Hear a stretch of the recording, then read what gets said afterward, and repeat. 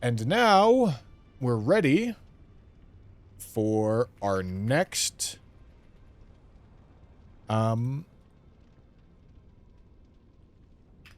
weapon. Okay, boys? 11? That's 11? Gentlemen, that's 11. Nice catch, gentlemen. Good job. I'm proud of you. You did math.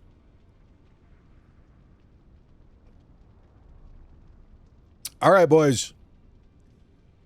Hopefully, I don't have to go on some colossal journey to get the weapon for playthrough number 9 here. Let's see it.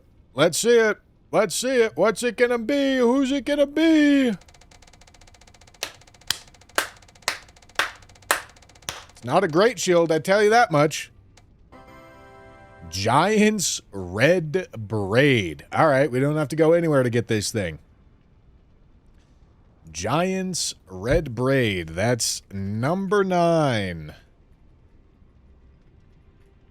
Okay, gents. Okay. Let's go get it.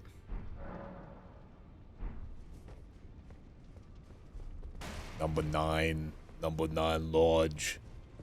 Number 6 with extra dip. Okay, Fire Giant, Memby, Giant's Red Braid. Okay, that's next on the list. Next on the list, don't need to go anywhere to get it. Okay. Fresh Prince, thank you for the Prime. Raw runs on New Game Plus 7. Well, the first 7 weren't, but the remaining 440 after Tarnished Edition 442 will be.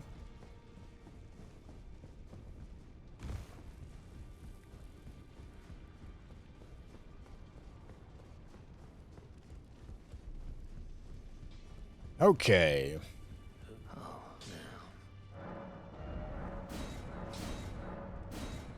I don't have a Somber 3? What?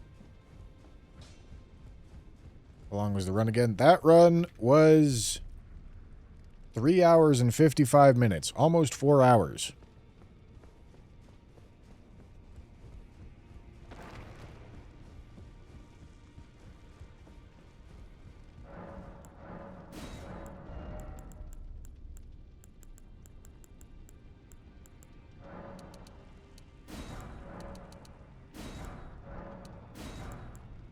I want to have over 100 of all those.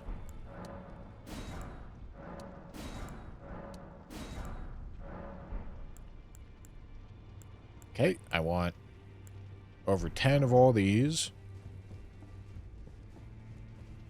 Am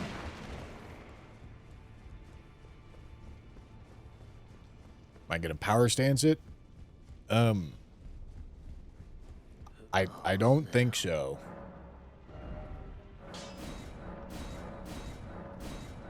I don't really expect that to be very good. Although, truthfully, I don't really know what I expect to be good about this thing. All right.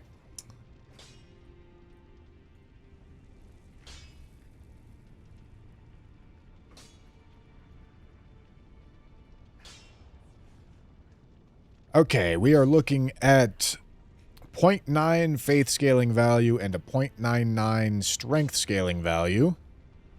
With, certainly, with more base damage going towards physical than fire anyway. So, this is definitely strength first, then faith,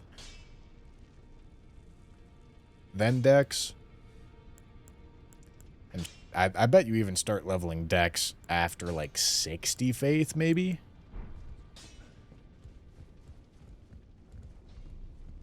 Okay.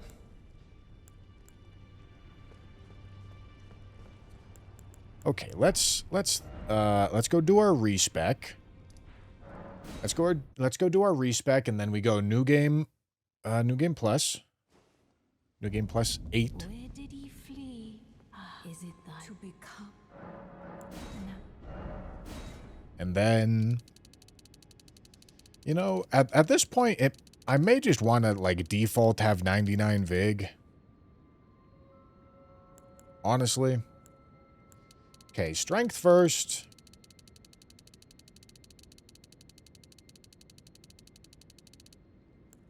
Then faith. Alright, what level am I looking at here? Need some endurance. Okay. Yeah, and then let's see here. I need to make it wieldable in the first place, so that adds 1 damage. That also adds 1 damage. Okay, hypothetically, let's just give myself some stuff to work with here. So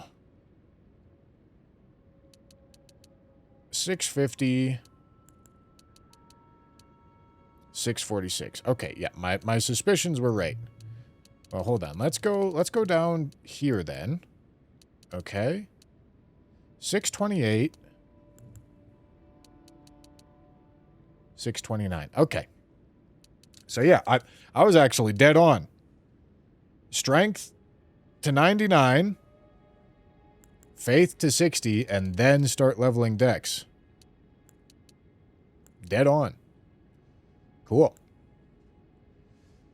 Can't change YouTube title, so fuck them. Yeah, let me fix it.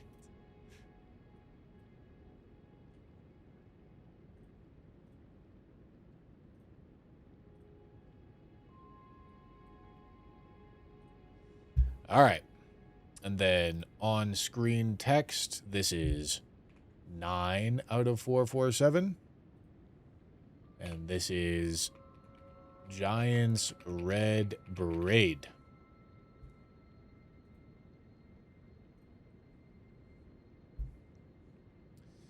Okay. This looks good to me. Okay. So, well, let's go New Game Plus, and while we're doing the running and setup, we'll start talking about build and what we're thinking. Journey 9, let's do it.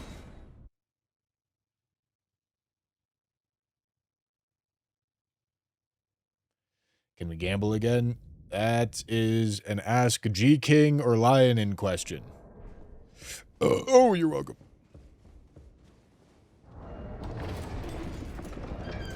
Okay. So, let's think about this. Let's think about what we're doing. Here's the thing. Obviously, it's not going to come as a surprise to anybody that Giant's Red Braid does fire damage. However, the direct attacks of this, the AR of this, is really skewed in favor of physical damage. Which means fire damage buffs are only going to be applying to like 1/3 of our damage. So they're not great. Not the worst things in the world, but they're not great. So that's something to think about. But also, additional caveat. The Ash of War on this thing is very fire-focused. I didn't think about that when I was respecking, because I have no FP.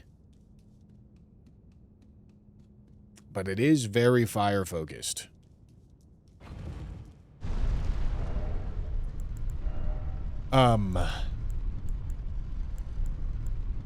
So there's 2 ideas to try out here. The one that definitely has more build synergy is Ash of War. The Flame Dance, the weapon skill.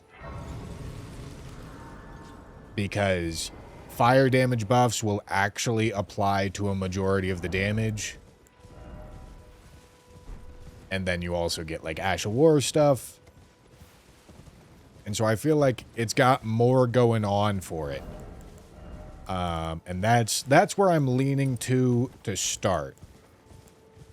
I'm leaning towards going for a weapon skill build here. So we're going to be selecting talismans that work with weapon skills. Does it proc multi-hit?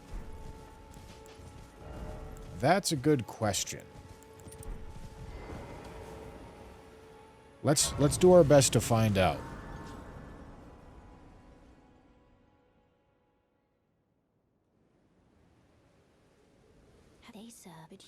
Does it do magma damage? It's a good question. It's a good question. Let's look into the weapon and figure things out. Okay, first off, let's read the description. Hefty whip woven from the flame red hair of a fire giant.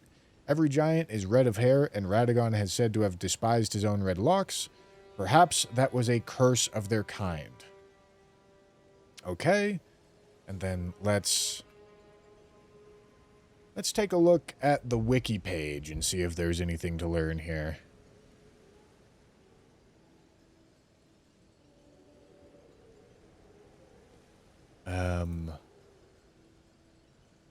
Okay, it doesn't mention anything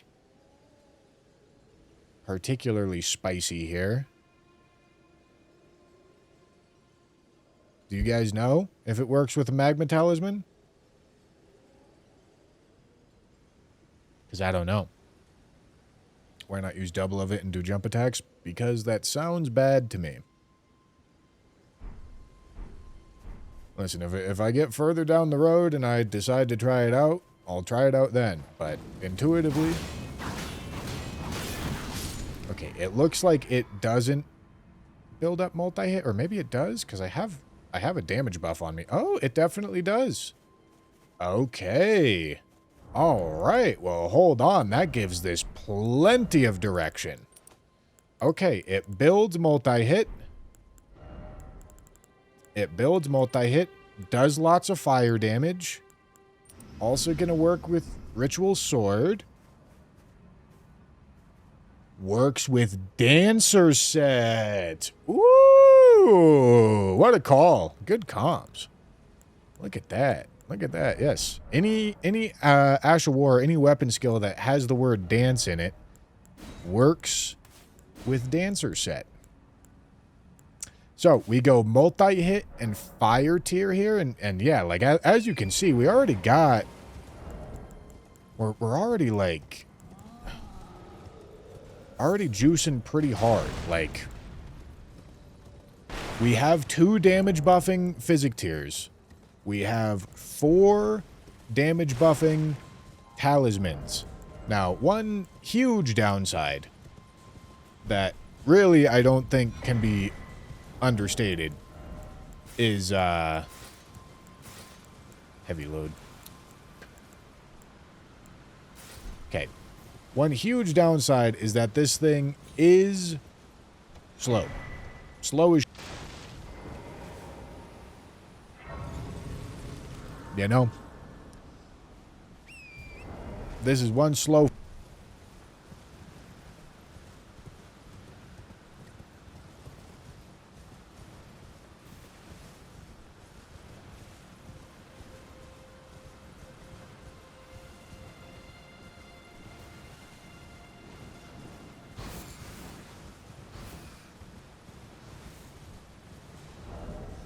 All right, dude.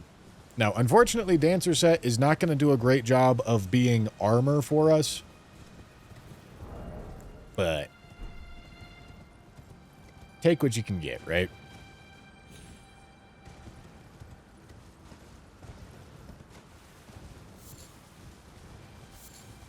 Definitely going to be a trip to the DLC on this run, because we are absolutely going to be taking advantage of Dancer Set.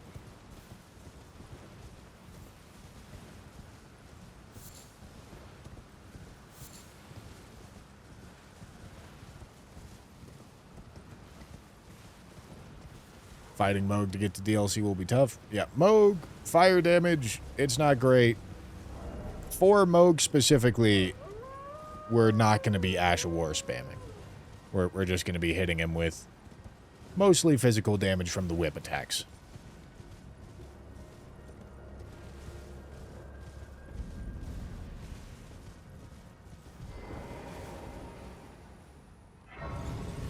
Maybe it has good crouch attack. You know, I do feel as if it's good practice to, at the start of every single one of these runs, to go through the full weapon moveset.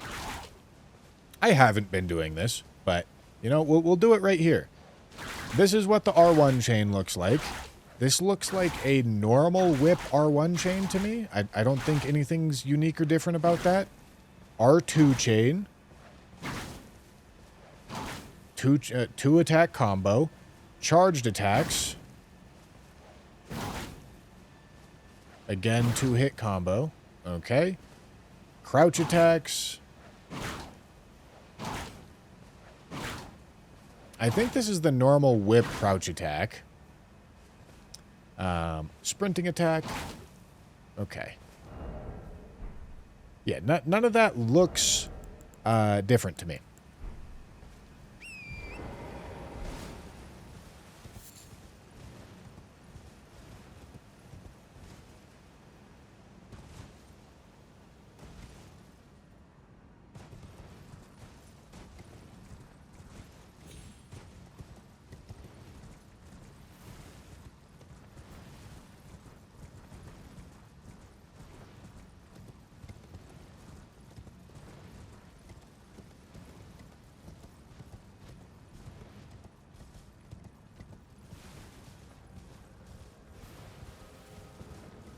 What about power stancing? Well, truthfully, it's not really something I'm considering right now.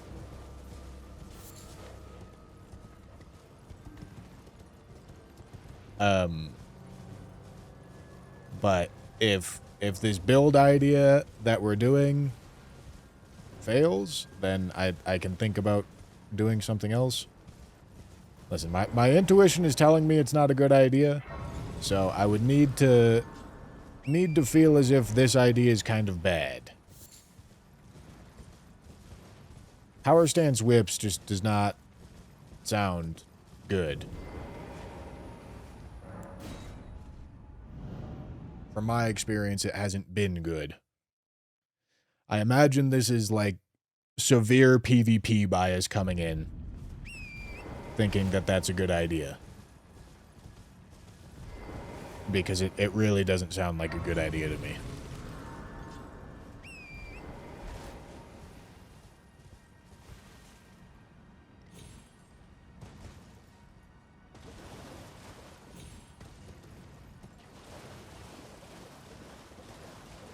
Dominated Melania with power stance whips the other night thanks to your mods. Yeah, that was an awful fight. I much rather would have been two-handing a single whip, you know?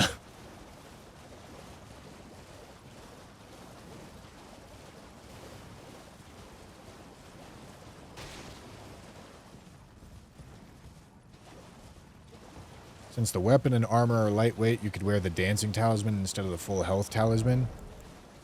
If I'm wearing dancer's set and talismans and a weapon, I'm still gonna have like 16 equip load or something at least.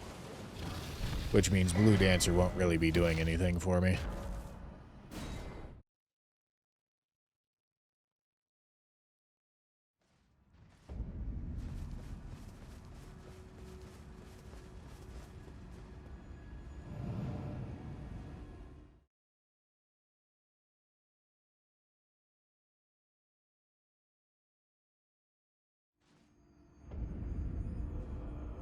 Power stancing builds successive attacks faster, but it's not fair to other runs. That's not at all the rationale.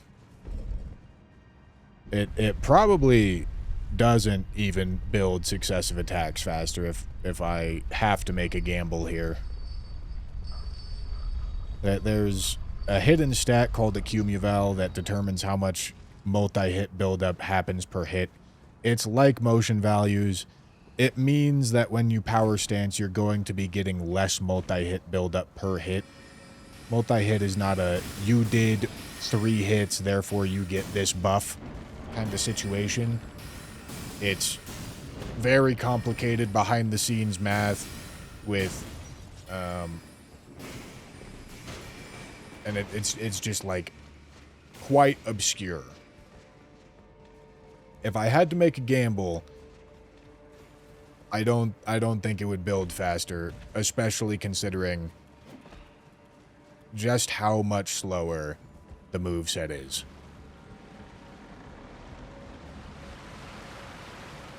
Because the moveset is very slow.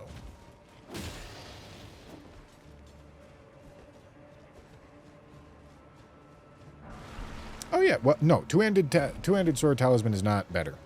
Two-handed sword talisman does not work with Ashes of War. That's why I don't have that on. But yes, if I was doing direct attacks with this, if I was planning on not doing an Ash of War build, that would be true.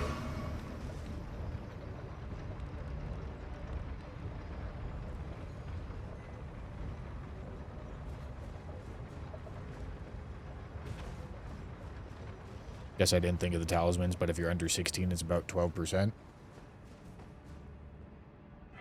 Is that true? I think it's 12% if you're under 8.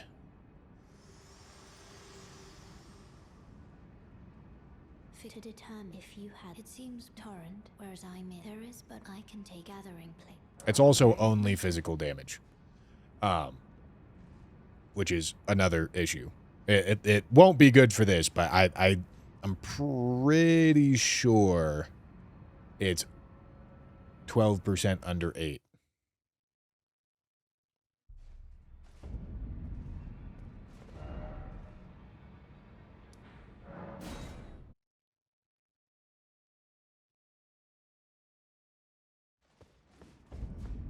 Nope, we're doing a any percent run. We're going to kill our shard bearers.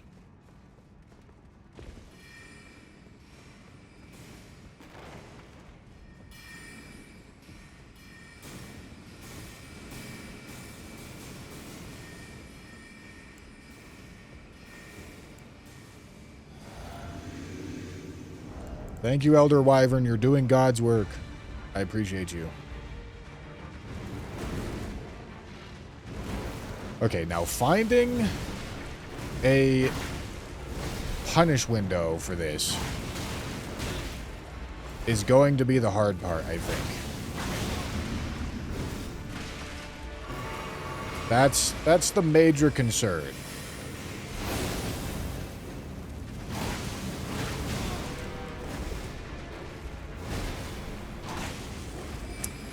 Yeah.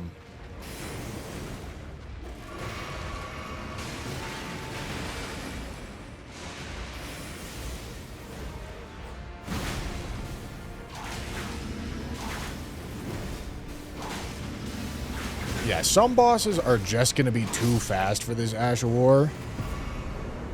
This is definitely one of them. Renala and Moog are the shards for this run, then? No, it's going to be Renala and Radon. But I guess it could have been Radon and Moog. But I'm probably going to need access to a respec again anyway.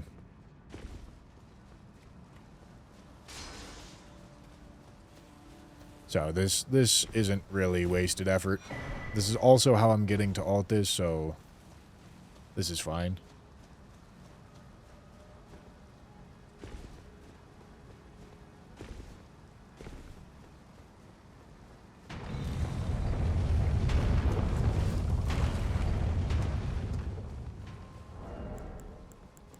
I mean, there could be an argument for, like, trying to turbo poise this build.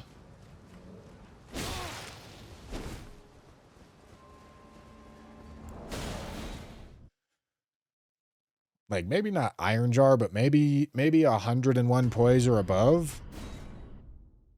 Could be a good idea.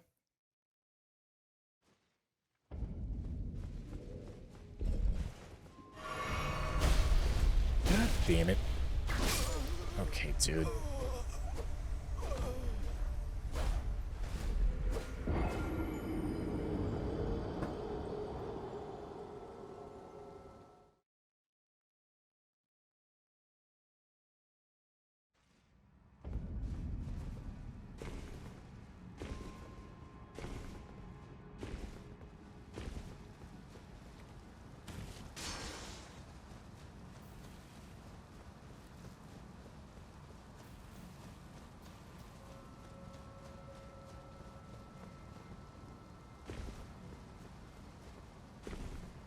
Whip charge heavies are pretty quick. Are they? I mean, they seem like they're charged heavy speed. Most of the time, the benefit of... I mean, yeah, those aren't exactly, like... They're not slow, but... Like, that's not outstanding. I don't see a charged heavy multi-hit build in the cards here.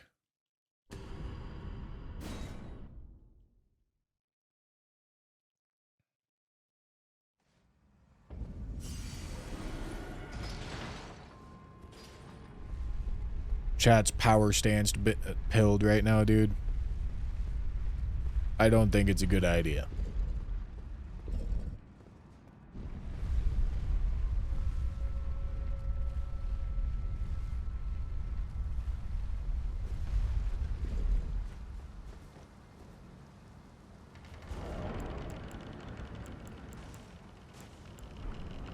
Alright, this should be a spot where Flame Dance does shine.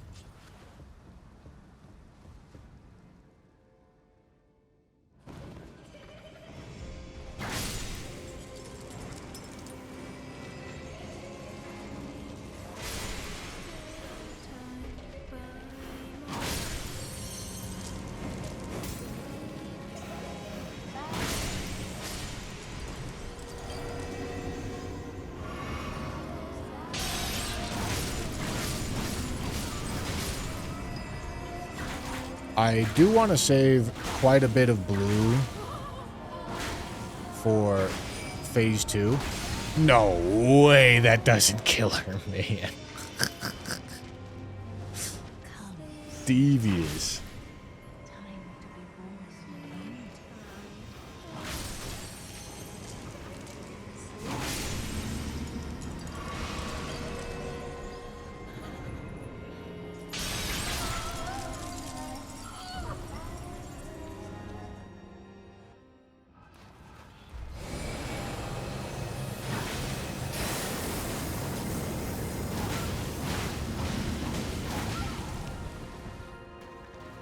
Yeah. No. That's gonna hurt.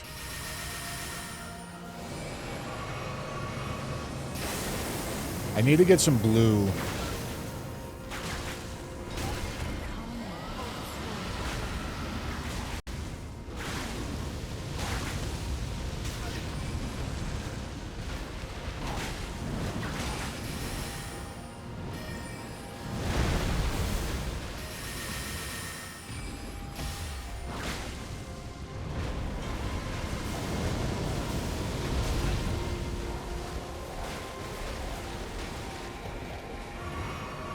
Dude, why is this dragon still here? You've slammed so many times now.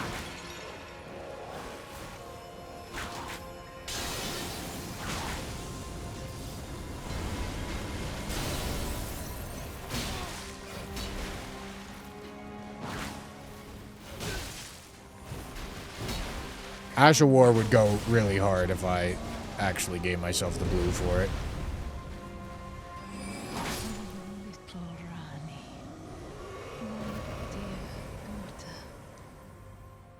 Theodore Bundy, thank you for the $2 super chat. Appreciate you.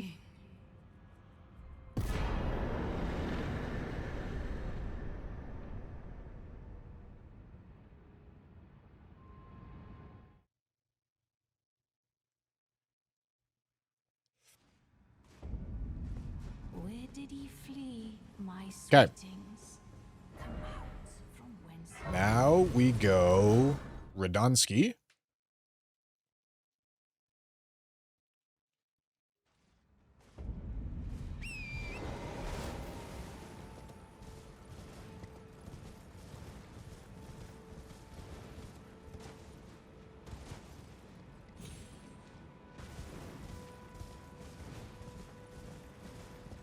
All right, chat. I have a question. What level would I have to be to have 2 damage stats, endurance, vig at 99, and mind at 38 while having everything else at level 10?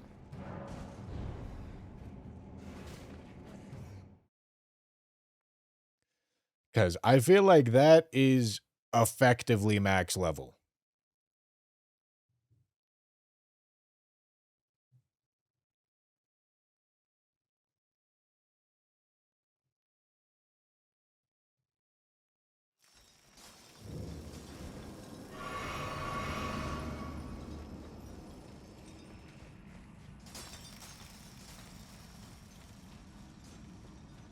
G King says 456. So, how many stats are there? 1, 2, 3, 4, 5, 6, 7, 8. Yeah, 8. Okay, so 4 at 99, 1 at 38, and 3 at 10 is 456.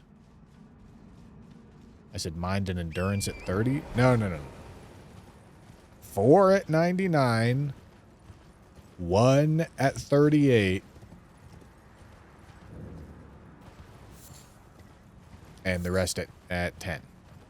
3 at 10.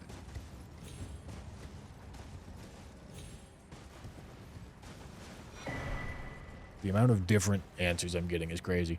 750 joules. I'll be honest with you, I genuinely don't know how many that is or what that is, but thank you, no one. I appreciate you.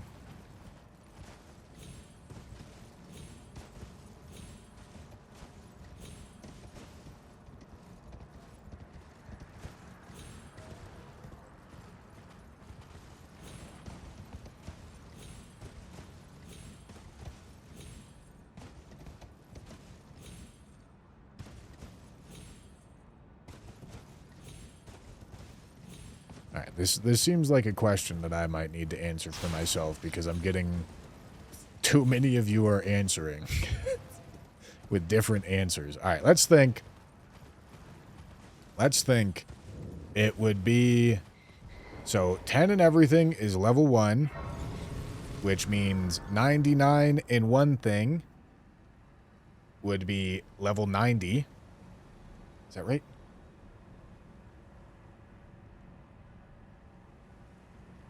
Yeah. Okay, level 90.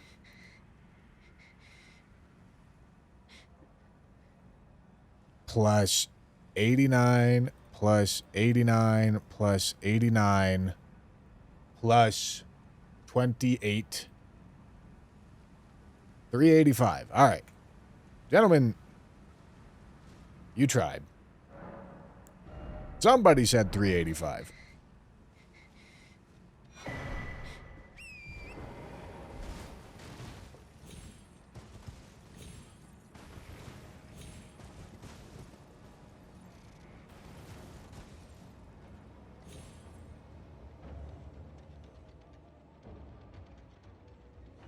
We had one 385 and one 384.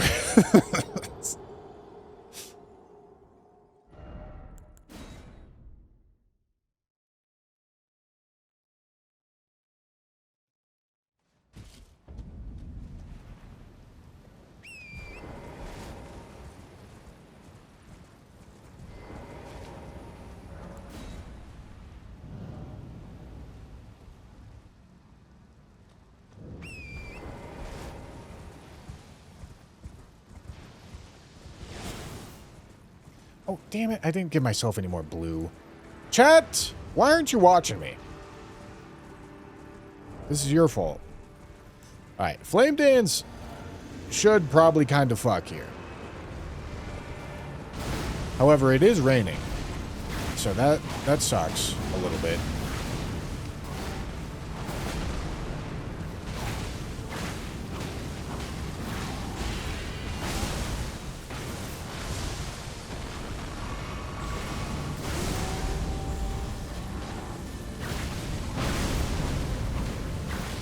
All right.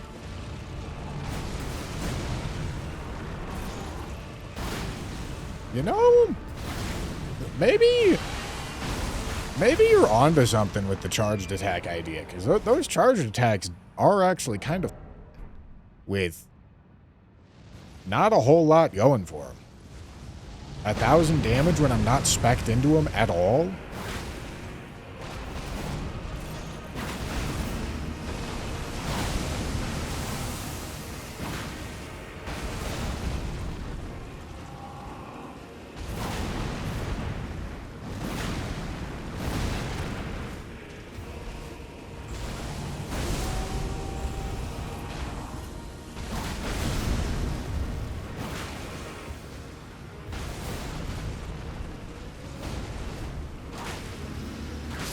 All right.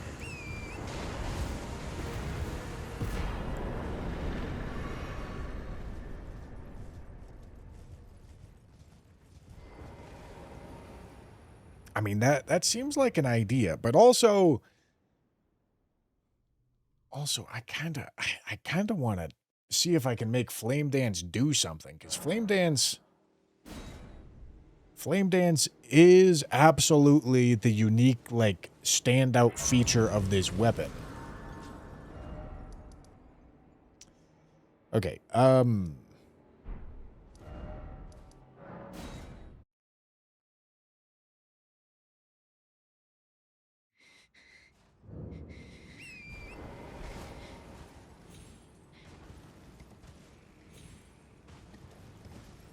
I feel like charge attack build might actually be better, but I don't want to give up on Ash War build yet.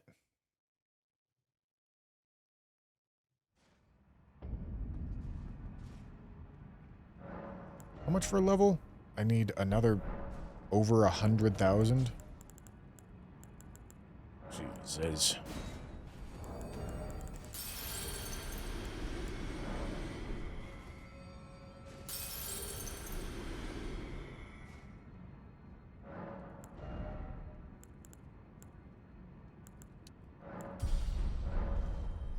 More blue, holy shit. You're so smart. So smart and clever.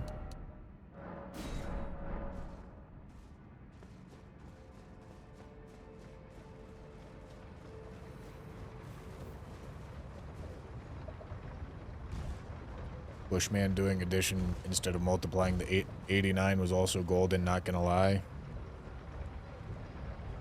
It's the same thing, man.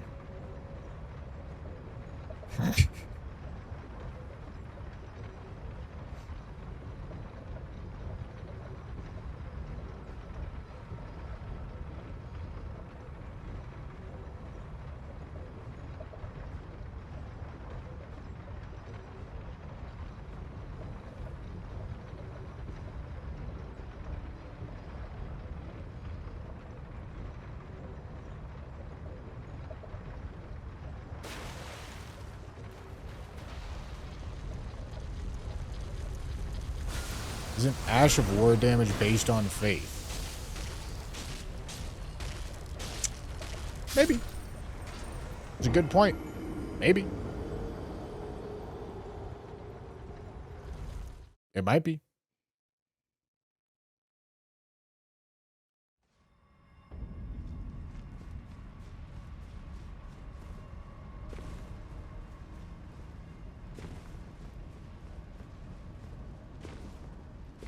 Yeah, maybe I respect to maximize AR, but that may not be the move.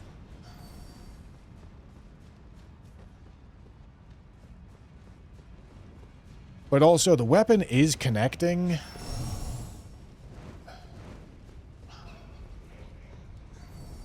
But also, is it doing more fire damage? With that in mind, Flame Dance might just be a series of weapon hits using the weapon AR, which means it doesn't actually have more fire damage than regular weapon hits. Which means my fire damage tier and fire scorpion charm wouldn't actually be doing that much. I don't know exactly how this functions.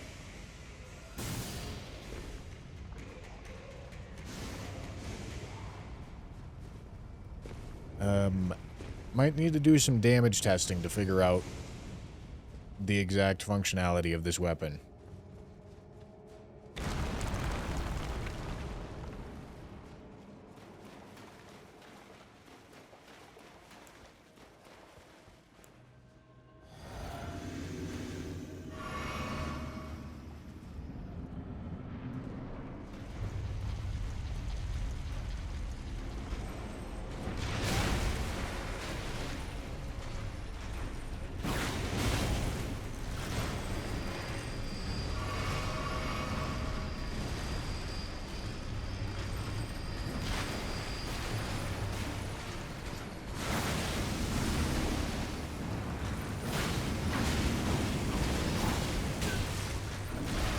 That seemed like value right there, didn't it?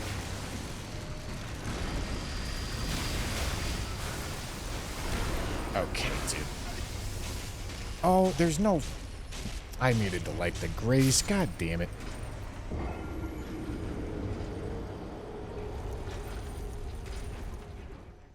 Oil pots are not a good idea. They work for a single one instance of fire damage and only fire damage. So it means you spend all this time to throw an entire oil pot to make it so that the fire damage portion of your next singular hit gets buffed by 50%. As you can imagine, that's not going to be super valuable. Because I spend the time to do an animation that takes about the same amount of time as doing an attack. And in the process of doing that, I earn myself probably like the damage equivalent of like a sixth of a hit. Just not good, you know?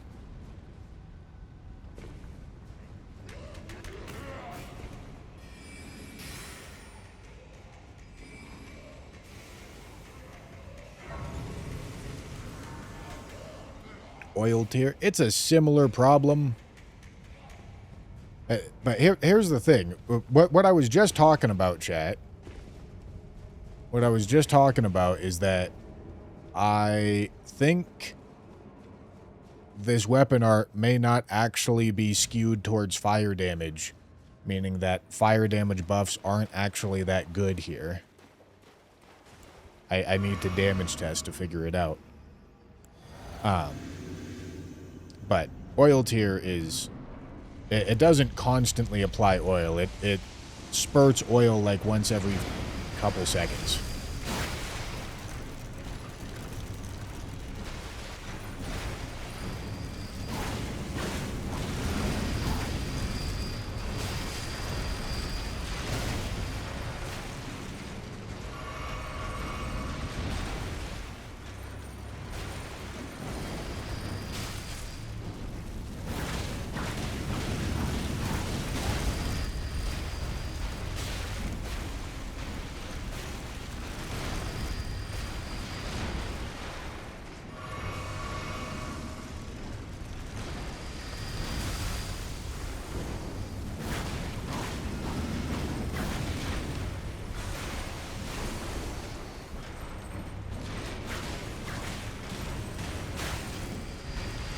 I didn't have any blue. Whoopsie.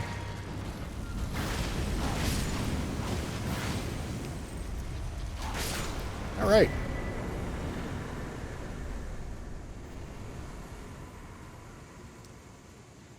Okay. So yeah, like I said, I have questions about how exactly this weapon works, and I need to figure them out right now. So, first question is, does this weapon art scale off of AR, or does it scale off of faith levels? This can be tested by controlling for variables, doing an L2, and then putting on Radigan Source Seal, and then doing another L2.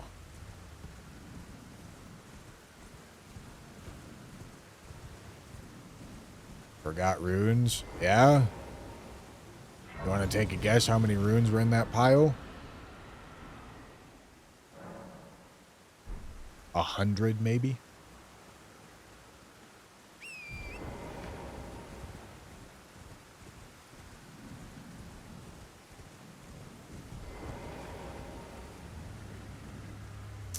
Test with flame grant me strength and without. If damage boost will be significant, then fire damage is good. There's easier ways to figure that out.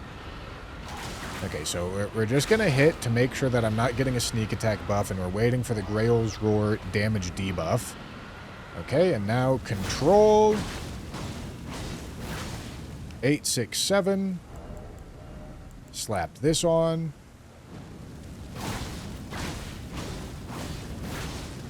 887. Okay, so that looks like it scales off of AR, not off of faith levels. Okay, so that's that question answered. So we're leveled appropriately for this then. Then the second question is, what percentage of fire damage is the Ash of War? Why was that 917? What happened here? Was that a sneak attack, maybe? 867. That was the control number, right? Okay, yes. I think I got a sneak attack. I think that's what happened there. Okay. So 867 and Fire Scorpion Charm.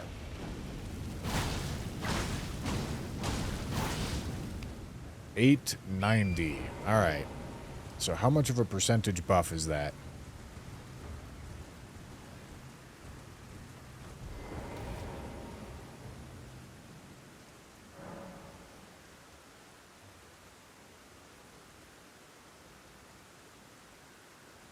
Two. 2.5. Okay. I think that goes without saying that that's not very good.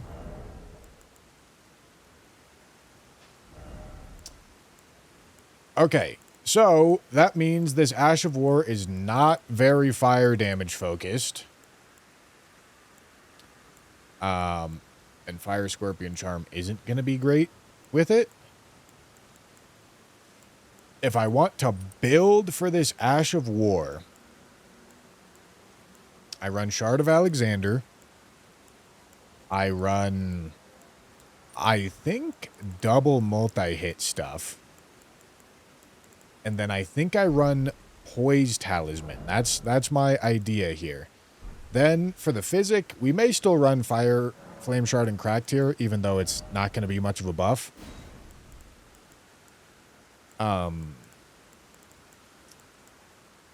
It'll be like a 4% buff. 5% maybe. But it's still doing something.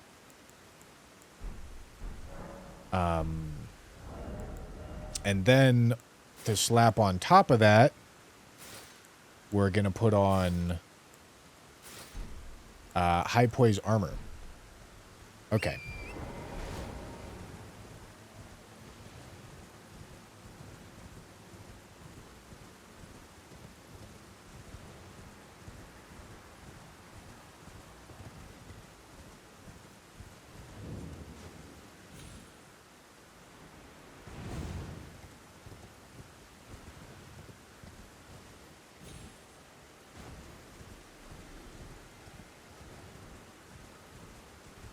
Data car as well, yeah.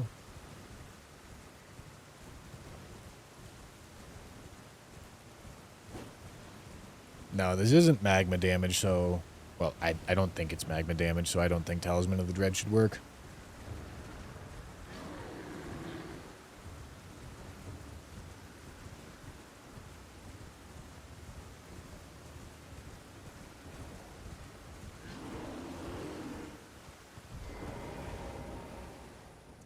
.5% total damage when it rains and the flame part gets debuffed. That's true. That's true.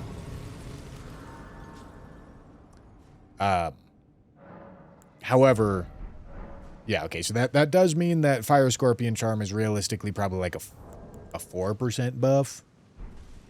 And the tier is maybe like a 10% buff. Generously. But it does mean that it does still mean that the Ash of War is not biased towards fire damage and just uses the weapons AR, which is physically focused. Physically focused instead of fire focused, so things that buff exclusively fire damage aren't going to find a ton of value here.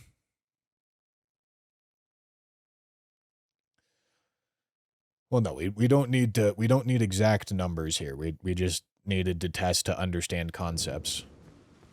There's no point in knowing the exact numbers.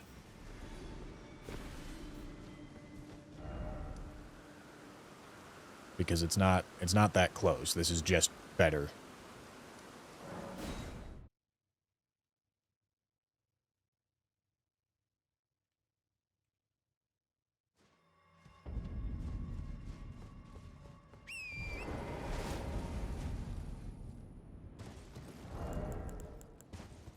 Okay, so, yes, like I said, round this out with Bullgoat's Talisman. That's gonna take us above the 101 poise threshold. We have 113 poise. It means that we'll be able to stand and bang a little harder. When I cast the Ash of War, it'll actually go through more often. Not every time, but more often. So if I'm building for this really slow Ash of War, I think this is the way to go about it. But also, in that same breath, building for charge attacks might just be a better way to do this.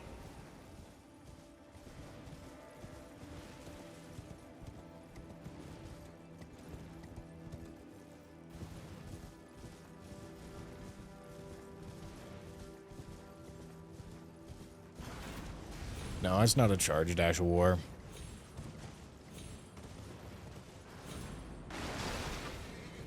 Anytime you do have a charged Ash of War, Godfrey's Icon is always a great choice. Absolutely.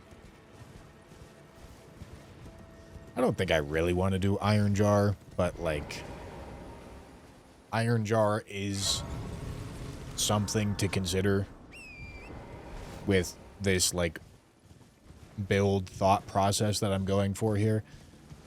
I just don't want to do it. Iron Jar is a bit of a pain in the ass.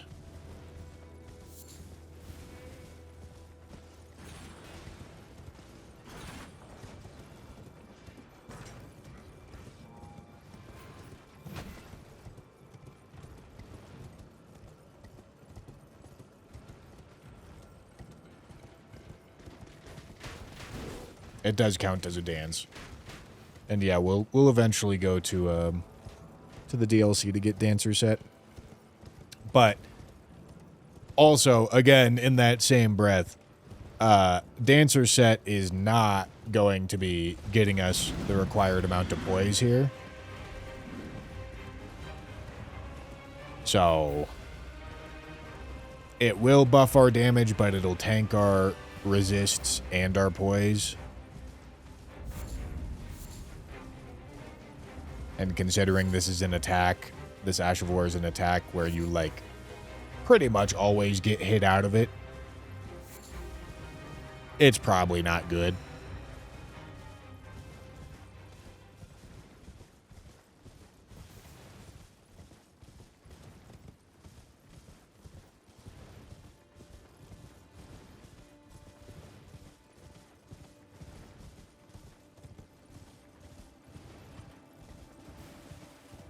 If the weapon art was a little faster, maybe.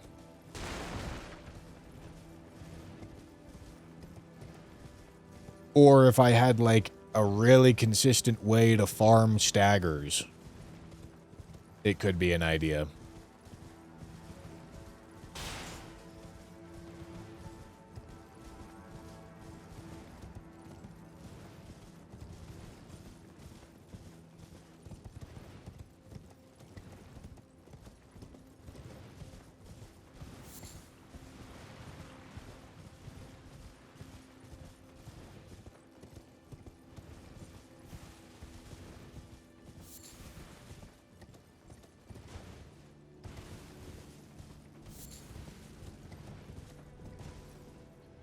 Yeah, if there's a reason to go Iron Jar, it's with Dancer Set, that's for sure.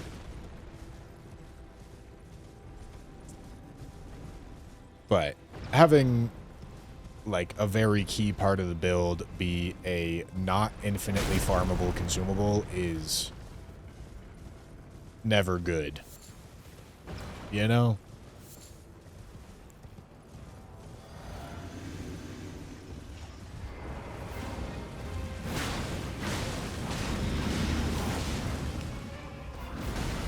Ooh. So the last part of the Ash of War flinches DTS.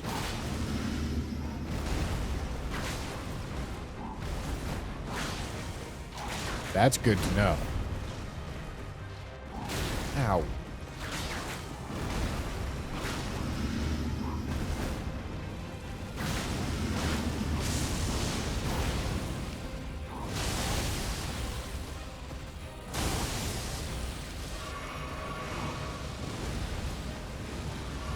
Hurt.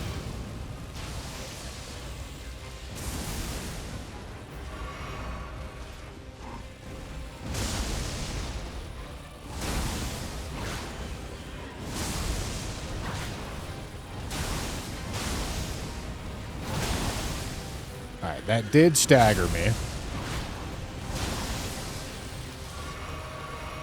Which isn't super surprising. I would expect DTS to flinch me through 101 poise. There's a big...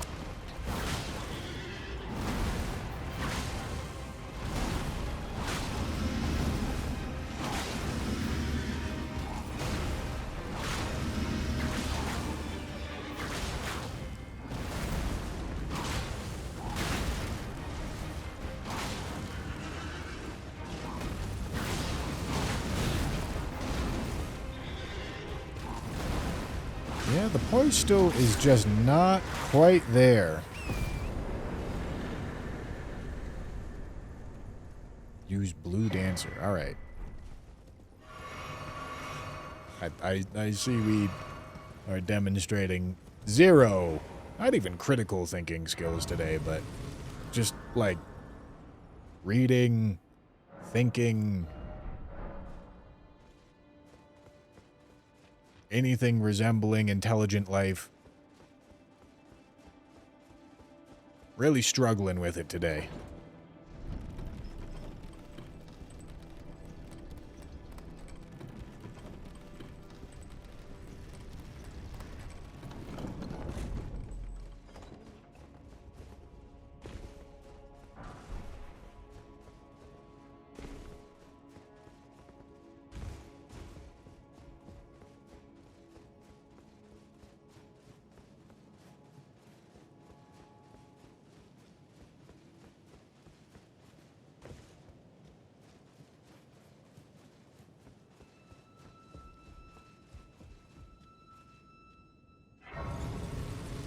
Trophy cake for 1,000 jewels. Holy.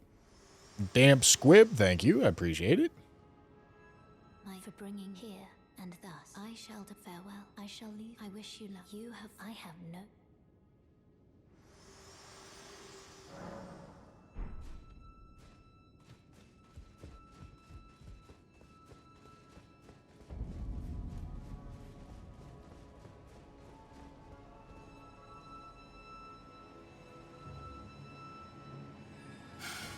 Hello.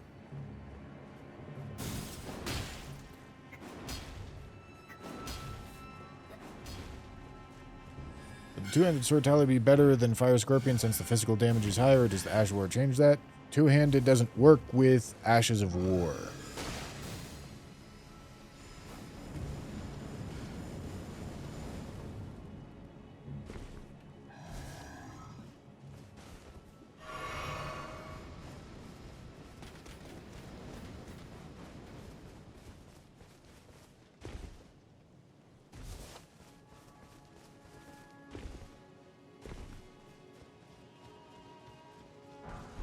We're also not currently running Fire Scorpion.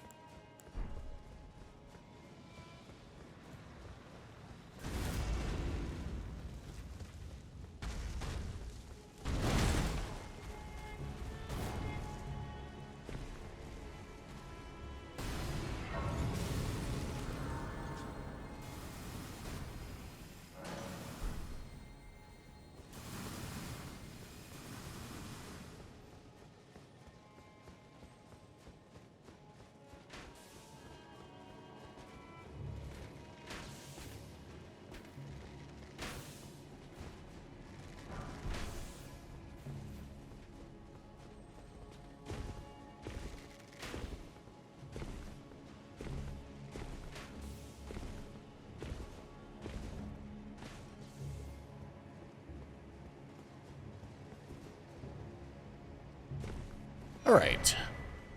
Godfrey, let's see what you got.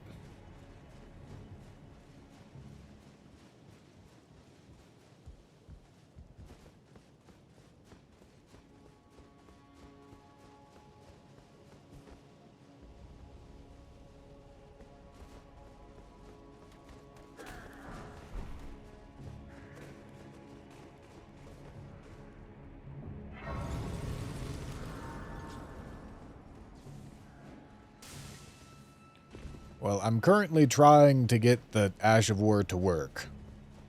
This is not how I wouldn't be running this if I wasn't trying to get the Ash of War to work.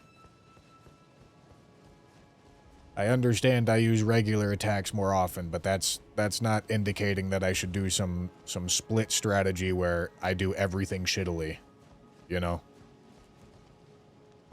It's indicating that I should switch my strategy.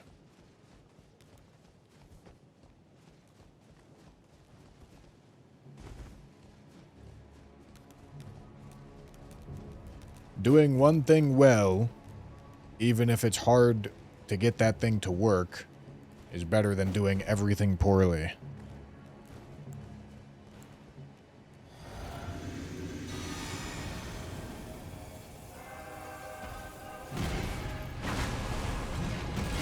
Ow.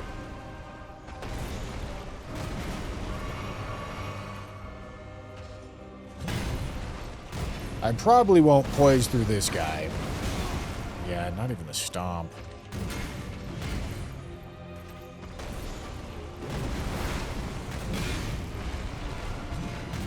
A man can dream. Not very hard, but he can dream.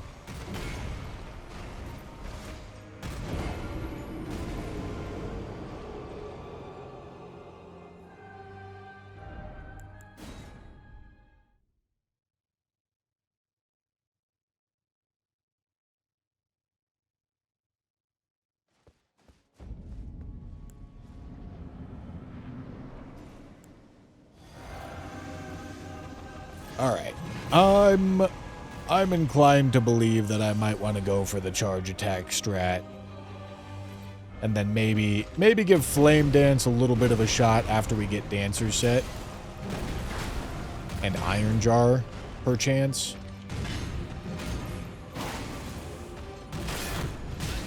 Ow. Dude, holy. Alright, getting true comboed through my asshole.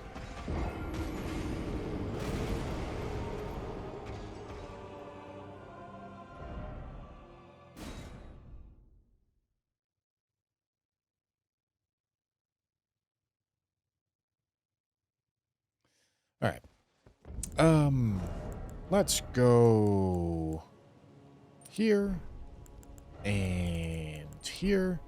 And then having multi-hit, I think, is also fine. But I think Ritual Sword is probably a little better in that slot.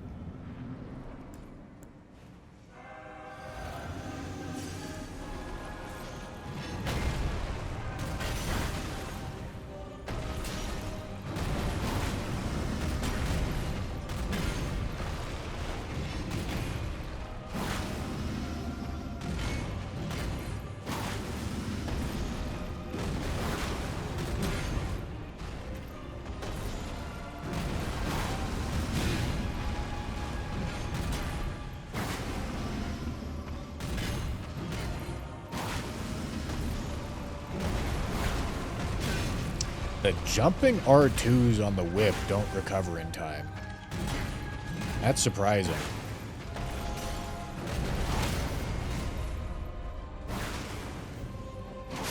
All right. Yeah. Way better.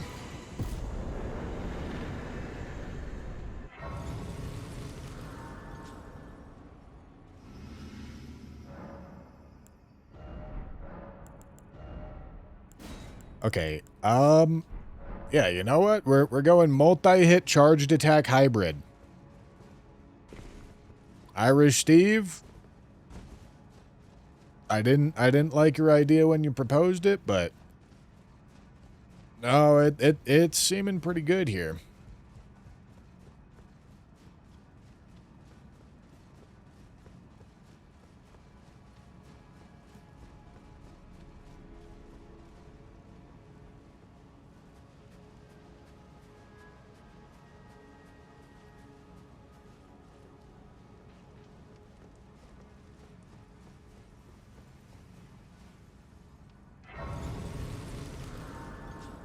Okay, and we can go back to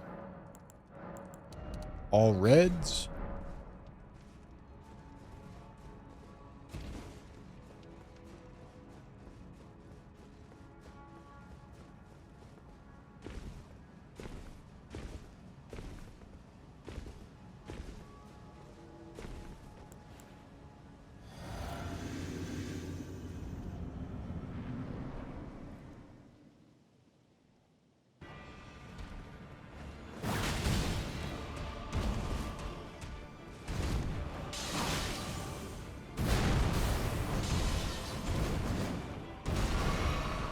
Not full health? That's devious, man.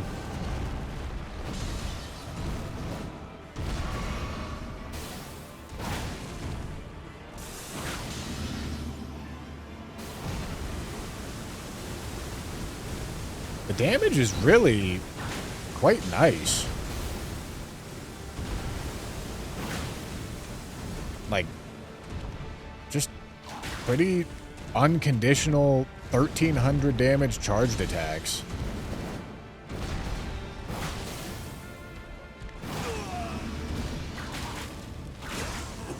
That's really quite good.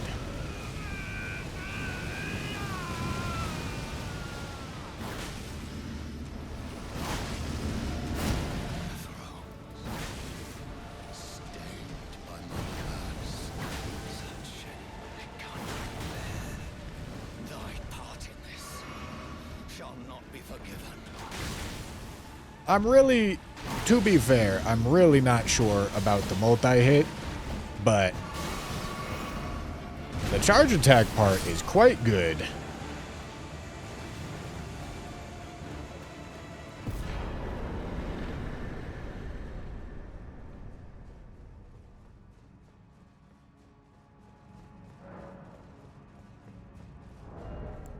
But if I'm not running multi-hit, what am I running here?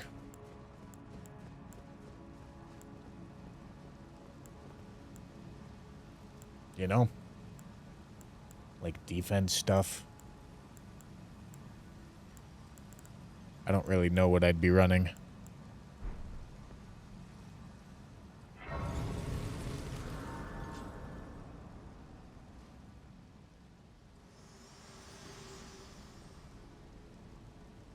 Allow me, you are unable to prevent it. The thorn, a husk, the only way and become my purpose. So I'd like to the flame then and guide you. Let my hand share them with me. Your thoughts.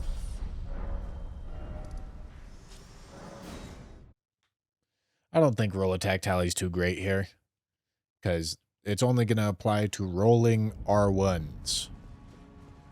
And there's not going to be a ton of situations where I do that.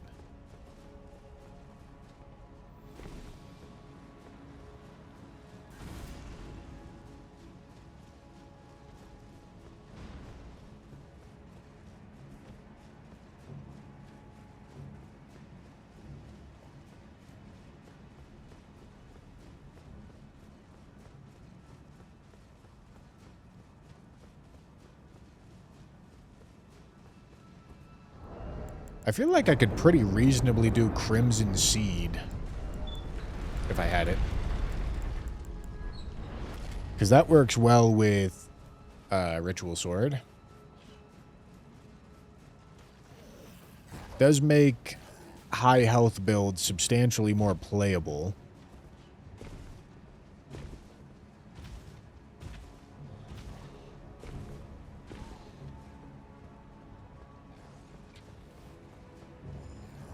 No, there's not much of a reason in speccing into fire damage here. Like, I don't even have it in the Physic. It could make sense in Physic over multi-hit for sure. I mean, it could make sense here too, but like, that's a 12.5% buff on a third of our damage. So it's a 4% buff.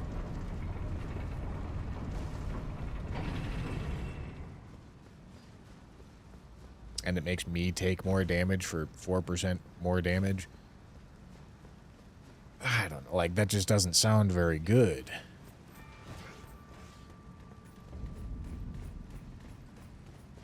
%, better than no percent? Yeah, but it's not no percent. It's a rotten wing sword insignia. That's not no percent.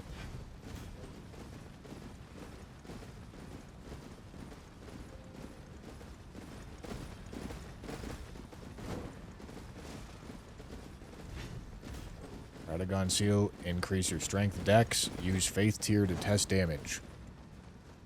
I think you just didn't listen when I was damage testing and don't know what's going on.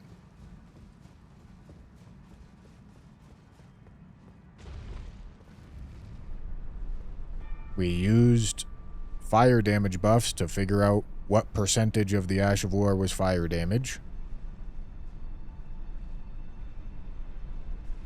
Because if it was 100%, if the Ash of War was 100% fire damage, then something like Fire Scorpion Charm would buff the damage by 12.5%. But if Fire Scorpion Charm buffs it by something like 2, 3, 4%, then that means only a third of the damage is fire damage. Which also happens to be pretty much exactly what the AR says, so we know that the Ash of War uses the numbers here, the AR of the weapon, to determine what kind of damage it's doing. That's what the purpose of that test was. The other test of increasing strength and dex to see if it increased the damage of the Ash of War was to see if the Ash of War is something that scales off of exclusively one stat, similar to how Death's Poker works. Death's Poker, as an Ash of War, does not at all pay attention to your weapon's AR. It pays attention to your character's int stat. So, for us to figure out if the Ash of War pays attention to the weapon's AR or if it pays attention to the faith stat, we need to be adjusting the strength and the dex levels, not the faith levels, to figure out if the Ash of War scales off of faith levels or AR. That was the point of that test. Okay? I don't know if you followed. I hope you did.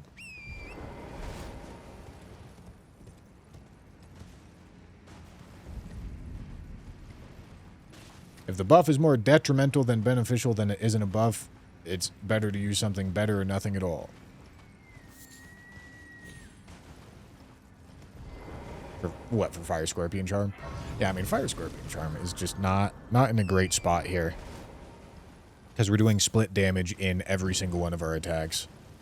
That is favored towards physical, not fire. So fire buffs really are just not good here.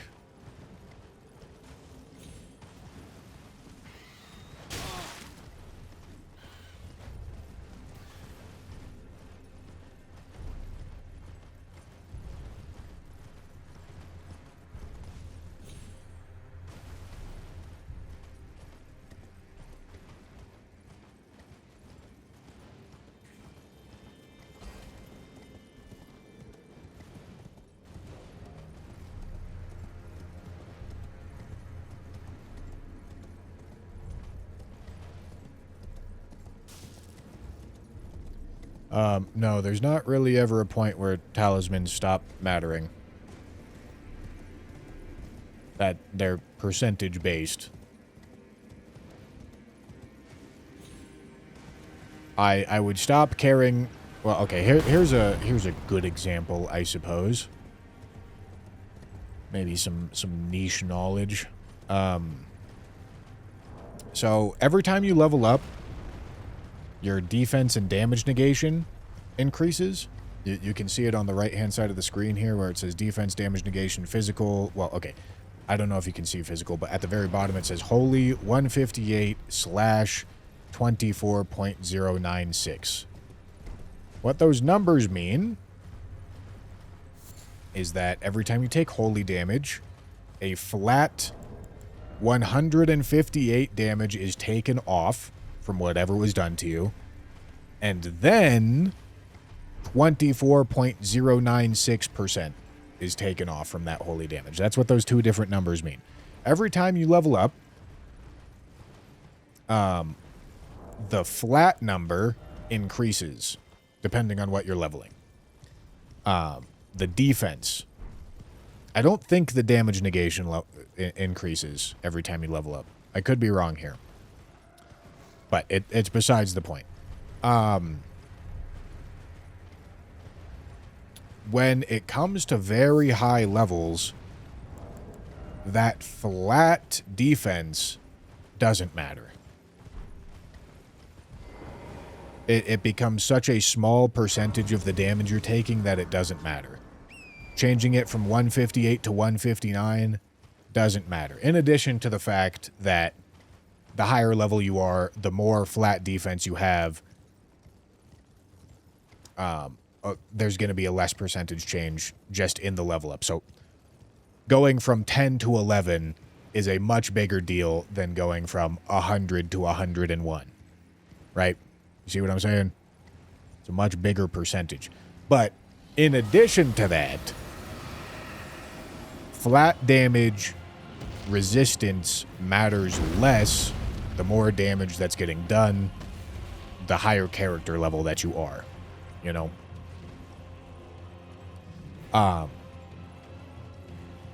So, all that is to say, you never really stop caring about percentages, which is what the second number is, but you do stop caring about flat buffs, which is what the first number is, additive buffs, which is what the first number is. So things like damage greases, not status greases, damage greases get worse the higher your character level is. Flat damage buffs like on Dragon Halberd or Dragon Scale Katana or Helfen Steeple or Stormhawk Axe get worse the higher your character level is because they don't add a percentage to your damage, they add a flat amount. Which means they represent a larger portion of your damage at the lower your character level is and a lower portion of your damage the higher your character level is. So they matter less the higher level you get. But percentages, they matter the exact same the whole way through. And since flat stuff starts mattering less later on, it means percentages matter more.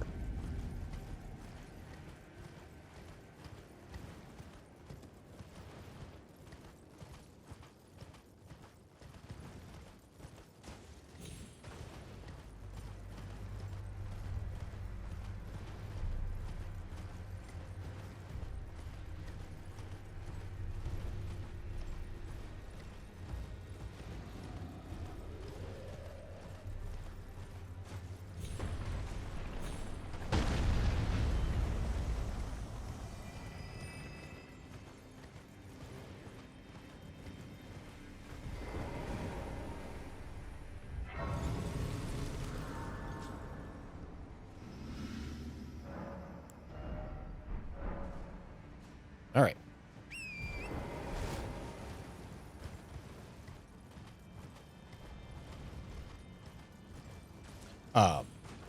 So since talismans are all percentages, they always matter. Talismans and physic tiers are like the cornerstone pieces of your build every time. They're the things that you change to get your build to work well. And I guess like Ash of War. But something that doesn't rank super highly on that list is what flat weapon buff you're choosing to add, you know? Like, oh, I'm so excited to go use fucking magic grease for this boss. Like, nobody ever says that. Yeah. Can't wait to see how good this fire grease fucks up this guy, you know? Like, nobody ever says that.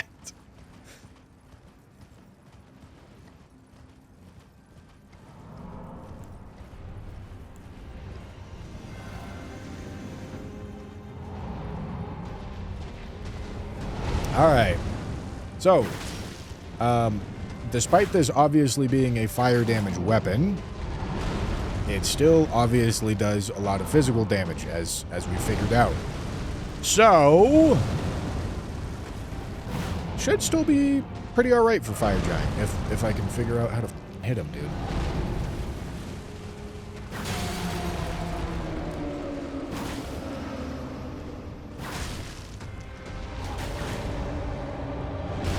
Damn it.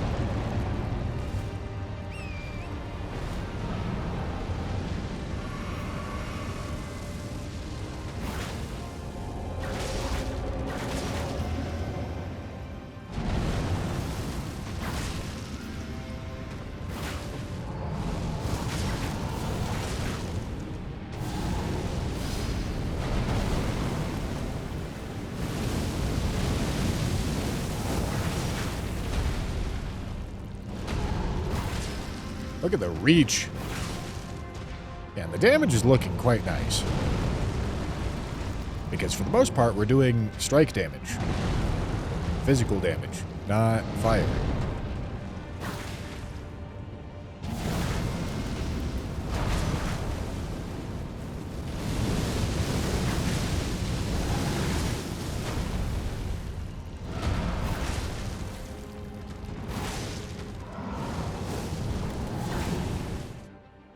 Did that spawn a ball? Damn it.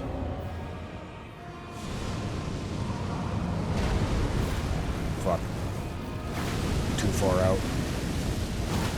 Nice. Oh. I didn't think that guy was gonna roll up on me like that. Oh boy. Oh boy.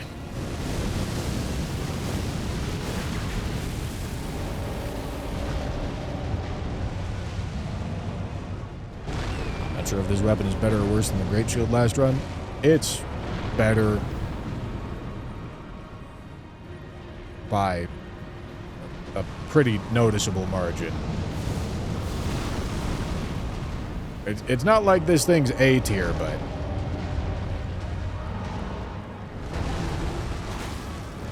it's not in the same conversation, you know?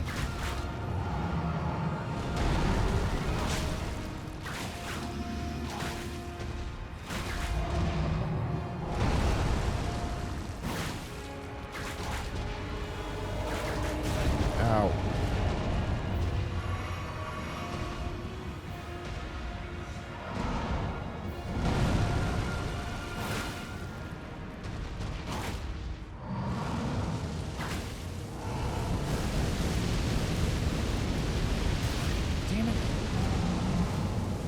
Wanted to sneak in another hit on his hand.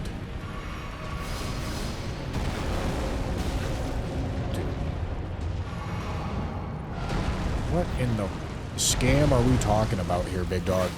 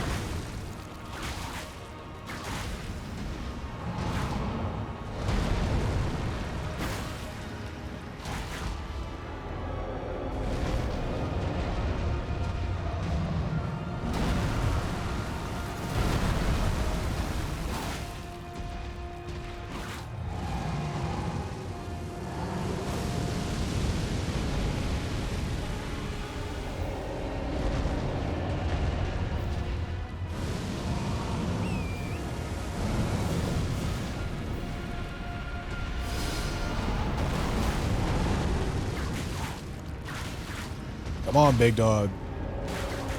I've got a Godskin duo to go kill.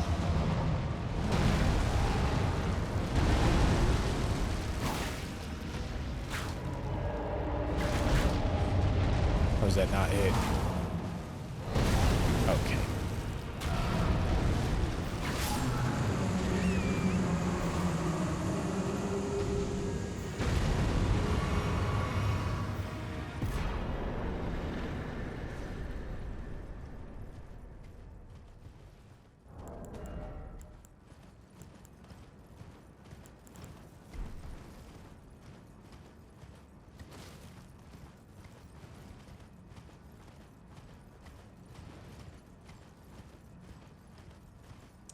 Yeah, the runes are going to stay the same on the bosses for the rest of the remaining runs, because scaling is done.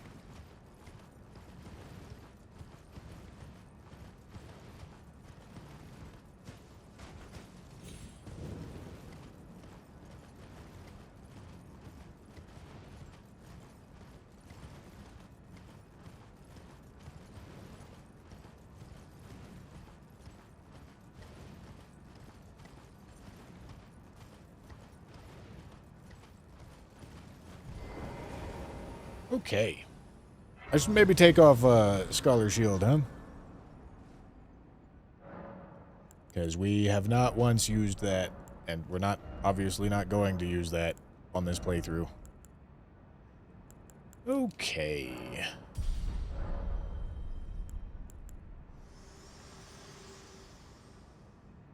Hello, Melina. Ice world and death. Are you to commit? Very let my hand.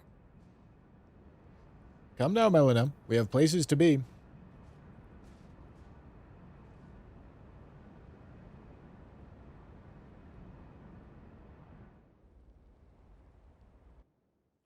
Computer, launch a jaw cannon at Renala's face. Computer, I want you to make the divorced mother of many orphans feel terrible. Computer, drop a nuclear warhead right on Renala's face. Thank you, computer.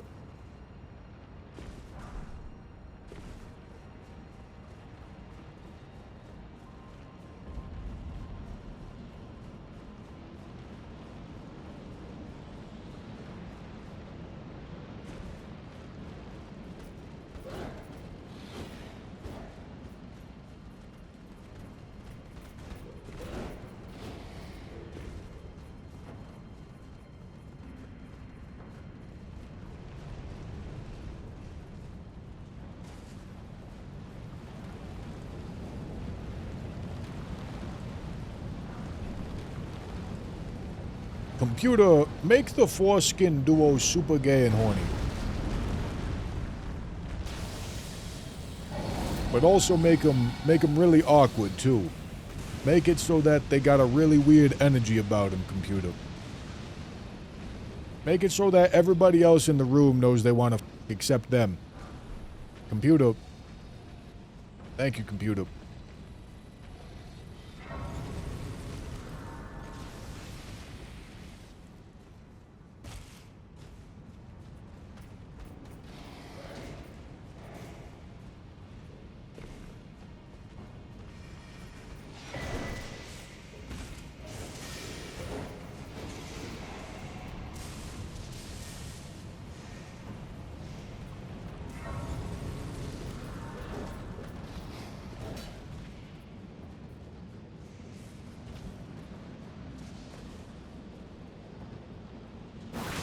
Holy. That poor guy was just living his life. And the fire giant's pubes came falling from the sky. Right into his nostrils.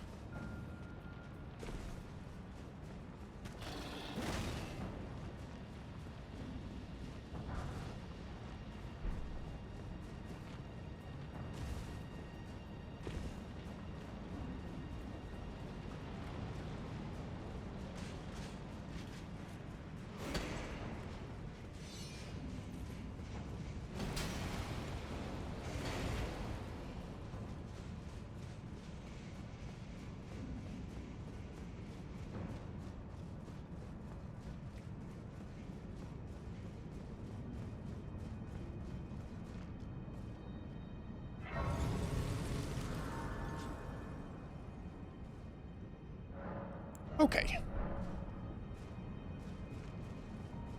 Now for the, forever test of every run.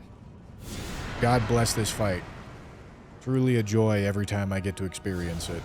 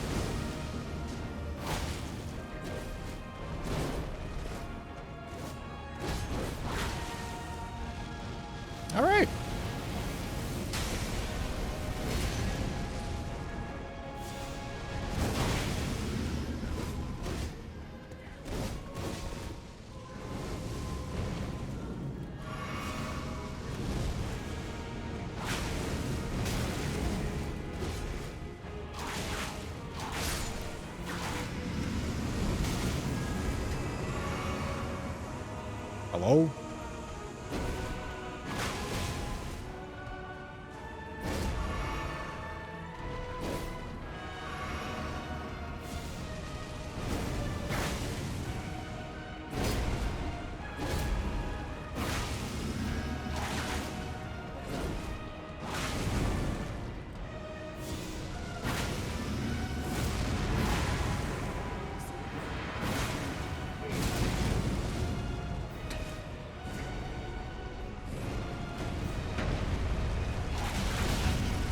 Okay, man.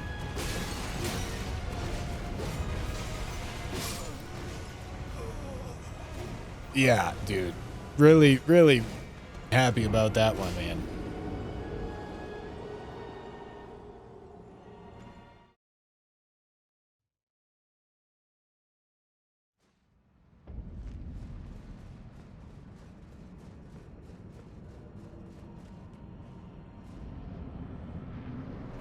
Was the Big M smoking when he made this fight? Who knows, man?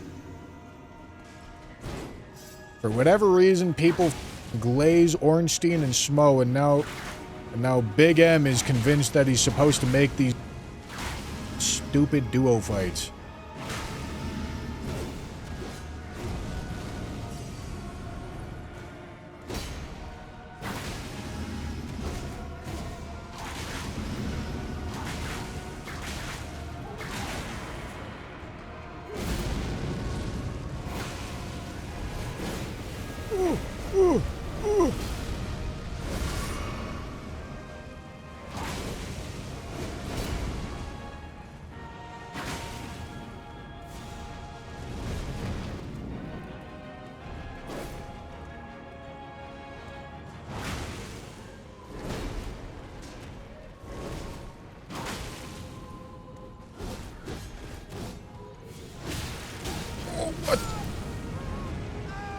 Dude, this Godskin Apostle is a fake boss, dude. He just makes up whenever he wants.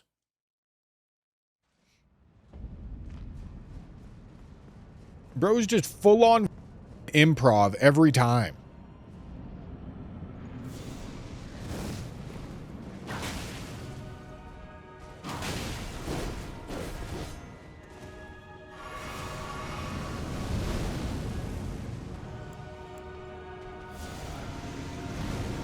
Out of curiosity.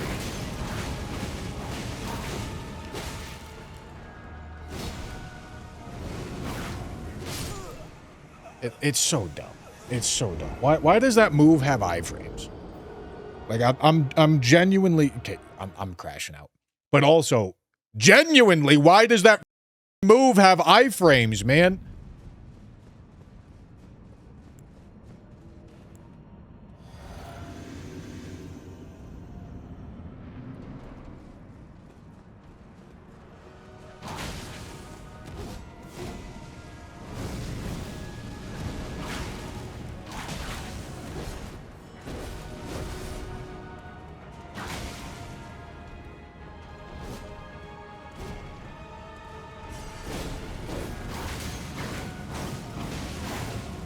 Nice. Big 200.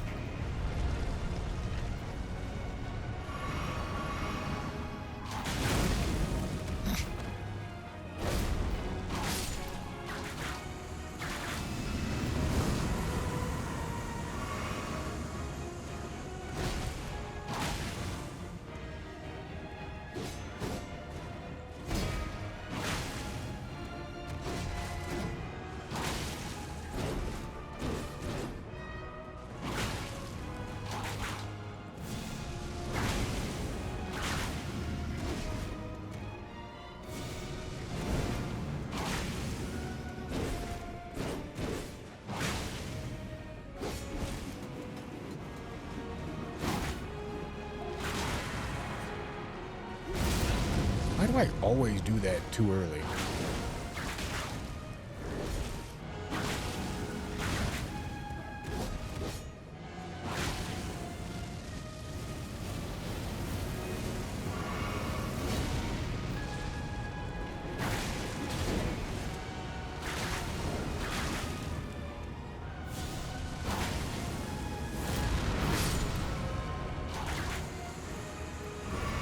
Alright, another 1v1.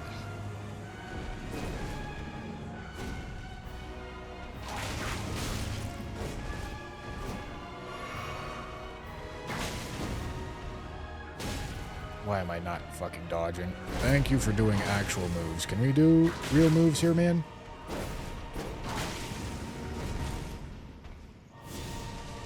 Alright. All my... This is annoying. All my buffs have gone away. Bro stalled out doing weird. The whole time. Yeah, dude! I hate this fucking fight.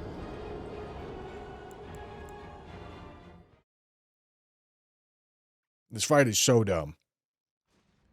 Both of these stupid fucking bosses can decide to just do move chains that have optional follow-ups, and they never do the optional follow-ups, so you never have any punish windows. And the only way to even make this fight halfway reasonable is to make it so that you're not constantly fighting both of these fucking dipshits that are trying to hit you at the same goddamn time. And when they decide to just not let you fucking hit them for the entire 1v1 time that you got,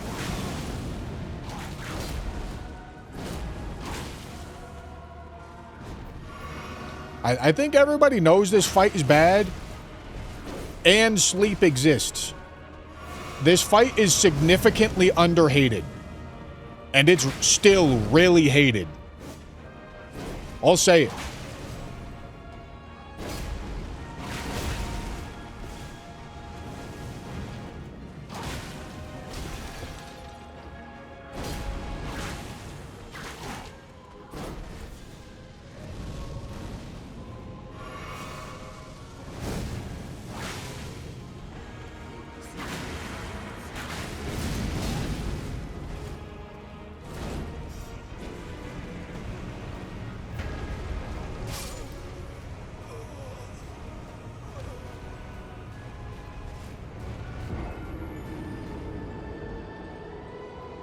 I lost my touch. I didn't. All right. Okay, hold on. Nope. Can't do it. Can't do it. Can't get rage baited. I'm sorry. Gentlemen, that was foolish. I shouldn't have read that. I shouldn't have read that and engaged with that. I apologize. I apologize. I apologize. That was foolish. That was foolish out of me.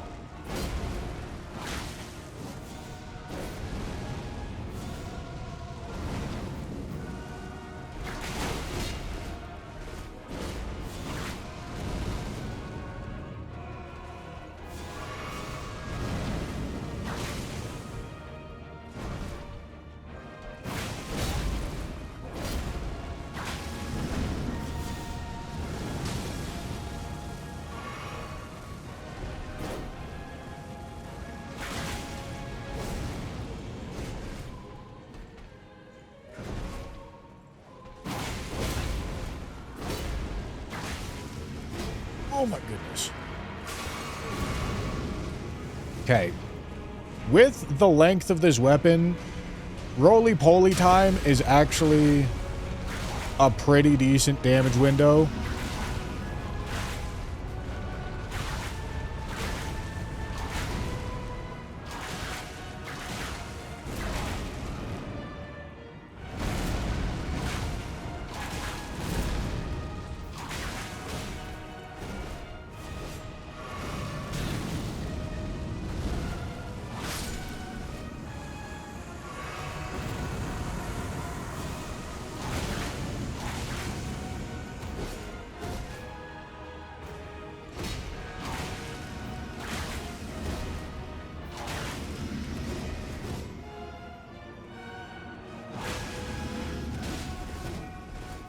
Ay, ay, ay, ay, ay, ay.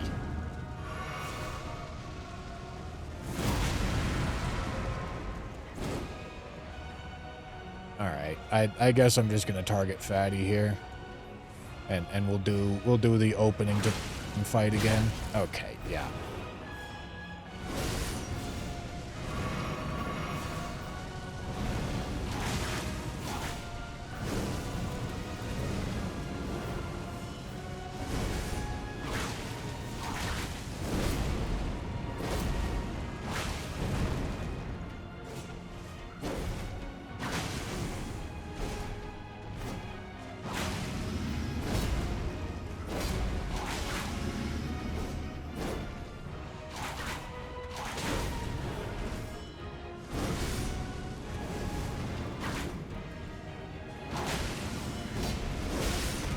I literally can't do anything. I get...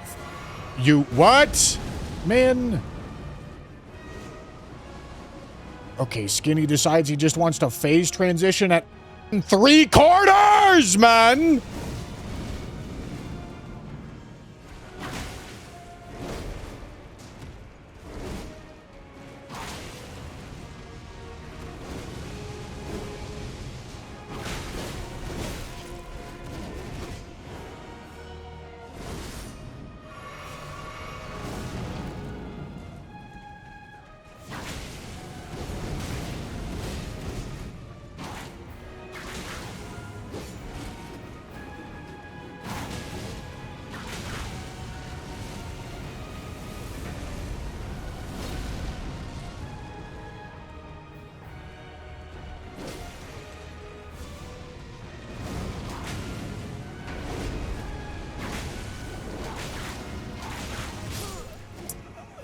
Yep.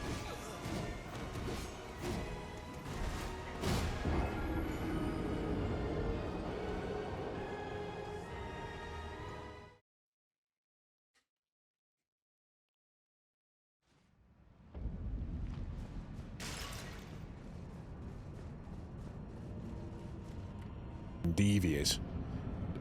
You're welcome. Devious out of the duo here, dude.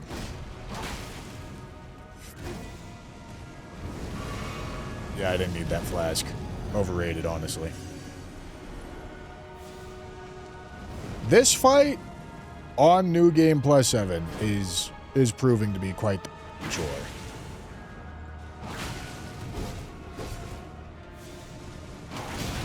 Okay.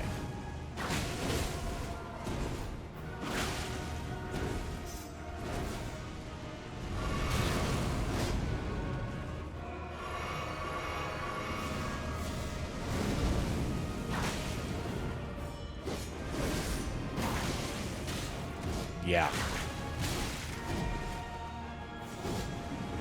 I don't know what the fuck I'm doing, man. I don't know what the fuck I'm doing. I would have never thought a crossbow would be better than this weapon. It wasn't. This fight is just proving to be quite the fucking chore. Because the New Game Plus cycles, they don't do a ton to make the early game much more difficult, but they do make the end game scale quite a bit. And this just happens to be a super problematic fight in the end game.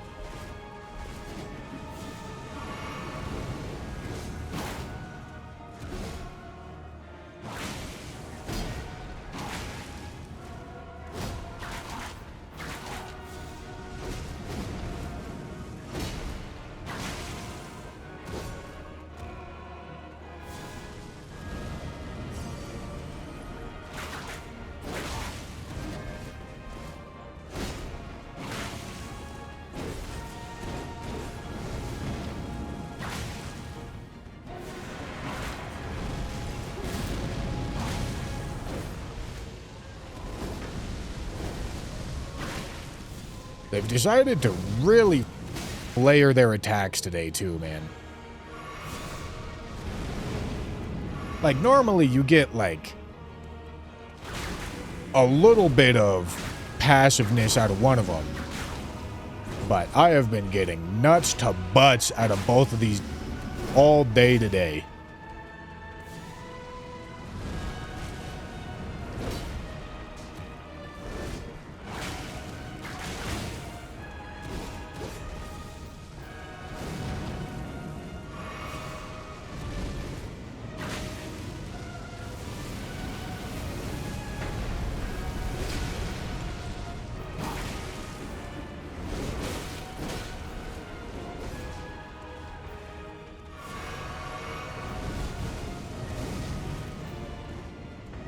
Can I just kill Skinny, please?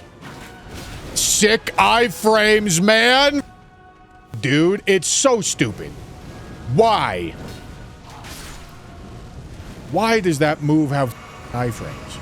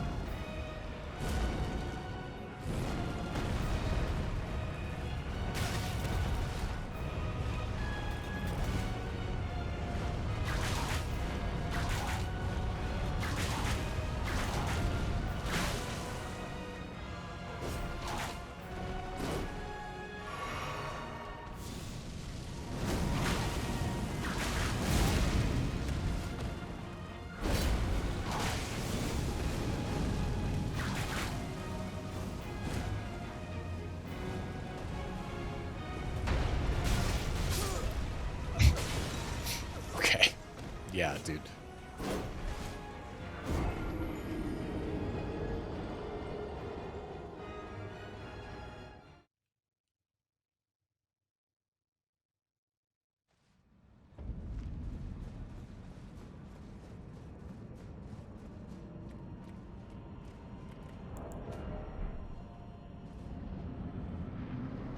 This really is just a colossal fight. And it does seem to get quite a bit more with new game levels. Because this is mean damage. This is mean damage coming out of the duo here. If I could make one change to the fight, what would it be? Remove it. It's ill-conceived. From Software has a tendency to guess about what kind of boss fights might be good, and they guess wrong not very frequently. Okay, sorry, I'm talking. I'm talking. They don't deserve me to talk like that. However, this thing's a piece of shit, and it sucks really bad. It's kind of inexcusable.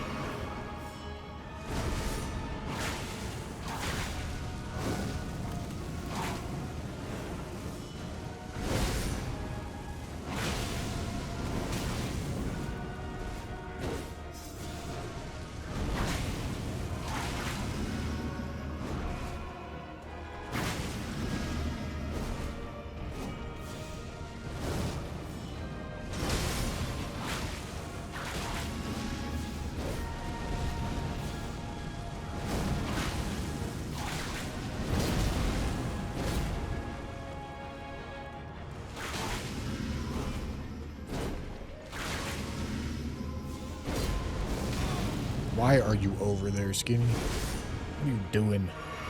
Absolute dork, dude.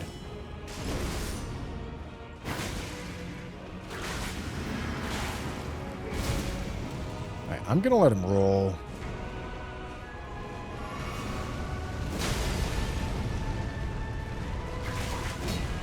Stop. Oh my god, dude.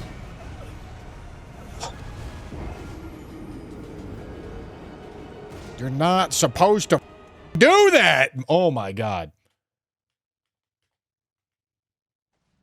Before the aggression change, it was even worse. It wasn't. They didn't change this boss. They changed Crystallians. Like, that really needed a fix, dude. They changed Crystallians. That Crystallians are the ones that got the aggression fix, dude. Not this colossal piece of dog.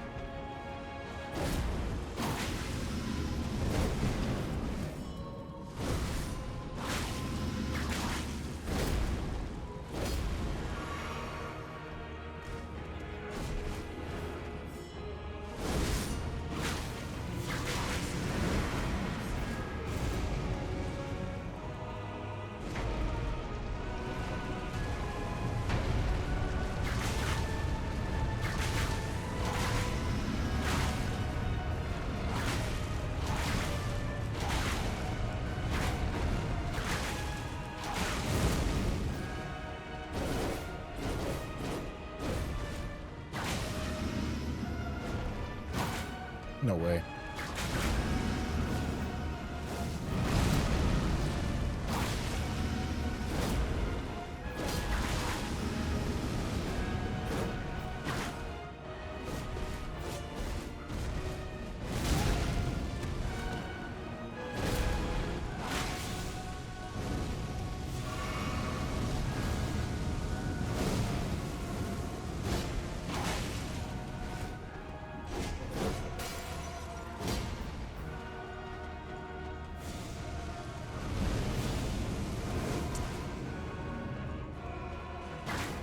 I don't know if this is this weapon. Oh my god. Oh my god. I mean, listen, this weapon does fire damage and strike damage, so it's gonna do poorly against Godskin Duo. I guess that's probably gonna be a pretty big needle mover here. Oh my god. But also, I feel like the new game +7 is also doing quite a bit here.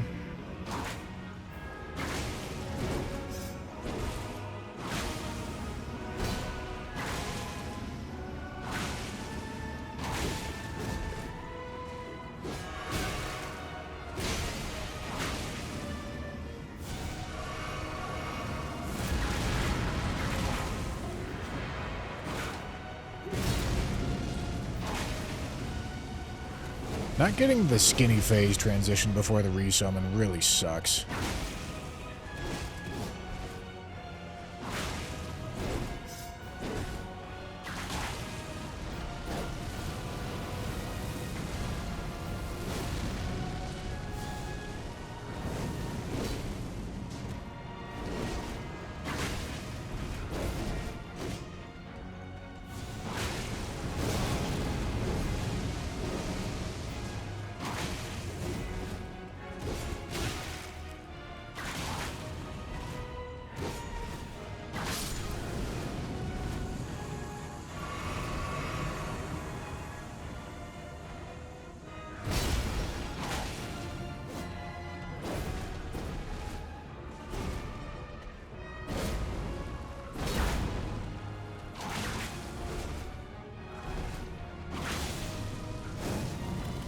He's gonna resummon. What the f... God damn it, dude. this is all right. I mean, this is chalked. I get no value. Oh my god. I don't know what the I'm doing. Doesn't matter. I don't have enough resources to live through all the random this stupid fight's gonna throw at me. There's no point. There's no point. There's no point. Go again. There's no point.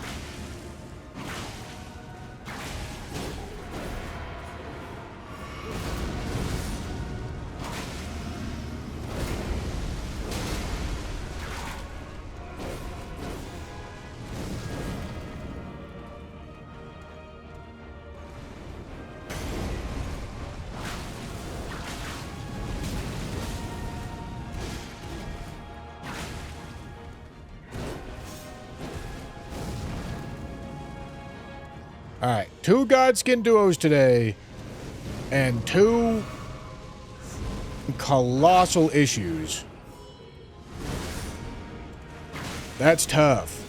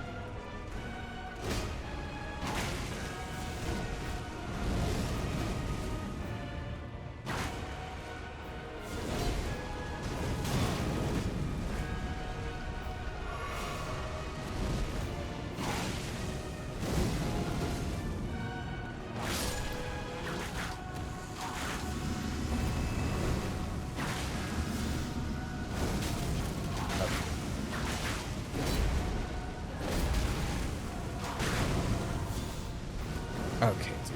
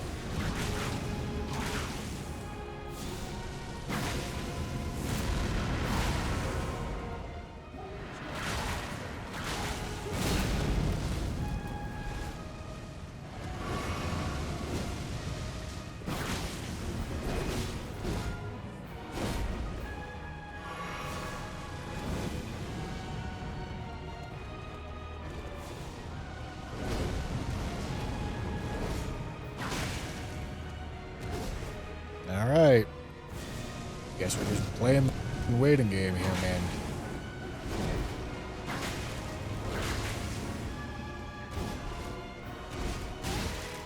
Great.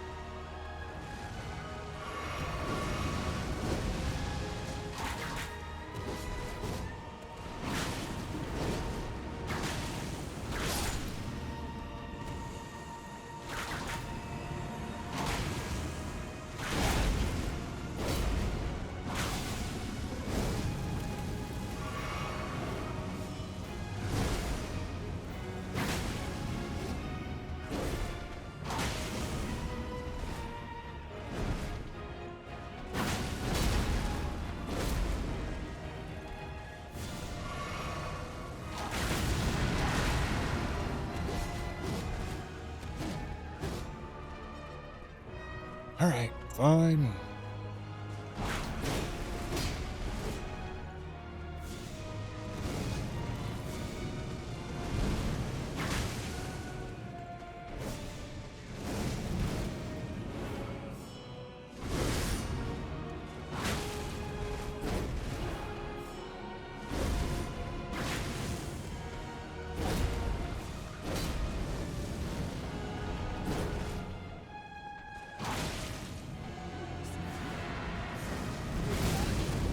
There's no way.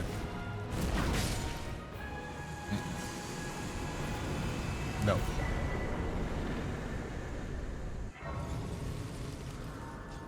Oh, dude. That's gonna be a issue for so many weapons, I think.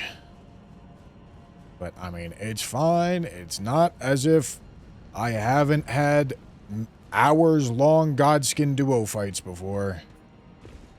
Just don't like doing it because the fight is so bad. But holy, man.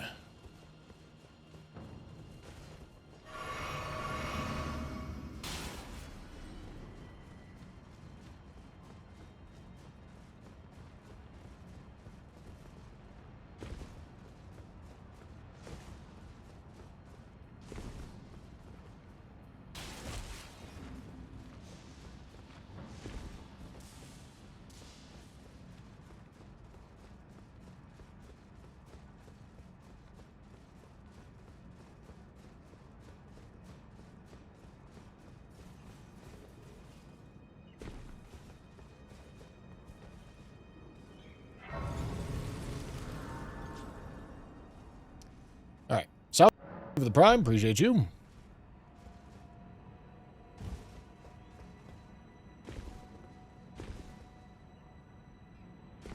Oh, I didn't land.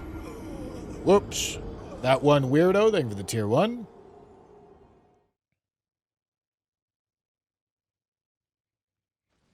Crazy how Godskin Duo drops every weapon down a tier. That's not what it does. What it does is it regresses everything to the mean, or progresses everything to the mean, depending on where it is. That's because your ability to deal with the fight is largely not up to you. Much more so than most other fights in the game. It means that bad weapons look better than they are, and good weapons look worse than they are.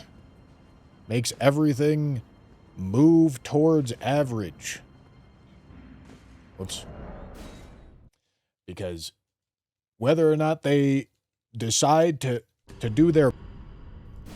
Whether or not they decide to layer all their attacks and click the you lose button doesn't have anything to do with your weapon choice.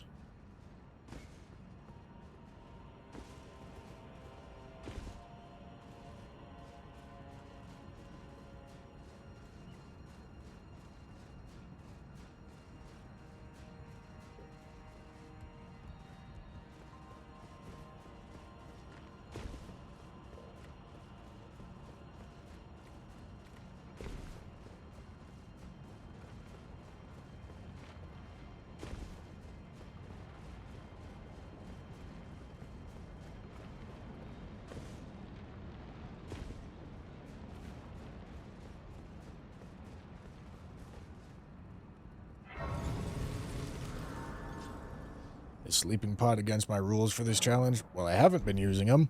I promise, if somebody's suggesting sleeping pot thinking that they're informing me about something, it's just gonna piss me off.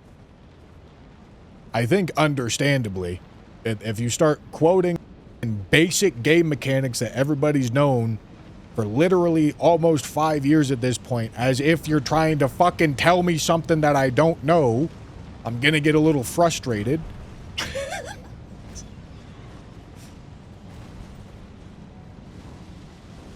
But my answer to that is, I haven't decided yet, but obviously I haven't been using them. Destined death. I will not have it so.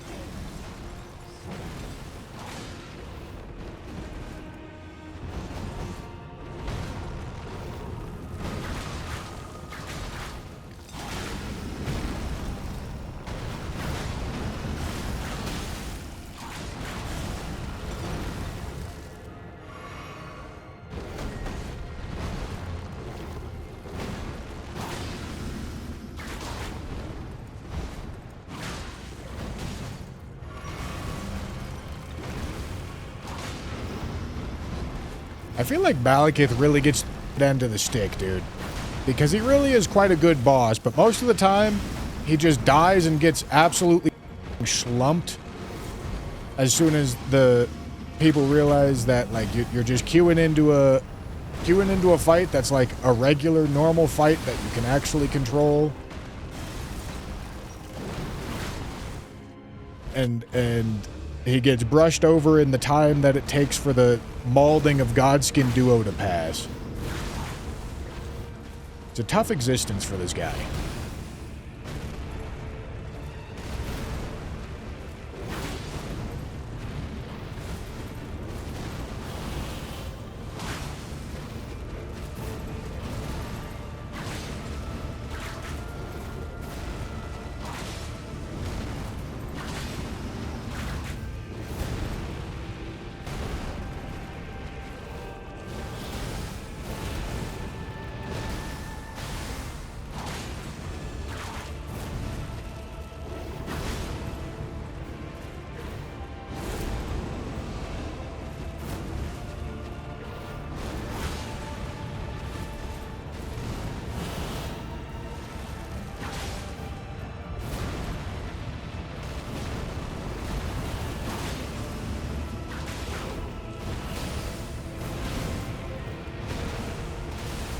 I need to put the charge talisman back in the physic.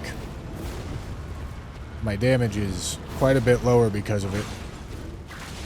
Dude, there's no way, man.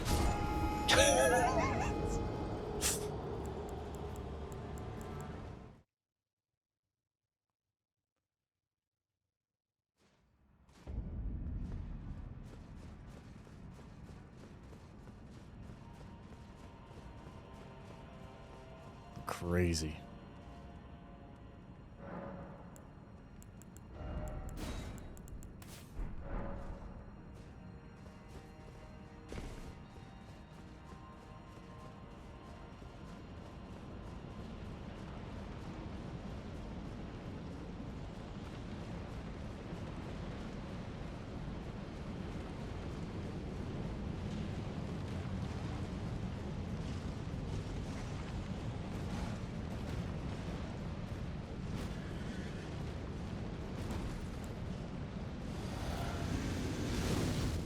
Ow.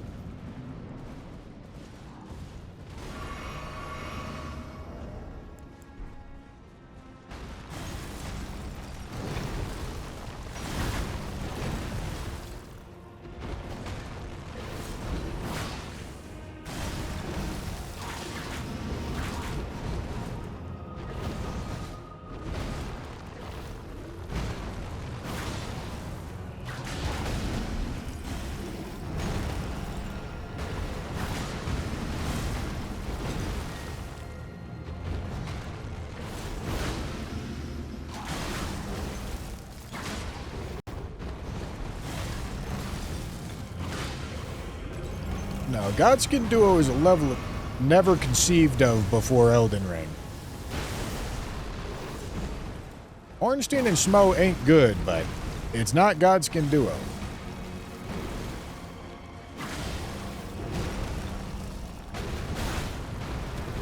The crazy part about Godskin Duo is both Noble and Apostle are terrible fights on their own.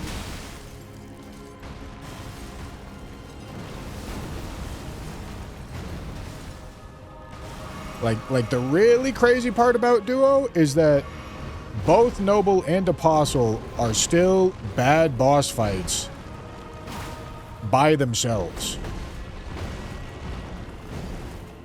Then comboing them together does not, as you can imagine, fix that situation.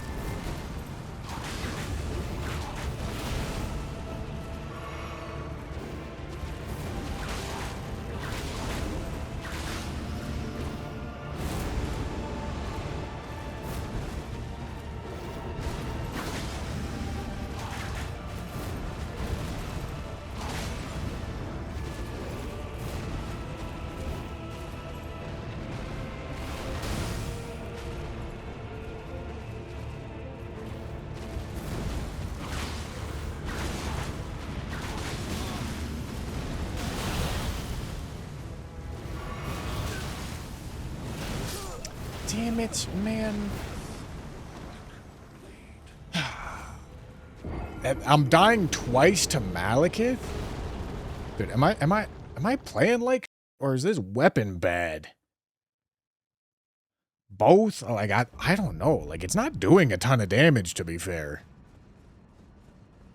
It's keeping me in these fights for long enough for me to up.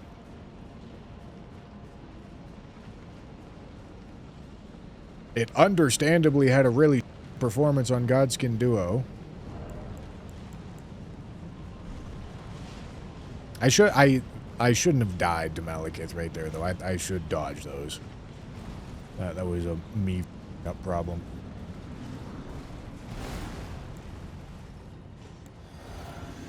I don't know. Maybe we were living a little high on this weapon, though. Honestly, because the early scaling was making it look nice, especially in comparison to a great shield.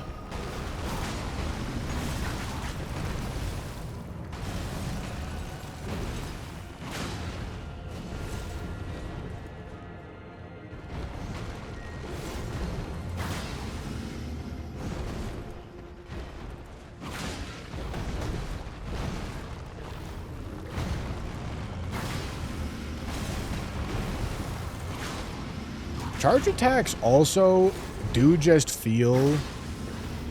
They suffer more as a build in New Game Plus than other builds do. Because a good portion of their value is the stance damage, and stance damage is super nerfed. It's not like multi-hit gets nerfed as New Game Plus goes up, you know? Ow. That was crazy. Why'd I get hit? It seemed like his weapon was lower than it normally is.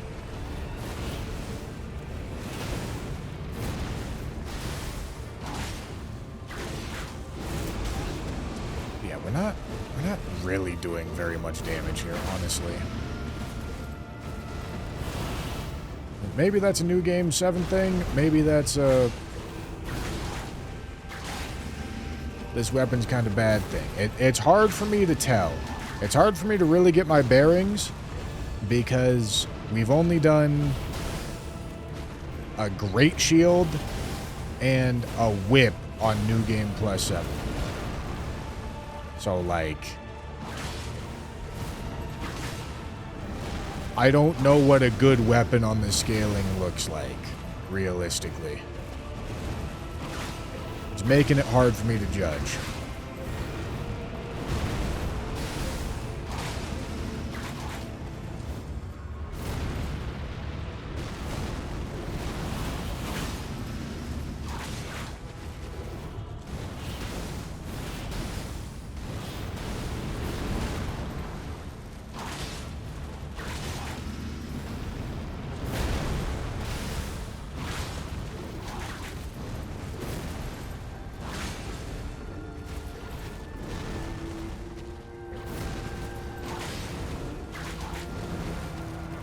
We're obviously in this fight for a long time.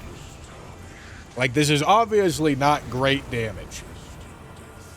But is that New Game 7? Is that whip? Is it both? It's obviously a little bit of both, but how much of each factor is it, you know?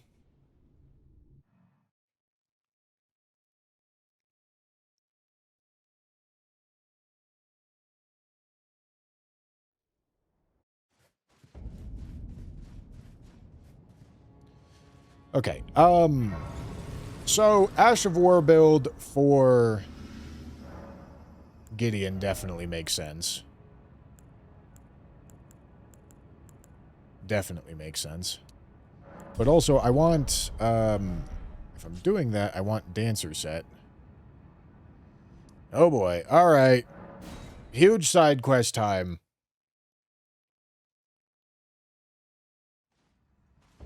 Huge side quest time. We gotta go back to the DLC.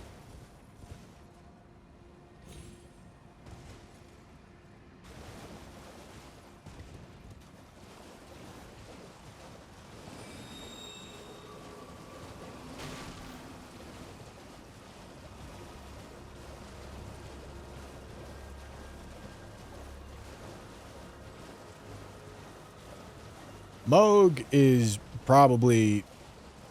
I mean, strike damage is fine against Moog. Fire damage is not. This weapon's going to be bad against Moog, too.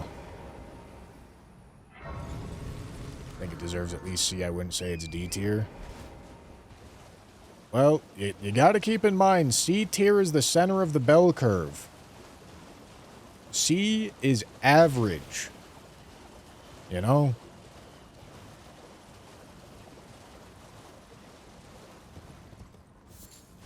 Need to talk to the fingies.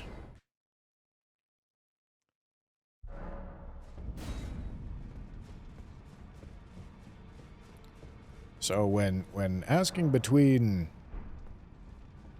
Wait, am I locked out of this quest?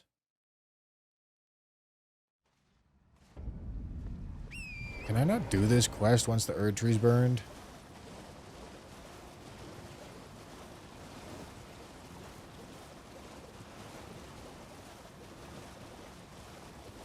Okay, no, he's there. That's good.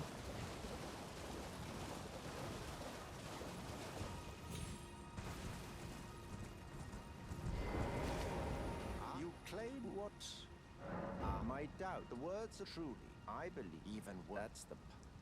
D is bordering on a non-weapon IMO.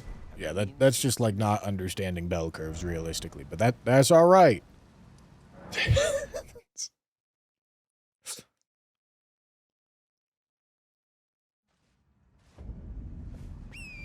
That's some form of bias where you think average is like B+.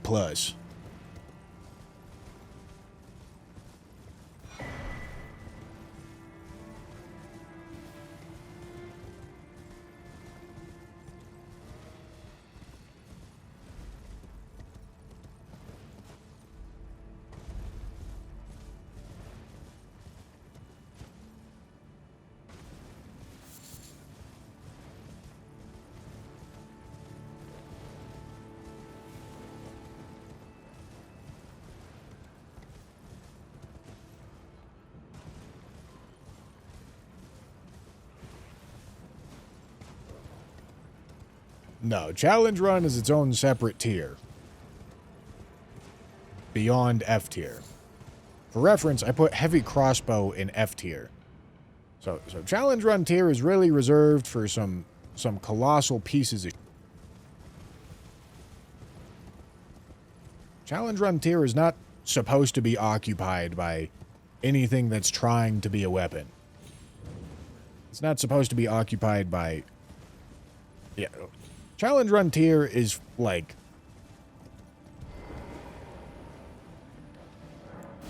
a challenge run. Listen, heavy crossbow, terrible, god-awful, really bad weapon. I'm not going to make a challenge run out of the heavy crossbow, you know?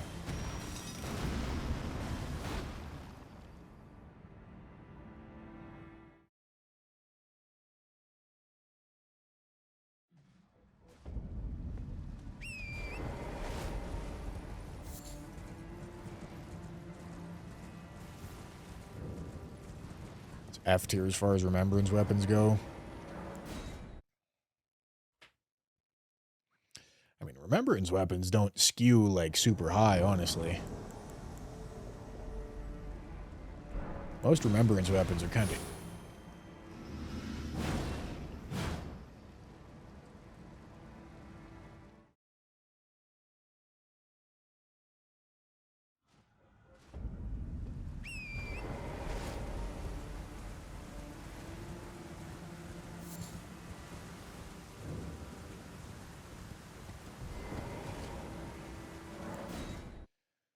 Shield and whip look worse than the crossbow. They're not. Was that 3 or was that 2? I think that was 2, and then this is 3.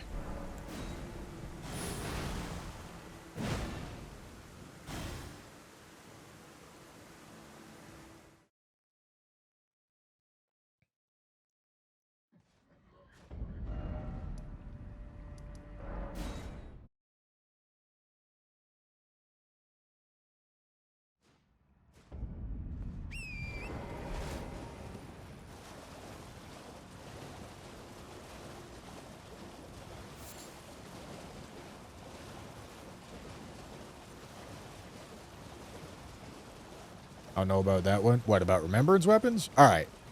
There's 26 remembrances in the game. There's probably like 35, 40 remembrance weapons. Maybe like 30. I bet you would struggle to name 5 good ones. Now, for your normally that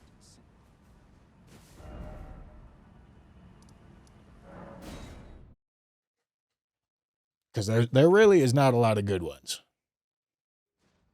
Oh boy, here we go.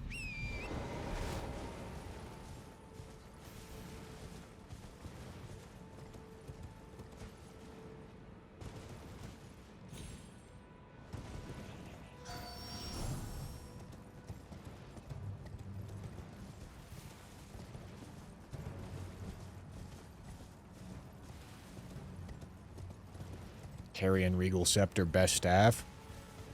Carrion Regal Scepter's good. Sure. I'll give that to you.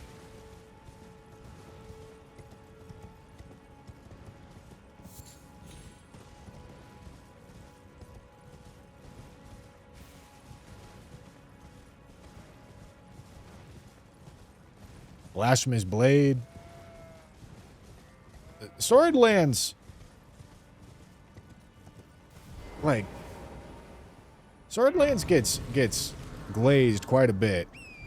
I don't think Swordlance is amazing.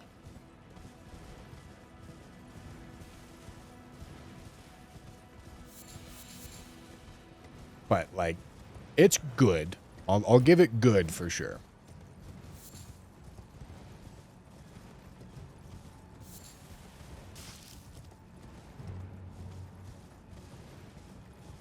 Moog Spear. Perhaps literally the most overrated weapon in the entirety of the game. Moog Spear is genuinely bad. Despite how popular it is.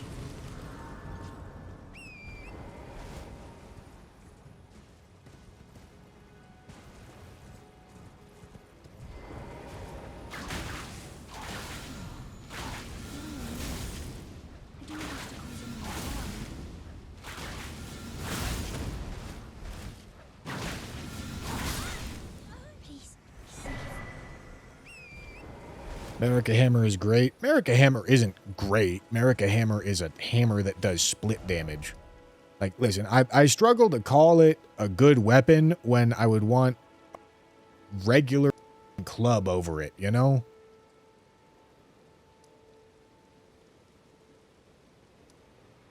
Like, if the starting class weapon of the same weapon class is better, I don't think the weapon's good. Maybe a hot take, but, you know, like, I don't feel like that's an unreasonable thing to say.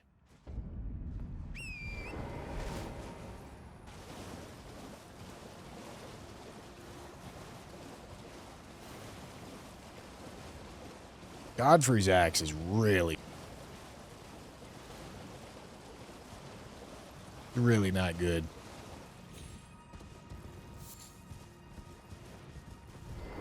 And then the various colossal hammers, of course they're good because they're colossal hammers. But they certainly suffer from the fact that they're somber colossal hammers. Like, yeah, they're good. I'll give you good. But in the same breath, I'll also say there's not a single world in which I would ever take a Remembrance Colossal Hammer over a Smithing Colossal Hammer, you know? You have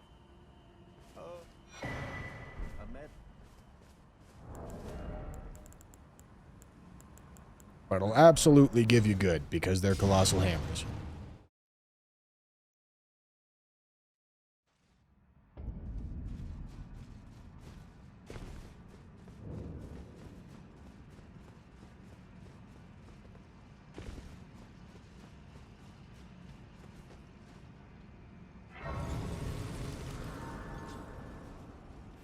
Axe of Godric, my goat. Sleeper pick. Axe of Godric sucks. Sleeper pick, Grafted Dragon.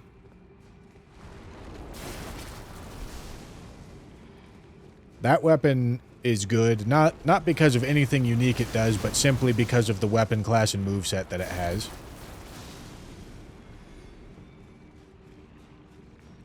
Rolana's Twin Blades, actively bad. But you know, fair enough, Jam. Actively bad weapon.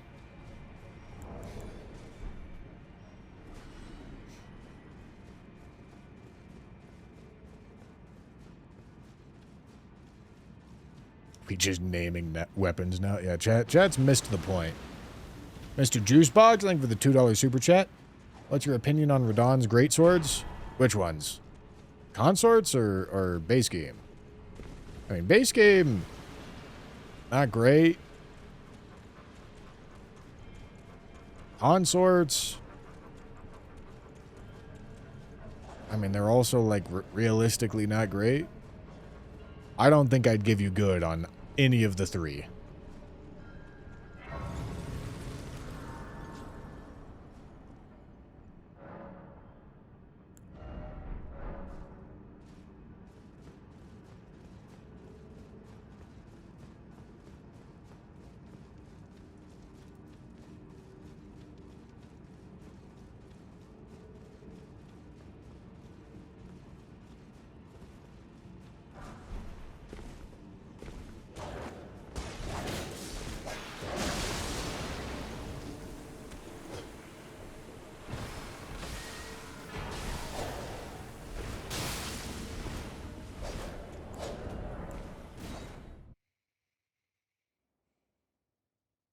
Is there a remembrance weapon you'd pick this whip over? Oh yeah, a lot of them.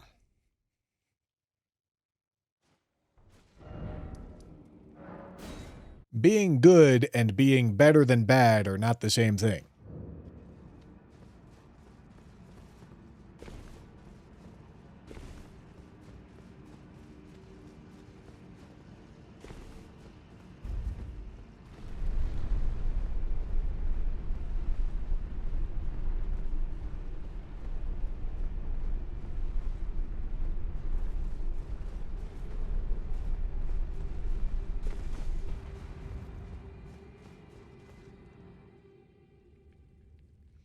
Alright.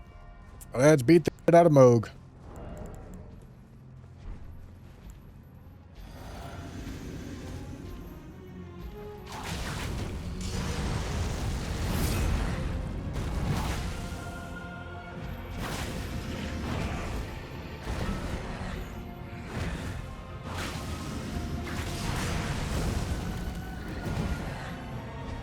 You know, damage pretty decent. I can't complain too much about that damage.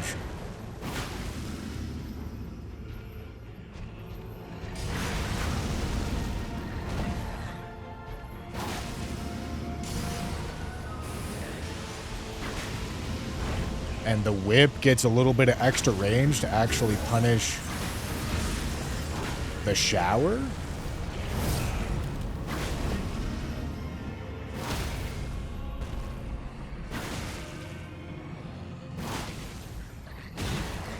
Gotta stand.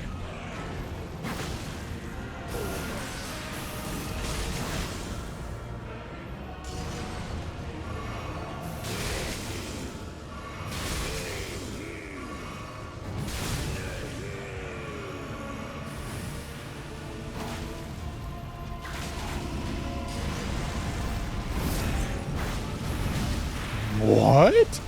I guess I was too far out.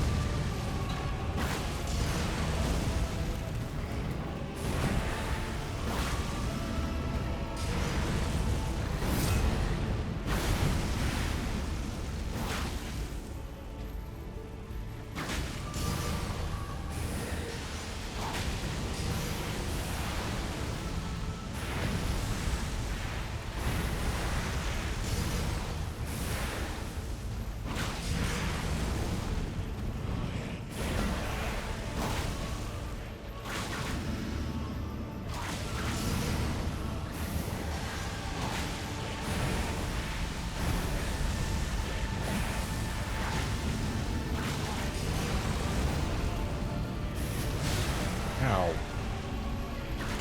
Ow.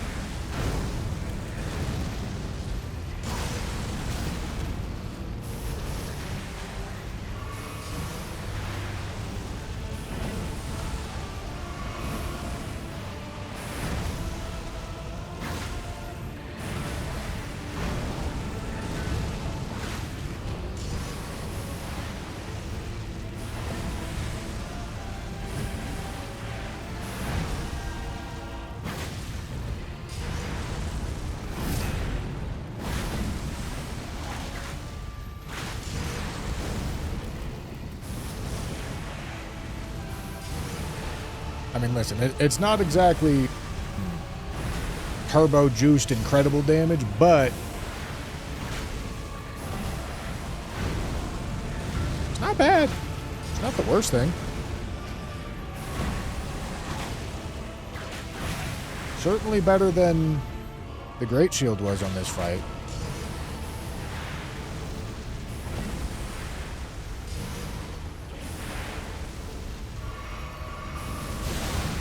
Ow, dude. Just want to heal. I can see it as clear as day. The coming of our All right, I did see somebody put out their list of weapons that they thought were remembrance weapons that they thought were good. Regal Scepter, Blasphemous Blade, Merica Hammer, Relic Sword. Okay, Relic Sword, I'm honestly not going to give to you. Moog Spear, definitely not going to give to you. Twin Blades, almost, like, super, mega, certainly not going to give to you. No way, not a chance in hell am I going to give you Twin Blades. Twin Blades suck.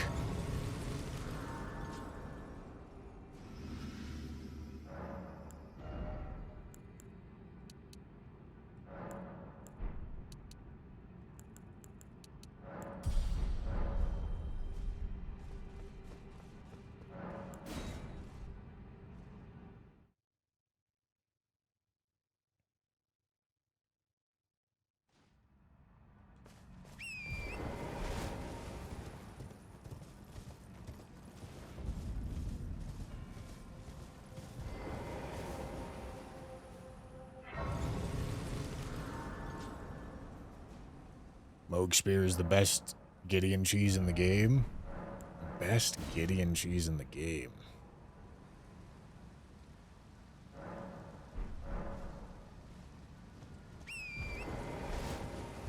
I mean, what do you do if he just back rolls?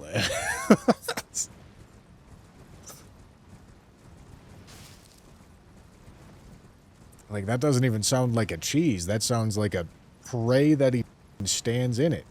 Which he will sometimes because NPC fights are really dumb.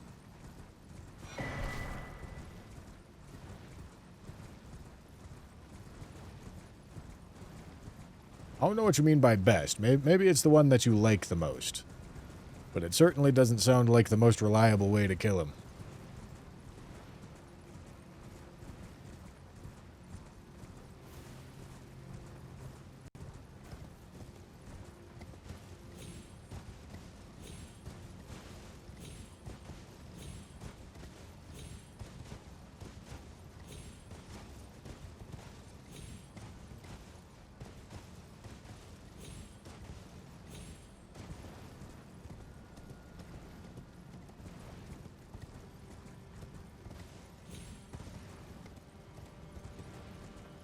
Great Sword of Damnation bad. It's pretty good for NPCs.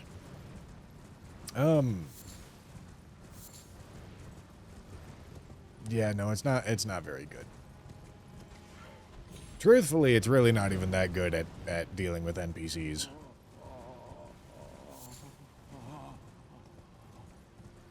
There's oftentimes better cheese strats.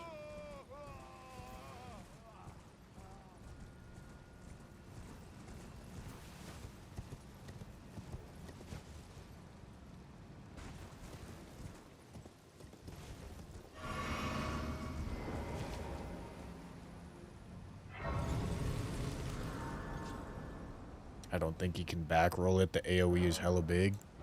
It's not. It's really small.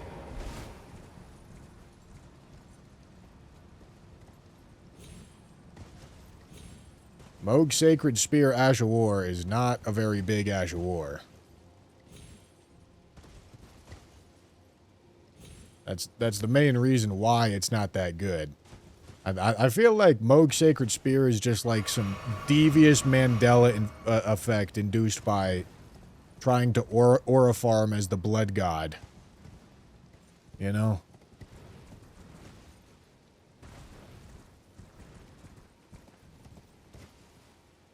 Because that weapon is, like, legitimately not good. That weapon art specifically is legitimately not good. Every time I use that weapon, the most viable strat ends up being R1s. And, like, it's not great at that, but it is a weapon.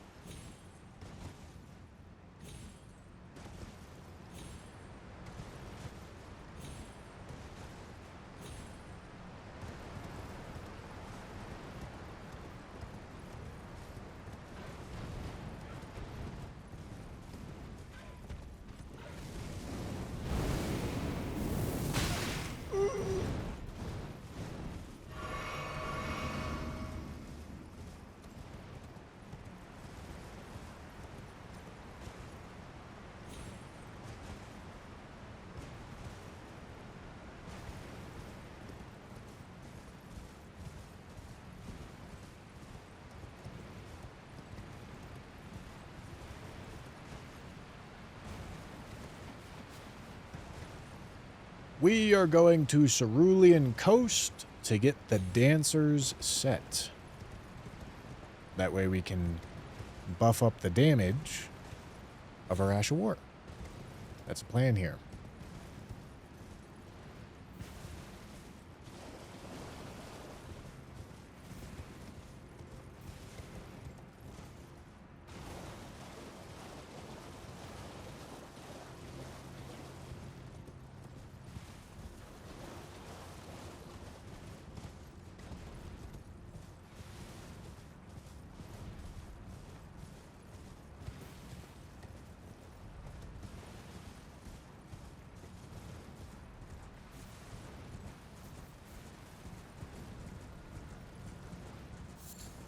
The ancient meteoric ore greatsword.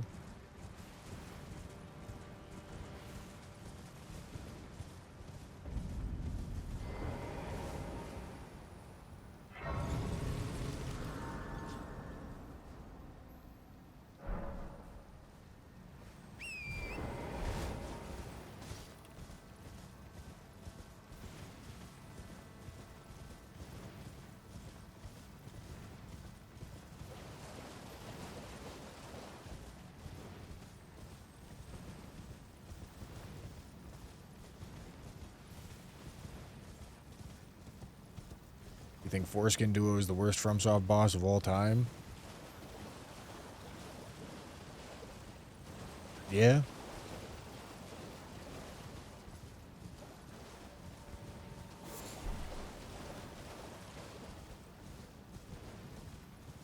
Yeah, I mean, it's not great.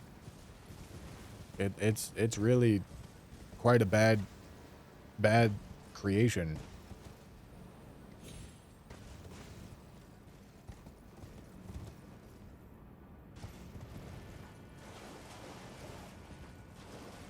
You ever played Bloodborne? Foreskin is not the worst.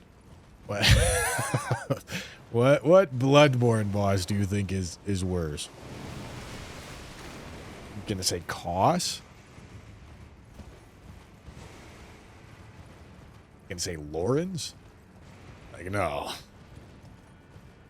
Listen, this is why I say Foreskin Duo is underhated. People think the fight is acceptable. There's a large portion of people that think the fight is acceptable because they've never fought it because they just slept them.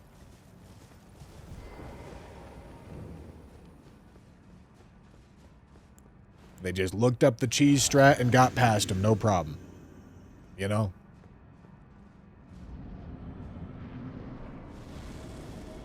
Which is why if you've never actually fought in Godskin Duo, I can understand why you might think that they're not a colossal piece of... However, they are a colossal piece of...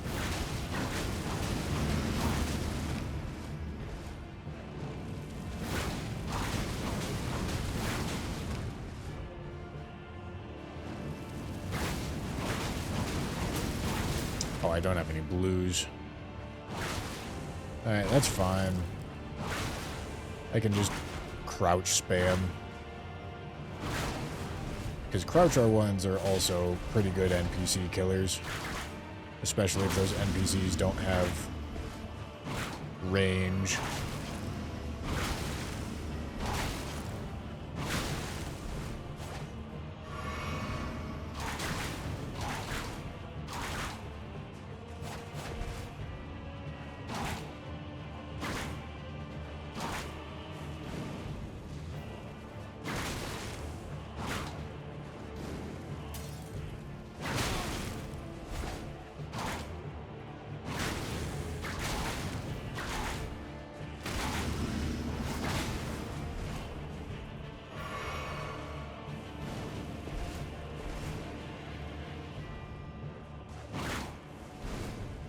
You know who I might hate more than Godskin Duo? Throne Watcher and Throne Defender. I mean, listen, Throne Watcher and Throne Defender are bad. They're not Godskin Duo bad.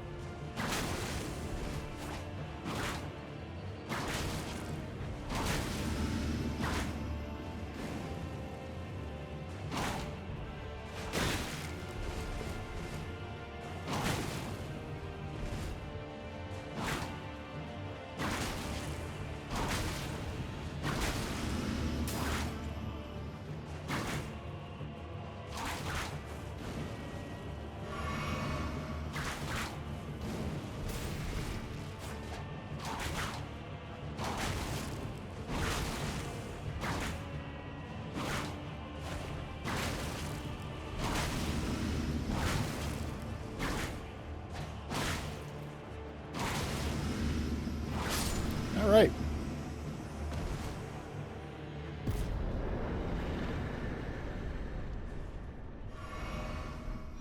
Okay, there is our dancing gentleman. So ready to dance.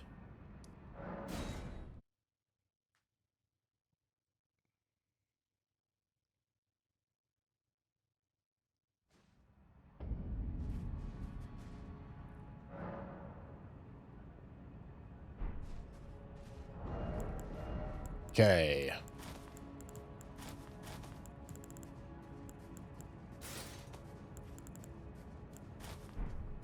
Oh yeah, look at me. So pretty. Okay. Let's get the stuff that buffs the Ash of War.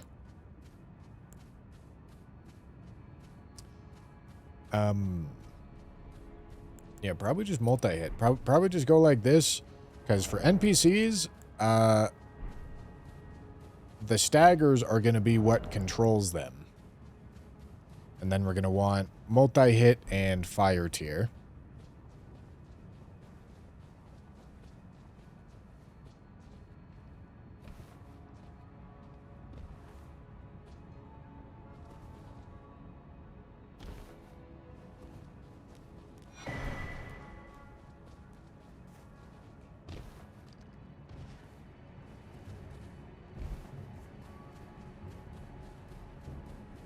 If Blood-Starved Beast is in the same conversation as in your mind as Godskin Duo, you just are clueless. I don't know what else to say. That's a genuinely clueless take.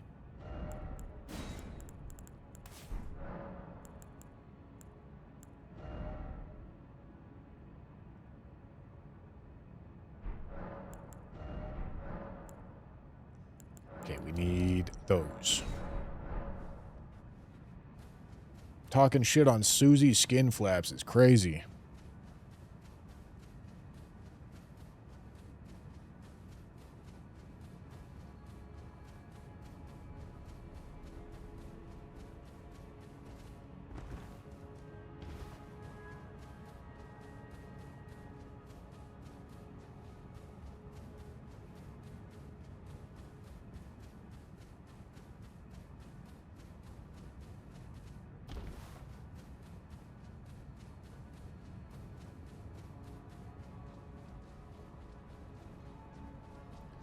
Dancer's set buffs any Ash of War that has the word dance in it.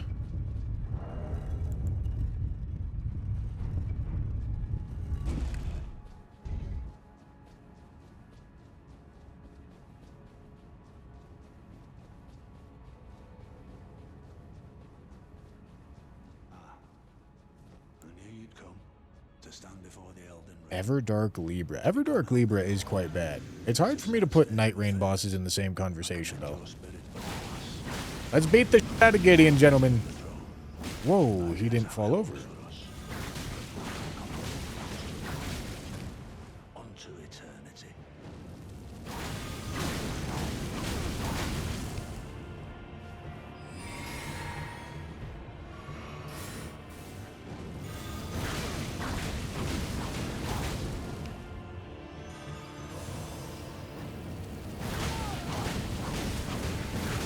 Yeah, this thing is a Gideon killing monster, I tell you what. In my bone, Nice. a tarnished cannot become a lord. Not even you. A man cannot kill a god. Yeah, this Ash of War is good at bullying NPCs. You gotta give it that. It's not exactly usable on anything that has any semblance of poise, though.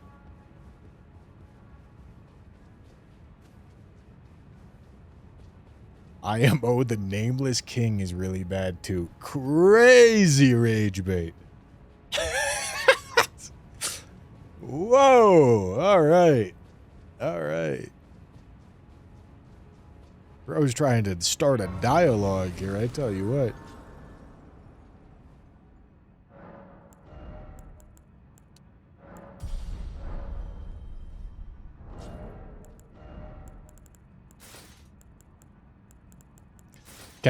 So, we had our fun with the dance. It is time... Hey, look. Mid-load. Nice. It's time to go back to serious business here, gentlemen. Serious business.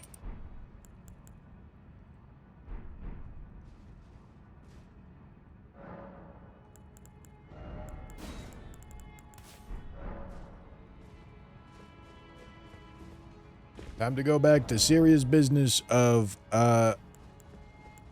charged attack multi-hit hybrid, which is realistically just a charged attack build that doesn't have anything better to do than add multi-hit on top of it. But we don't have to admit that.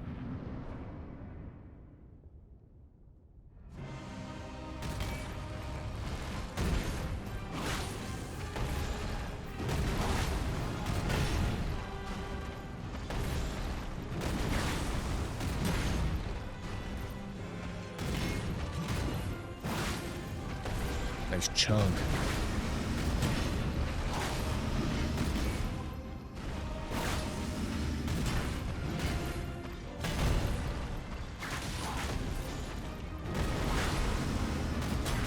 Ow.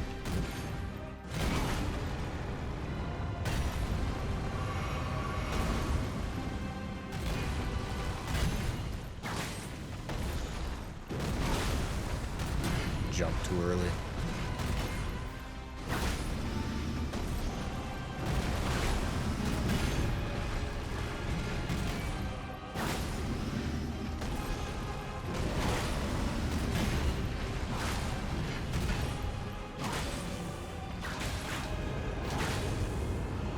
I don't know why I'm doing that. That wasn't a smart idea.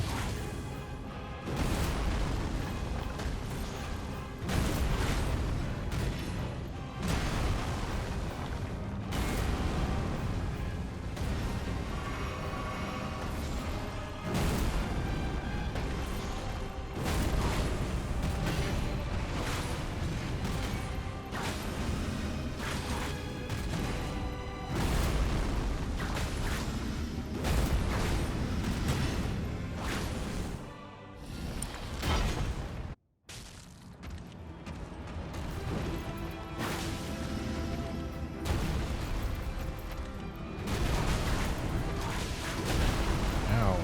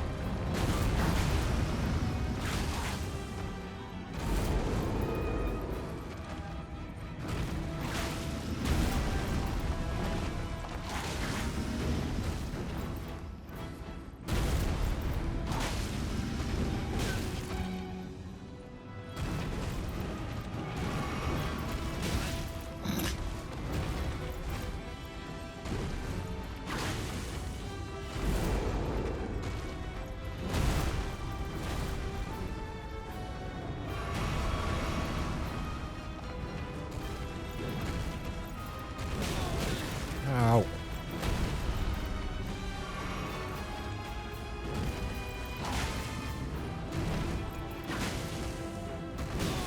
Dude, can I stop getting hit by that?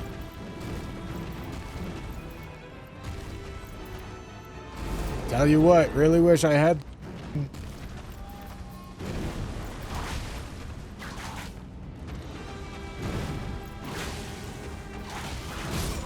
What? Did I? What? I heard 2 attacks? What the fuck happened? Wait, what? Did I attack? Okay, no, I guess I might be going fucking crazy. I thought I somehow buffered 2 attacks. But I think I just buffered 1.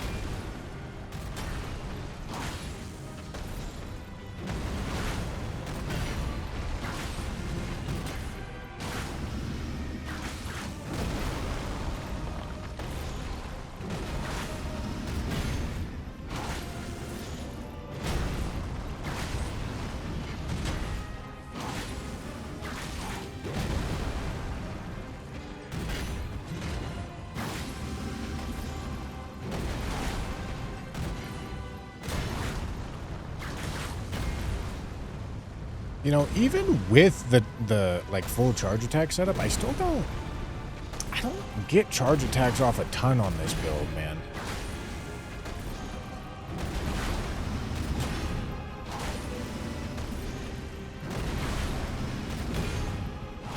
I mean, the way I'm playing this right now, it should be a multi-hit build.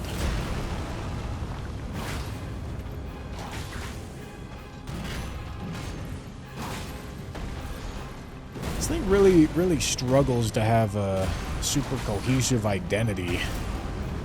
Like, I don't know what to do with this thing. It seems really dependent on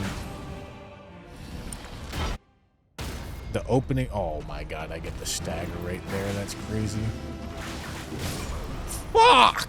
Man, seems really dependent on the openings that bosses give you.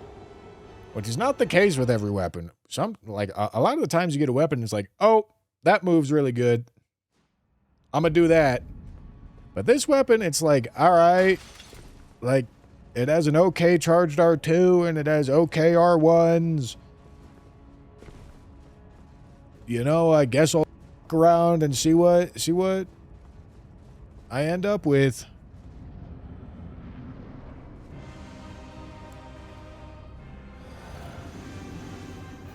You know?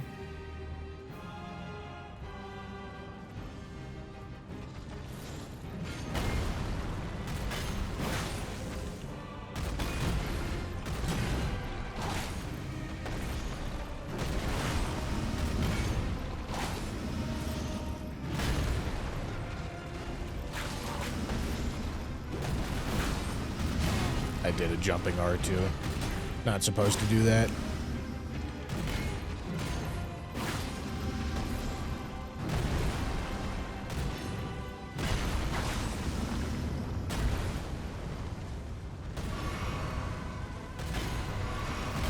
Dude, I double input the f***ing flask and it doesn't. Okay, I'm malding. I'm malding at Godfrey of all bosses.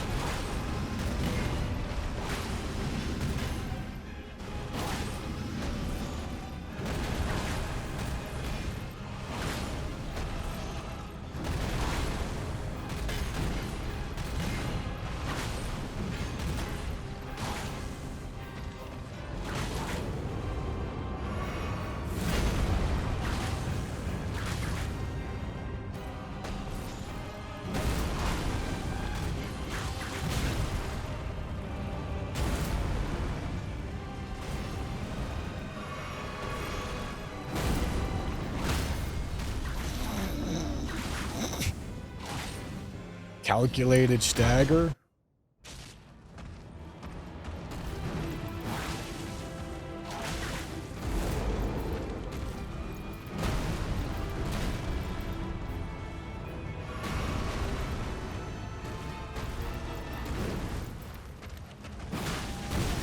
Yeah, no. Not a ton of time for charge attacks on this build. Or on this phase.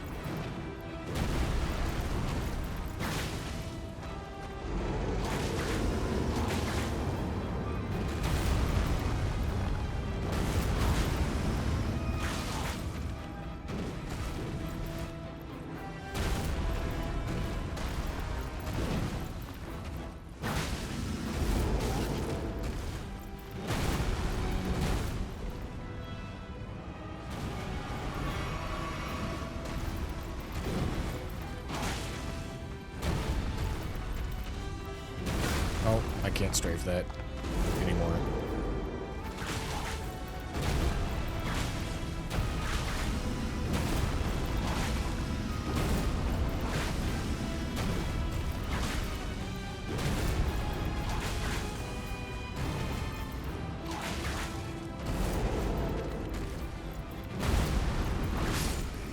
Nice try, idiot.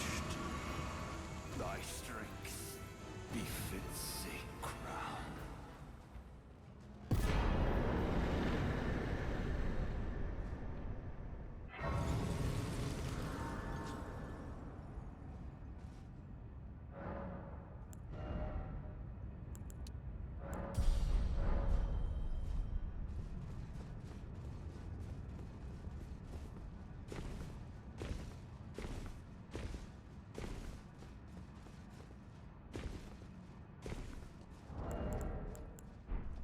All right. Charged R2s on this fight should probably be a little bit more reasonable. Probably.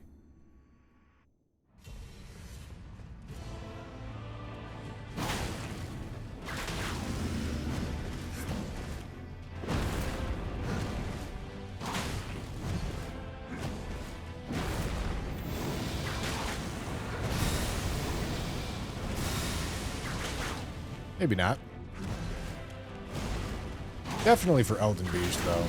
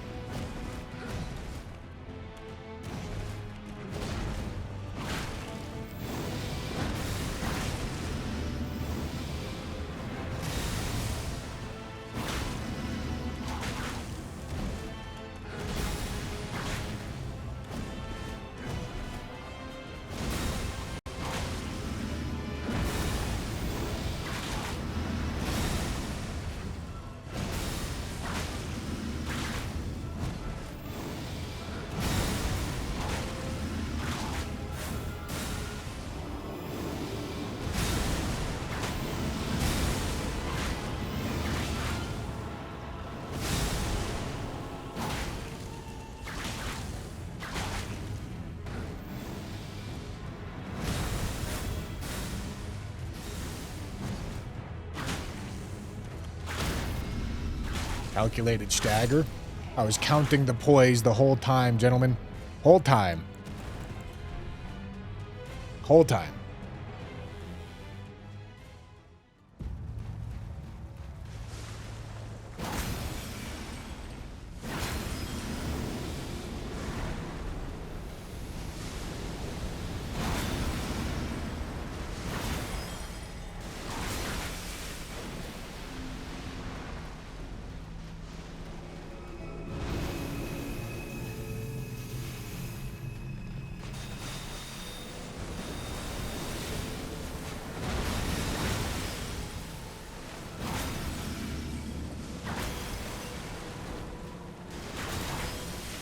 Definitely getting way more use out of the charge attacks here.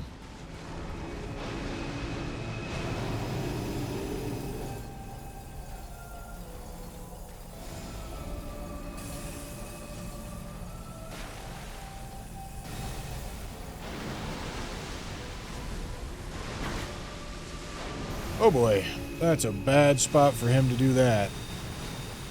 Alright, just fucking hitless it like an absolute man.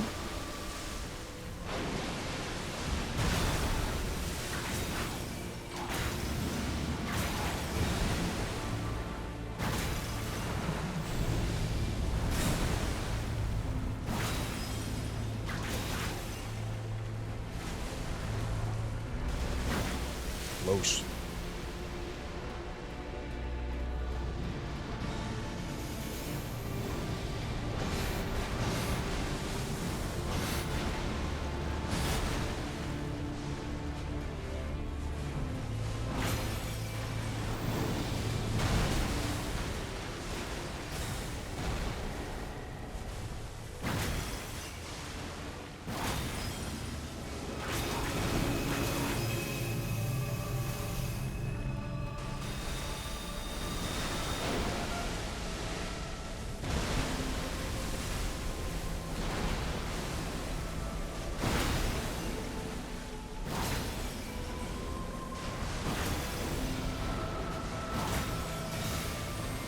Gave it a real college try, gentlemen.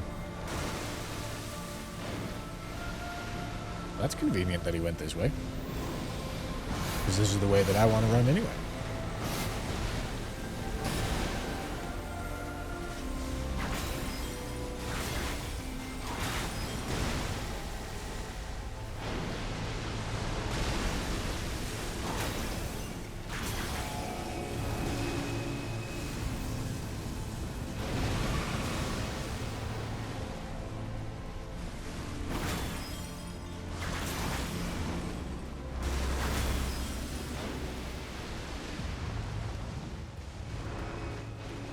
Alright. This is awkward that the edge of the arena is right here.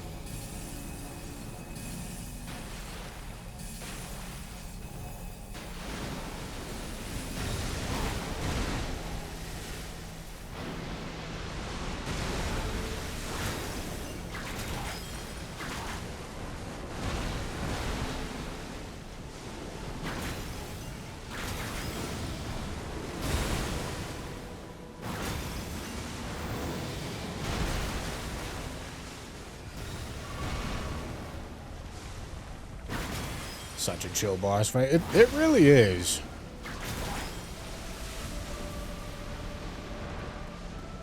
This boss was a really weird one to figure out for, like, the entire community. But he's really not that bad. He's actually quite easy.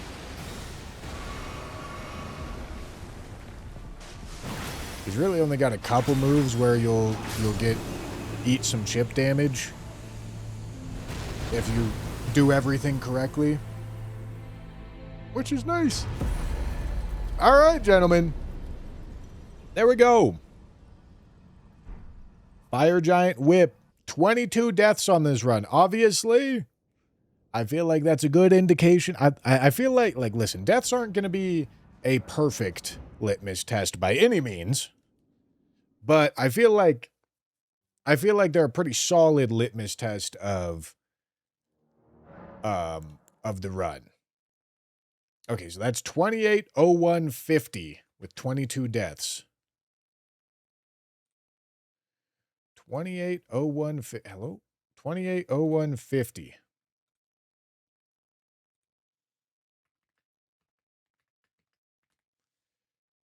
With 22 deaths.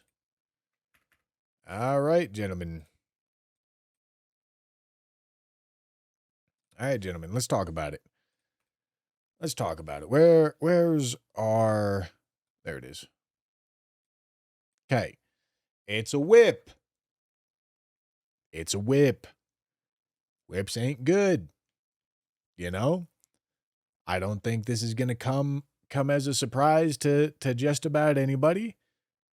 The base moveset of a whip really just ain't that good. On top of that, it has split damage, which isn't great. For super high levels like what we're at right now, for super high character levels, split damage can end up being like a little bit more tempting because it adds more scaling values to your character. But it's still pretty bad. And it's pretty bad here because you can't really make use of fire damage buffs. The Ashawar is too slow to really take advantage of. The Ashawar being like the unique advantage of this weapon compared to other whips. So it's not amazing. It's certainly better than a heavy crossbow. It's certainly better than the Great Shield was. However, it really is not better than the Ripple Halberd. Ripple Halberd has a better moveset. And yeah, I mean, this is a D. This weapon is a D. It's not great. It's certainly below average, but also it's not bad, and it's definitely not challenge run tier, you know? So I place it in between Gilded Great Shield and the Ripple Crescent Halberd. That's where I land on this one. All right, gents? All right. Let's go take a peek at what our rune level is.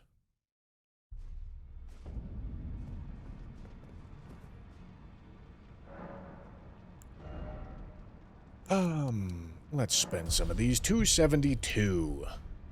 All right, that is 10 levels acquired over the course of this playthrough.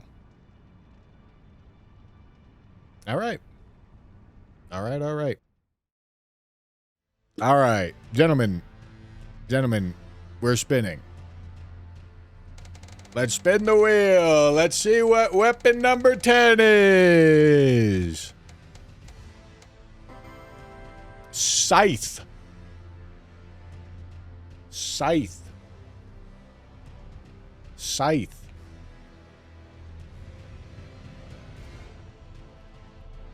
All right. This doesn't seem to be very centered, does it? Center yourself.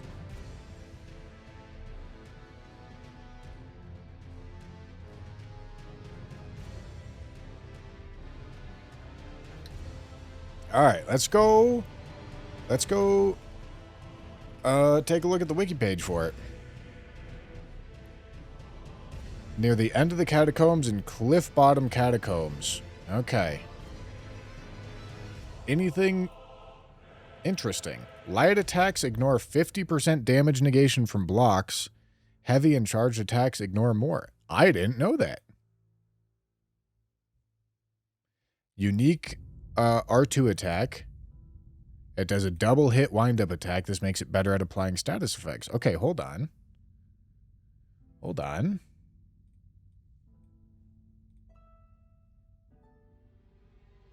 Let me look at this right quick. Let's go pull some nerds.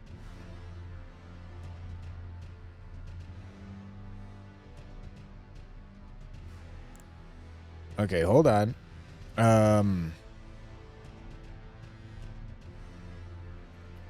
Scythe. Scythe R2. We want the two-hand R2. Okay, so yeah, the charged R2s have double hits. This is the same moveset as Obsidian Lamina, apparently. Okay, maybe something to think about. Maybe something to think about here. However, we have got a Scythe to go pick up. We have got a Scythe to go pick up, gentlemen. Let's go pick it up.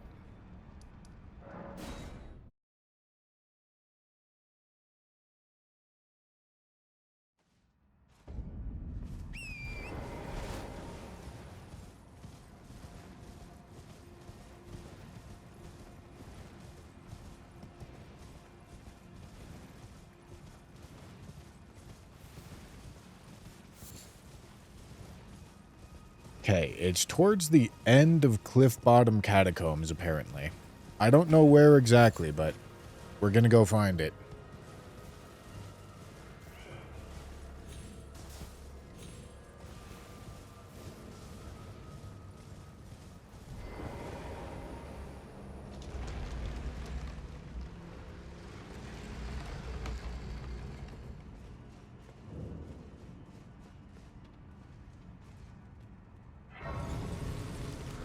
We're gonna go find it.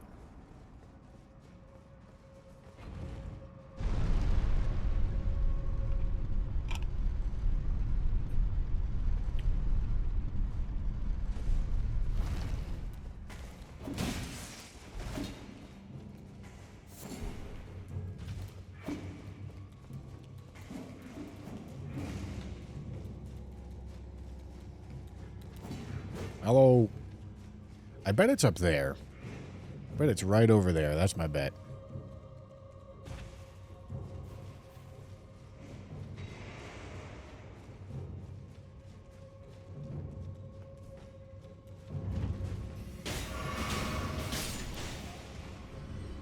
Stupid.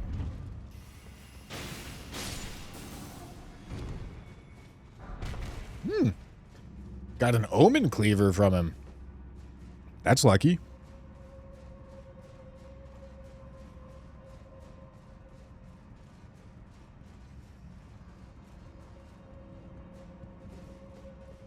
Scythe? No.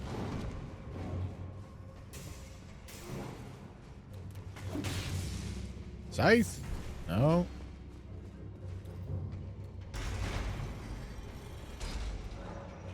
Okay, is it over here somewhere? Let's keep on exploring.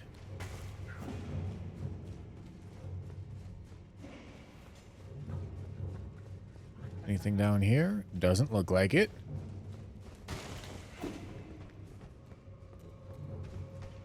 I don't think it's in here, but we'll find out. This is never... I never actually go to look at any of this. Okay, Nox Mirror Helm.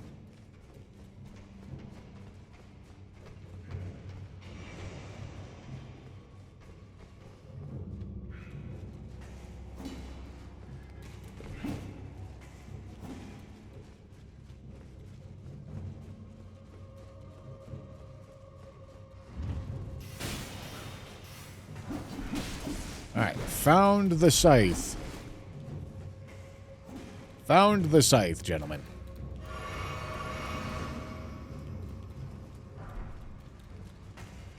Very good.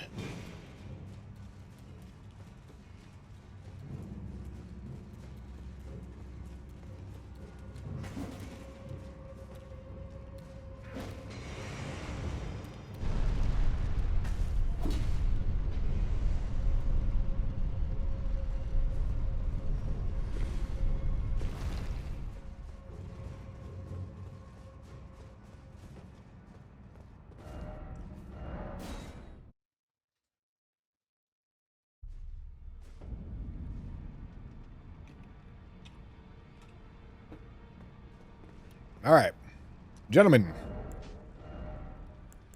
let's go put our Scythe on. And before we get out of this... Oh, almost dropped my... Hold on.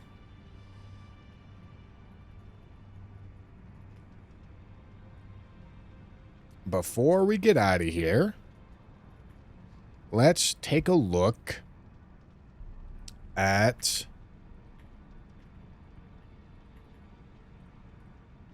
Let's take a look at what kind of build we want to be speccing for here. Okay, so Cold ends up with the highest AR, but that's because it gets the benefit of triple scaling, which I won't actually be able to do. However, it's still probably an idea because Cold is an affinity that still scales really well with Dex.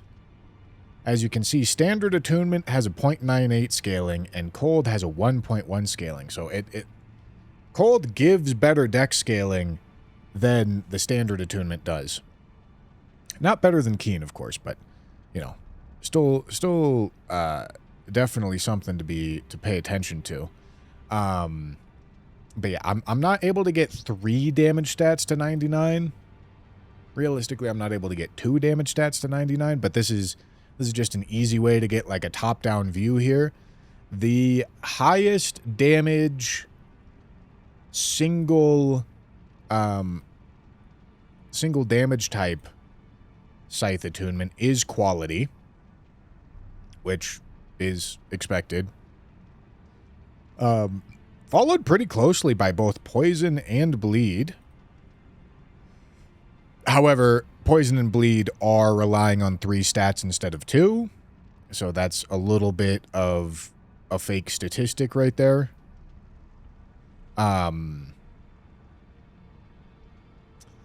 Okay. I mean, truthfully, I'm looking pretty close at this Cold idea.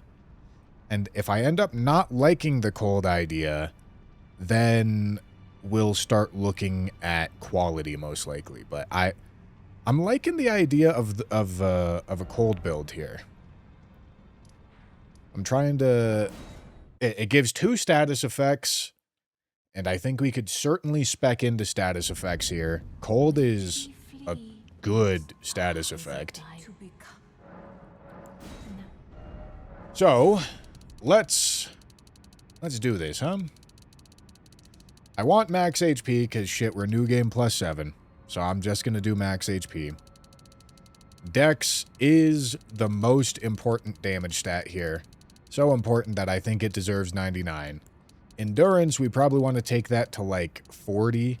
This isn't the heaviest thing in the world, but it's also not exactly light. And then... this int scaling, even though it's more than strength, should be accounting for less AR. Because it's only applying to this magic damage portion, which is smaller. So, like, let's say I bring this to 10. And then that has Cold at 725. And let's do the inverse. Let's do 99... 10.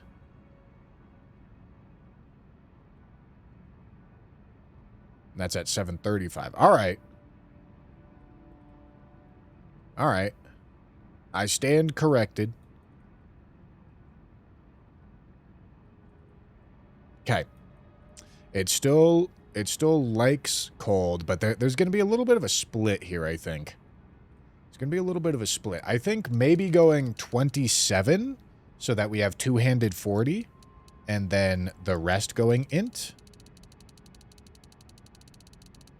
Make sense? I think this is how we max out AR here.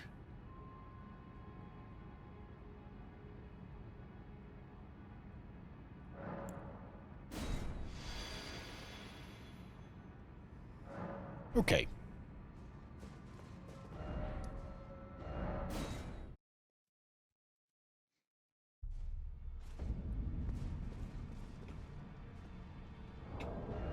Damn, I'm fat. Whoops. Okay. Next playthrough, Journey 10. Let's do it.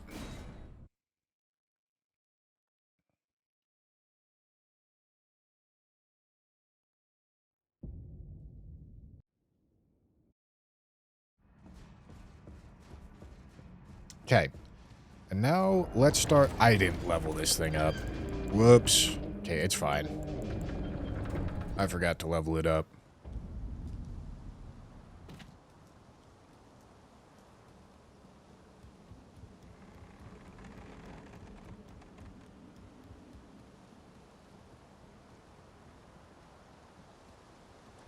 Let's think about the build that we're going for here.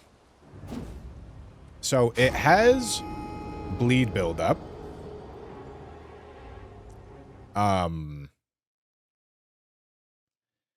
With a total 150 motion value on the charged R2, which, yeah, those two hits give an R1.5 worth of bleed buildup. But the R1s are certainly going to build status faster for sure. Because this is 200 and then this is 150. The R1s are faster. So if I'm going for the status idea, it's going to be R1 spam. Which I like the sound of. Because here's something else about New Game Plus 7. Charged attacks are worse because stance damage ends up being less relevant. Charge attacks feel stronger on New Game 0 than they do on New Game 7 because poise is a bigger deal on New Game 7. Or New Game 0, I mean. So it makes me skew towards multi-hit by default anyway. But we're going to start with White Mask here. We're going to start with White Mask and Lord of Bloods. That's where we're going to start. And then we're planning on giving it a cold attunement because the AR from the cold attunement looked pretty nice. And then I'm thinking speccing towards multi-hit. It's obviously not exactly going to be the fastest thing in the world, but I think that looks more tempting. Although granted, if there was a time for like a status charged R2 kind of build for Scythes, it would be this moveset because of the R2 that it has.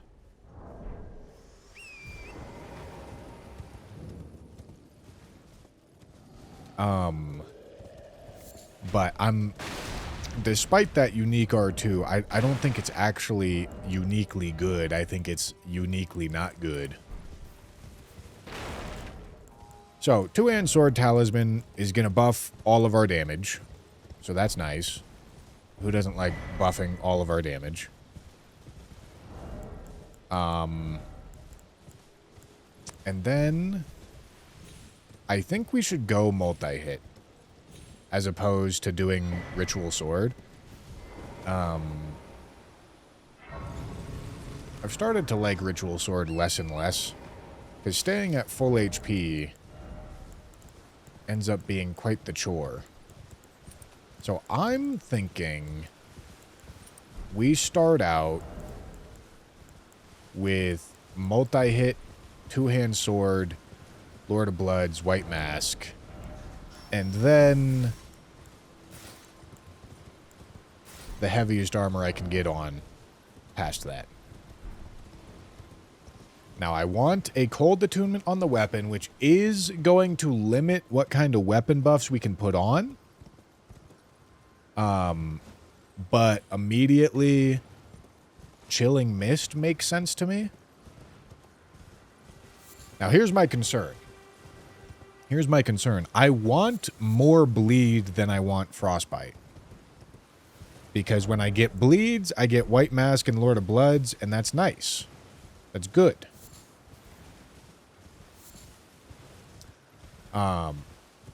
So the fact that I don't have a very good option to get a ton of bleed on this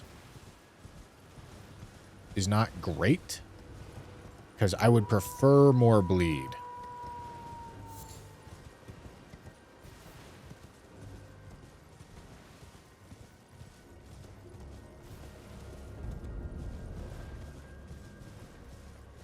But let's go level it.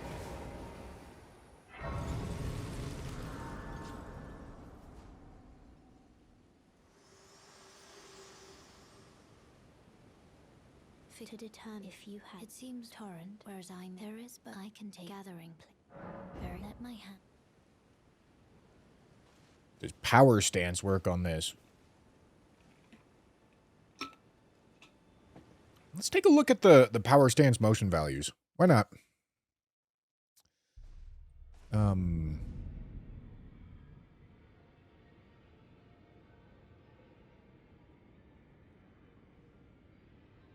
Yeah, I mean, like, the status motion values are not great.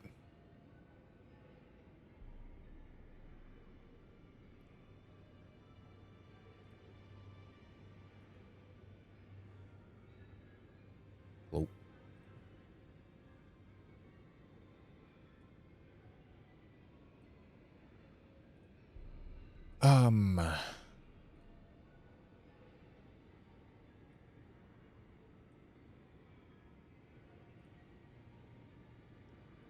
And these motion values are also nothing to write home about. It's not immediately striking me as a good idea, I'll be honest with you.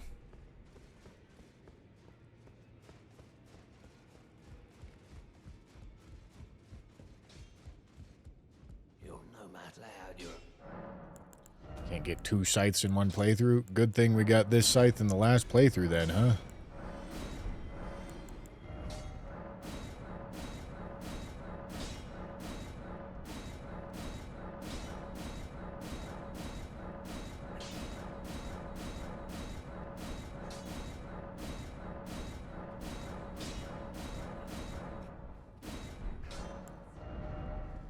Okay, so, like I said, the idea that's immediately striking me here is Chilling Mist, Cold Attunement, two-hand scythe.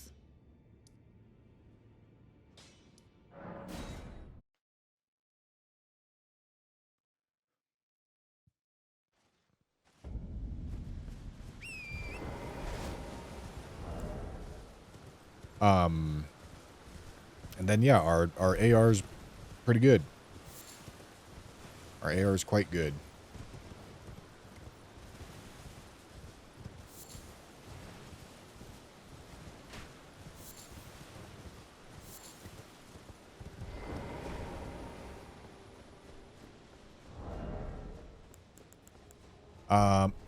Physic. Physic is the last thing that we need to worry about here. So Physic, we're going to want multi-hit. We're going for a multi-hit idea here. And then Magic Shroud and Cracked here is effectively like 7% buff. It's not bad. It does more than nothing. It doesn't feel great, but it does more than nothing.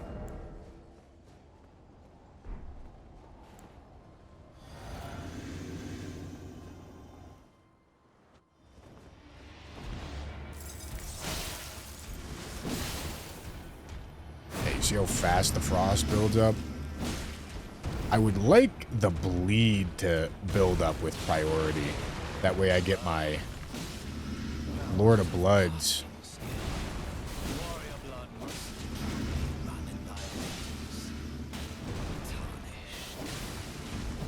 So there goes the bleed. Got hit by all those.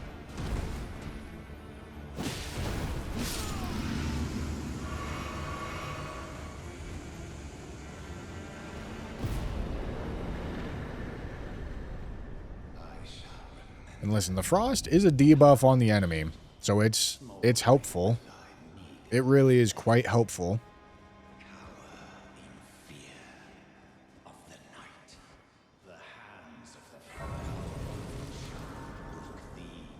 I do just wish I had more bleed buildup so that I could get the white mask and exaltation buffs faster.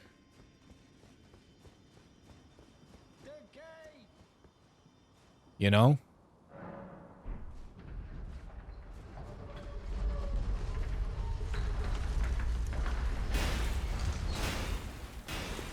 My ear itches.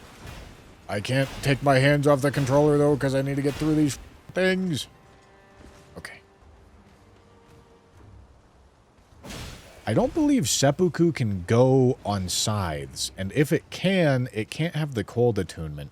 The cold attunement is really nice for us.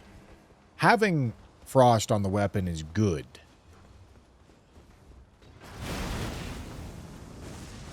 It's just Chilling Mist feels like a ton of frost. Like way more than what we need.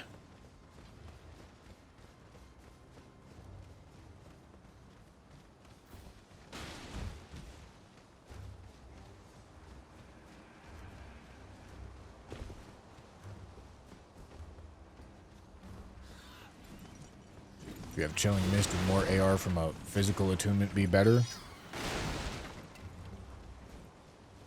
I'm not sure it actually translates to a damage buff. If we go quality Chilling Mist. Because the split magic damage is allowing us to run magic tier.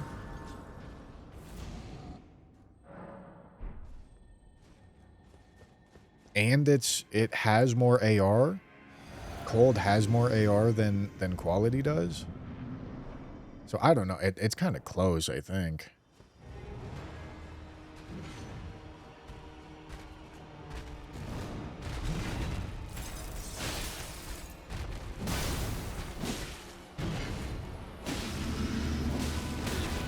Because our AR is really high.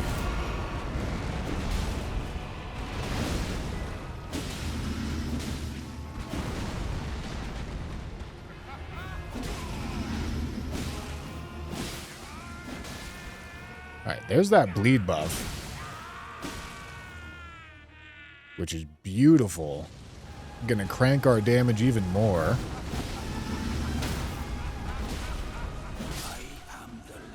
Nice.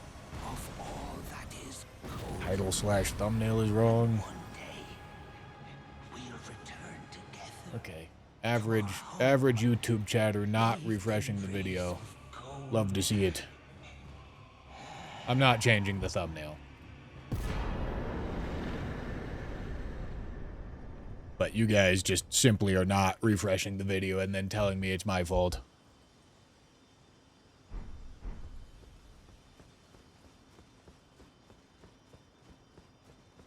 Let's buy from Gostock.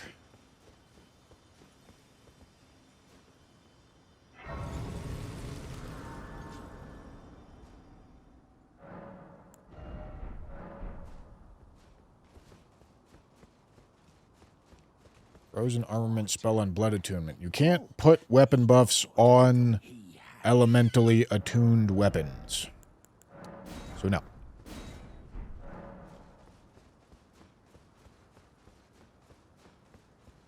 Same thing with Blood Flame Blade on cold attunement.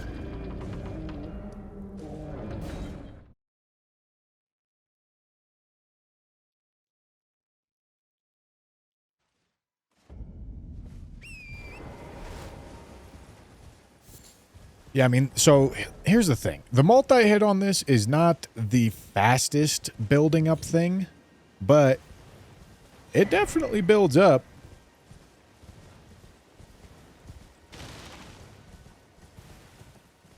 It definitely builds up. And then multi-hit status buildup is a very nice combo. Having access to cold is also quite nice because it makes us do more damage when they're frostbitten.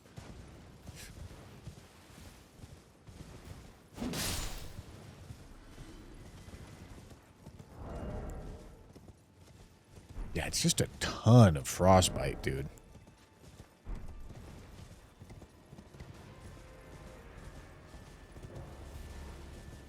Absolute ton of frostbite.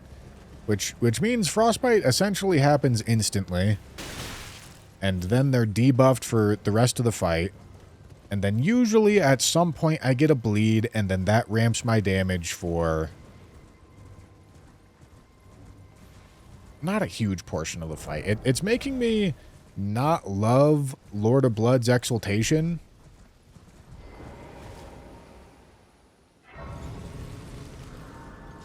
Could I do, like, Chilling Mist on, like, a poison attunement? Is that a thing? I don't think that's a thing.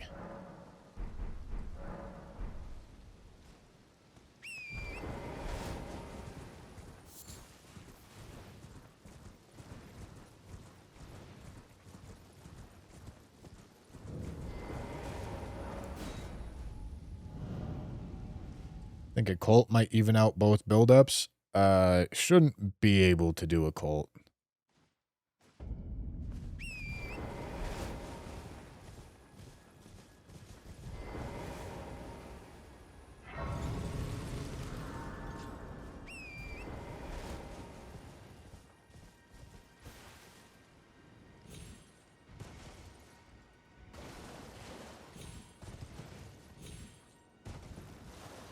But, so, like, my line of thought here is having poison could be nice to get,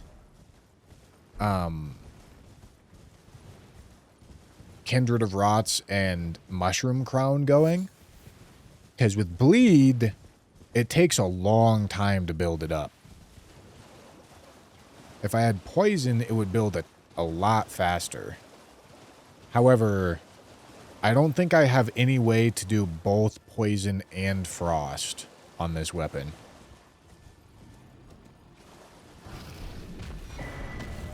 If I did, that would be convenient. Magic Infused Chilling Mist would up the damage. It would not. I promise. I've been looking at the damage calculator.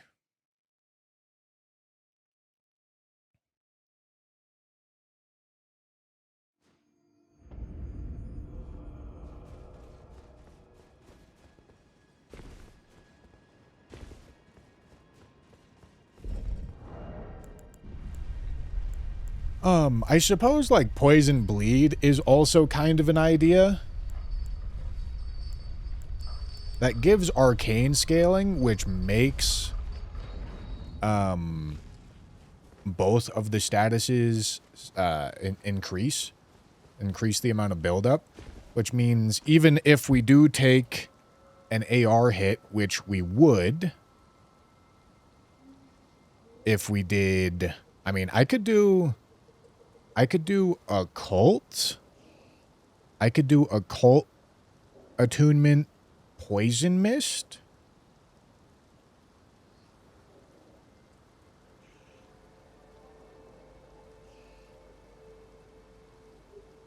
I could do occult attunement poison mist. That's an idea.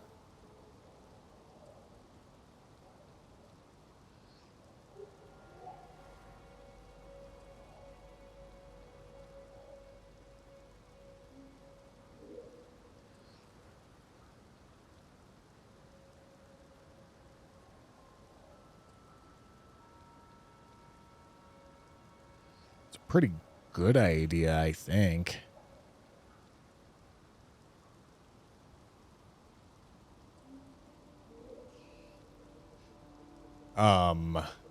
Yeah, I might actually like that idea better. Because it lets me build for more. I get more bleeds, which is obviously more damage. I lose a little bit of AR, but what I lose in AR is made up for by the fact that I'm not going through the magic damage flat resistance anymore. And then I also get to run Kindred of Rot's Exaltation. I don't think I have Black Wet Blade yet. I don't.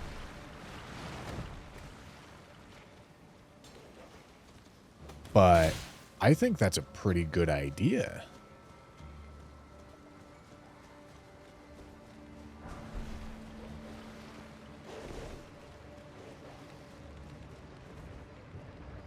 I don't know why that didn't come to me immediately first. It's because I looked at the AR calculator and the cold attunement was high AR. But, I mean, I do lose the frostbite. Like, listen, it comes with ups and downs for sure. It comes with ups and downs if I do that. Because losing the frostbite is a big deal.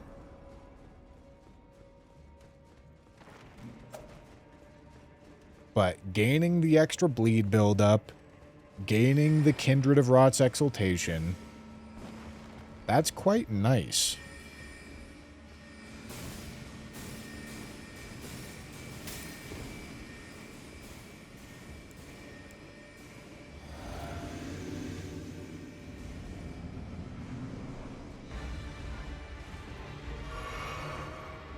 I lose the magic scorpion or the magic tier.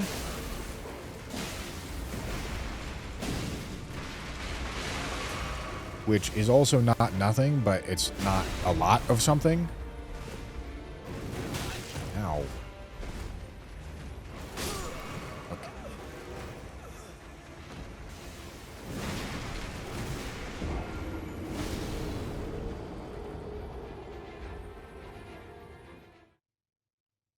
Oh, we also get Poison Hand. That's true. Poison Hand is nice. Yeah, I do think Occult Poison Mist is a better idea here. Occult Poison Mist multi-hit kind of plan. Requires a respec, but that's fine.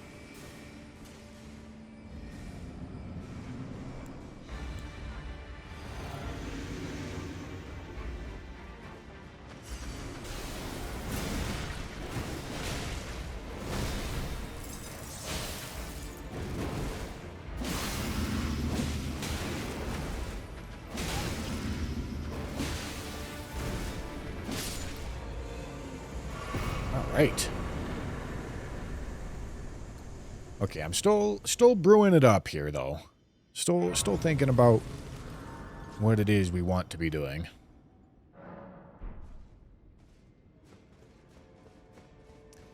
Leveling Arcane on this setup won't do anything. So the way that Arcane scaling works for status effects, if it won't add any blood loss to the weapon the way that we currently have it.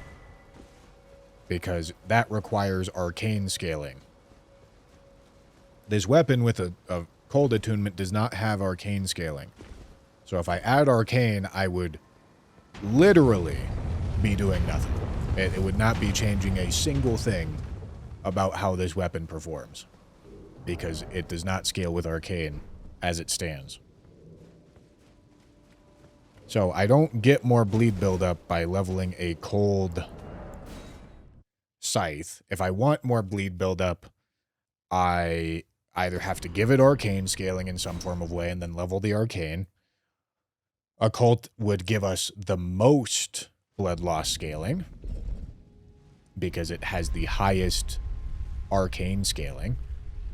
But the blood loss attunement also just straight up adds blood loss to the weapon.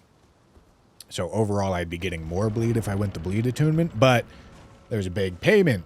There's a big sacrifice that you make when you go bleed attunement. You lose a lot of scaling. You lose a lot of direct damage, which oftentimes is not worth the price. So that's why we're thinking about Poison Mist Occult. Because then the entire package of the weapon is all very synergistic with itself.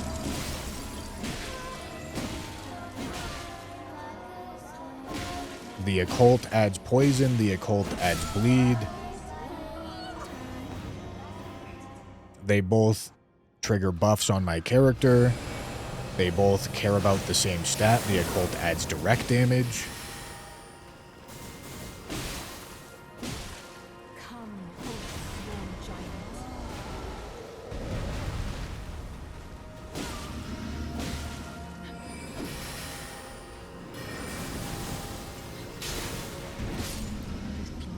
Goodbye, Renala. My dear daughter, weave thy night into being.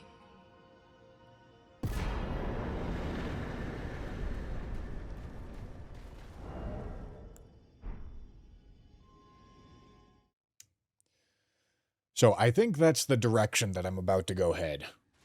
We gotta kill Radon for that. Did ye flee, my sweetings? Come out from whence you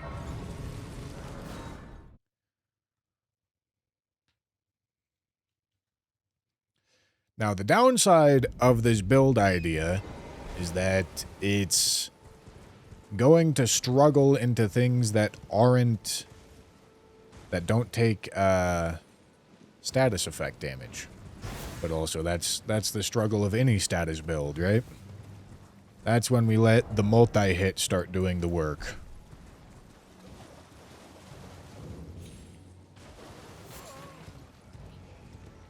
But yeah, I'm excited about this. This is going to be the first proper occult weapon. And it's a good candidate for it. I don't know why I didn't think of it immediately, but anything that has innate blood or poison, or like sleep, I guess, is a candidate for occult. But realistically, blood or poison.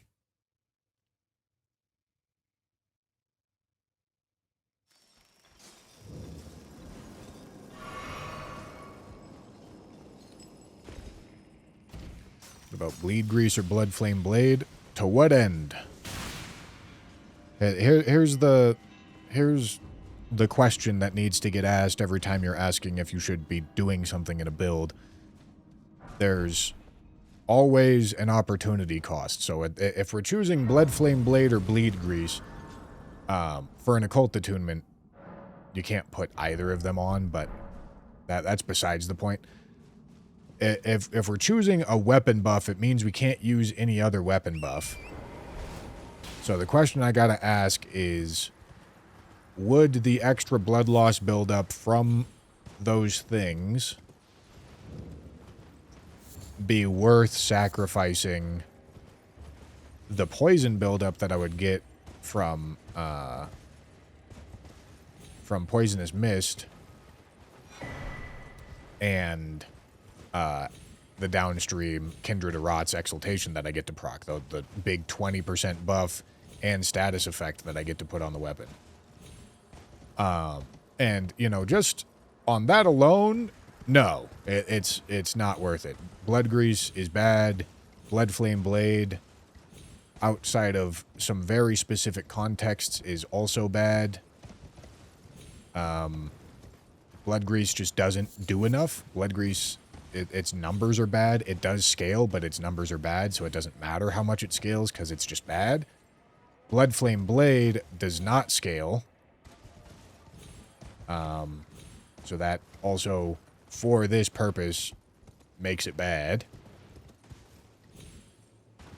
And then the biggest, largest problem of either of those two ideas is that it would restrict my attunement choice. I can't use Blood Flame Blade or Bleed Grease on a bleed attunement or a poison attunement or an occult attunement or a cold attunement. I can't use them on anything other than... Too far to the left? Okay, no, we're good. I can't use them on anything other than standard, keen, quality, or heavy. So, how much value do I lose from the weapon if I have to use standard, keen, quality, or heavy? A lot. I lose a whole lot if I have to restrict my attunements like that. So it's not worth it. It's certainly not worth it. Well far out of the question.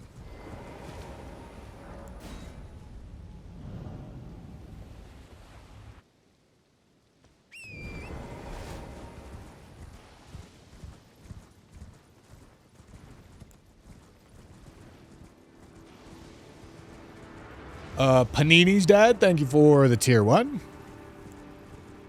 Thank you, thank you, thank you.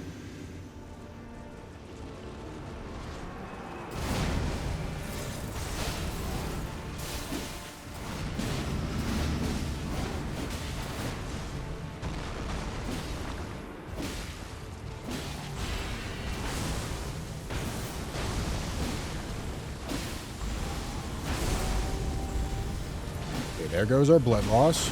So our damage is officially ramped. All right. That looks pretty good, don't it?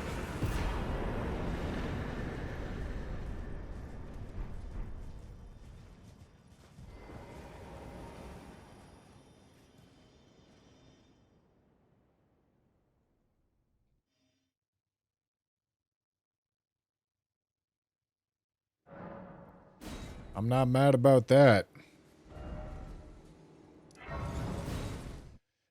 Okay, we're going underground. We need Black Wet Blade.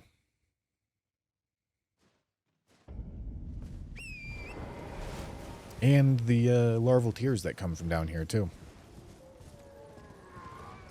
I guess I'm gonna do,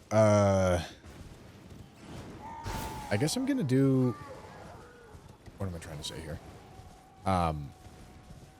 Dectus Medallion this run. Because I gotta go over here anyway.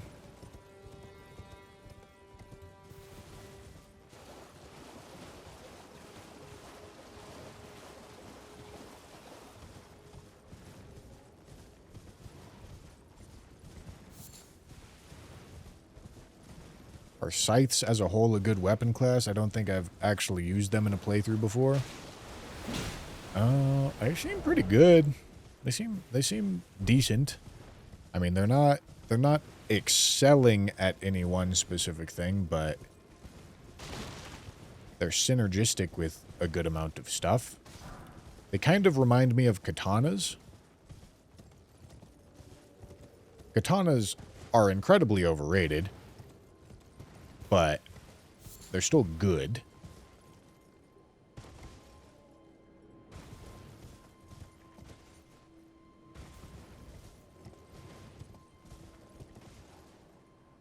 Because I think I would probably build katanas in a similar way.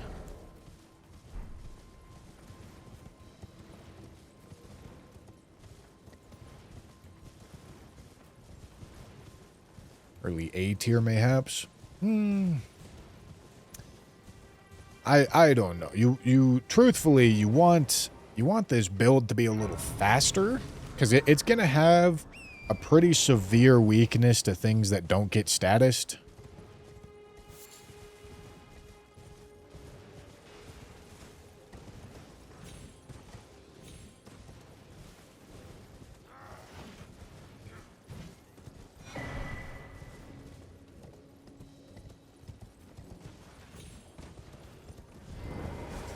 I mean, we've been on a streak of kind of shit weapons. And this thing is not kind of... It's pretty decent. But my immediate intuition is, like, placing it around B. Could go plus or minus a tier.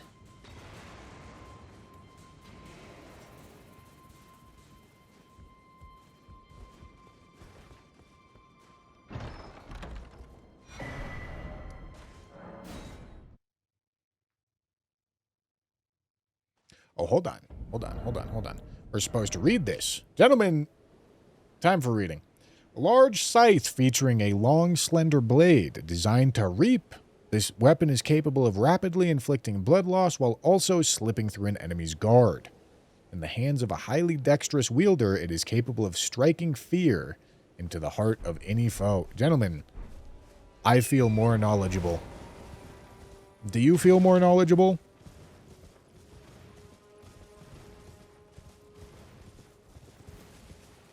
I feel more knowledgeable.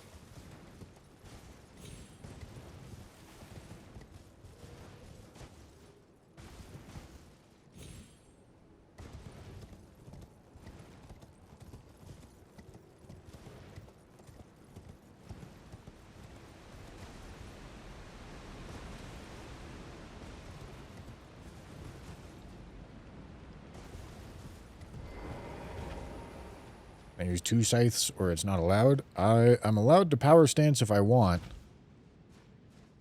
Power stancing is just generally not very good.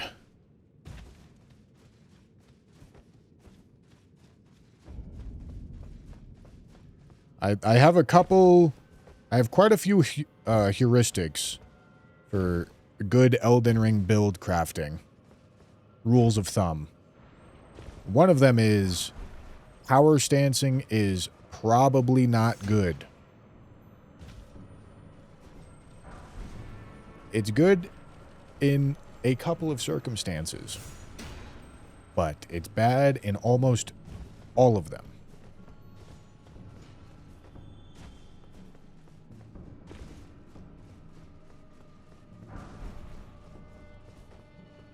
Now listen, I'm of course doing this run. I'm doing this run with the intention of testing my own beliefs about what is and isn't good and whether or not the heuristics I have for build crafting are actually, true.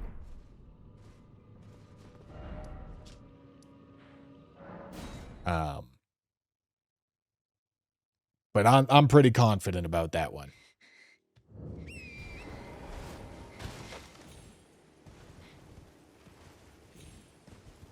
Power stancing is usually a net negative on any build it's used in.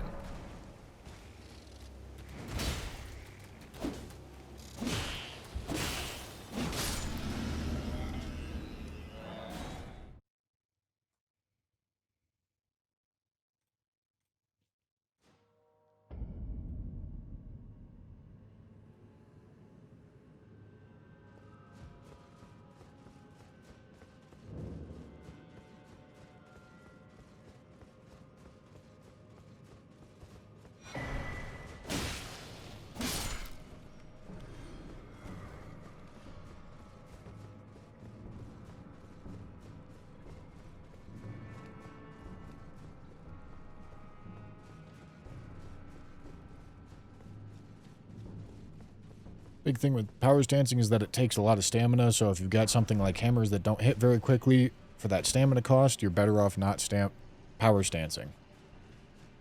Oh, there's quite a few problems with power stancing. The stamina consumption is definitely one of them, but the other much larger problem is that it does terrible damage for how long it takes for the animation to complete.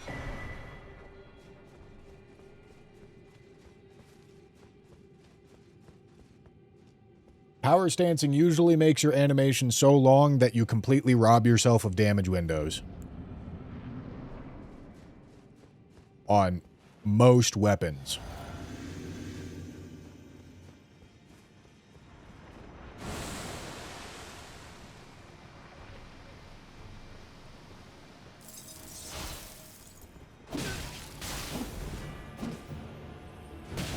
Oh, he's a tanky now. Unfortunately for him, he doesn't know how to use his left-hand weapon.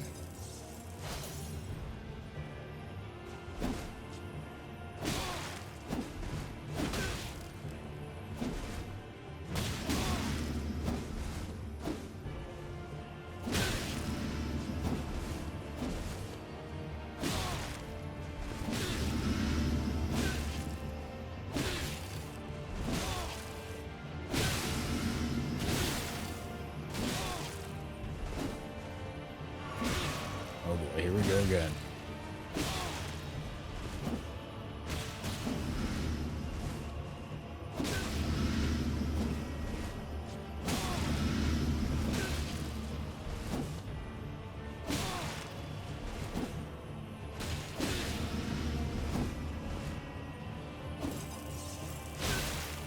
Ow.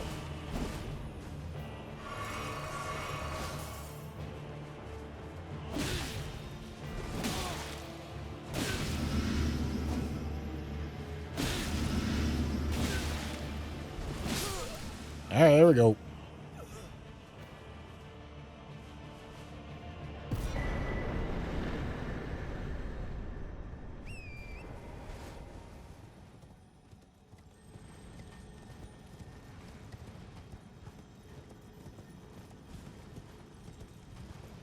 Why did it become the meta in DRL? Power stancing? Well, it powers, like I said, power stancing has a couple of unique, powerful uses. One of the archetypes of those uses is really big weapons that you abuse stance with. When you're playing a format like DRL, where there's no weapon requirements, so the upside of having of two-handing is really diminished because you no longer need to worry about having sufficient strength and like a somewhat reasonably balanced stat spread so that you can have health and endurance and then enough weapon stats to actually wield your weapon. You can instead toss that entire last category out the window and say, that I don't need it. I just get my survivability and slap on whatever weapon is gonna have some really high base damage, like these really big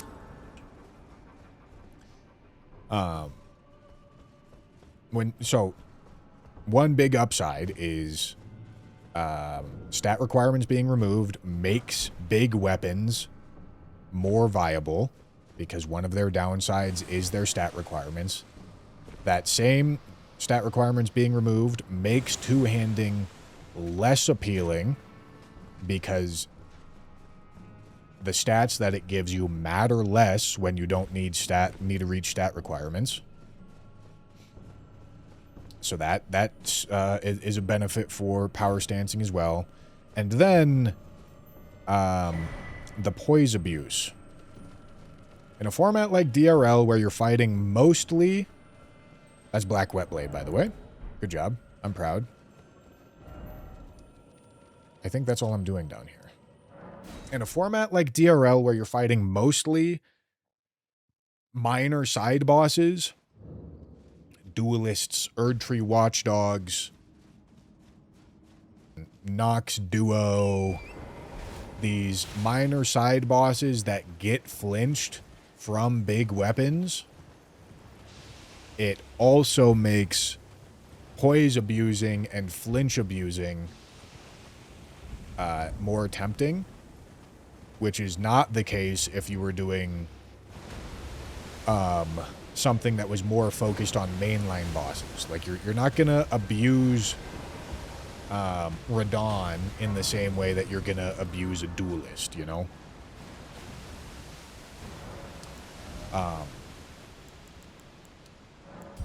So in short, these like competitive formats, quote unquote competitive formats, have changed a couple of rules that make power stancing great hammers, colossal hammers, great axes, these big weapons.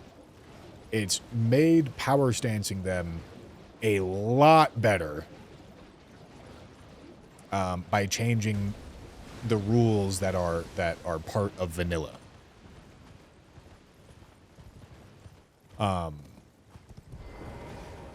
Then, on top of that, we're of course playing New Game Plus 7 here, and like I mentioned at the beginning of the stream, stance becomes less of a thing at the higher New Games. On New Game 0, which I think vanilla New Game 0 is the gold standard. I think vanilla New Game 0 is, like, realistically what you should probably be measuring against. But nonetheless, we're playing New Game 7 here. Stance damage is less good, which means power stancing is also less good. That's our Poisonous Mist. So we're ready for our Occult-attuned Poisonous Mist weapon here. And then the other archetype of stuff that's good power stancing is multi-hit status builds on things that have very favorable jump L1s. Curved swords and twin blades. That's good. New Game 7, that's good. New Game 0, that's good. In lots of applications. However, it's twin blades and curved swords. It's not very much. You know, we're not talking about the whole weapon catalog here. We're talking about 2 weapon classes. Where did he flee, my sweetings? Okay. Is it that to become? Okay, let me start by doing this. Let me start by going here. Take Poisonous Mist. And we're going to give it this Occult Attunement. Okay. Then, on top of that, we're probably going to dump Millie's Prosthesis for Kindred of Rot's Exaltation. Then I could also think about adding this on. It's a better piece of armor. It requires me to have a little bit more endurance, but I think that's fine. And then, for the Physic, Magic Shroud and Crack Tier isn't doing anything for us anymore.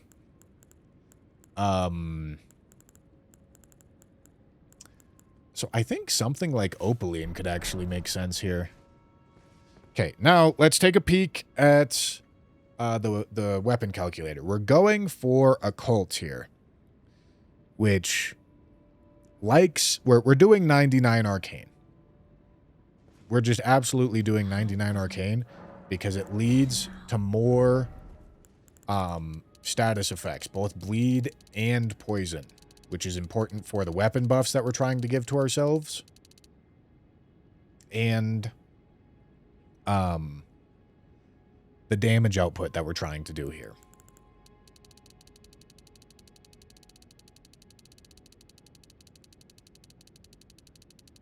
Okay. And then Endurance, I think I do actually want White Mask, but I also want Poison Hand, so I do want extra Endurance compared to what I had. I want White Mask because I can proc Bleed multiple times, but I don't know, like, Poison definitely procs faster. I mean, it's a tiny bit of a toss-up, I think. And then...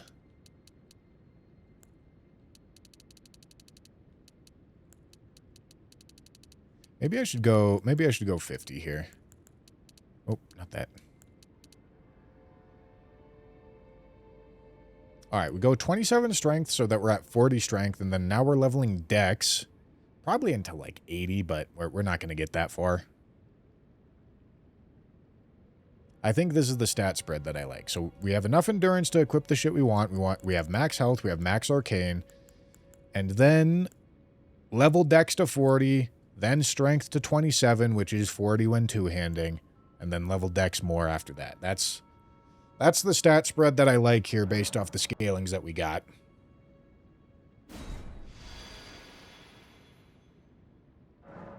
Okay. And now, in our offhand, we're also going to want Poisoned Hand, because this is going to give us 7.5% extra damage every time poison gets built up. So, 116 blood loss buildup. When the Poison Mist gets applied, I don't know how much poison it's going to build, but it's going to be plenty because there's going to be mist, and it's going to be on the weapon that has B scaling and arcane. So it's going to be good. This White Mask can get re-triggered more often. Mushroom Crown gets triggered faster. So Mushroom Crown is better for the moment, but it might... White Mask might become better when things are tankier and we're in fights for longer.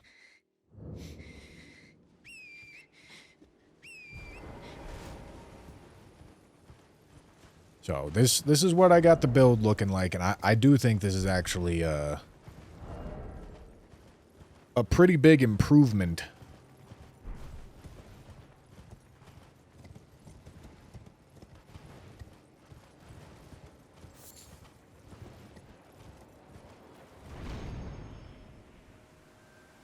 Okay, let's go get Dectus. Let's get schmovin'.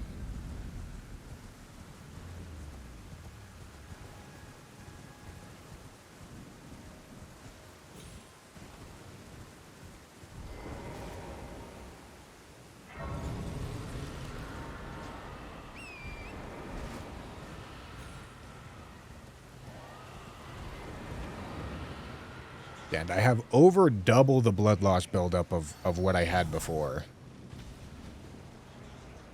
And realistically, my damage is not lowered. I'd probably have comparable damage, if not more damage than what I had before. And I'm doing twice the bleed.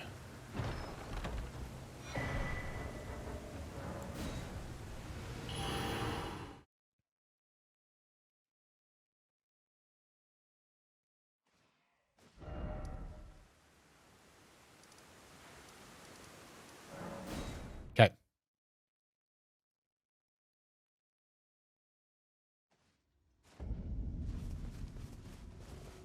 I'm excited about this, dude. I think this is gonna bang.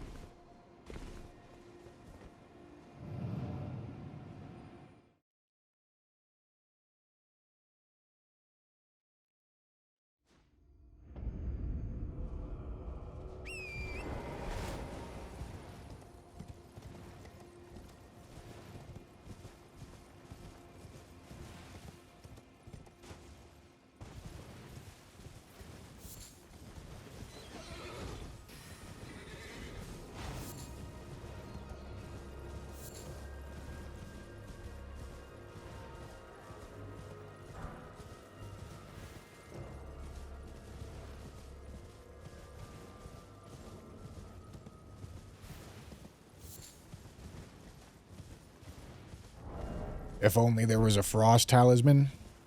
True. But also the fact that there's not pushes us closer to this build. And this build is more synergistic with itself. The occult works for both the bleed and the poison. Whereas the cold only worked for the cold.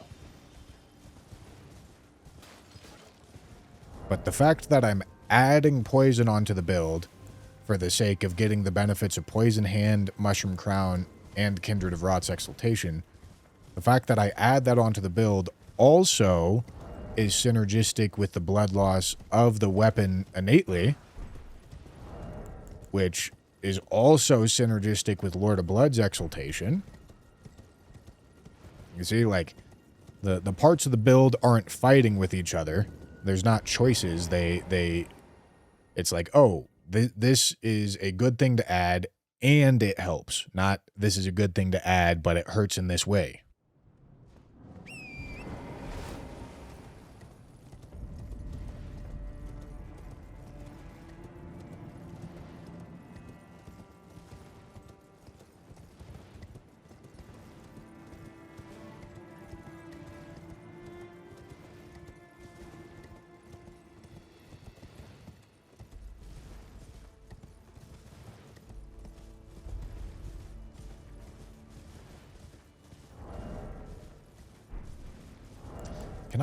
Do I have enough?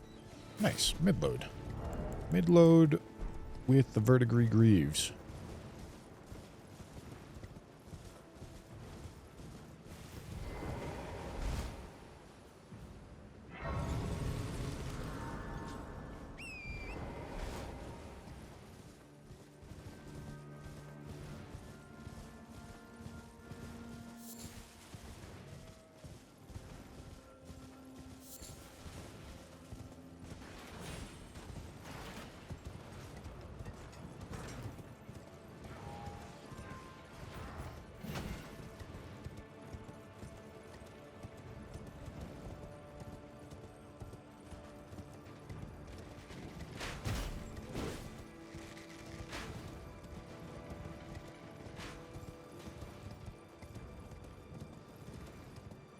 This could turn out to be a really nasty setup. I think it will.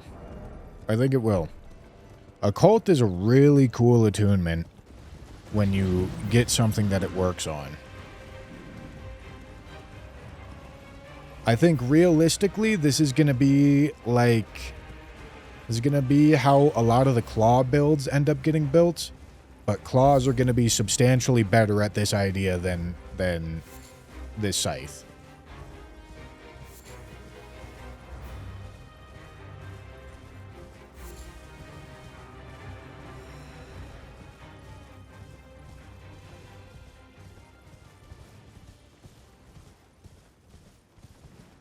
Court, thank you for the prime.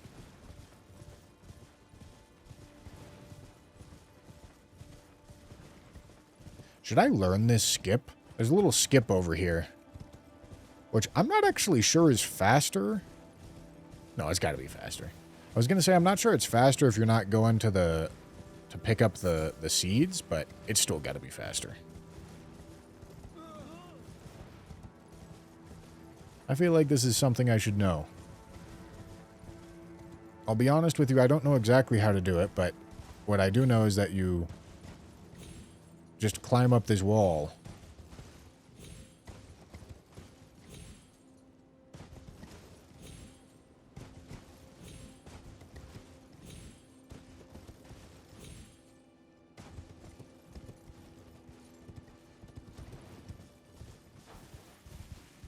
Maybe to the left.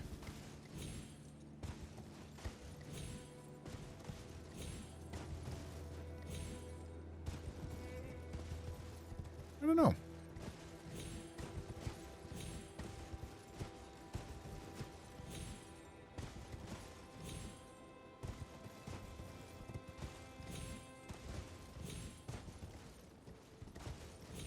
Jump to the right. Like right there? I don't actually know.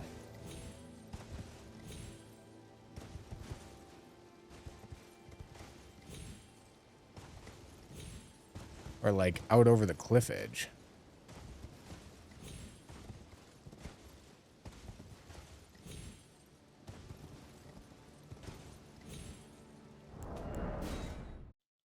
I don't know. Couldn't tell you.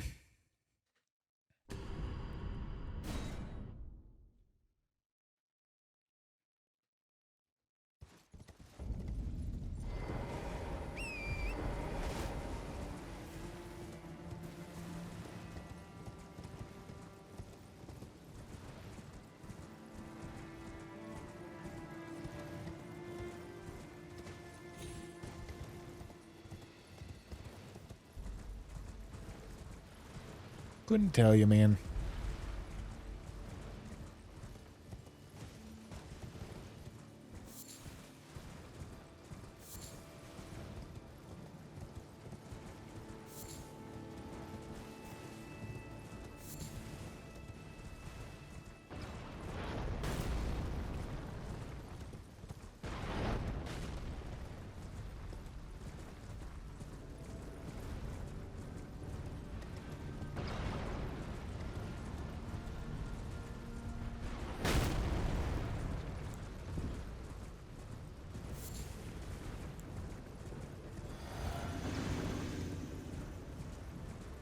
Alright, let's see.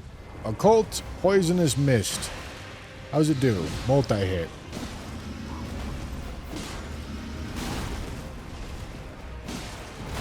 Ow. Alright.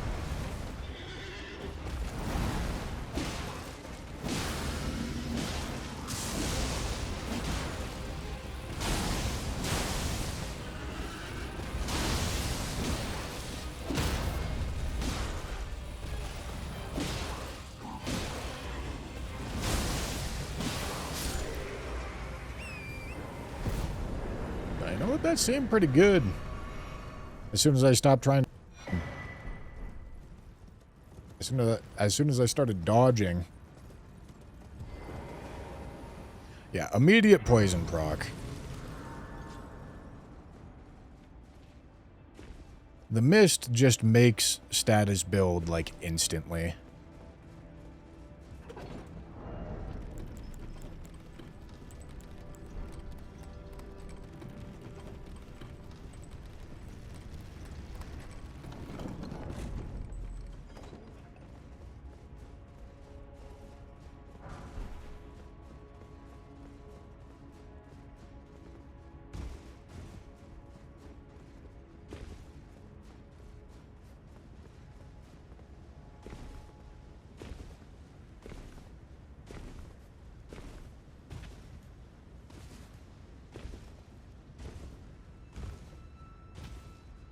Yeah, I don't give a shit about rune optimization anymore.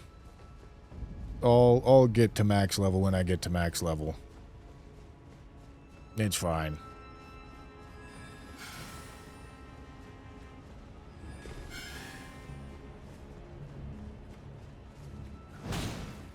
Ow.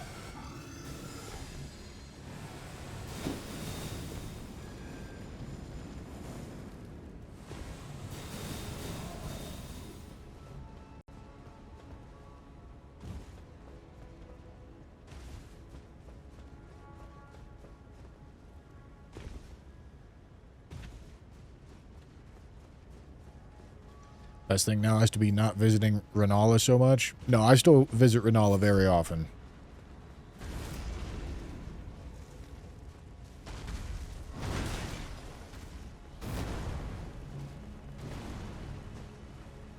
There hasn't been, for the last several runs, there hasn't been a run without visiting Renala.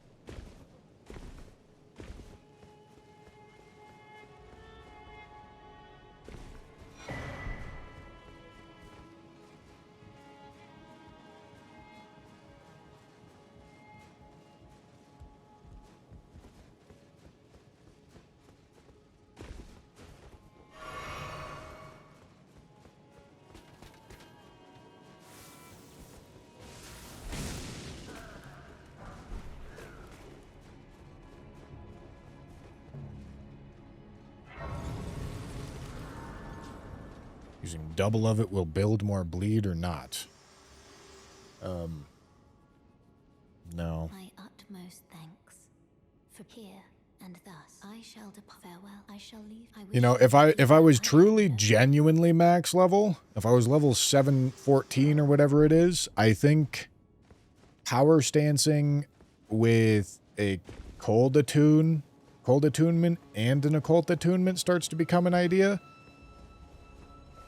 Because you no longer have to make choices with your levels anymore. You just can have everything all the time.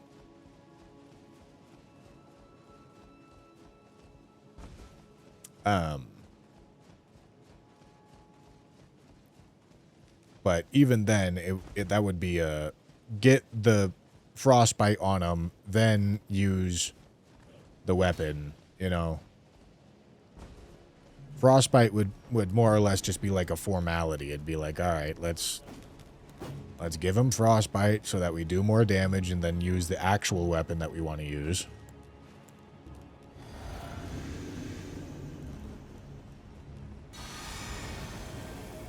Alright, so this is obviously a boss where we won't be getting the benefits of status effects. So this is where we're going to see how the weapon does, crutching on jest, multi-hit, and base damage.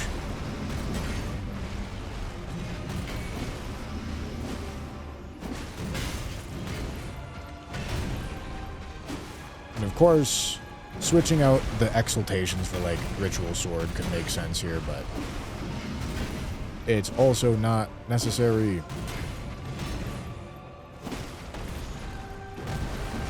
Oops, out of stam.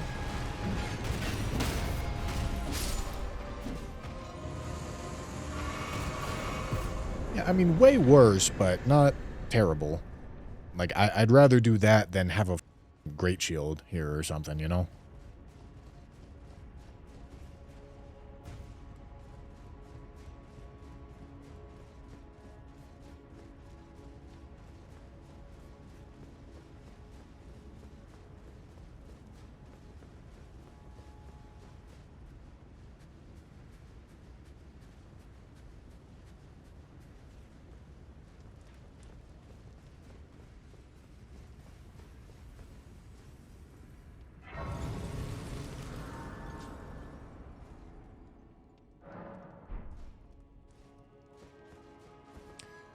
Thank you for the 750 jewels, Dero. Thank you, thank you, thank you.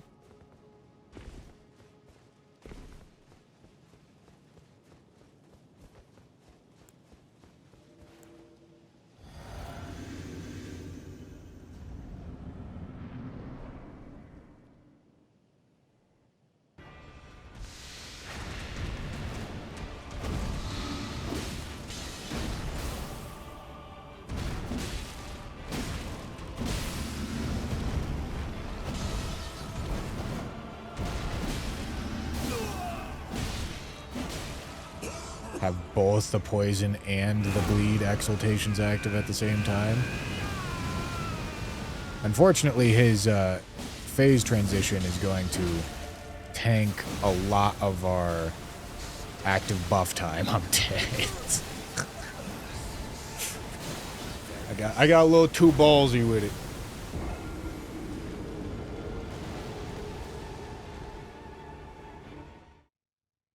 It almost worked, though.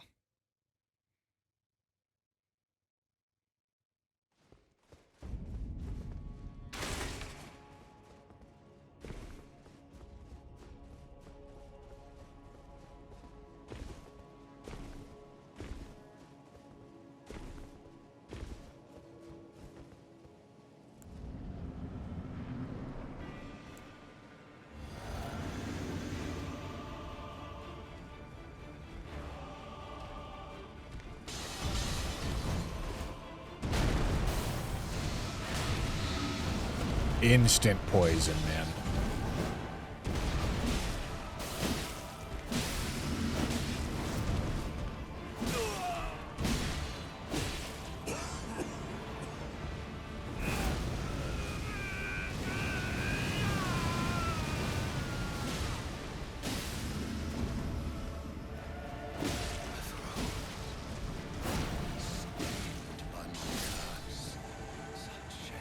Yeah, dude. This is a good weapon.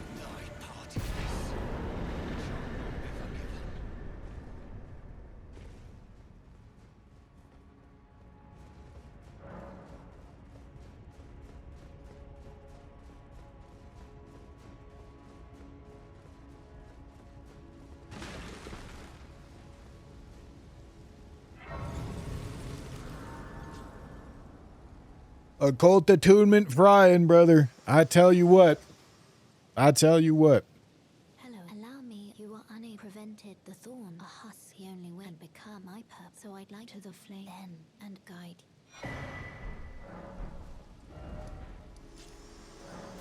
Hey, can I read the rules for the runs in any place? Sorry for my bad English. Holy dude. Dude, chat, pay attention. All you English speakers that refuse to read the title, man. Pay attention to this guy. He doesn't even speak our language natively, gentlemen. Gentlemen. Be more like this guy, huh? Be more like this guy.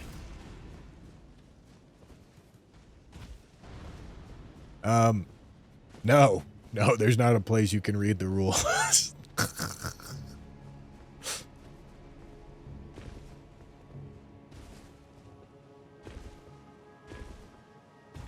Well, I guess you can type exclamation point all weapons. That'll probably explain it to you.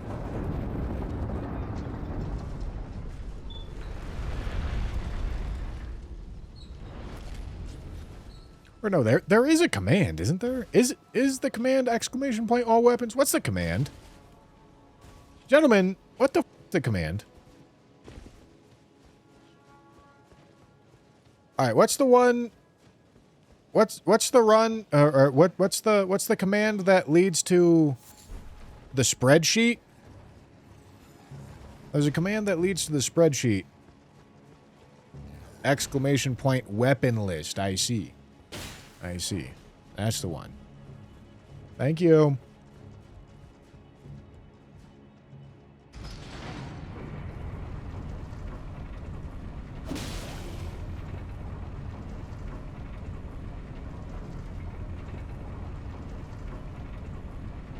Maybe start putting both in title, maybe if want, perchance.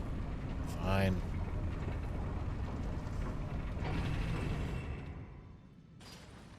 Whoops.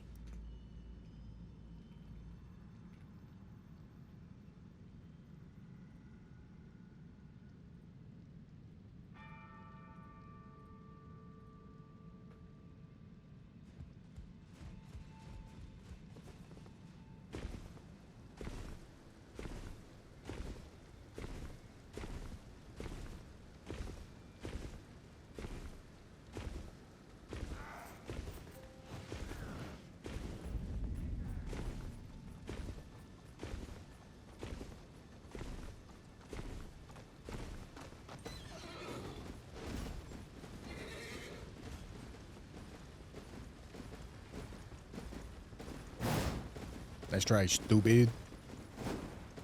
Stupid little idiot. Stupid. What you doing, stupid?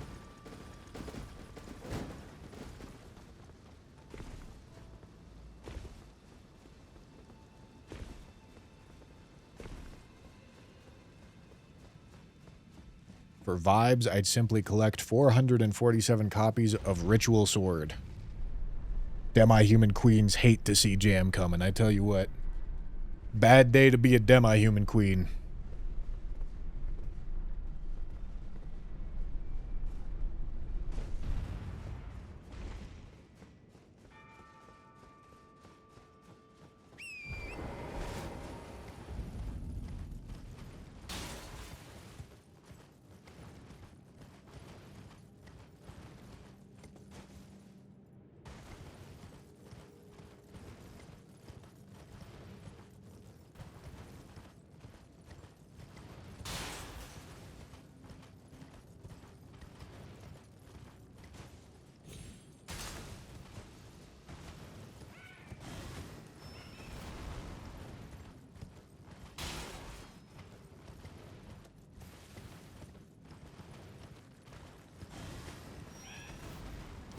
The 447 DTS shields will look funny.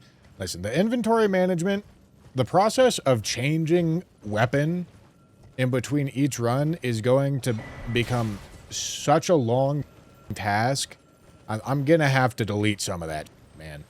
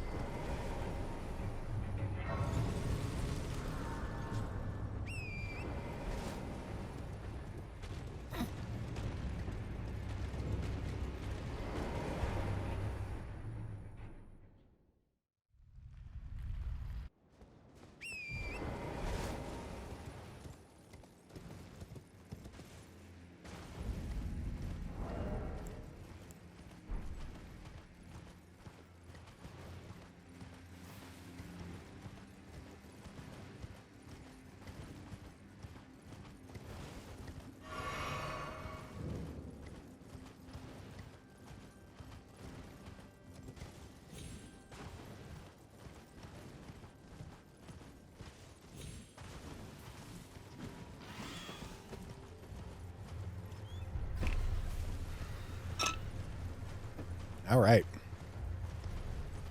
Gentlemen, last night I started the process of brewing up the thumbnail format that I'm going to have for the second channel videos of this challenge. And I'm pretty happy with what I came up with. I like what I made.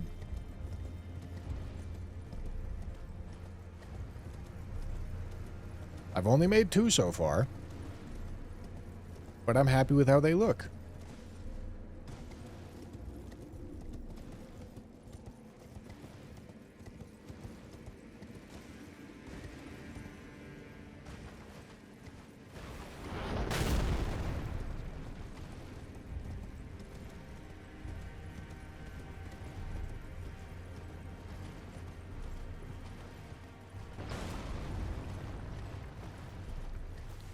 I like judging thumbnails, ask Tanner and Ryan.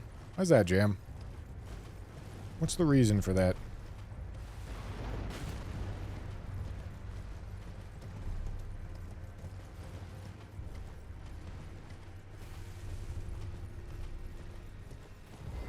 like telling people stuff looks bad. Well, I'd only disappoint you if I showed you my thumbnails then, Jam. Hate to say it.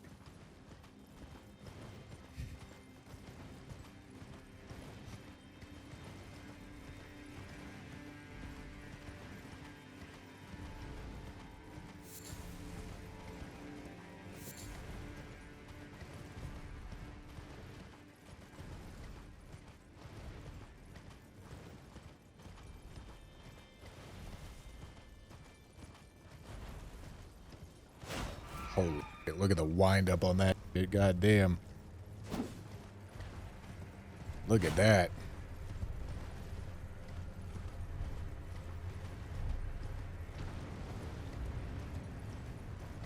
Computer! Prolapse his anus. Computer.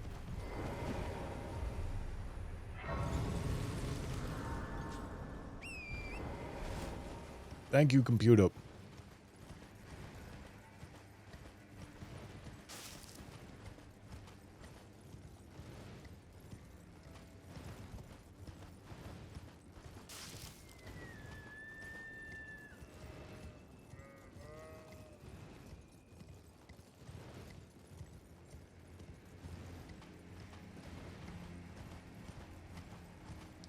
Computer, make this guy his pants.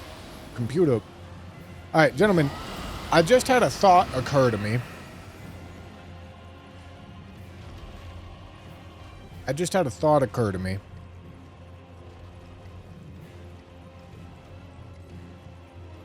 I'm kind of disappointed that this thought occurred to me right now instead of 10 weapon runs ago. But it did just occur to me. Maybe for these weapon runs, I should, at the start of every new game cycle, give myself a list of graces so that I don't have to do all the big running sections of the game. And then, if I do that, I can also do more bosses. I feel like that might be a good idea.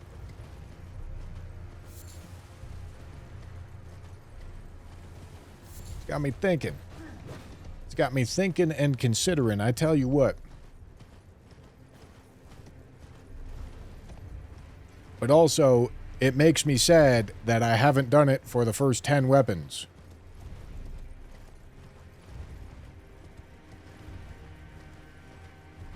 Should get Scythe to make you a version that has active graces as soon as you load up. Well, I can also just ER tool it, because ER tool has a feature where you can save profiles.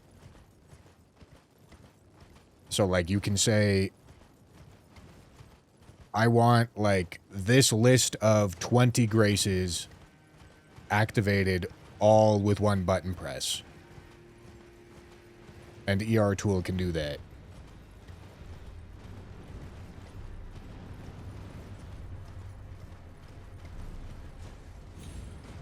Gino did that for his series of chat requested no-hit runs, and it saved a bunch of time. Yeah, because, you know, doing the Morgott to Fire Giant run every time is kind of devious. There's going to be a lot of time dedicated to running through Forbidden Lands.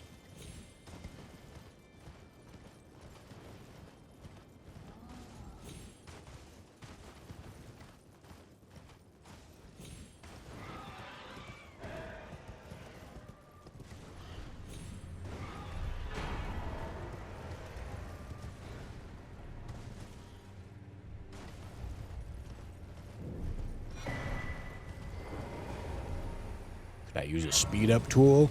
Yeah, like a tool that lets me teleport to the next grace that I need to go to. That's a good idea. Why didn't I think of that?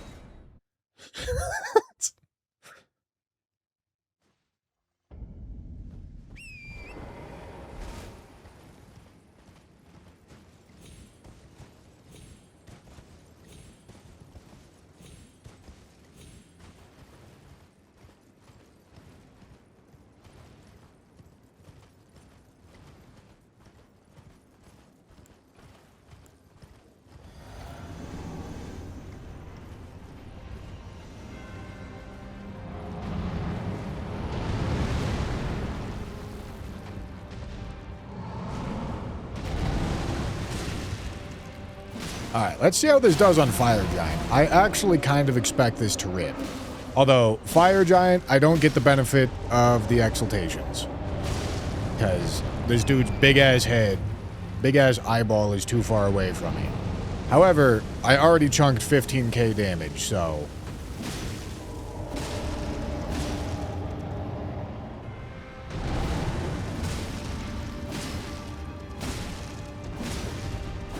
Seems pretty good to me.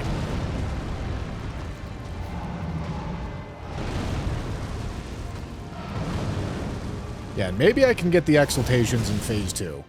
God damn. God damn. No, this is good.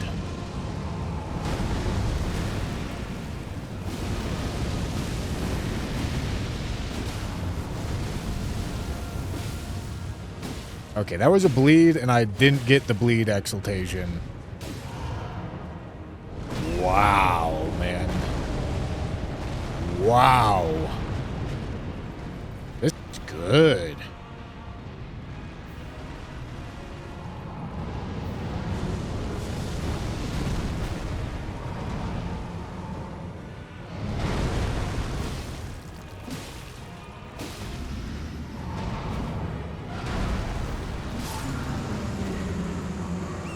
Oh boy.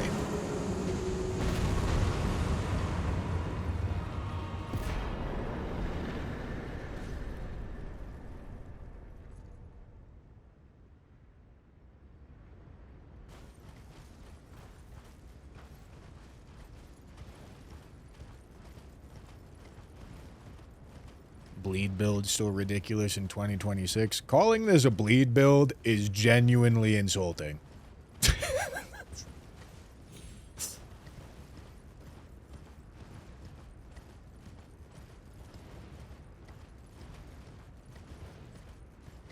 I feel like you just slapped me by calling this a bleed build.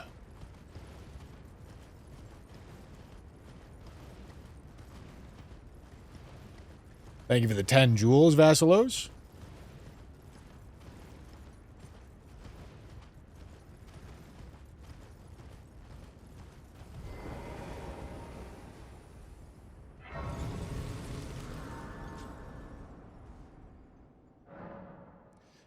Jewels, and what's the conversion rate? Good question. I don't know the answer to it. But YouTube apparently gave everybody, or at least some people, 1,000 jewels to launch the new... It's a bits equivalent feature. A Twitch bits equivalent feature.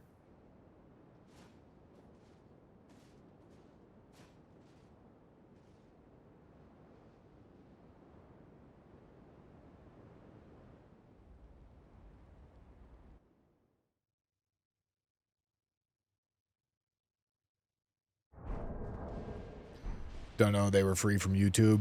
Yeah. Wait, I'll take it, dude. I'll take it. Imagine YouTube scamming and they're not actually paying out to creators if they were the free bits. I don't actually know. I'm literally entirely speculating here. I don't know what they're worth, and they're probably maybe localized in price anyway. I'm not sure.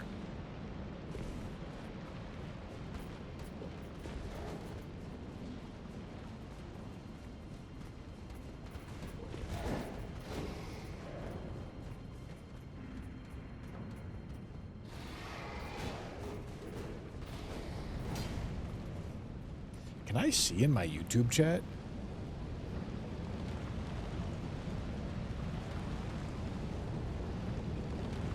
I don't see how to.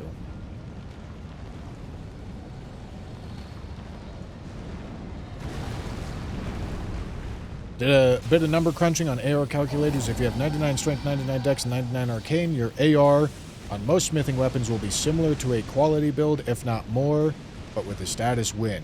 Are you talking about a cult, Steve? Or are you talking about a bleed and poison attunement? Because those are two different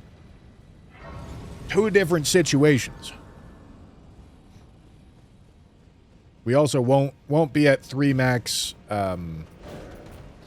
weapon stats for a while here.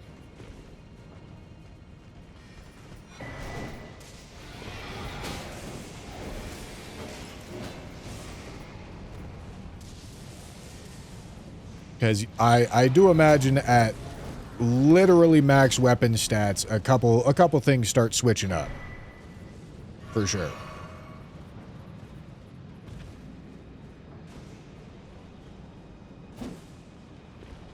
One jewel equals 2.8 cents. Wait, really?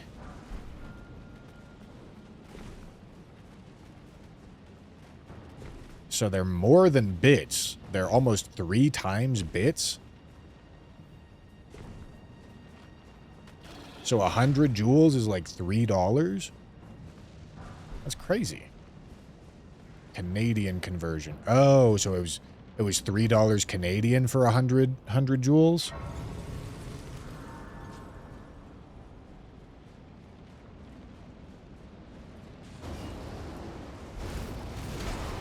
When you have bleed or poison attunement granted later in this quest, it will be the optimal damage output. I mean, we'll, like, obviously I'm going to do the number crunching at every point.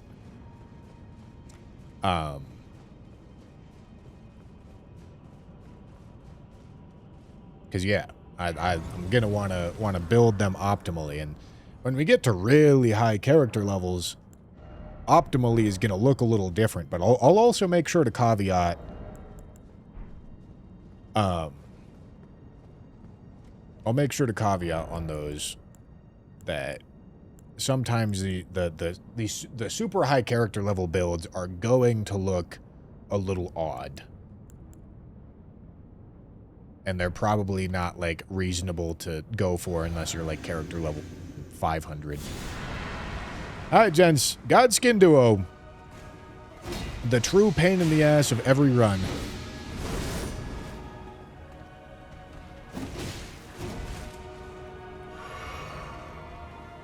Let's make it a 1v1, man. Please.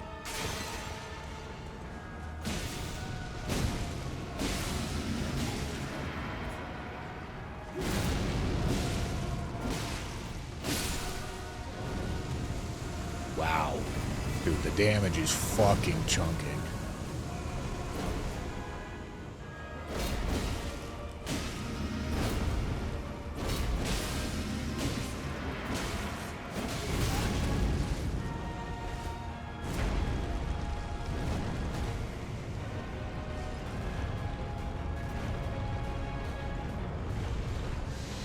Get hit.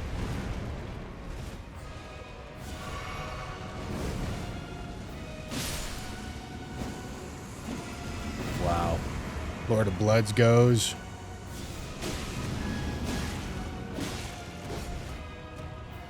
Come on, let's get the poison. Poison goes.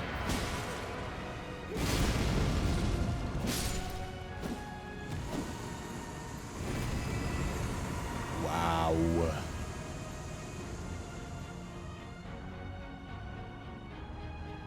Yeah, listen, dude, seeing this compared to our last run. Whew.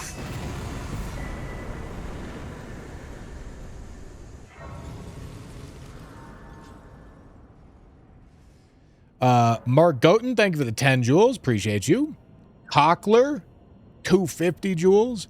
Goten with the 10 jewels. Just a dude with 1,000 jewels. Juicing, man. And Mark with another 20 jewels. Thank you, boys. Thank you, thank you.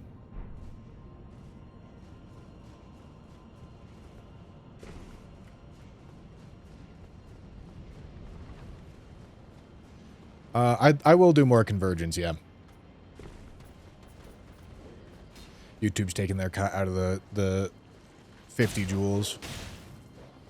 Yeah, it probably is a 50-50 split. For creators, it's probably the same as bits where I bet 1,000 jewels is $10. 100 jewels is $1 going to me.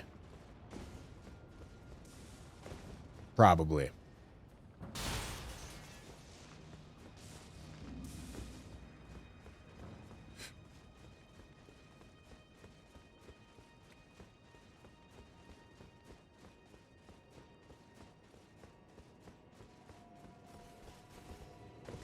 What even is your character level right now? 275.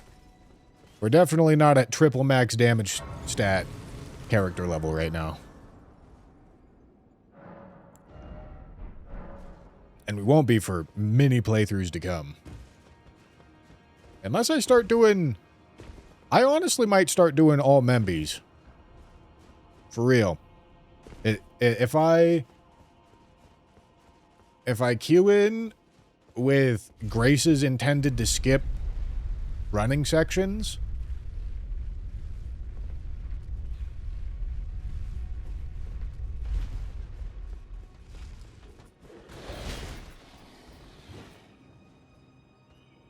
I could definitely do that. And I feel like it would make... Whoops. Make the challenge more robust as a whole. Hold on. Jamokimon. Thank you for the 10 jewels.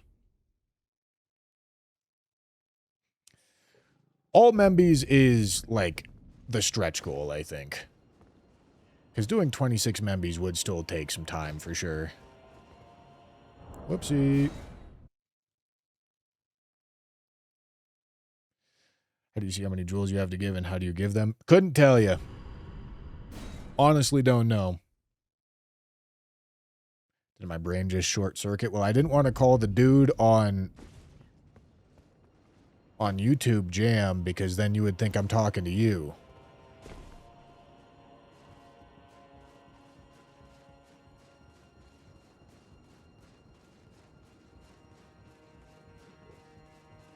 Send me a screenshot of the purchase breakdown.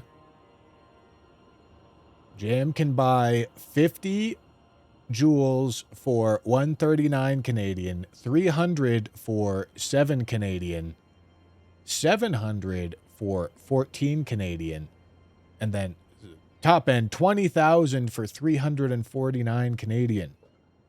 So they range from 28 cents per jewel to 18 cents per jewel. Canadian cents, which is probably like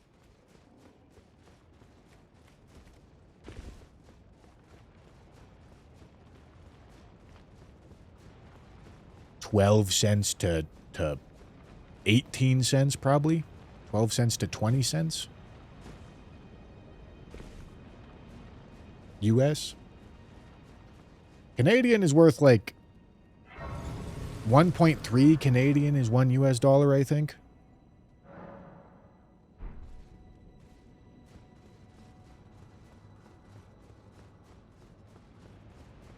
So anyways, gentlemen, all you people watching on YouTube, if you got free jewels, shit, I'll take them. Pay out your favorite streamer. That just so happens to be me. Just so happens to be me. Take YouTube's money and give it to me. Lord knows I want it. Oh, whooped. Jamokimon, thank you for the 30 jewels. Okay, let's see how this goes.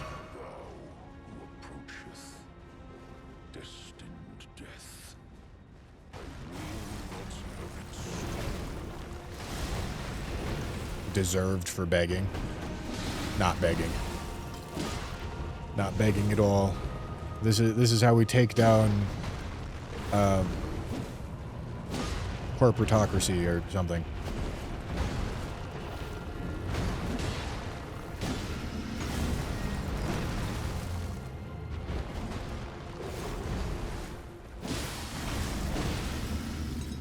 Wow. Fucking chunking, dude. Okay, let's reapply the poison. There goes the damage buff. Oh my goodness. Oh my goodness. Oh my god. Okay, you know what? Okay. These sides are overperforming because I was really not giving their stance damage enough credit. I figured the R1s wouldn't be building up any noticeable amount of stance damage, but we've gotten a couple key stance breaks that have been crazy. Like, I was kind of like operating under the, okay, these are going to be slower claws, and this archetype just wants a weapon that swings as fast as possible, so these are just going to be worse. But the fact that these do an actual amount of stance damage is for real proving to be kind of valuable. Like, this is a slower, more stagger-heavy claw build right now. And it's good. It's good. Oh my goodness. Urhavan, thank you for the 20 jewels. Apful, thank you for the 10. Kira with the 10, thank you, thank you, thank you.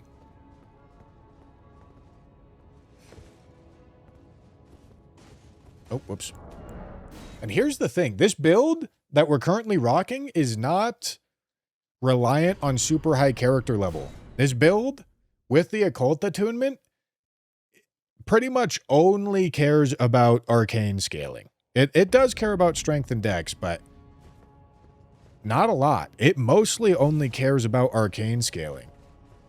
So this is a build that would still be ripping at like rune level 100.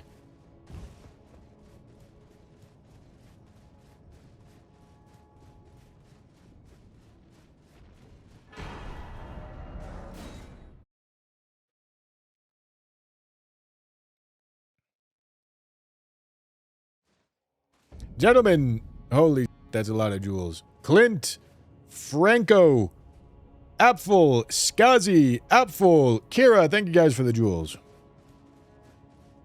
Clint again, thank you, thank you, thank you.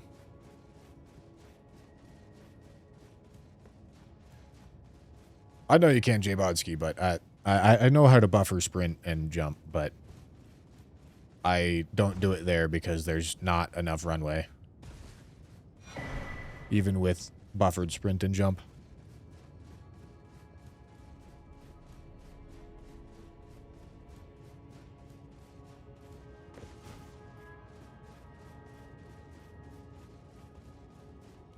Day by day, thank you for the jewels. Clint again, thank you, thank you. Holy, is this TikTok? I'm sure that's what YouTube's trying to emulate.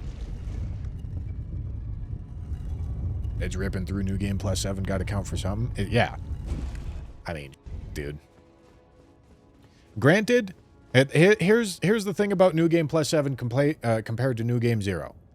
Multi-hit and status are going to appear stronger because this scaling favors multi-hit and status more than it favors charge attack stuff.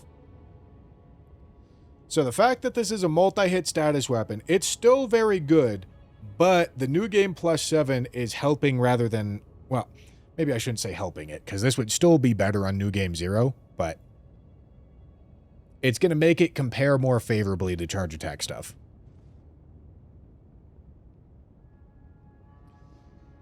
Dries, thank you for the jewels. Dad by Day. Thank you for the jewels as well. Gila and Dries, thank you.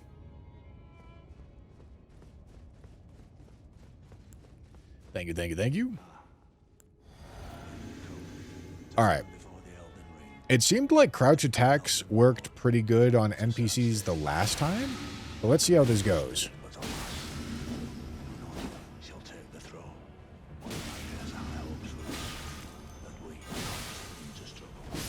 Dude, and the bleed build-up's nasty, man. Dude, this weapon fucks. Dude, I was not rating Scythes very highly, like, in my head.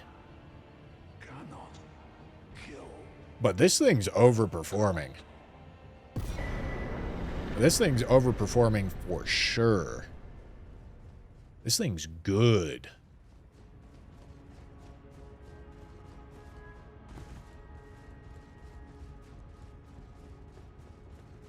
Smiley with that 1,000 jewels. Thank you, thank you, thank you. Gila with the 20. Apfel with the 20. Thank you, thank you.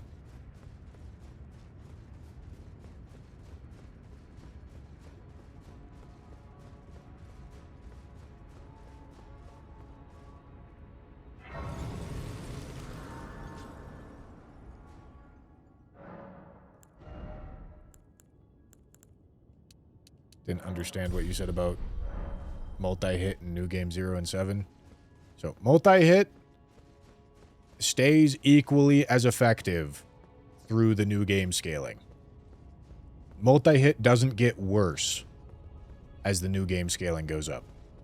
Charged attacks do get worse as the New Game scaling go up because stance damage goes down and charged attacks rely heavily on stance damage. So, charge attack builds get worse as New Game scaling goes up. Multi-hit builds don't get worse as New Game scaling goes up. So it makes them compare more favorably at higher New Game cycles. That's what I was saying. Apple, thank you for the 2 and the 6. Thank you, thank you. Dude, it builds so fast.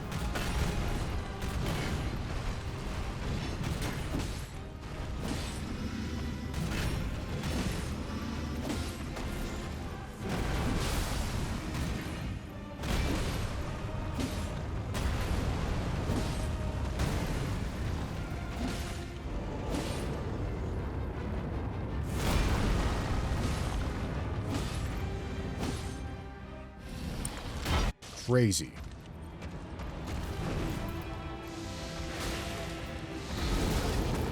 There goes the fucking poison, man. Instantaneous.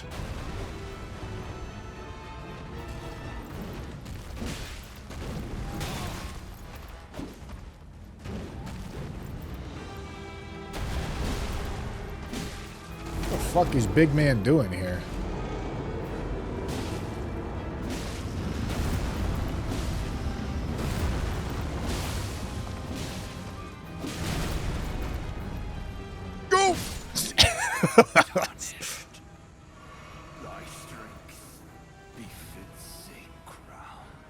Wow.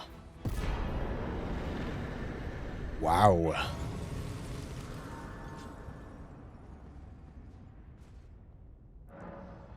Gabehead, thank you for the 440 jewels, gentlemen. Thank you, thank you, thank you.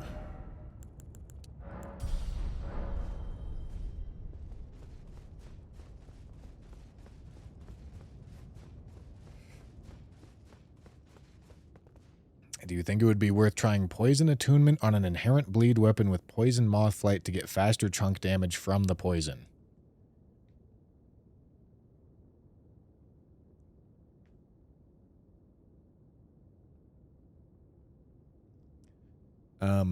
That's not the reason why I would want to try that. I think short answer to the question is no. But I think the reason why you may want to try that is because you see how fast poison builds. It's pretty much instantaneous on a lot of these enemies, which means if you burst it and get rid of the poison with Poison Moth Flight, or Poison Flower Blooms twice probably is better. But if you do that, you do sack Poisonous Mist, which means your buildup is a lot slower in favor of Poison Moth Flight or Poison Flower Blooms twice. But the idea would be to more frequently have more uptime on Poison Hand, Mushroom Crown, and Kindreds, which I could see a rationale for that for sure.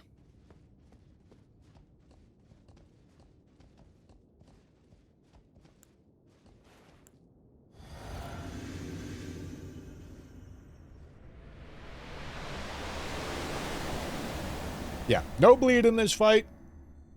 Obviously, this build is, oh boy, dude. Poisoning Radagon that fast is crazy. This build very much relies or benefits from status, and we're not going to have a ton of that this fight.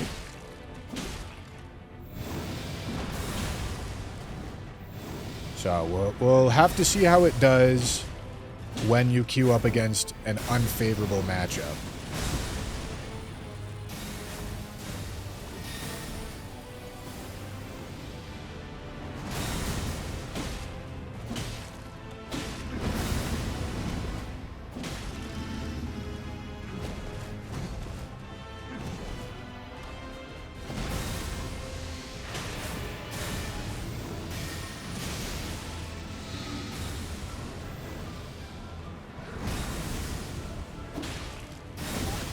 Damn it.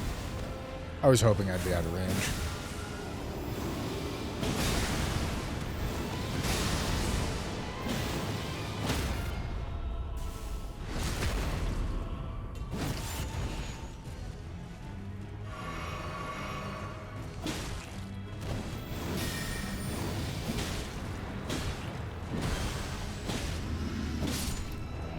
Okay. Ritual Sword's obviously going to do a little bit of something for me here. This can also go here for the benefit of multi-hit. Just so that we have more of an idea of how this looks when we build it for things that are immune to status.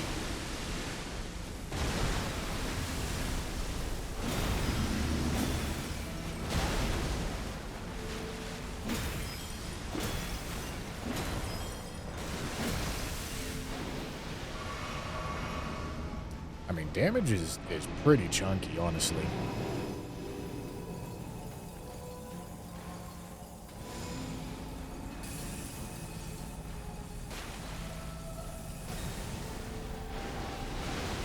Too far.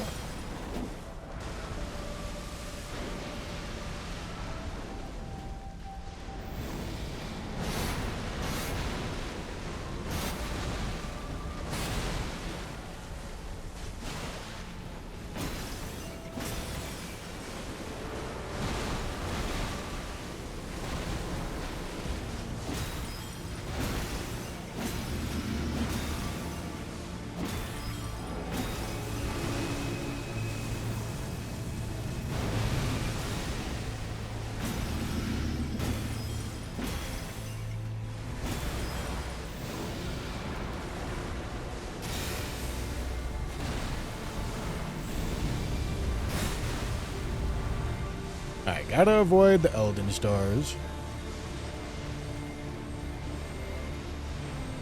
Oh, hello.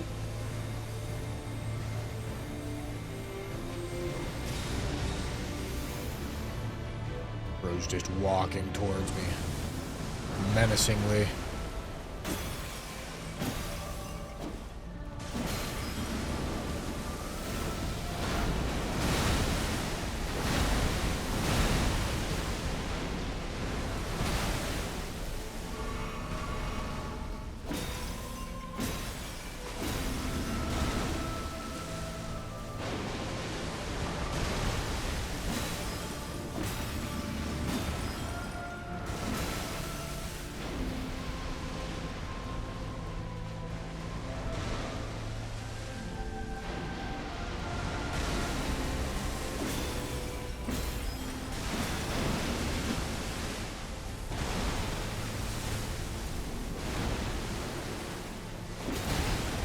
What? I think the hit itself knocked me back and put me into range of his attack. Good job, gentlemen. Good job, gentlemen. Look at that.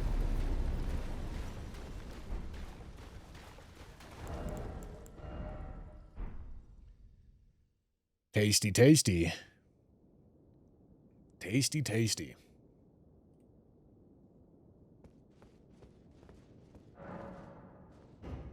All right, let's go roll credits. The fallen leave.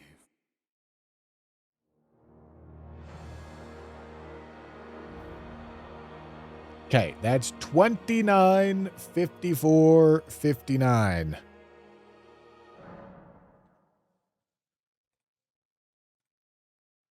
Let's see. 29, 54, 59. Absolute ripper right there, dude. We even killed three deaths, dude. Oh my goodness. We even killed 3 shard bearers. Like, it's not like I was trying to speed run this one. That one's just an absolute ripper. Okay. Okay, let's go find it. So,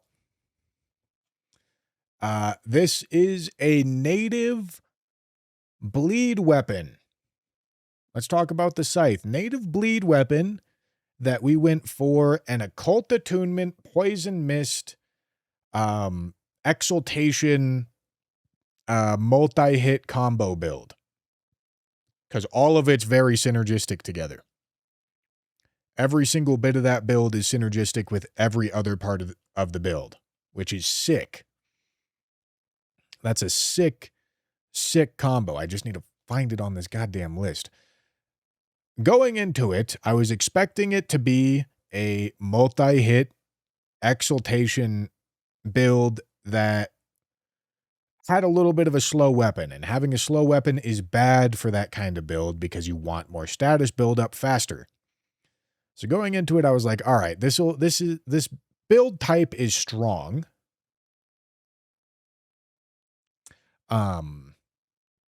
However, this won't be the optimal weapon for it.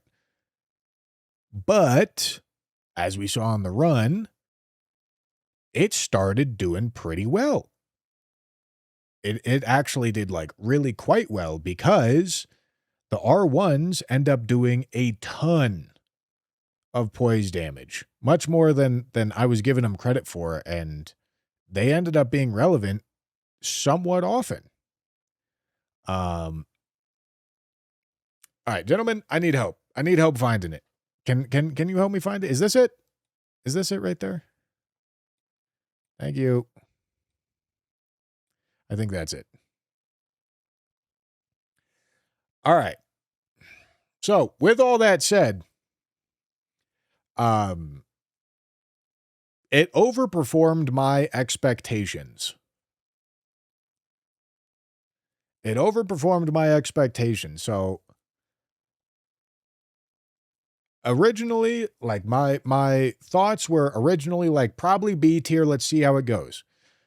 So, would I want to use this over Visage Shield? Oh yeah, for sure. Would I want to use this over a Great Hammer, over Great Mace? I think probably. Man. I mean, this thing ripped. Would I want it? Do I want to place it as the best weapon we've done so far above Rotten Great Axe? Let me think about that one.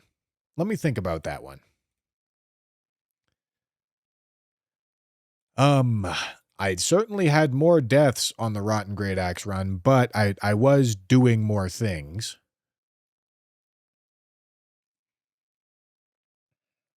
The crouch attack spam is quite good on Rotten Great Axe.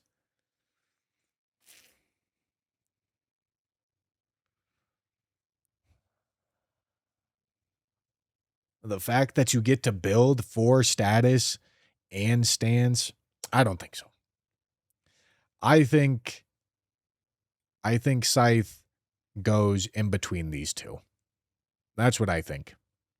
Because this bullies tiny things. It has stronger matchups against bosses that are immune to status.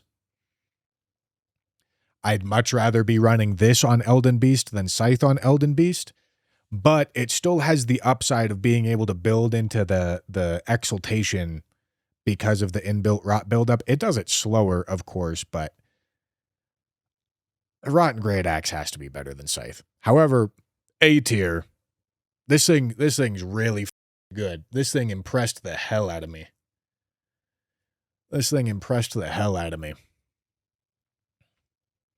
And, you know, like, truthfully, once we get through claws and once we get through the other things that are competing for this same sort of build type, we could have a little bit of a dialogue about whether or not a Scythe is going to end up being the S tier option for that build type. Which I did not expect to be saying, but the poise damage that they output is relevant. It's definitely relevant. But that's my opinion. That's my opinion on it. A tier. Scythe goes A tier. It was banging, dude. Absolutely banging. Okay, let me go check rune level. Let me go check rune level right quick. List seems alphabetical to save time searching in the future. Is it?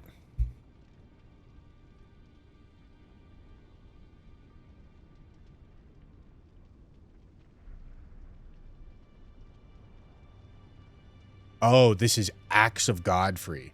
I remember having that exact thought, and I got through these first couple, and I was like, yeah, this seems alphabetical, and I got here, and I was like, well, that's Godfrey's axe, so, like, it's definitely not alphabetical.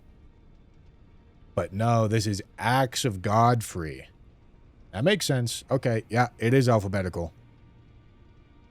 At least as long as I haven't moved around the weapons. Shields are at the bottom. They got added in last, but that's fine. Okay. Okay. Gentlemen, what's my rune level?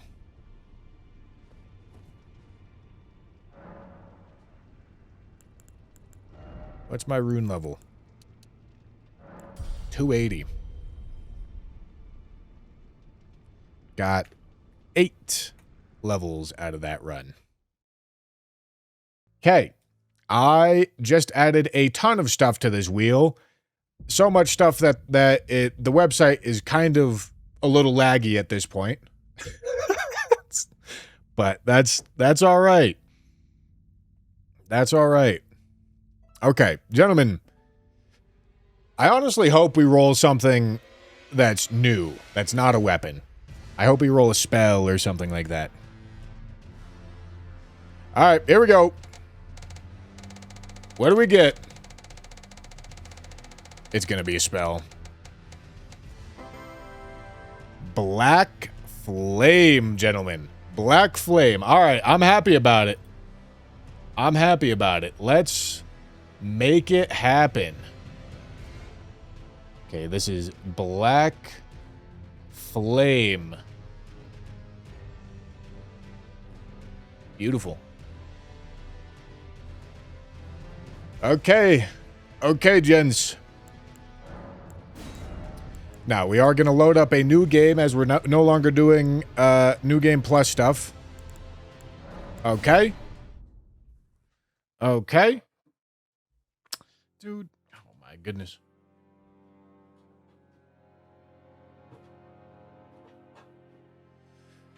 All right. Okay. Okay, so, let's load in. I feel like loading in on Wretch is usually, well, I don't know. I guess it's more of a decision now, isn't it?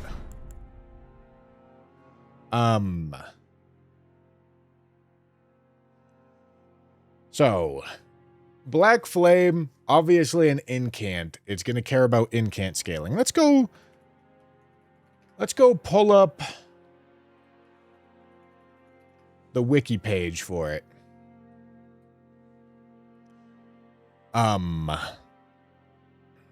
Let's see how the math actually breaks down. Seal scaling times 1.87 fire damage before resistances. Charging in, oh, it's chargeable. All right. Okay. Okay. Okay. Godslayer seal is good with it, as you might imagine. All right. Well, just gotta imagine we're gonna be going for a faith kind of idea here. Have to imagine. Level 7, 16 faith. That seems good. That seems good. Black Flame. Black Flame, gents. Let's do it.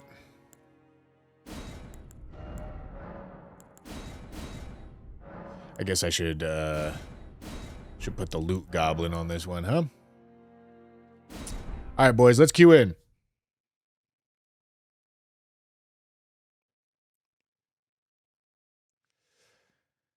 Okay. So, you're going to start seeing a few of the changes right off rip here. Ooh, initial progression awarded. Whoa. What's going on there? What's going on there? Something crazy, huh? Alright, so, in order to skip the tedium of picking up all of the same stuff over and over and over for 726 runs, let me update the on-screen thing. This is the solution that we have for that. Alright? We've got a new merchant here in Roundtable that gives upgrades according to location. So all of the Limgrave upgrades are available right here. All of the Weeping upgrades are available right here. All of the Liurnia upgrades are available right here. All of the Caelid upgrades are available right here. These are all places that I can simply go walk to right now. Alright? And these are the upgrades that I can get from them. Okay? As we progress through the game and unlock access to future areas, it will unlock upgrade panels within this merchant. Okay? Okay. Glad we understand that. Now, the functionality for giving me the actual weapon in the first place is not actually implemented yet. So, I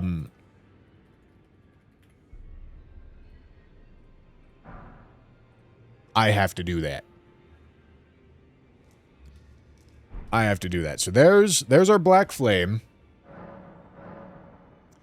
Let's get it started. So 20 faith requirement right off rip. Okay. 20 faith requirement right off rip. I don't know where... Oh, is that... Okay, that's the Smithing Stone Bell Bearing, I see. Okay, and then that's the Somber Stone Bell Bearing. Alright, very cool. And then obviously, this stuff costs things. So, in order to get the build set up, we have a Lord's Rune to start it out as well. Okay, that's the setup we got going on here. That's... I think you get the idea of what the mod is going for.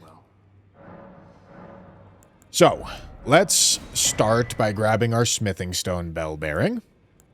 Okay. And then this is also going to give us the whole curve of, like, regular new game scaling. So we have a proper early game now instead of the way that, we were doing it before where we didn't really have a proper early game. But let's think. Let's think about what our early game actually looks like here. So, Faith tier, obviously potent early. And then Fire tier, also going to be potent early because we're doing fire damage. And then, as far as first Talisman goes... there's not a ton of good options, but I think we should probably be going for the Incant Talisman. That gives us 2% or 4% extra incant damage. That seems like the best bet. That's what I'm thinking. Okay? So let's get this all set up.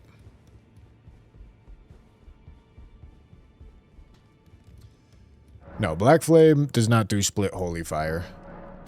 That's like a destined death effect. I believe smithing weapons are also only 1 stone per upgrade level, so I think we only need to buy 3, I believe. Stultner Carl, thank you for the tier 1. Appreciate you. I am going to need Stone Sword keys here.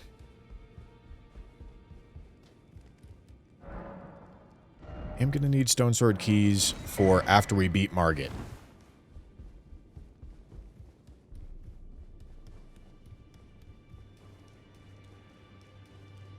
Lofty Castle, thank you for the tier 1 as well. All right, now let's get our run started out here. And yep, it does cost 1 smithing stone upgrade per level. And then this this starting set of runes is also like kind of intended to replace like early game rune farming if you wanted to do it, like taking out the Knight's Cavalry or like killing Grail or something like that. Because obviously you can get a bunch of runes early on if you want them. It's not the hardest thing in the world to do. All right, so I'm thinking go 20 faith, and then I think we're also going to need a good amount of mind, and then, yeah, let's go health, mind, and faith. That's the direction that I'm liking off the rip here.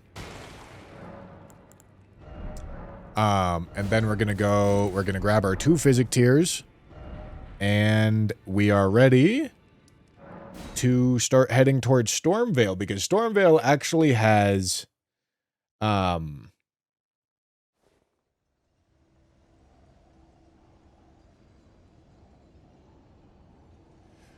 right, so I did send me another update to the mod, so we might have to replace the mod update when we get to that point. But continuing my line of thought, we do have a important set of upgrades to grab here in Stormveil, and this is where, past Margit is where you would normally get Black Flame in vanilla.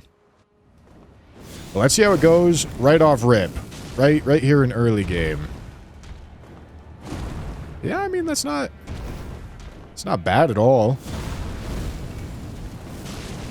We're going to charge it for FP efficiency, I think. I think that makes the most sense. Although, okay, dude. Okay, dude.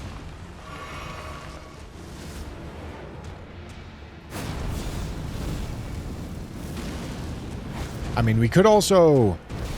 we might have the FP to just spam it. 419 on a tap versus how 424. Why'd I do 424 there? Ow.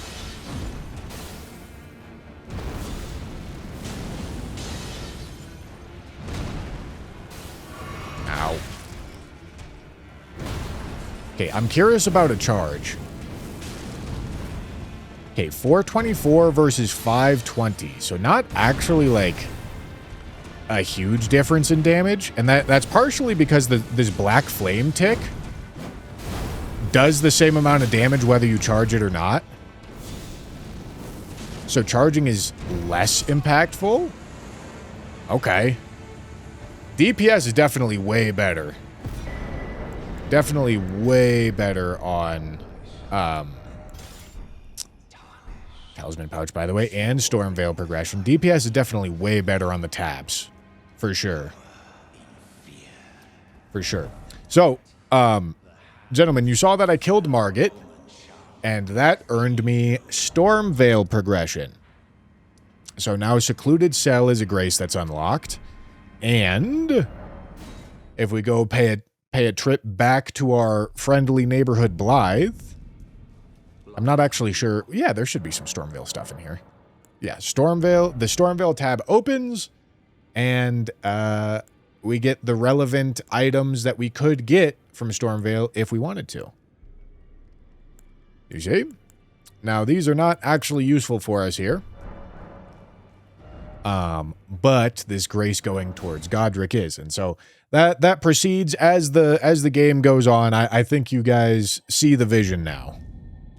I think you guys understand how it's going to work. However, we need to go on a slight detour for some very build-specific items that I need to pick up here.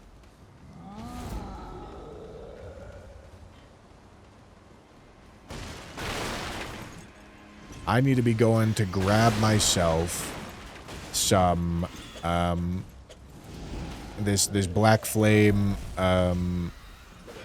seal and spellbook stuff. So over here is the vanilla location of the spellbook for Black Flame. I'll still be grabbing every item legitimately. It's just sometimes I'm going to need to spawn them in early because, like, for example, you need to kill Margit to get access to Black Flame, and I'd need to kill Margit with Black Flame, so this is how I got to do it. All right.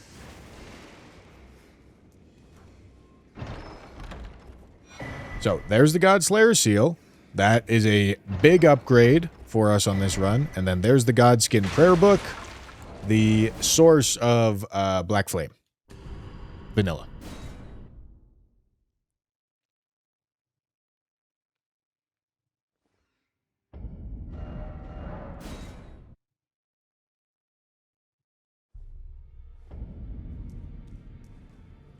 What's the point of doing a tedious challenge if you take the tedious out of it? Well, you see, I'm beating Elden Ring with all weapons in the video game. All weapons, spells, ashes of war. You see, the point is to beat Elden Ring with all weapons, spells, and ashes of war. If I simply wanted to do something tedious, I would keep answering your questions. But I'm going to stop doing that because I don't want to. Oh, I never put my talisman on. Whoopsie. Whoopsie. Okay, gentlemen. So, obviously, we get second talisman pouch. Let's think about where we can improve. We don't yet really have a ton of talismans that are going to provide value. We don't have access to them yet. Like, honestly, two-fingered talisman for 5 extra faith is probably our best bet. Because we just don't have a ton of stuff. I can buy infinite faithful's canvas talismans. Let's go. We don't have a ton of stuff to take advantage of here. Okay. Yeah, let's slap that on. And then something we're going to want to do here is take a look at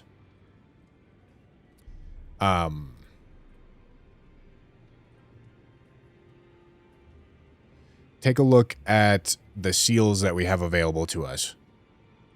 Yeah, I mean, that's going to be... We'll look at DLC seals as well.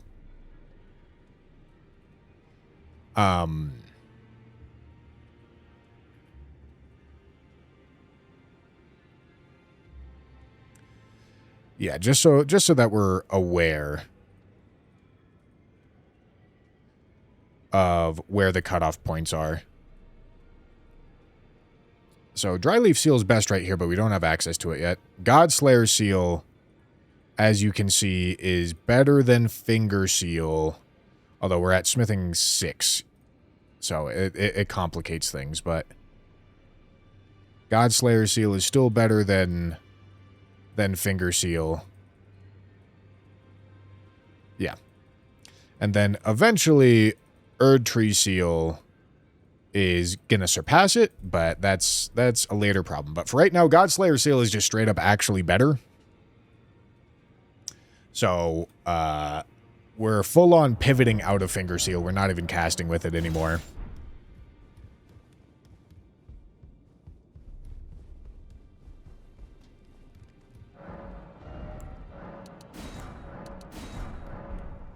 Not even casting with it anymore. And then in addition to the fact that it has better incant scaling, it's also going to buff our Black Flame incants.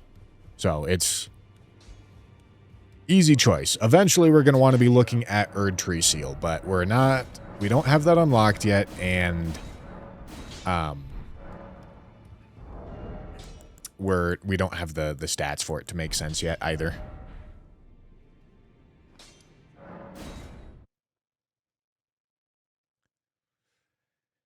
Okay. Now, let's keep on leveling. I like getting some more faith here, because we do want to get into our Erdtree Seal earlier rather than later. And let's make it happen.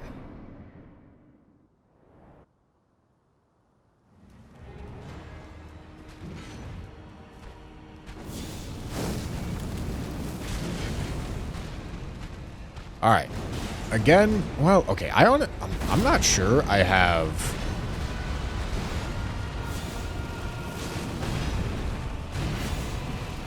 I'm not sure I have the damage for this.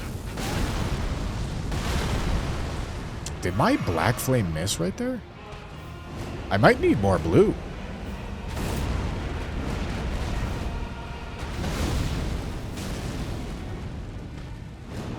Because the DPS on the taps just makes so much more sense here.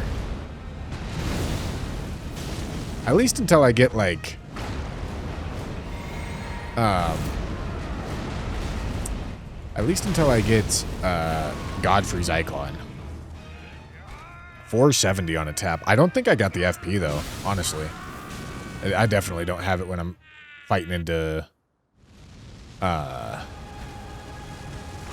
damage resist. And no chain casting on this spell either.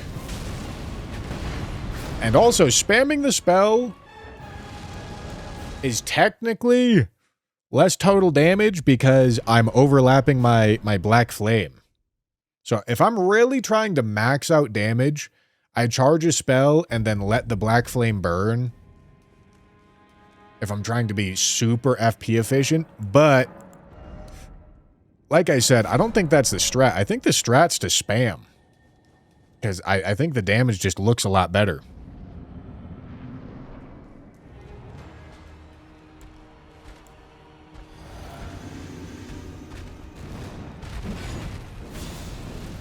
Like, the speed of the damage just comes out so much faster. Can I jump cast this? No. No jump casting. Let's see if I can time this up. Oh, nice.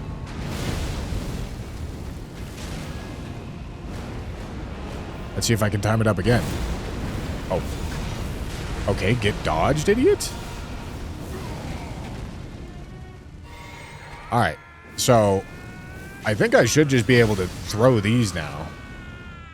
It looks like I have more FP than my flask actually heals. That could be a problem.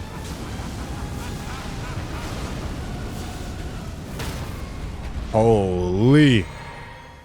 That's not terrible stance damage. That's gonna hurt. Okay, it's not gonna hurt.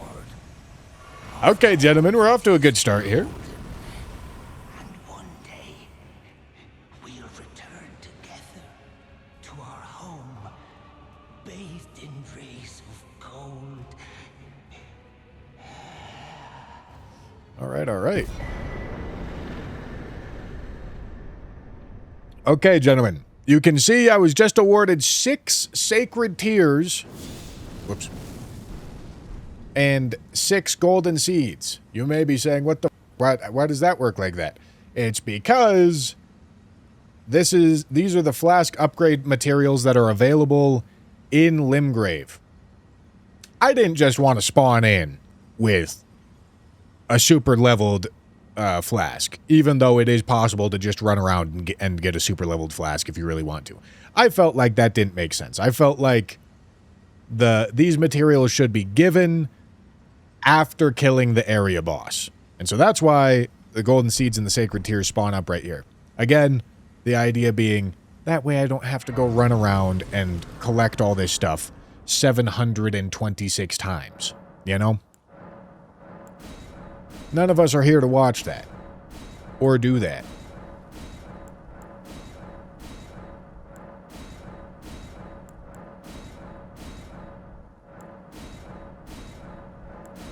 So here is our post-Limgrave flask upgrades. Very nice. Let's go 3 blues. I like the look of that.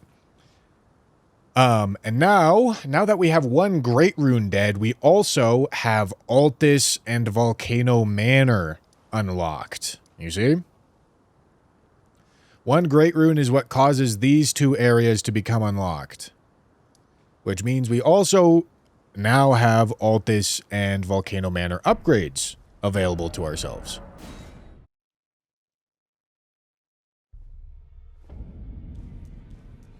Glad to have you well. So, let's go take a look at them. Altus has our additional bell bearings, obviously. It's also got the improved Flux Canvas Talisman. This isn't technically where this talisman comes from, but it's from, like, this area of the game. Like, you have to be here to get this talisman. So that's why we slotted it in here. But now we have more of the game unlocked and more ability to shape our build. Okay, so Fire Scorpion Charm is obviously going to be a cornerstone for us here. That comes from Gelmir.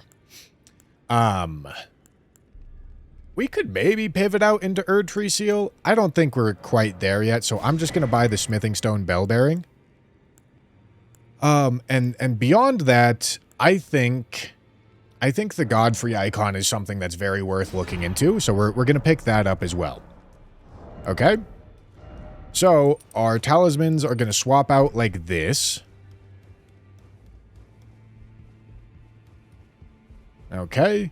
And we've got our next set of upgrades to come onto our Godslayer's Seal.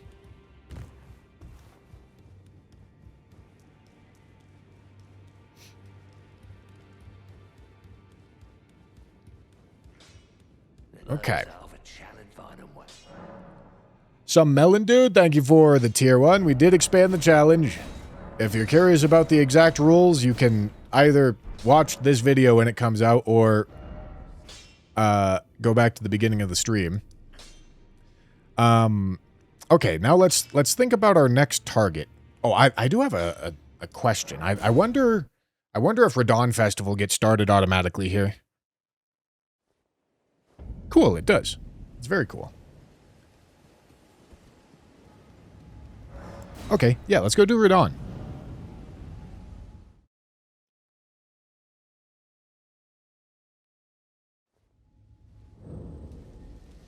Yeah, this should be a pretty substantial upgrade, unlocking the Altus stuff. Godfrey's Icon, Fire Scorpion Charm are big deals. And then, of course, going from +6 to +12 is also a big deal.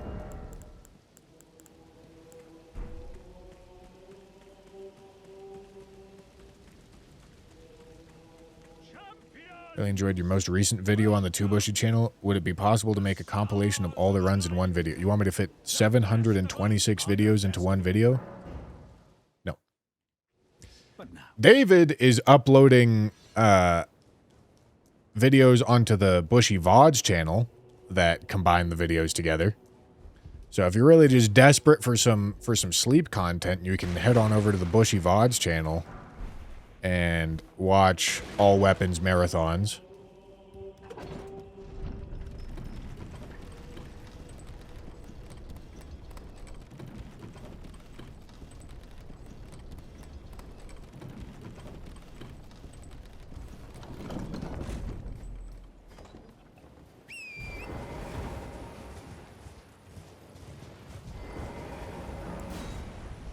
Okay, so we're going to have 3 minutes to do this, but I think that should be fine.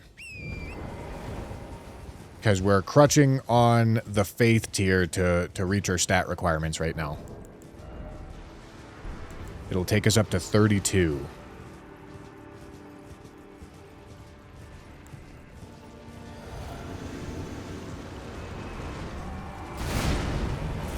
Okay, so with Godfrey's Icon, we are going to be spamming charged attacks now. Ow.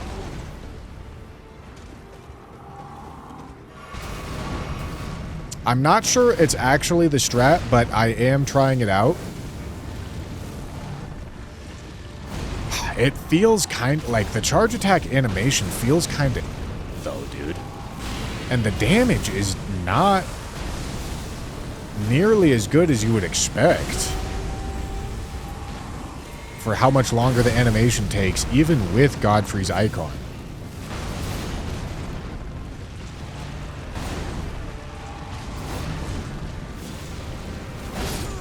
Ow. Yeah, dude. I'm not sure. I don't think charging is the way.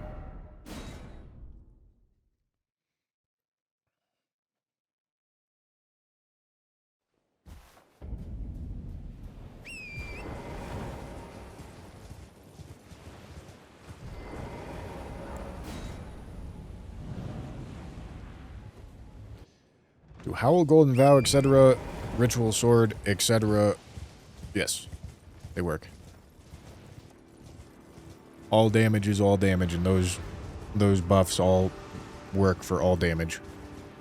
However, I don't use generic buffs like Golden Vow and Howl and Flame Grant Me Strength because everything can look really good if you use a generic buffing routine. It's been the case for this whole run. Every single one of these all weapons runs that we've done. Okay, let's drink the blue. And the strategy of... Yeah, I mean, like, the DPS is just way higher here. A ton higher here. Oh.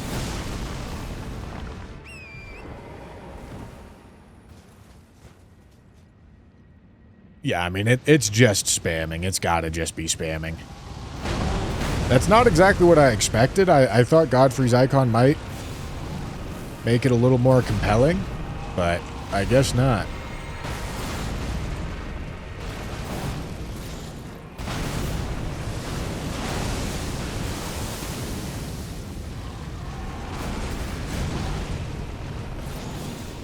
I think I can get 2 off here. Alright, and then I can get another in the wind-up. Ow.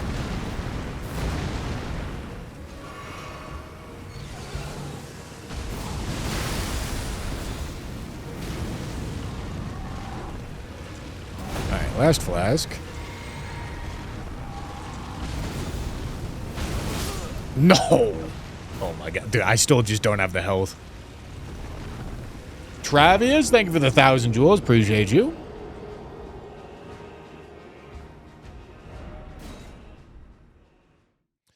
No, I'm gonna put everything all on the same tier list, but the tier list is not currently updated. And I didn't make it, and I also don't know how to update it. So, I'm gonna need help with that.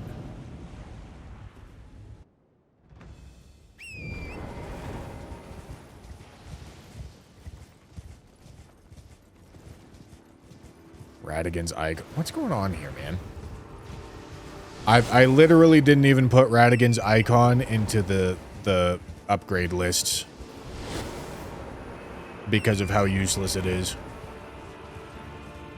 So no, we're not going to be doing Radigan's icon.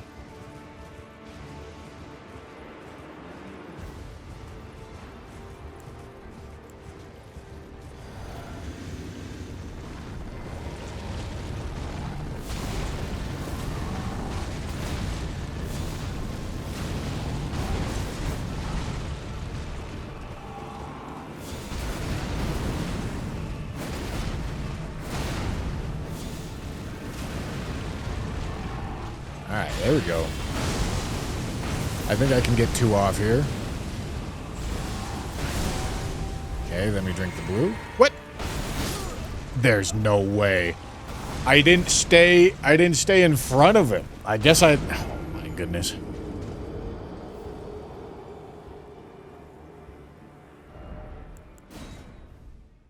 Oh my goodness.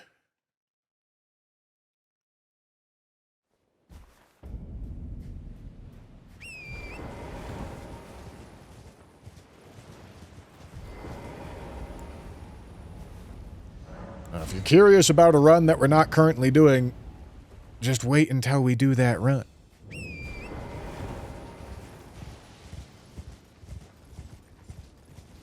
Gentlemen, we're doing Black Flame. I understand you got questions, but, like,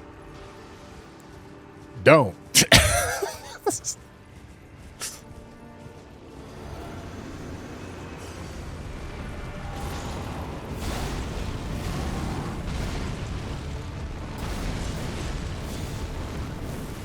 Oh, come on.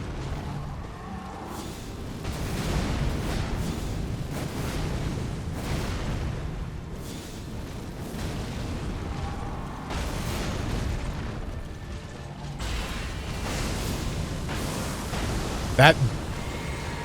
I nutmegged him? Like, what the hell was that? Alright, Leonard. It's time for you to get abused. I do like doing this on New Game Zero, because I'm actually playing, like, a real version of the game that's not this weird New Game Plus scaling. Okay, dude. And, like, I actually have to think about balancing out my stat spread.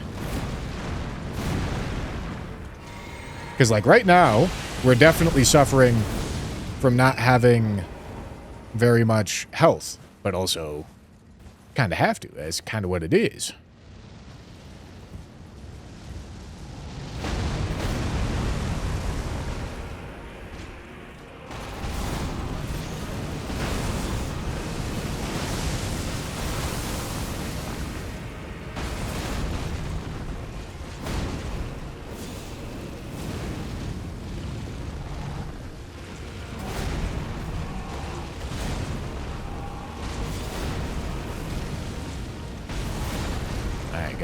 Gotta get my flask.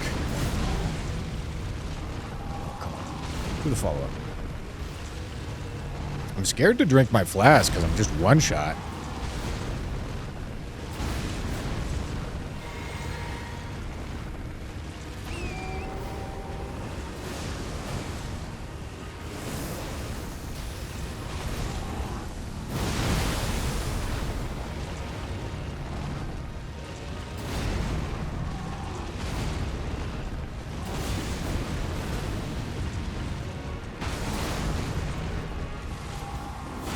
I don't like that move.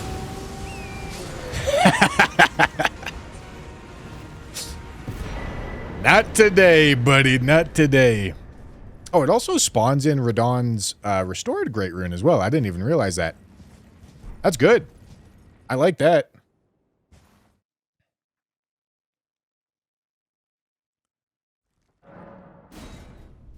I like that, man. Okay. And then with that, we have access to Leyndell now, gentlemen. As we've killed, I think we should keep going on the Faith. Since we've killed 2 Great Runes, we can now get to Leyndell, and we've got our Kaled Flask upgrade mats. As you can see, we've got a Grace hanging out in Leyndell now, and we've also killed 2 Great Runes, so we've got our 3rd Talisman pouch. Now, what do we want to fill that 3rd Talisman pouch with at this stage of the run? Well, we're going for a bit of a different idea now. Okay, hold on. Radahn's dead. It means we have access to Deeproot, Ainsel, Nokron, and Leyndell. So there's lots of things that we just got access to. Now, granted, most of these areas don't have a ton of important stuff, but we do have access to it now. Leyndell, yeah, I mean, Leyndell has stuff, just not for this run. Let's go back through and let's think. Let's think how we want this to go. Fire Scorpion Charm, we're getting off of, we're getting off of Godfrey's Icon here because it's just not very good. Like, the charge attacks on this spell are just not very good. It's not worth building for. They're too slow for how little value they provide. So I'm thinking we pick up our 8% Phlox Canvas Talisman. And we also pick up Ritual Sword. That's my thinking here. It's very generic.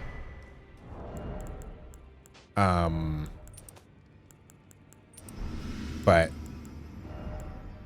I mean, we tried to go for Godfrey's Icon, and it just doesn't make a ton of sense to go for it. It really doesn't. Okay, and we don't have upgrades, weapon upgrades, more weapon upgrades unlocked yet. We have to get to mountaintops for that. So let's keep making our way in that direction. Let's keep making our way in that direction, gentlemen.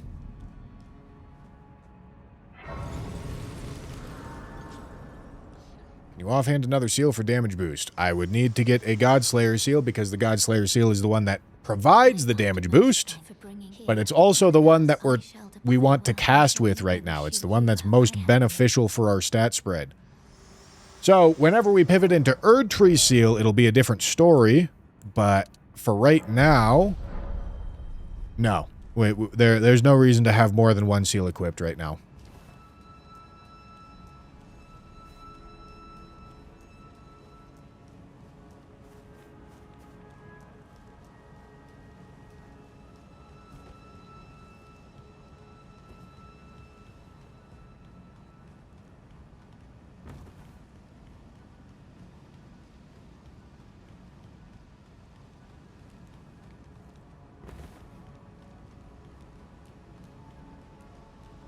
Okay. Let's go talk to Big Piss Man.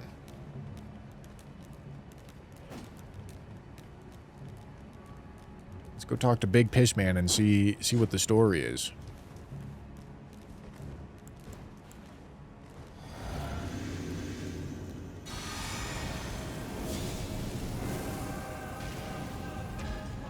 The Erdtree versus Godslayer thing is not an upgrade level thing. That's a faith level thing. But I got it under control, I promise.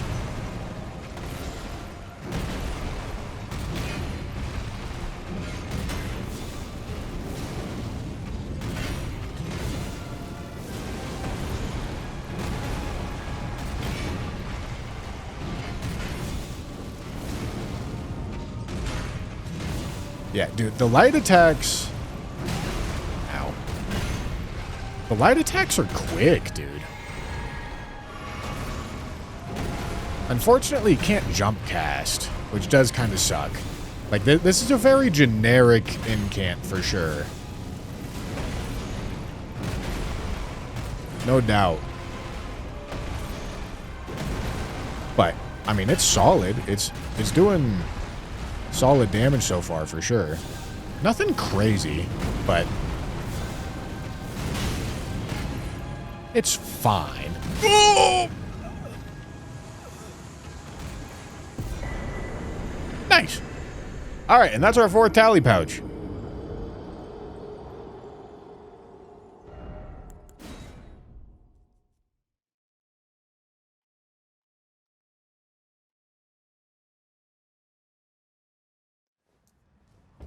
That's our 4th tally pouch, boys.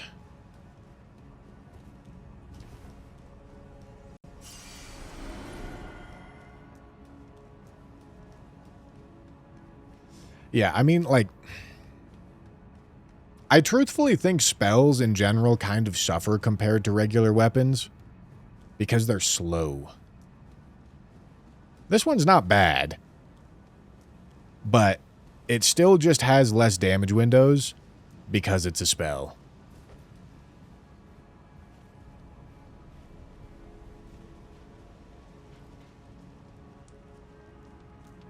You know? Okay.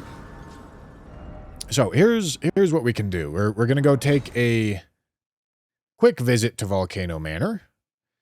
Guest Hall. You know, now that I'm thinking about it, the Guest Hall is kind of a stupid grace for us to have. I might want to change this. I might want to change it to be like the church with the bridge already up.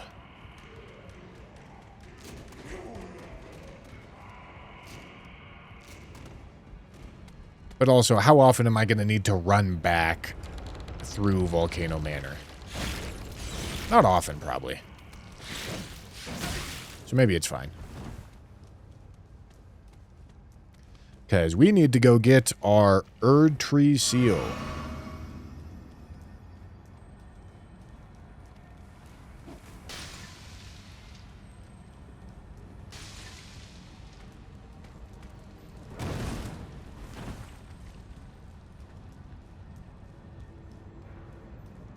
And we're just going to compare incant scaling. We're going to upgrade both our seals and compare incant scaling until eventually Erdtree Seal surpasses. at whatever faith level that's going to happen. It'll be the easiest way to do it because the only contenders are going to be Erdtree Seal and Godslayer Seal. But let's go buy our Somber Stones.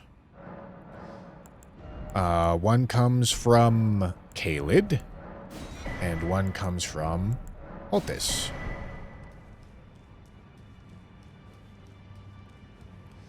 Early game Godslayer Seal, gonna be pretty typical for any faith build we have going forward. Faith incant build. Late game Erdtree Seal, once again pretty typical. Okay, now let's.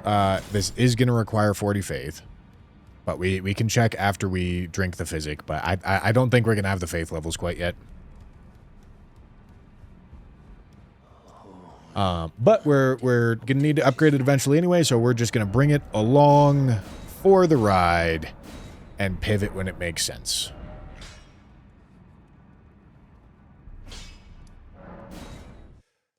I suppose I should probably put it in the title, huh? Black Flame.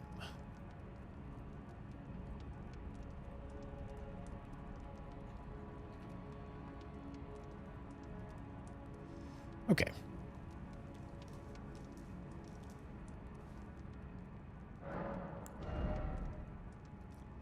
So, yeah, dude, I honestly kind of want to get the survivability at this point. Our faith is sufficient.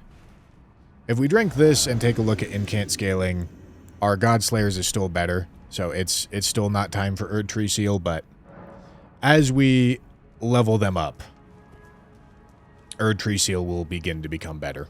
But it's not there yet. Oh, and fourth and final talisman slot.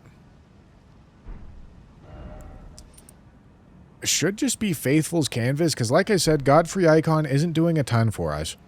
Help me brainstorm a little bit here, chat. Can you think of other talismans that I might like to slot in here? Because I can't really.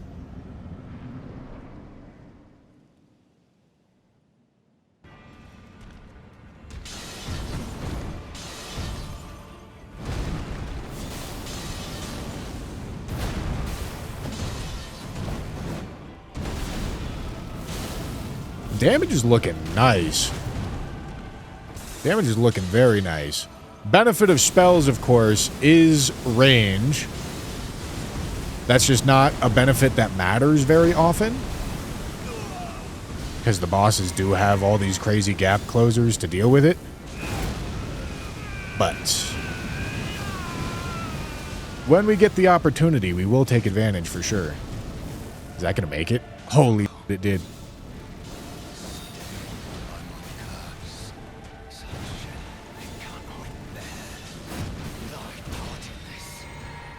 Ow.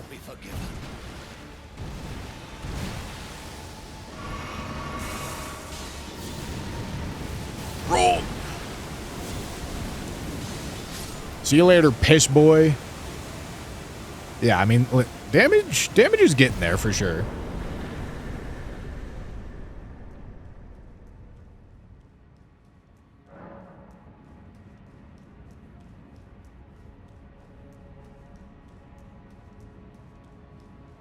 We're not doing cast speed tally.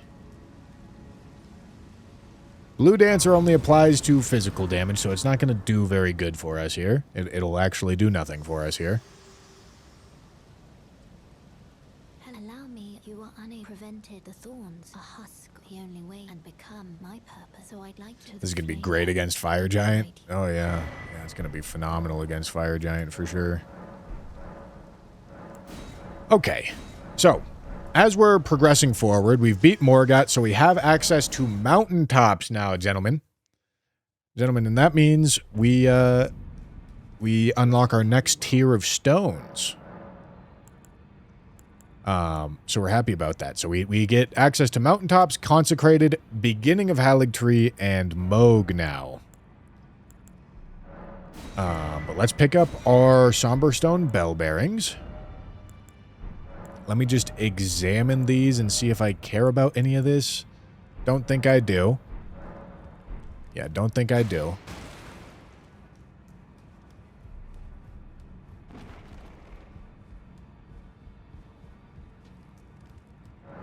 Yeah, dude, I think, like, this incant is not seeming like the most buildable thing to me. I'm doing my best to think about what I can do for it. But there's not a huge quantity of options. The percent ticks affected by fire resistance. No. Don't pay me, just lay out. There's not... Yeah, I mean, there's not a ton of stuff to, like, build towards. Godfrey's icon is, like, the furthest, the most inventive thing that this spell has going on for it. And that's obviously not even super big.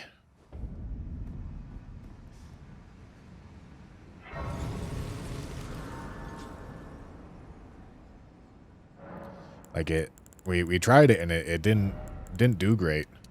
Okay, I could go for 40 or I could just keep leveling this. I feel like I go health to 40. That seems like a reasonable take.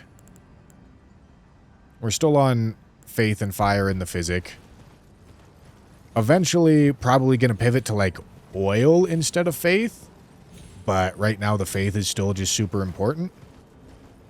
And we'll do another seal check. Yeah, the Godslayer seal is still outpacing. So that's what we're going to be using. And Fire Giant, I probably don't have enough blue for this as it stands. Yeah, I mean, obviously Fire Giant is strong against fire. I don't know if somebody needed to hear that, but it is the case.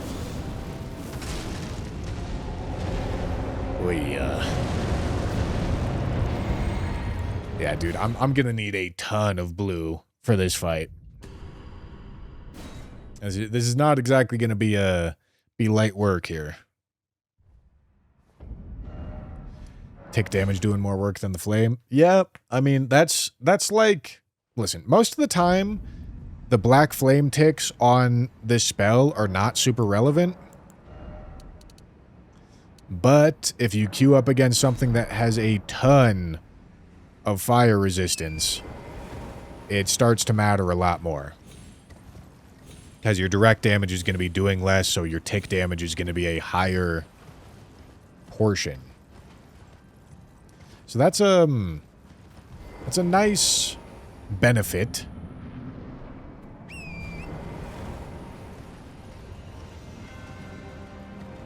A nice benefit of this spell that it has over something like the regular fire damage version.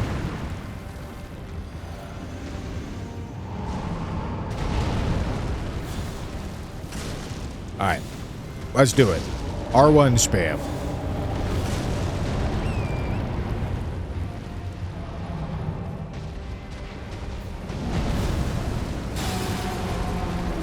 Sucked his leg all the way up there.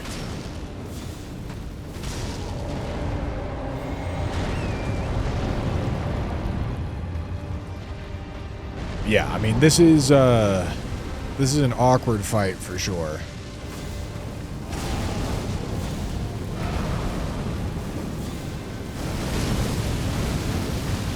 And the weird part is, it matters a whole lot less, much more than regular, whether or not I'm hitting the weak spot on him, because the black flame does the same damage either way. Oh, I shouldn't have healed right there. I mean, I guess the ritual sword is actually quite nice. Maybe I should have.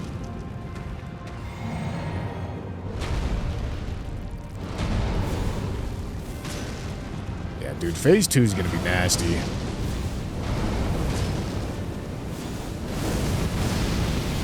The luxury of being able to reposition as he's doing that move is really nice, though.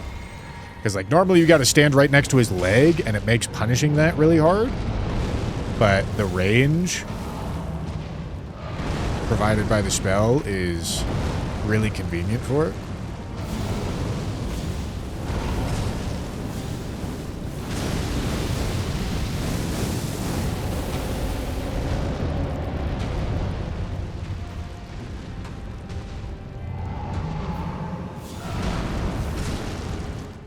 Alright, nice. Okay, now let's see how much damage fall off we have in phase 2. Because it should be less than normal. Because even though we lose the weak spot, like I said, we still get the black flame ticks. So I might actually kind of end up liking it. I mean, liking it more than you might expect. Considering it's fire damage against Fire Giant, you know?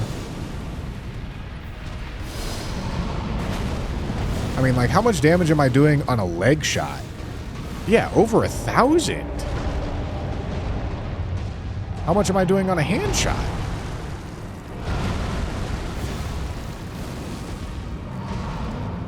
Like, barely more. Okay, that's an interesting use case. Because the black flame ticks are just doing such a high portion of the damage, you can get away with, like, going for a safer damage strategy. Just spamming shots at the legs. Right? Because he really can't do a whole ton against you down here.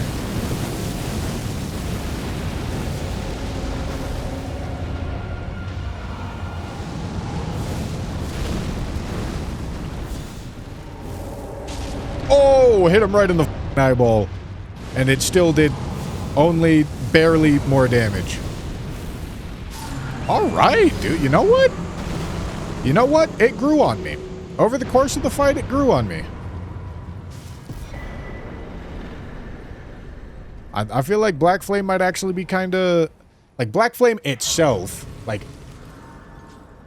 Not this specific incant, but something like Black Flame Blade I might actually kind of like on Fire Giant. Despite the fire damage. Alright, let's take that to 40. And then I think we should go for a little bit more mind. Just going for, like, all our utility first, and then we can start juicing Faith.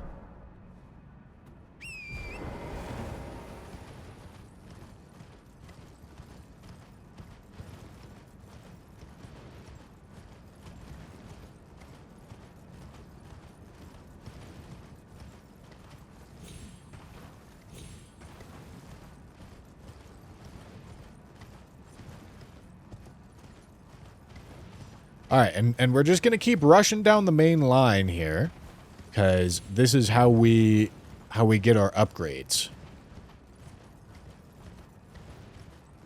Yeah, regular Fireball would perform a lot worse there.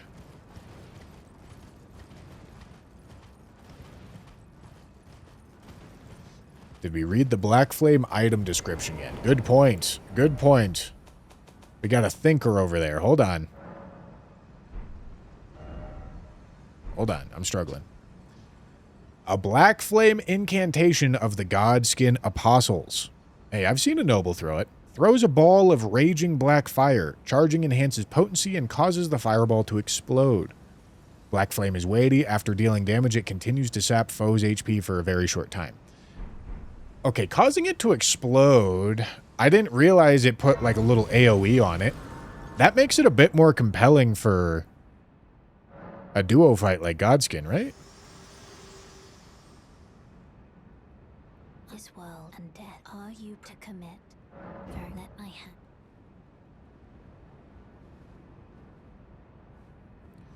How about some armor that buffs Godskin incans?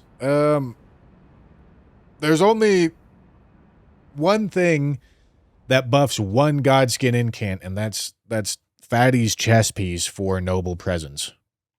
But I don't think we got any armor that's going to increase our damage. Outside of, like, Rakshasas eventually.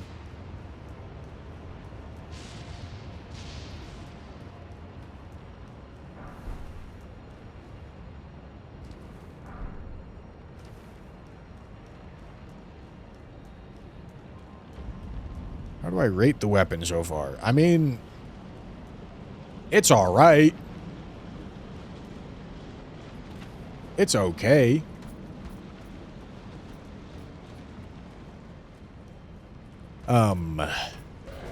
It's not amazing.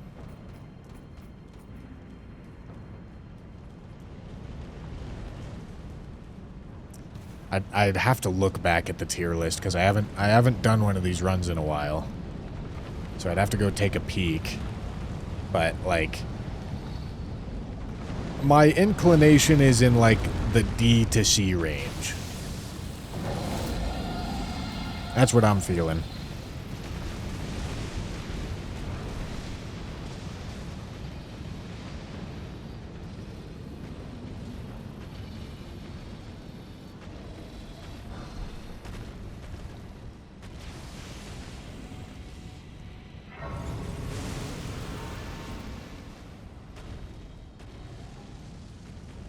That's what I'm feeling, man.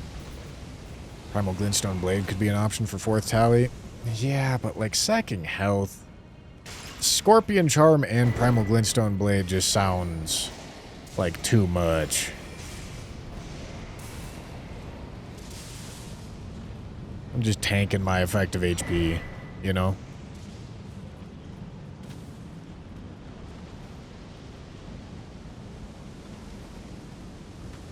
Yeah, I mean, running a talisman that improves your damage by 4%, not even 4% because it doesn't affect the black flame ticks, but it feels like, but like, what else do I run?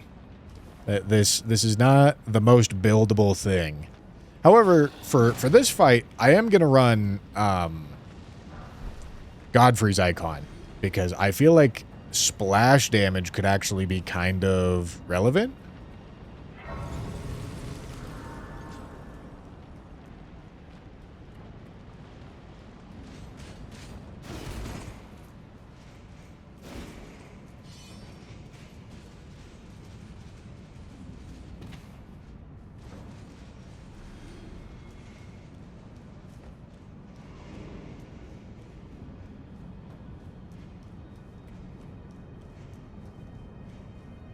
Alright.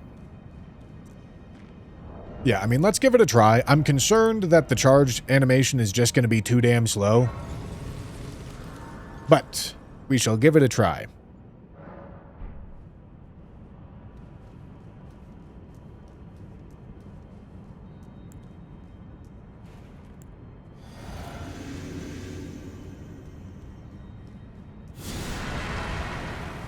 Bro says this low of health as I'm sitting on 40 Vig.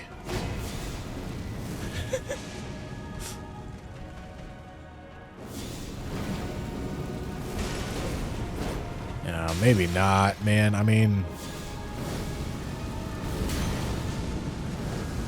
Okay, I definitely missed with that one, but it's still busted on the noble.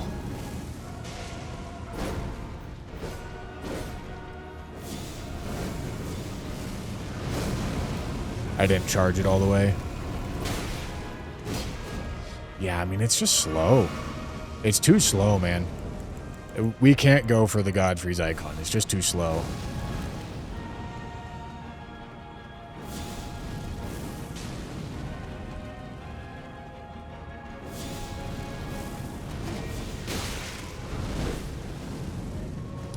I have a lot of blue flasks here. I probably don't need that many blue flasks. Ow.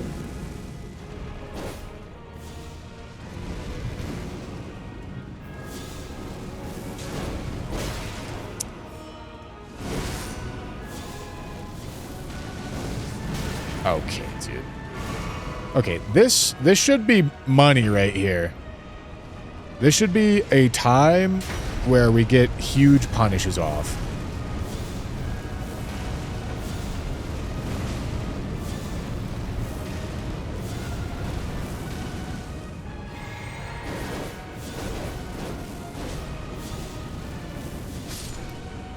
Alright, that's nice. Okay, and then... Gotta just catch Skinny in the middle of animations.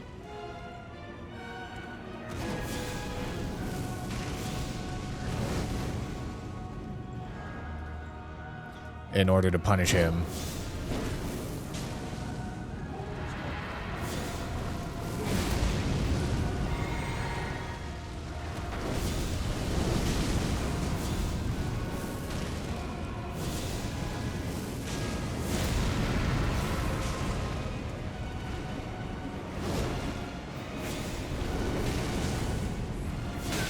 Oh! That's... yeah. Alright. Well, I see the vision. And listen, man, if it's not getting, like, super held up on Godskin Duo, it's doing great.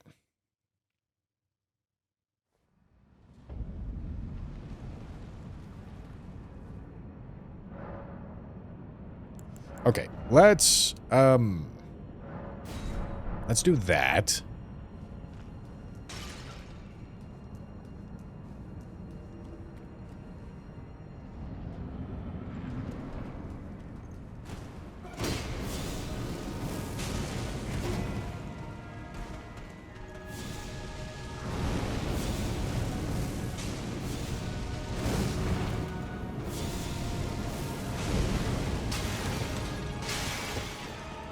All right, we're having a verified experience here, man.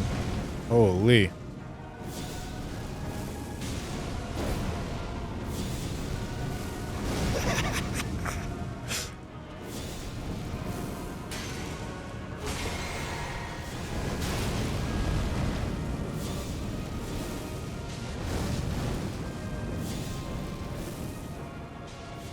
That still hit him. That's huge.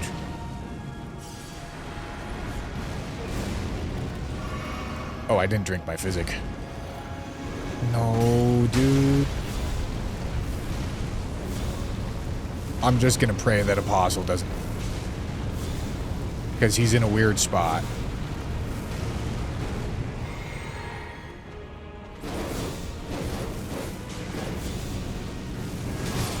Okay, that's fine.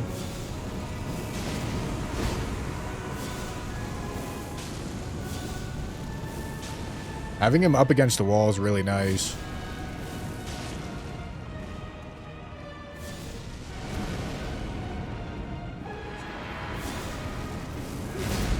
There's no way that misses.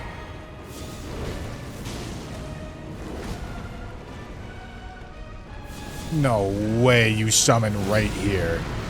Holy. Diabolical out of this guy.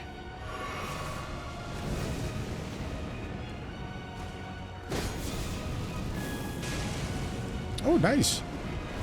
Got a double hit. Oh, my goodness. I didn't know what to do. I couldn't roll in and I couldn't roll out.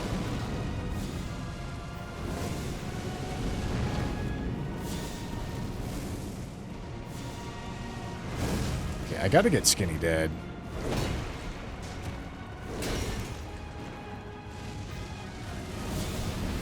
Okay, that's a good...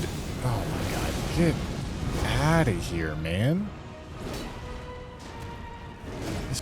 Noble is attention seeking, dude.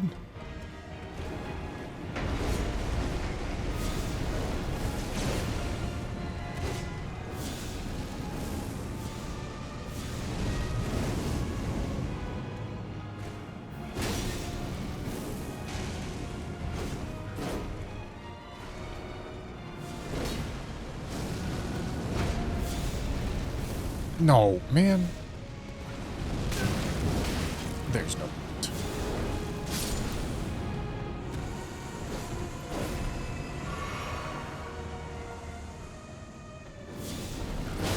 Alright, dude.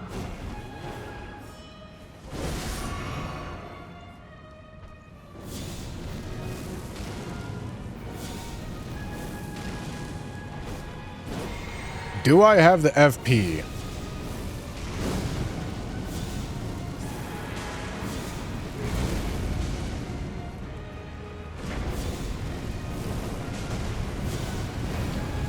I guess I gotta try to conserve a little bit more, so I'm gonna charge.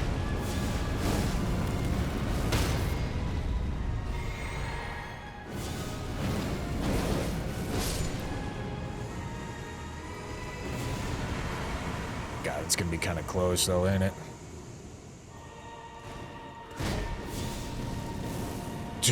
Are you serious?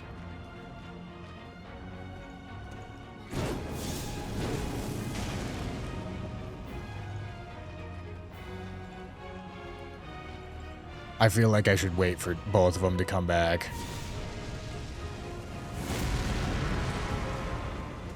And then try to get, like, double hits. Alright, Fatty's gonna be the main target because he doesn't dodge, but I'm gonna try to get double hits here.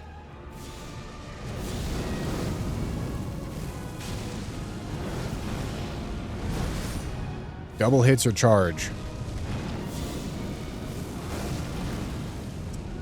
I think I got, like, 2 more casts.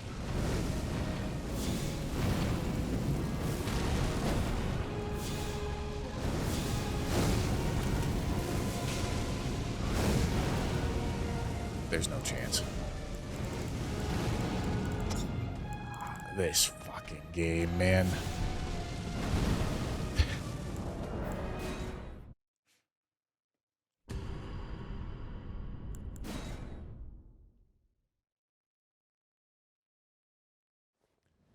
This game.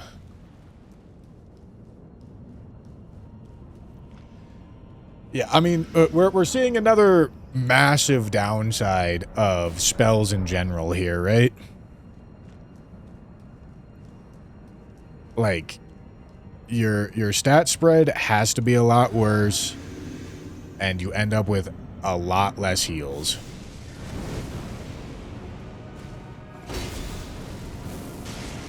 It's not exactly surprising, but it is the reality, right?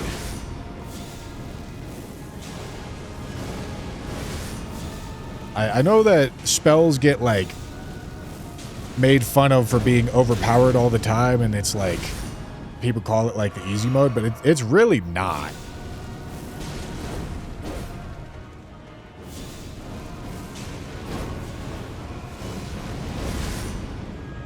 Like, I genuinely think spells are a much harder way to play most of the time. Okay, I'm gonna go for charges on the roll, I think, because it's just more FP efficient.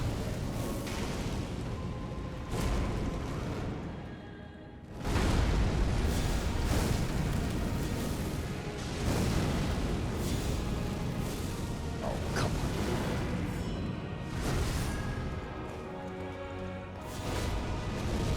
Alright, I'm trying to kill him somewhat quickly. Okay, Skinny tanks that shit. Because I want as much physic uptime as I can get. Buff uptime in general.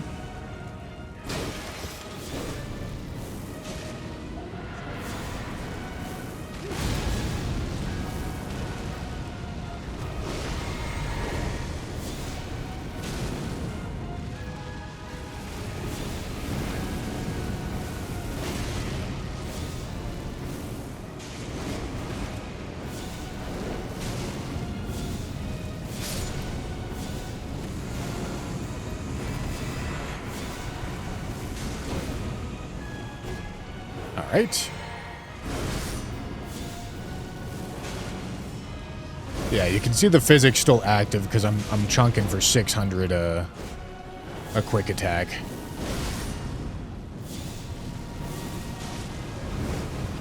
Hope to get the phase transition. Ay.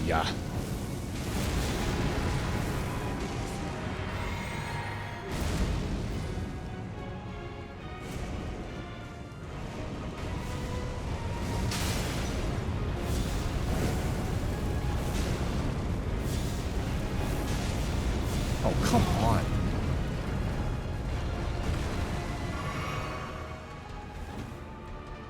Fucking Skinny, why is he doing that?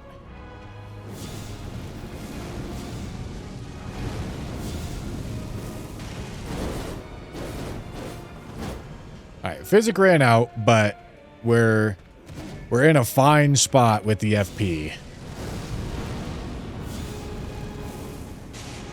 Ooh, nice. Double hit.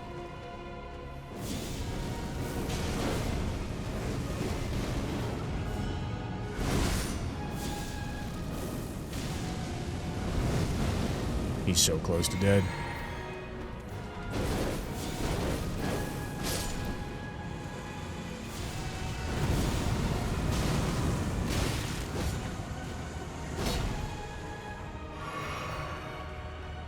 Alright, come on.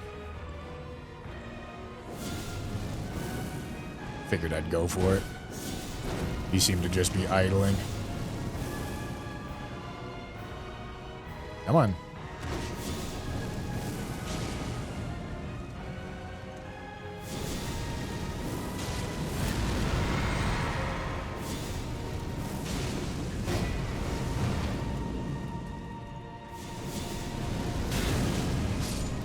All right.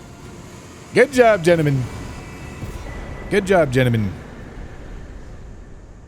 All right. All right, all right. Now, listen. Godskin Duo is always a major hurdle. He's never not a major hurdle. So, getting over it's nice.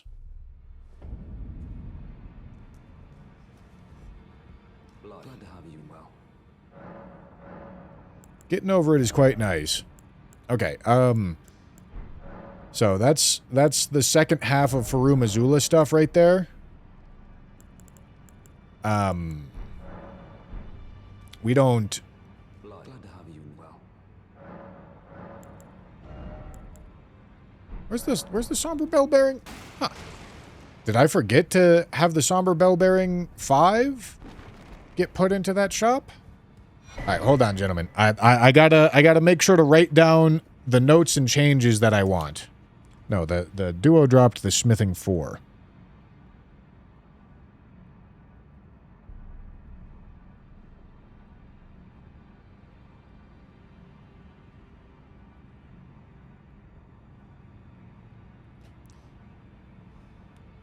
Okay. So I guess I'm going to need to go manually pick it up. I suppose. That's fine. Alright, let's go there. Let's go there. Let's go there. So our Godslayer is going to get plus 25 right now.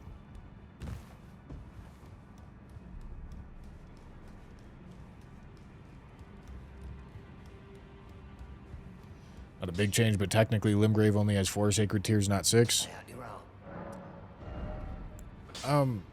You know, I went through and I checked it myself. Maybe I made a mistake, but I'm going to trust my math over yours. Oh, I got a Somber 9. That's convenient. All right, let's go get our max smithing.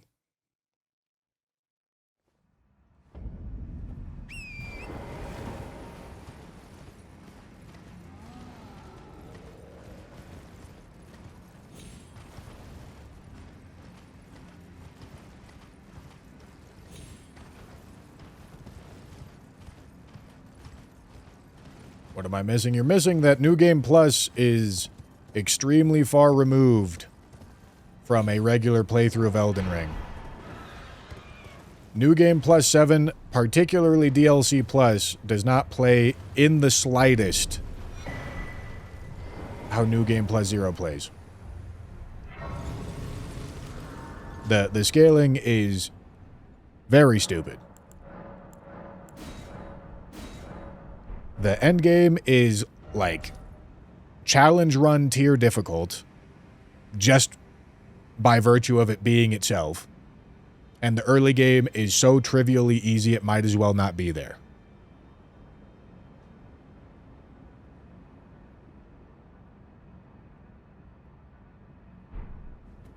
The scaling, New Game Plus scaling is just really, really, really bad.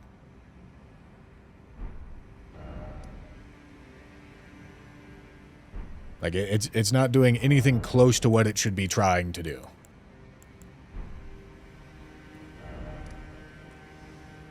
Okay. So, let's get our Black Flame Seal leveled all the way. Chavizzle, thank you for the prime.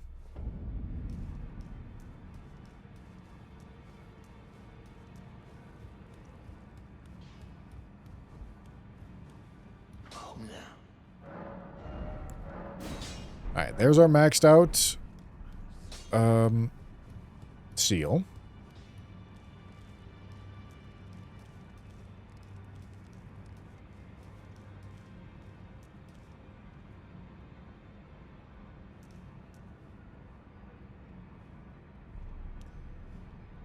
Does the percent damage of Black Flame do it off the whole health bar or the individual health? It's the individual health. It's why status is generally not great against Godskin Duo. Wesley, thank you for the tier 1. Gentlemen, just finished my 8th playthrough. Beat PCR for the first time without chicken leg. Well done. Congratulations. Congratulations, my boy. Okay. So, we now have all of our upgrades, purchasable weapon upgrades unlocked. And that's quite nice. 21's actually kind of a convenient spot. I think I'm going to start leveling this. I do want to get to Ashen Capital to get that Somber 10 that's in there. That's my next goal here.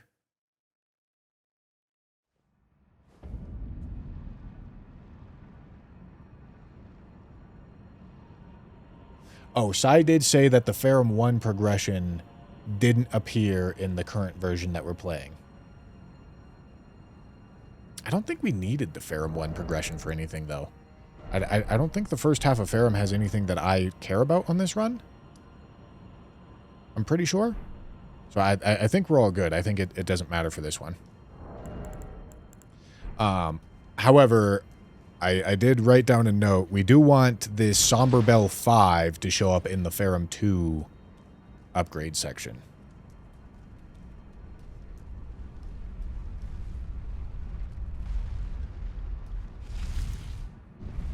Oh, that's a Somber 10. I just don't want to walk over there.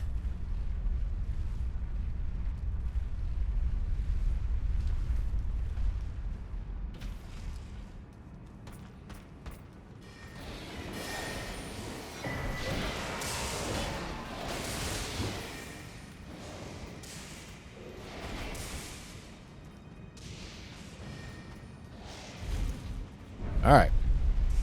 Yeah, that bell bearing we want in the upgrade shop for sure.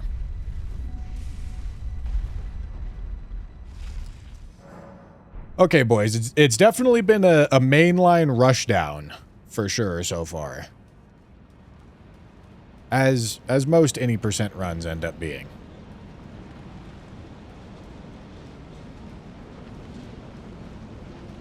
No, there's no armor that's going to buff this other than Rakshasas.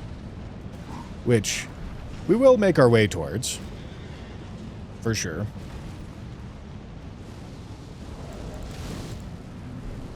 But yeah, like there's not a huge amount to be done with this spell. Correct me, like, if you guys got an idea,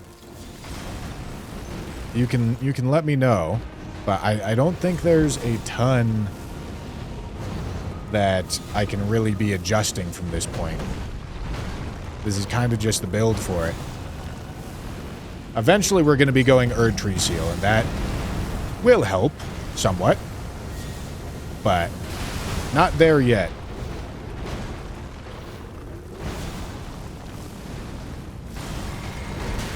I definitely do not need as many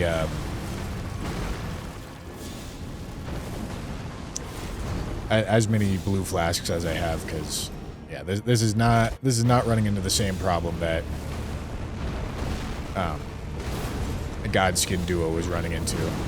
I should not be throwing a second one there. Holy, that's amazing that worked out. Can I throw one right there? Oh my goodness. Look at the weaves.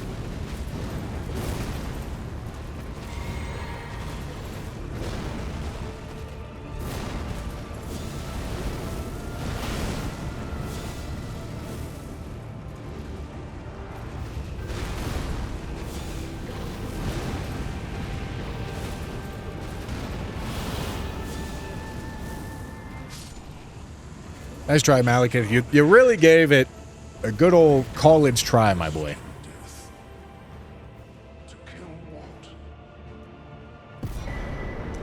Godfrey icon is pretty bad for this. The charged animation is just too...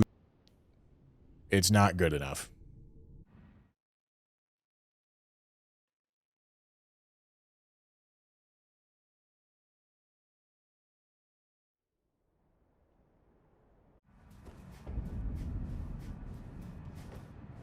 Yeah, this isn't the most buildable weapon item thing we've ever seen.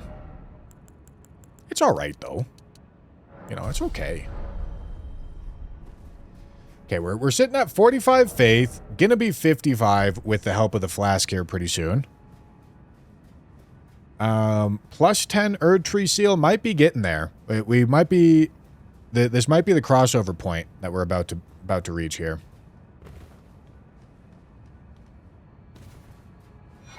I don't know why I picked that up. I don't need that.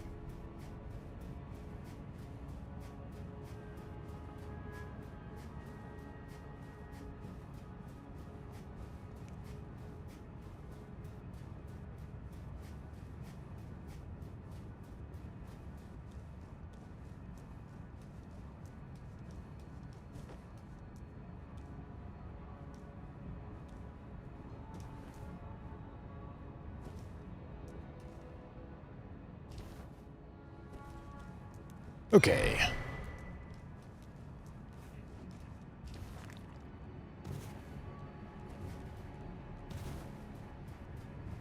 No, Old Lord's Talisman would not affect the tick. This tick is most comparable to a status effect. It behaves exactly like a status effect does in every way except like a bar getting built up. You can't affect the damage of Black Flame like you can't affect the damage of any status effect. Okay. So... Erd Tree Seal is worse at the moment. But maybe with the 10 extra faith that switches up a little bit. We'll have to see. Rykard maybe... Not maybe. Rykard is going to be a experience. Rykard may not be possible with this one. But let's rip a few bosses here. We're gonna head to Moog. We're gonna head to Melania. And we're gonna head to DLC. Okay.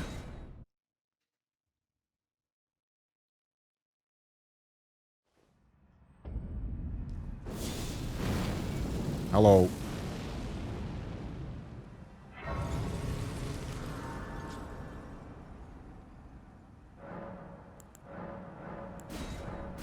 And then if I want more flask upgrades, I can go take out some of the earlier bosses. Well, okay, hold on. Let's see right quick. Okay, no, Godslayer's Seal is still cooking. Need to get pretty damn high faith for Erd Tree Seal to eclipse it.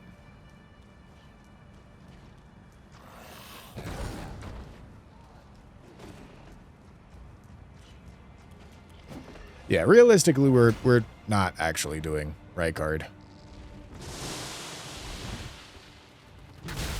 Ow.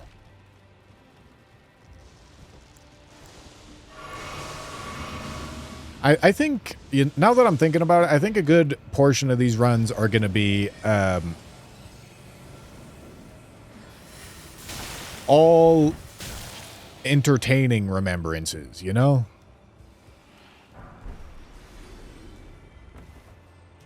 Like, the mainline stuff that you gotta do, but, like, at this stage, going back to Renala kind of seems like a bit of a ridiculous idea, doesn't it?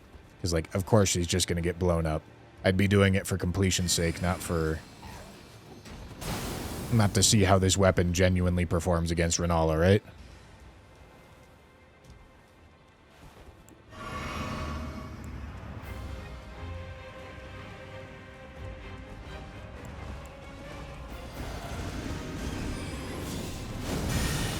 What?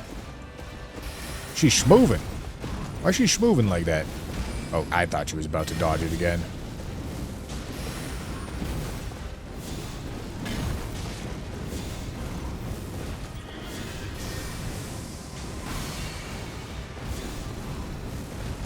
Okay.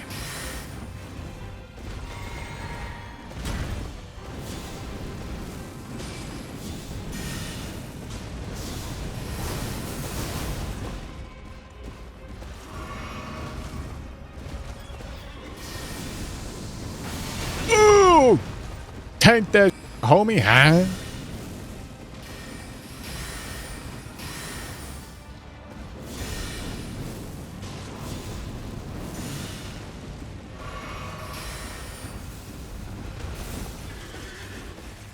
Yeah, I still have way too much blue. I deserve it. I deserve it. Yeah, I deserve it. Did I hit the elevator? I'm not sure I did. And spells included now, too. Yeah, congratulations, David. Your family will be fed for many more years to come.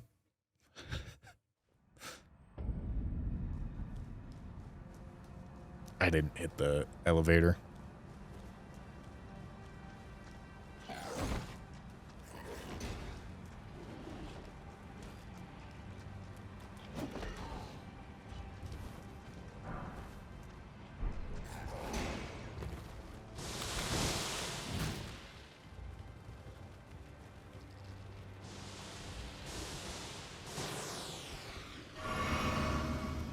Will I account nerfs of Black Flame in DLC while ranking it?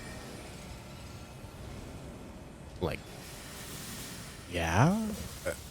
What kind of question is that? Am I gonna pay attention to how the weapon performs to rank the weapon?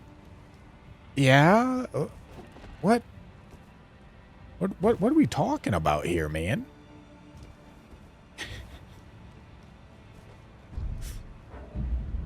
Where do you get this spell in game? It's from Stormvale Castle.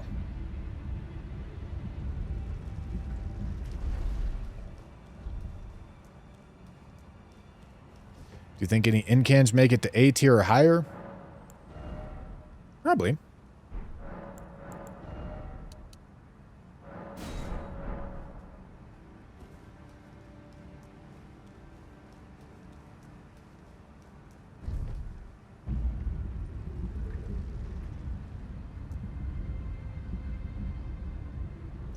Ancient Dragon Lightning? No, probably not.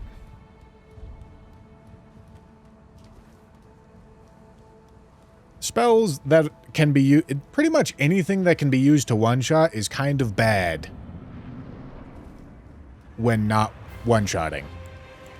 Because they're big, slow things. Okay. And being big and slow is perhaps like one of the worst things, one of the worst traits a weapon can have in Elden Ring.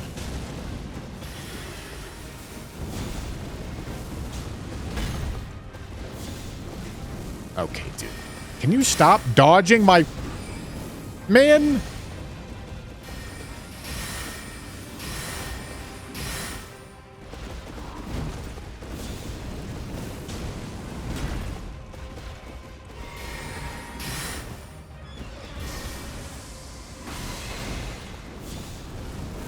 Okay.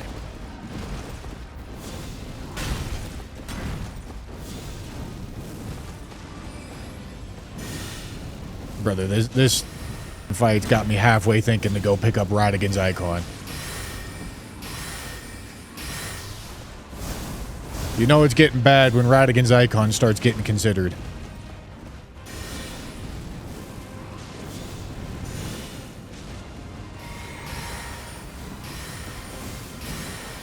Ow.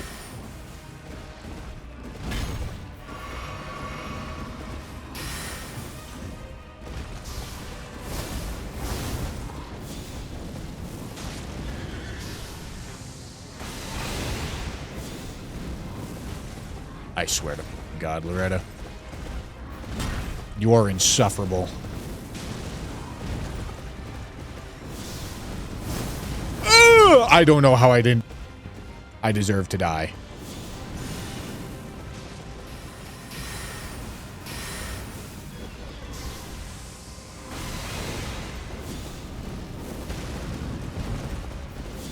Go, go, go, go, go. That's right. See you later, Loretta. Nice knowing you.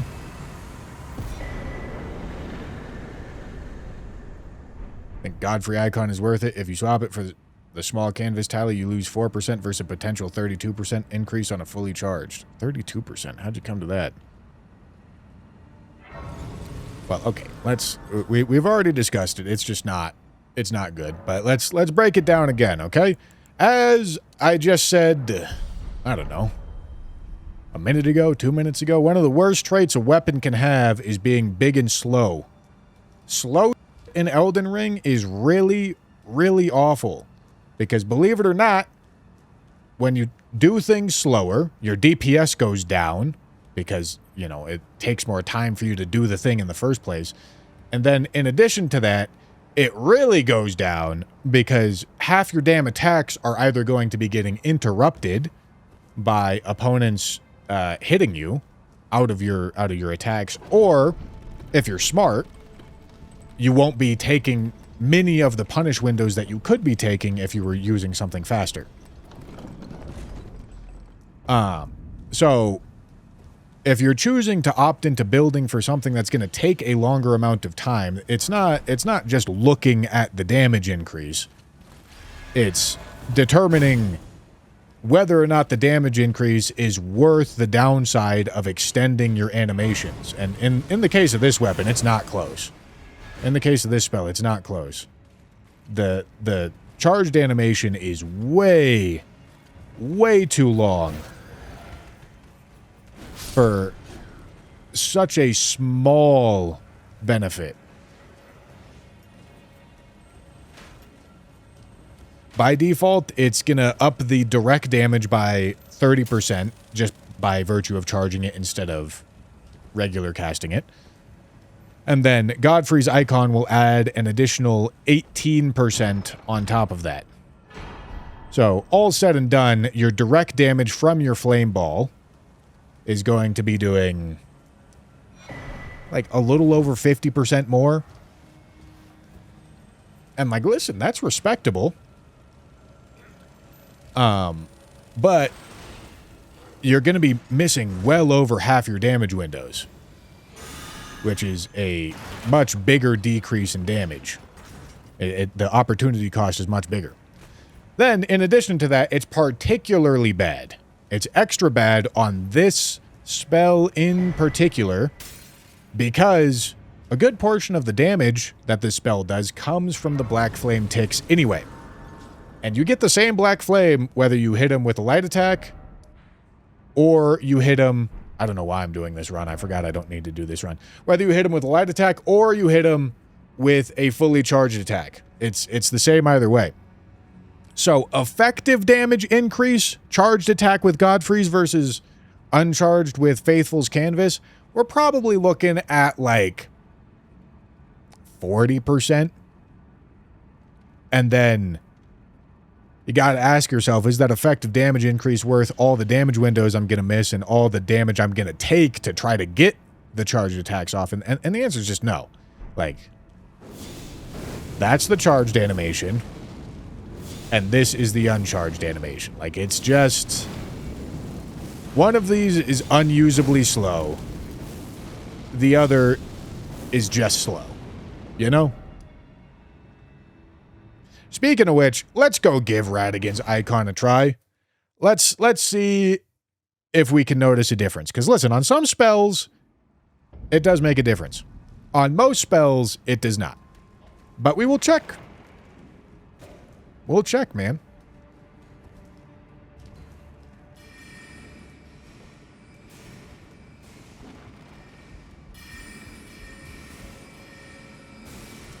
Diego, thank you for the Prime. Appreciate you.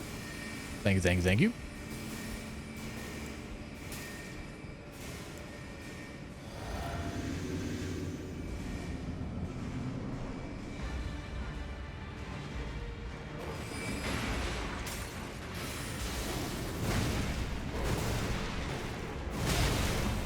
I tried to get underneath him. Don't ask me why.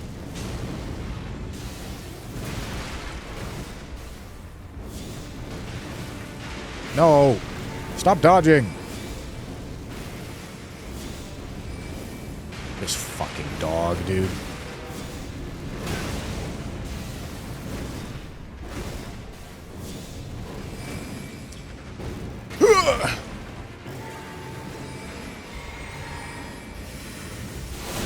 Ow. Alright.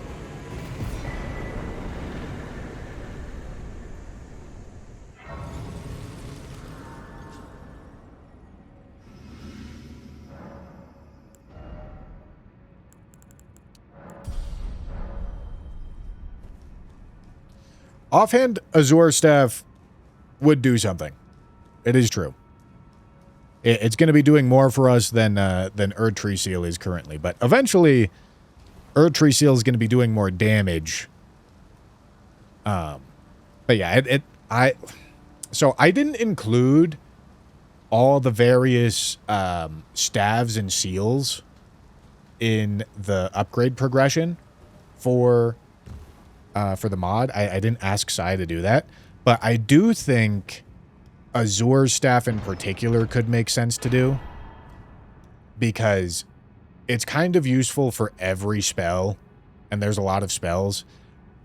I didn't want to do it for every spell category. I didn't want to do it for every catalyst and every spell catalyst, because there's only like 20 at most spells that get buffed by any individual catalyst, and I feel like picking that up 20 times is fine. But Azure's could reasonably be picked up on every single spell run. Okay, let's see if we can tell a difference, gentlemen.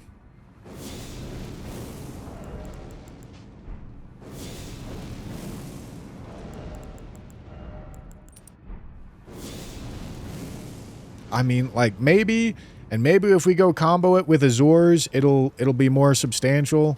Because here's the deal. I'm sacking a 4% incant talisman.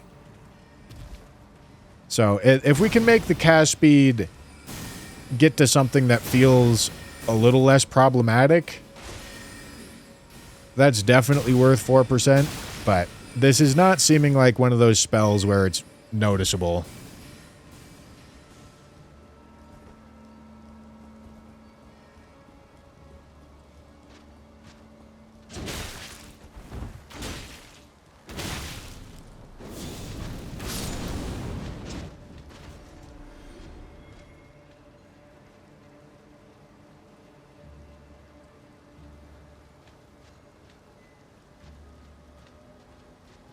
No, chat. I've had this conversation too many times. I've blind tested chat way too many times with Radigan's icon. I know you guys cannot tell the difference. You might say that you can tell the difference, but I've seen it at least a dozen times. I've blind tested you guys too many times. You can't tell the difference, even if you think you can.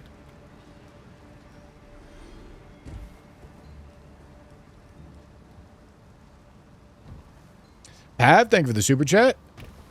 Is there a specific weapon you know will be good, but you don't want to do it because it would just be boring?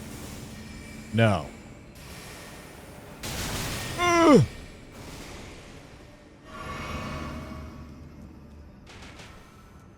You can't. You can't tell the difference, I promise. If we did a blind test, you wouldn't get it right. I'm not going to spend the time doing it, but I'm just letting you know. I've seen it too many times. Tyler Belt, thank you for the super chat. I just bought a new iPhone, $1,100. Well, thank you for the $2. You just bought me 550th of an iPhone. Thank you. Okay, let's see. So, Azure's Glintstone Staff in the offhand, if you guys didn't know, it adds VDEX, which is what makes you cast spells faster. So, perhaps the combination of Azure's and Radigan's icon, it's going to take us to, yeah, max VDEX. This will take us to max VDEX. Can we tell the difference? Whoops.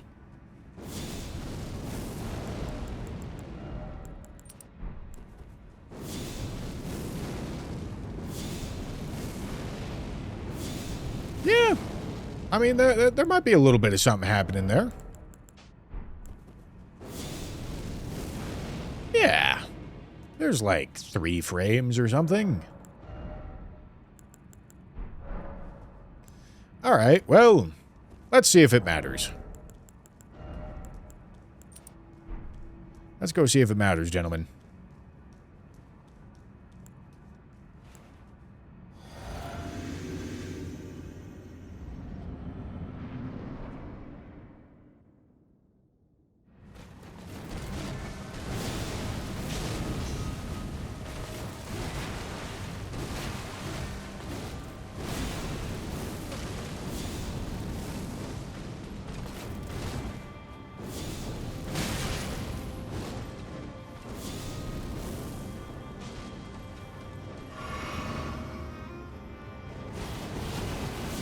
That's not a good idea.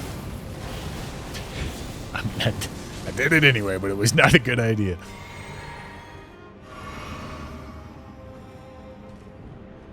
Yeah, the big downside of VDEX building is it just does not, on most weapons, most spells, it's really not a big deal. The speed increase is really tiny. And yeah, I mean, it's still not a big deal on this weapon, but when the cost out is a 4% talisman, it's probably worth it.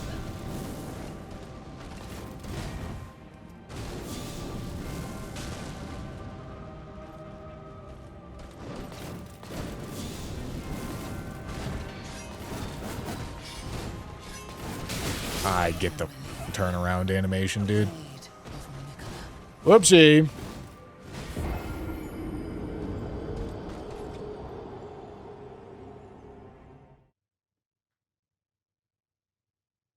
Less than 4%, it's true.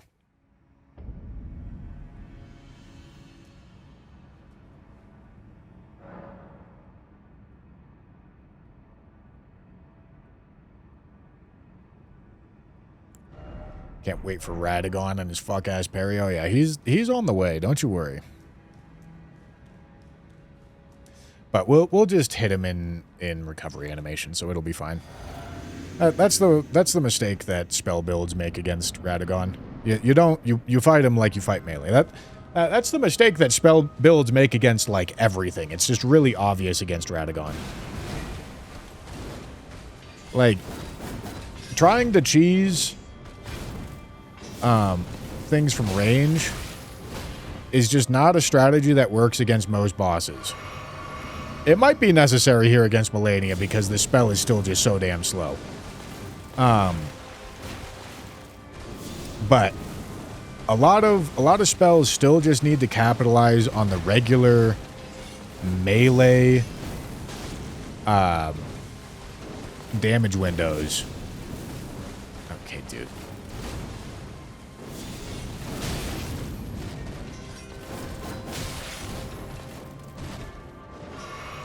And that's just absolutely a necessity against Radagon. Alright, this is looking not great. She's dodged a ton so far, and I've already ate a lot of damage. Yeah, man! Oh my god.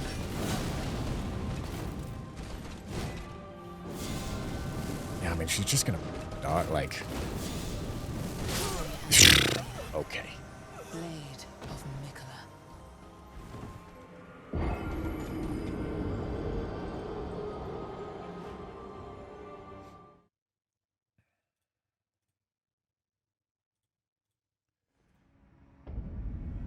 All right, gentlemen.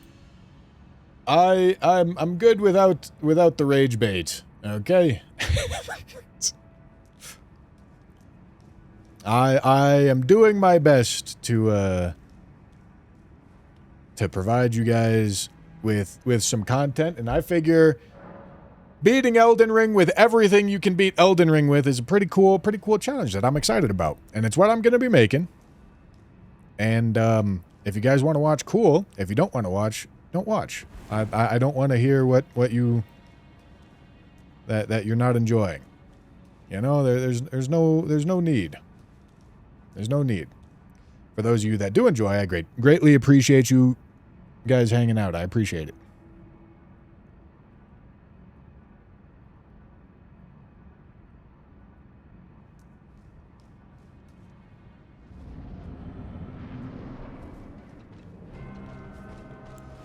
All right. This is looking to be a fight for sure. This is not going to be a very solid weapon against Melania, I don't think. Yeah, dude. I just, like, truthfully, I don't love spells in Elden Ring. I don't love spells in these Souls games in general. I feel like they're super, like, their viability is super overrated.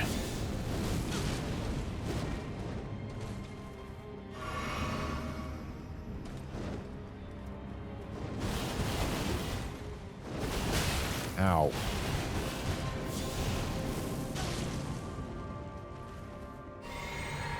Am I gonna have enough blue? I'm not sure I will.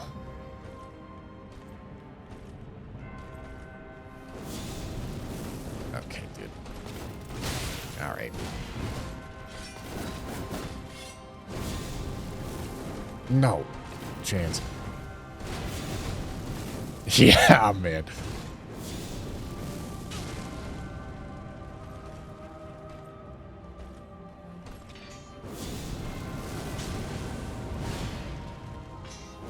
I should have cast it earlier.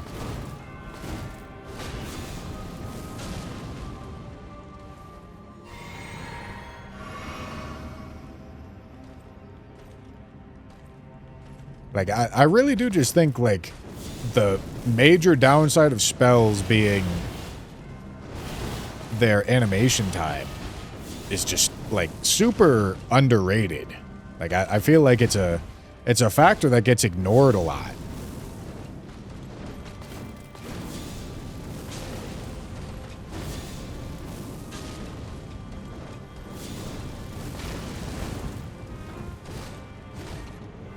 But it's really like, it's quite a huge deal.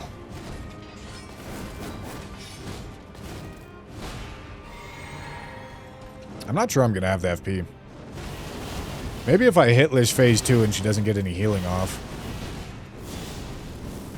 No, dude. Holy. God, she just loves dodging it, man.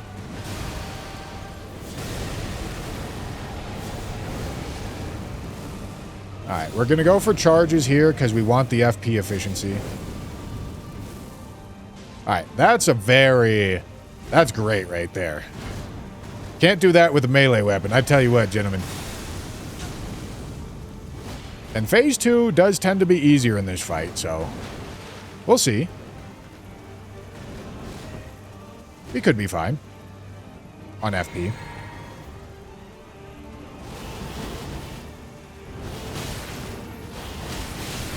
Dude, what? What in the elevation change, man? Holy.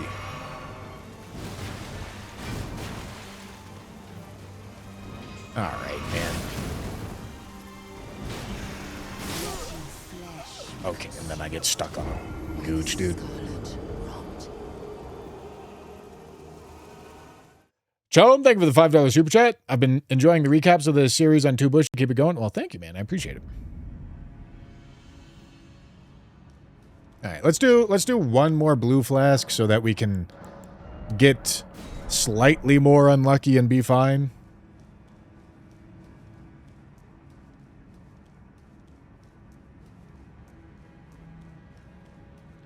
I always tend to use the melee type spells like Slicer or Catch Flame. Yeah, I mean, shit, that's why Slicer and Catch Flame are so good.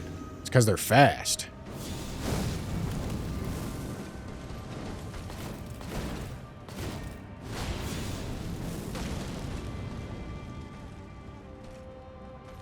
I just gotta bait her to do something, man. I mean, if she idles, I can't do anything.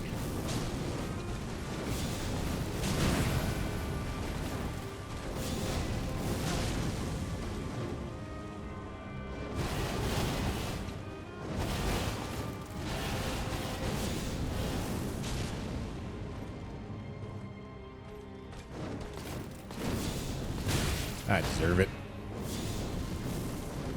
Yeah, I've been taking that punish even though she can just do that follow-up whenever she wants. And just hoping that it works out for me.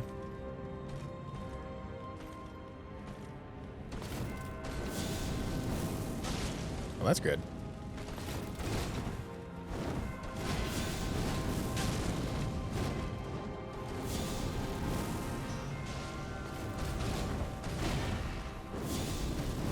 Okay.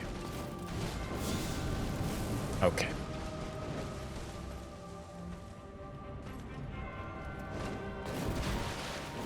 I don't think that's going to be a window. Holy...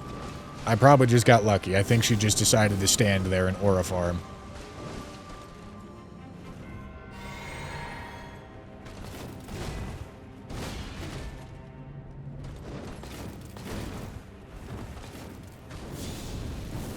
Okay, dude.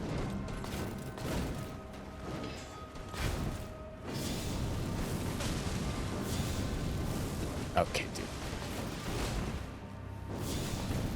Okay. I was late on that cast, but it worked.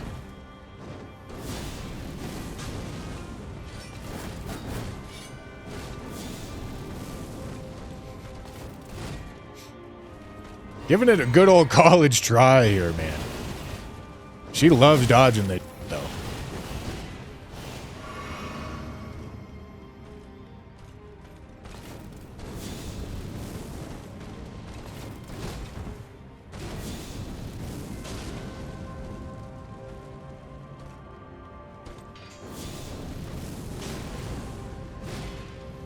Are you not dead? What the fuck? All right.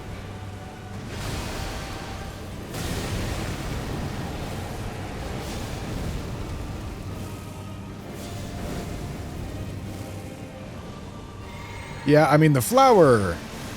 Hold on. 1, 2, 3, dodge. All right.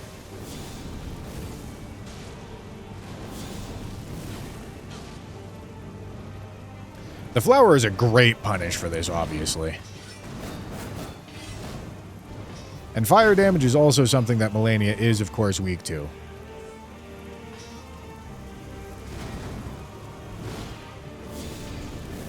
So, when you get the chance to use it... Oh, hello.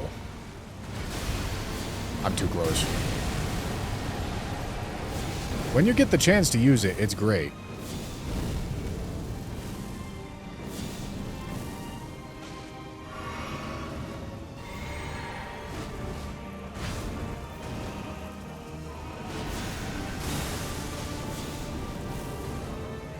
I thought I might be able to get a double in there. Doesn't look like it.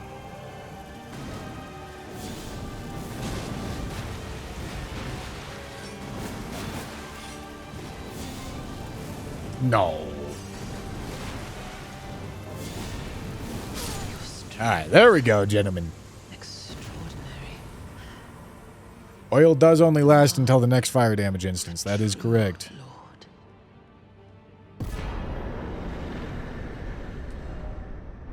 Okay. Okay, that's Melania. Let's go pay Moog a visit.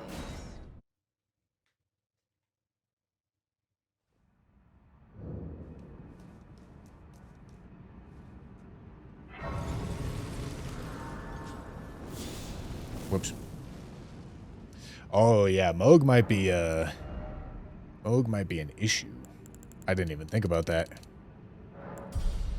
Okay, we are at 73 with the Physic, which means our Erdtree Seal is officially doing more for us than our Godslayers is when we have the Physic on. Yeah, I mean, let's see. Obviously, we of course have the Black Flame to help us out here. This is definitely going to be a spam Black Flame kind of situation.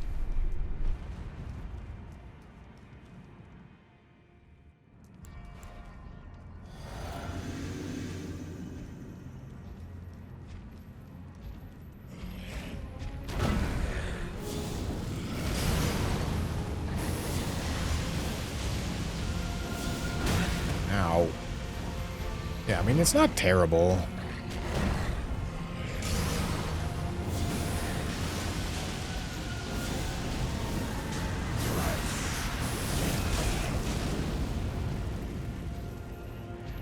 The percentage damage is obviously... Oh, I get the... Why am I getting the turnaround animation, man?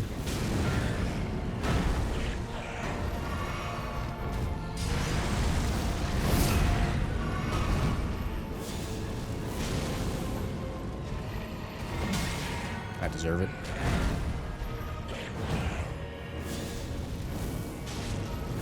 Okay.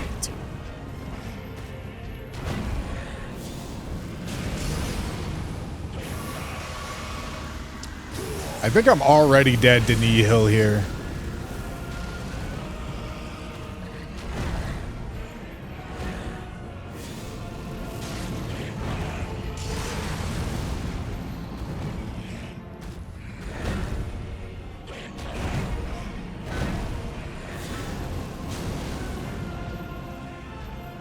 Hello?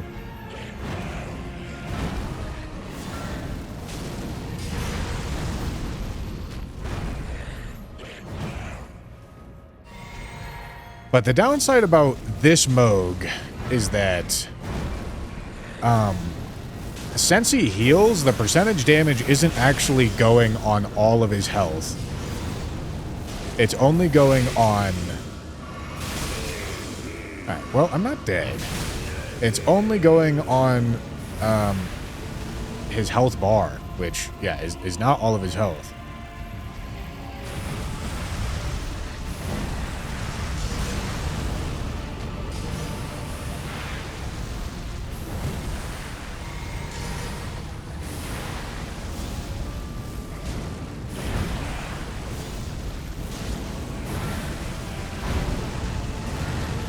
Do I have time for that? I'm not sure I do, honestly.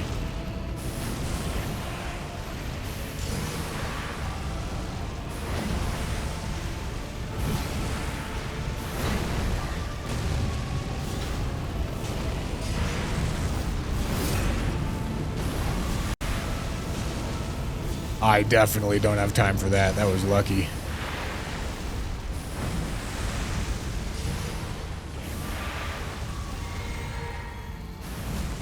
You know?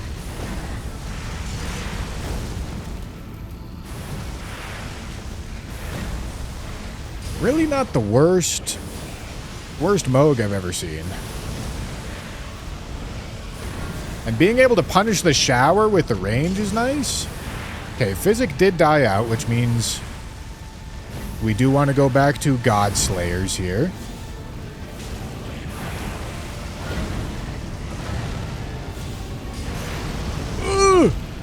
Oh my goodness.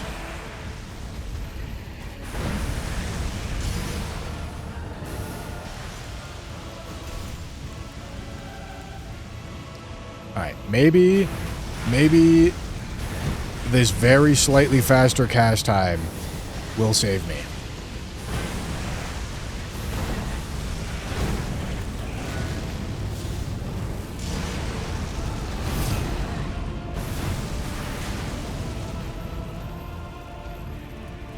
Ow.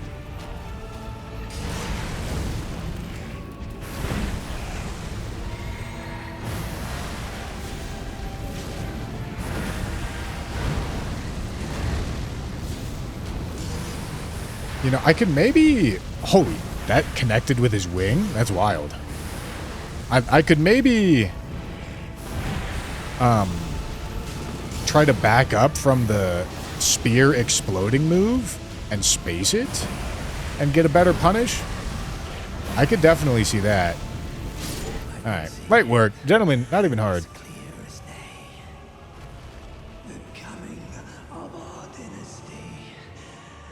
Not even hard, man.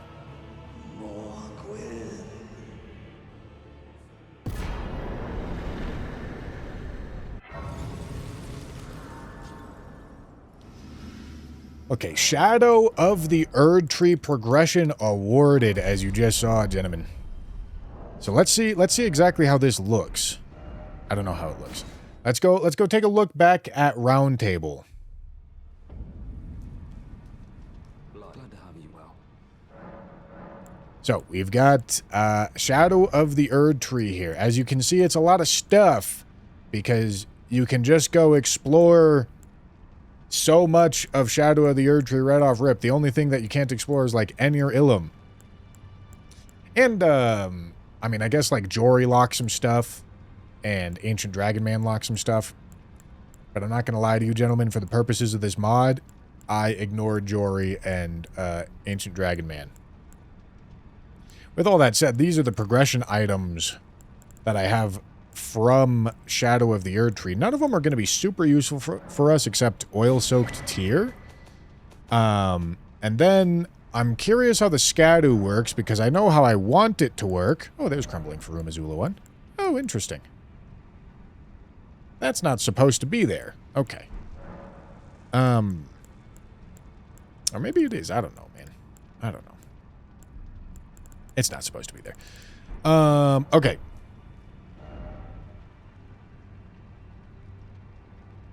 What am I doing? What am I doing? Where am I going? Ah, Shadow of the Erd Tree. Let's head on over to the DLC and see what the Skadu looks like.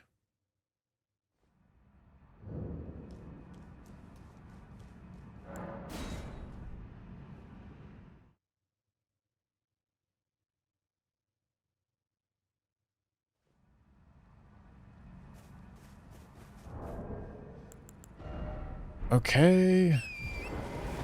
Is the Skibbity level implemented?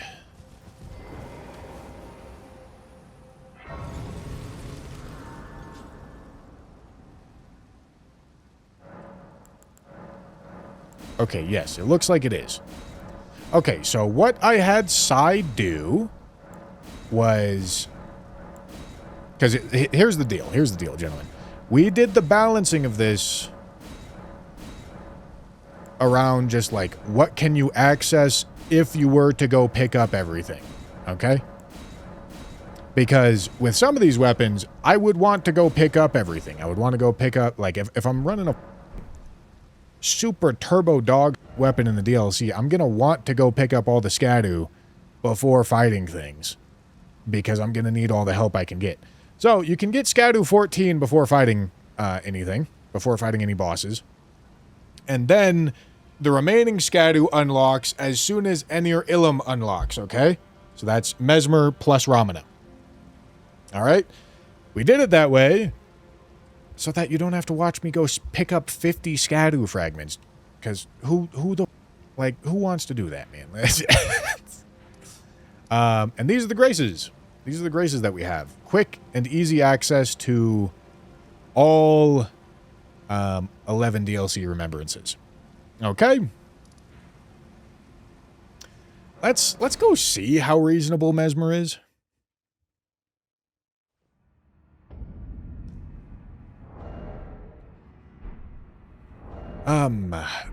So I leveled my faith a lot. I'm at 70 without the physic.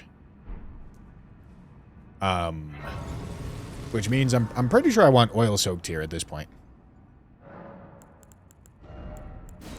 So let's slot that in.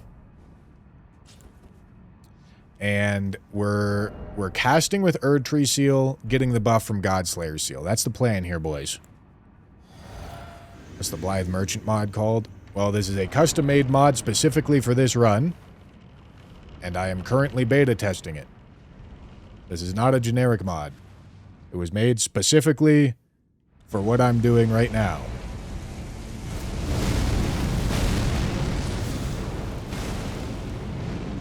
Wow. Pretty chunky damage.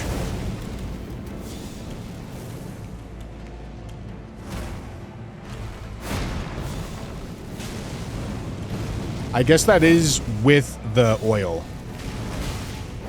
So that's gonna diminish here once Oil Tear runs out.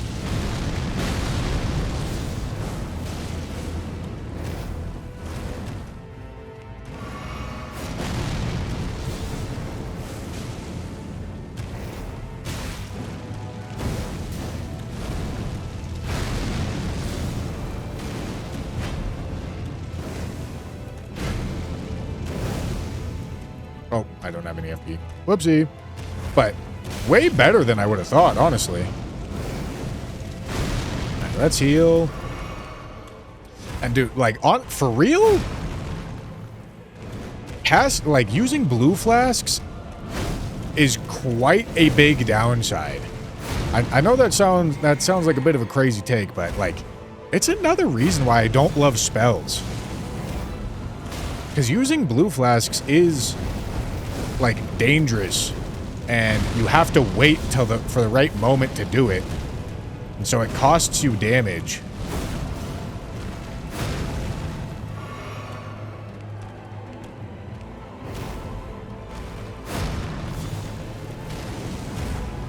As you can tell, gentlemen, I'm generally not a huge spell lover here. Nice, dude.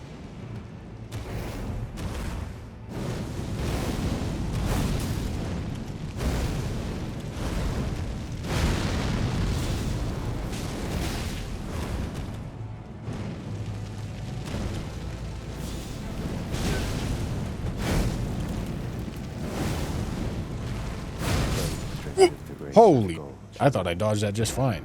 In the embrace of Mesmer's flame.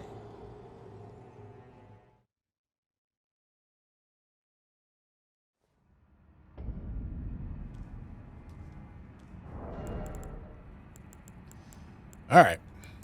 Well, try again, gentlemen. It's just healing your mana. Yeah, it's true. But like, with a regular weapon, when you have to heal regularly, it's kind of like a huge downside, and it's built into spells. Like you lose a ton of damage when you have to spend time to heal, because you got to find the right spot for it. Throws off your rhythm. Same thing with blue. It's just you gotta do it a lot more with. What? Got to do it a lot more with spells, man.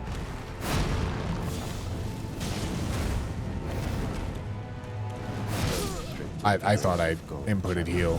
All right, I guess not. In the embrace of Mesmer's flame.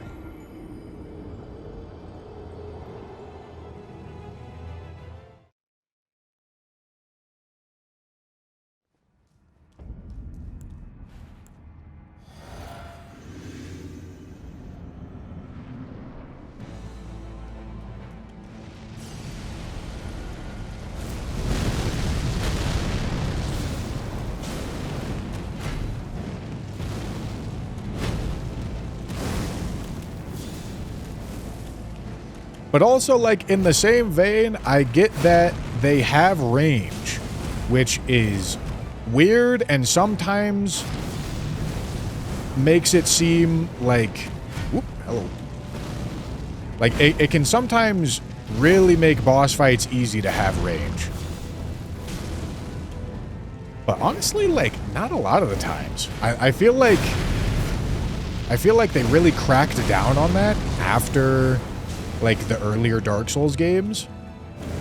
Like the bosses just have really effective gap closers that they didn't have in the early games. Because like legitimately range cheesing a boss in Elden Ring, like it doesn't happen very often.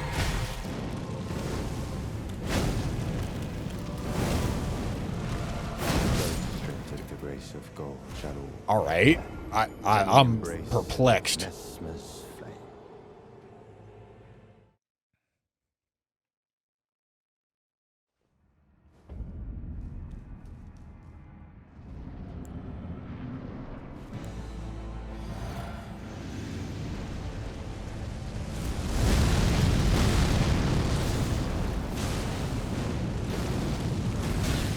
Ow.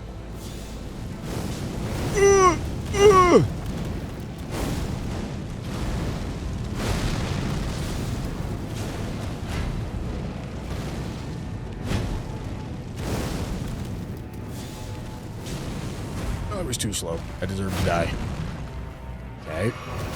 Alright. Okay. Yeah, it's alright. I didn't want to heal anyway, man. Yeah. The grace of God shall all die in the embrace of Messmer's flame.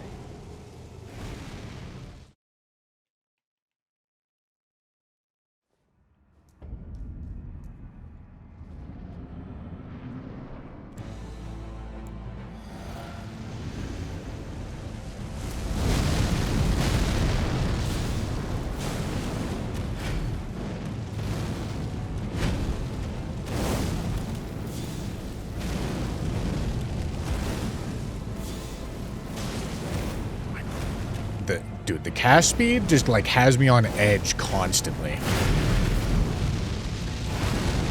Because it's always close. It's never like, oh, yeah, that's a free damage window. It's like, all right, I'm gonna tickle your taint hairs every time you think about hitting me.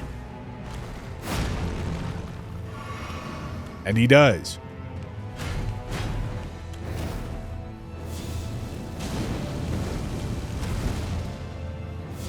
That's way too late.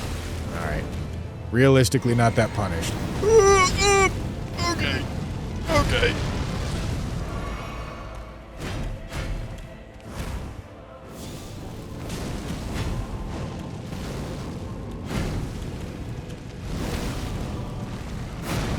Rolled too early.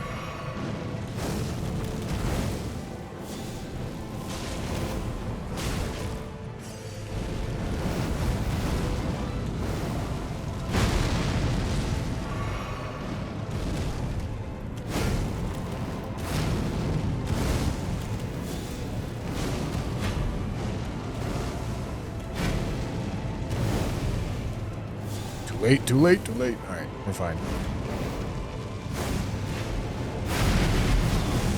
Okay.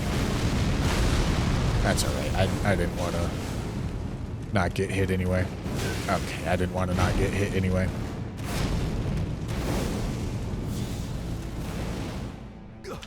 Okay. Is phase 2 gonna be easier? Let's find out.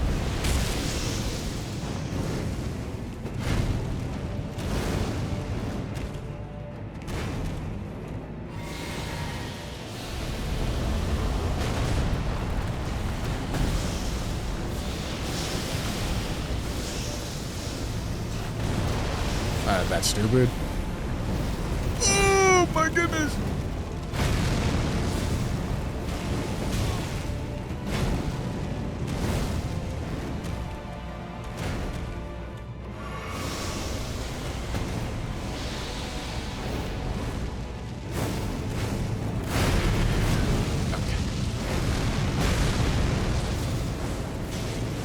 Alright, just like, don't get hit anymore, I guess. Pray to... Lightless creature, embrace thine oblivion, as shall I. Mesmer? What the f*** are we doing here, man? Oh my goodness. Holy... What are we even talking about here? Big messy boy, what, like, what? What?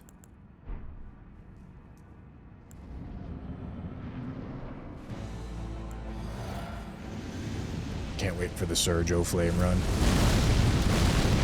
Yeah, man.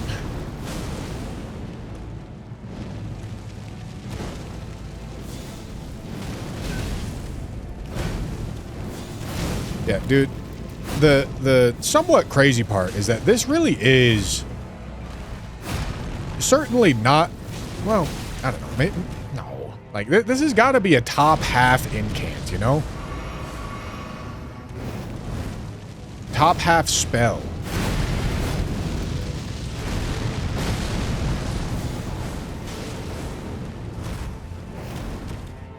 And it's not great.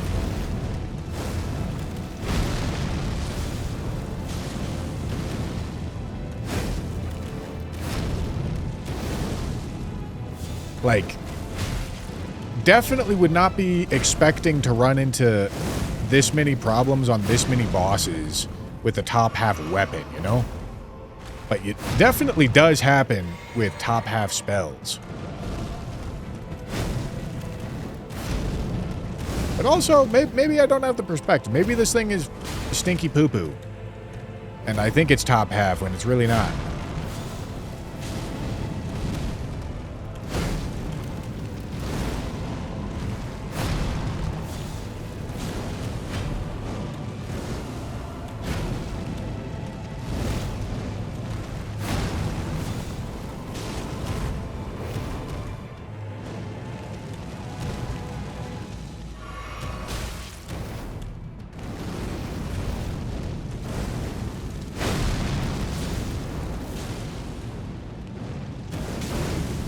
Yeah?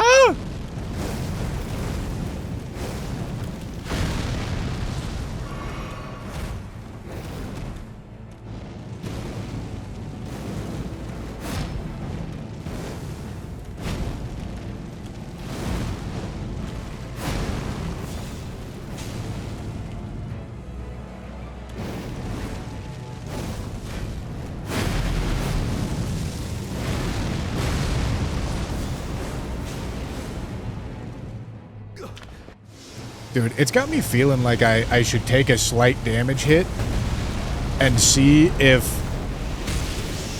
the spell is slightly more usable with a little bit more VDEX from Azur's staff. This is a very minor damage hit.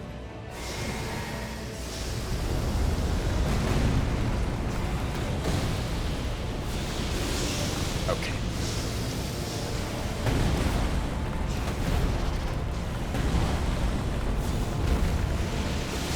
Okay, dude. I thought he was gonna pop. I charged it because I thought he was gonna pop out. Okay. And it would line up, but it instead like timed it perfectly for him to dodge it.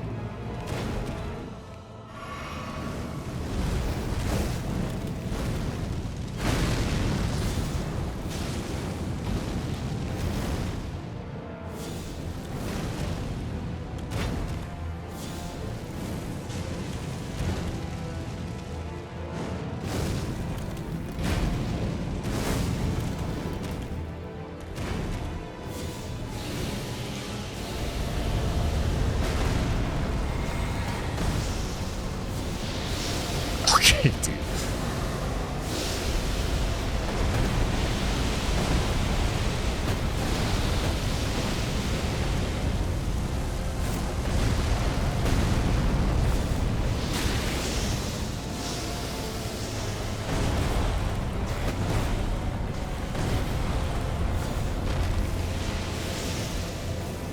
Okay, a nice little double punish there, though. That's nice. Okay, not worth it.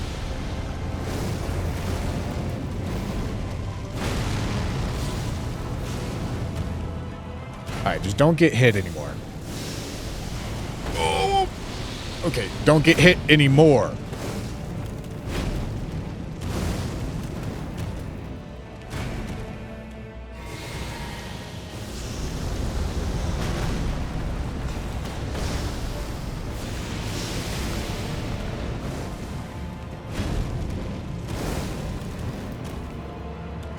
I don't think that's a safe punish right there.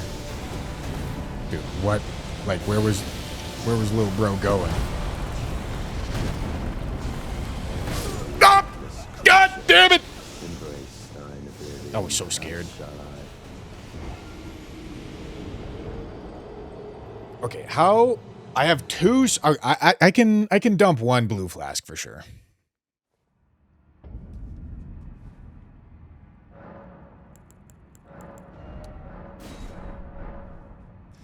Yeah, dude, like, the spells just come with so many downsides. Less heals, longer animations, realistically not even improved damage. This is way too late. Okay.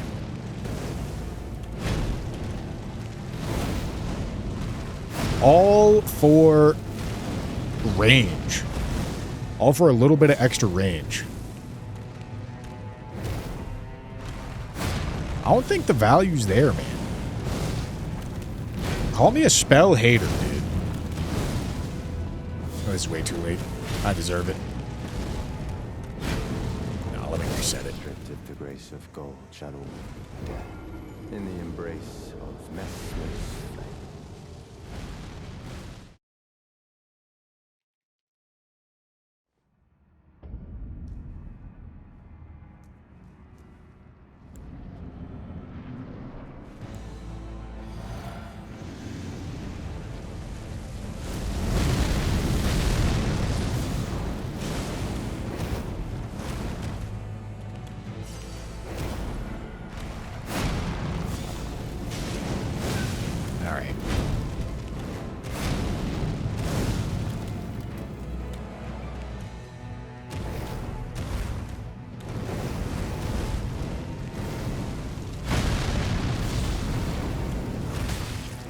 I don't know why I tried to go for a charge right there.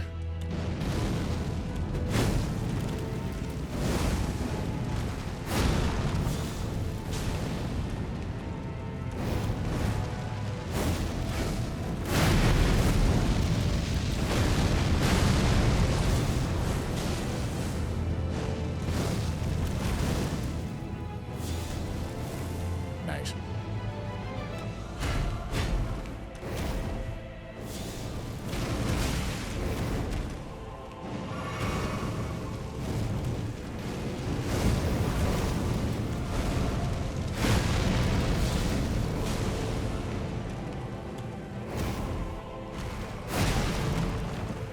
What? Dude, I do the same thing and he just hits me this time because he wants to? Stripped of the grace of gold, channel death in the embrace of Mesmer's flame.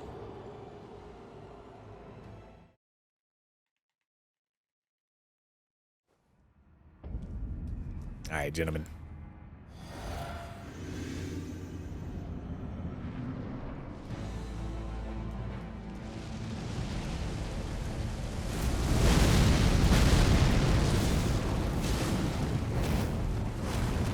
God, this thing is not going to be any good on Consort. I don't know. Maybe it will be. Like, Mesmer's a pretty fast fight, I guess.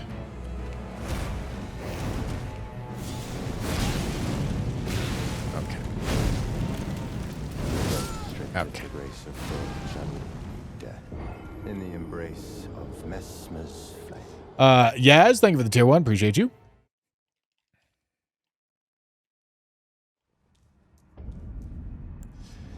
Dude, more I'm playing with this thing, the lower it's ranking, man. I tell you what.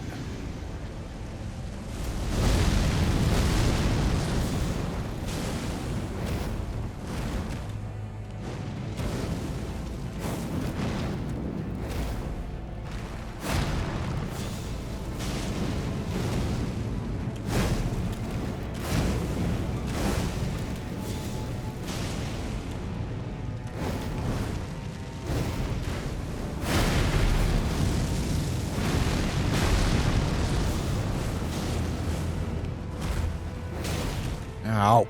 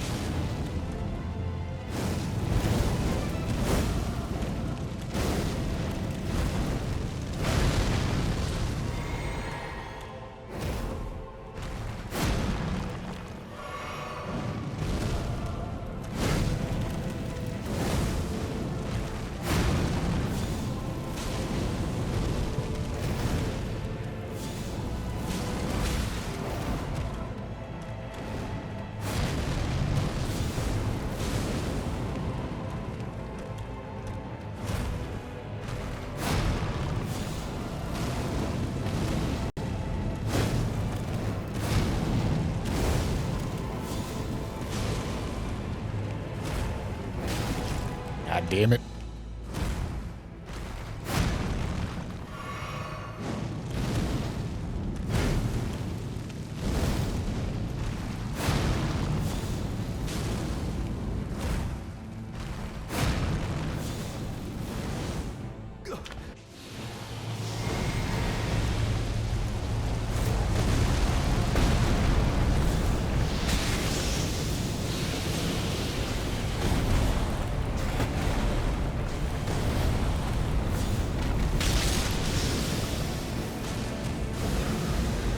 Holy shit, look at the damage go.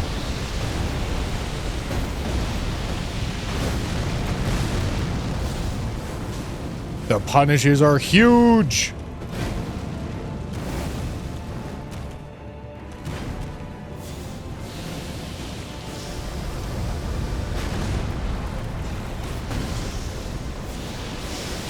Okay.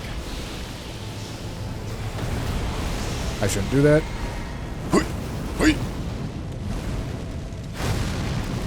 Alright, got lucky.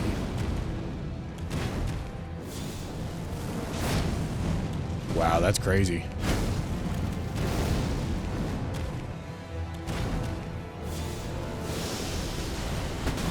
Okay.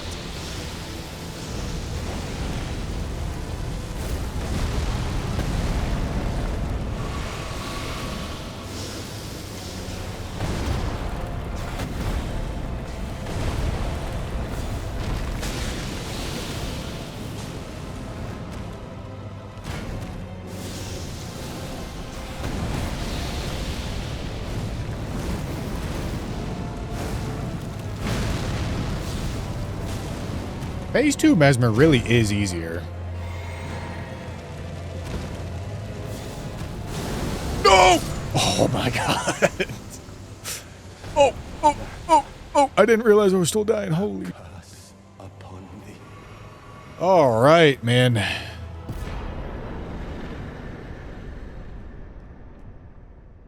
Holy. Okay. All right. Mesmer dead. Wasn't easy. Wasn't easy. I tell you what, gentlemen. Wasn't easy. 18 deaths, huh? We are doing more than we did on previous runs. But wow, wow, wow. I mean, listen, I could go for 80 faith, but also... Wait, hold on. I can buy Rakshasa's set, can't I? Rakshasa's set is great for us. Well, I don't know if I would call it great for us, but we don't experience much of a downside. And then we get extra damage. That's kind of sick. Heavy load, huh? Alright, let's level endurance here. And then see if I... Alright, still heavy load. That'll put us mid load, though. Okay, 6% more. That's nice. Oliver, thank you for the $5 Canadian. When chat says you have the bland, dry-voiced, glasses, beard nerd look of every millennial YouTuber, I want you to know that I agree.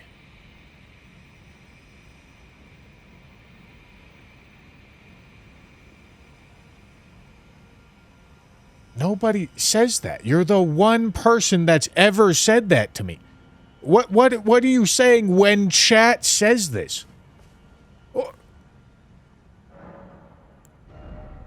What in the schizo post do we got going on here, man? Not even a millennial, dude. Thanks for the money.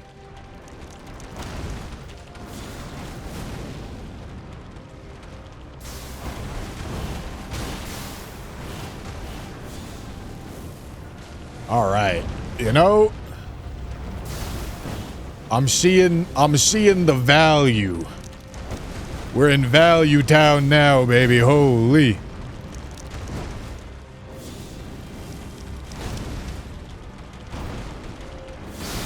Oh, fuck my ass. Fuck my ass. Okay, dude.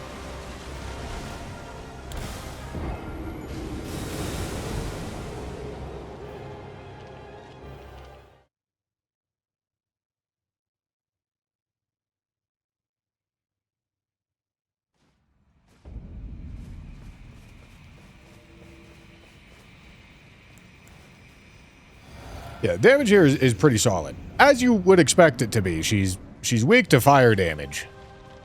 It's not insane. But, you know, it is pure elemental damage. Which, pure elemental damage in and of itself does run into issues. Stuff tends to be more polarized against elemental damage. Oh, fuck. Either really strong or really weak.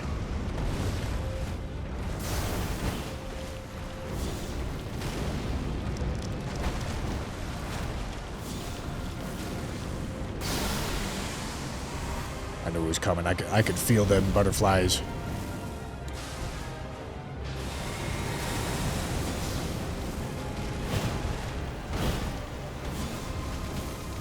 Yeah, that misses.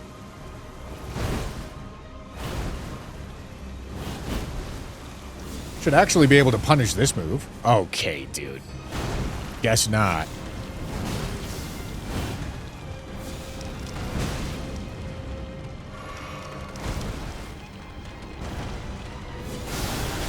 Stop!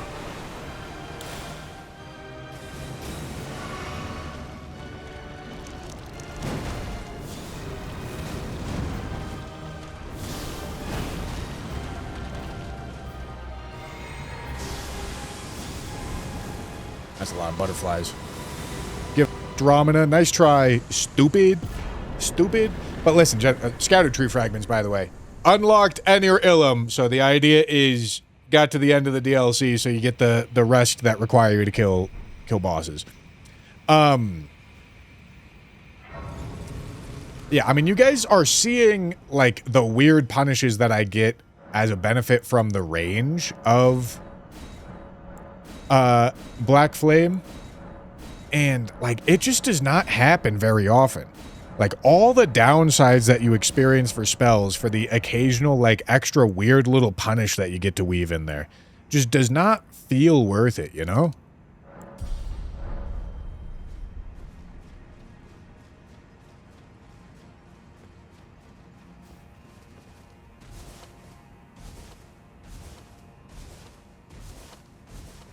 I did add Litany of Proper Death to the wheel. I'll be honest with you, I don't plan on beating much of anything with Litany of Proper Death.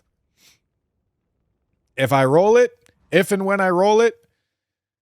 Whoops. How'd I do that? What the... If and when I roll it, yeah, I don't really... Like, there's some real spells in the game that... Or everything. That, like... is just so obscenely dog...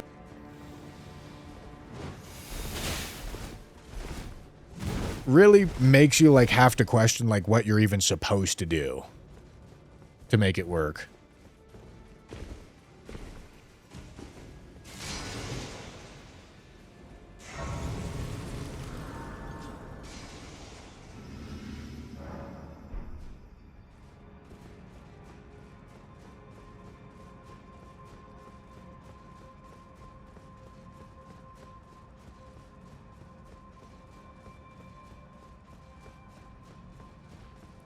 Deathbirds be fearful. Like, not even, though.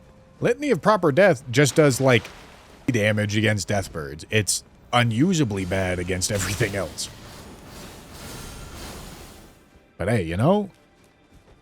Maybe, like, I added them to the list, and I expect that I'm gonna kill, like, a boss with them, and it's just gonna be like, okay, this is terrible.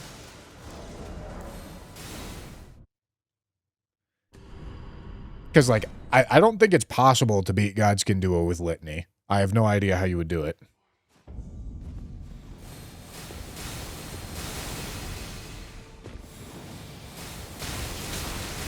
Alright, well...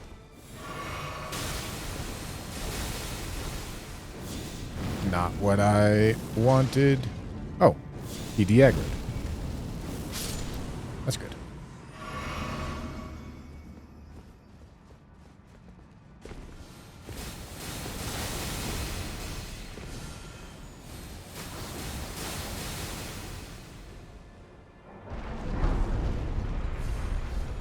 Do I even need to do this run? Holy...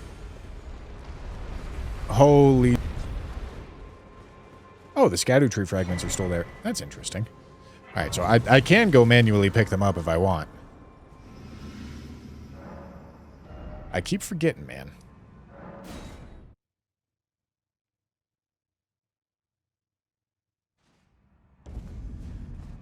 Oh, God, dude. I don't want to do Leda and Friends.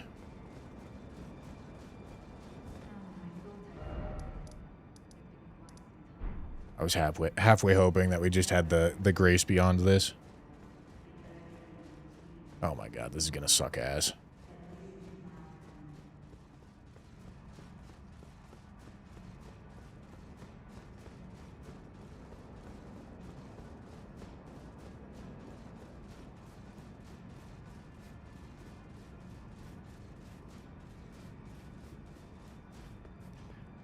I'm doing it. You can't even stop me. I've decided this boss fight's so terrible. We're not doing Leda. We're not doing actual Leda. No way. Oh my god. There's horn scent on this too. Oh Jesus. Don't you dare approach Mikula the I'm writing down a note right now. Dryleaf Dane and our ally will never allow this. Oh boy.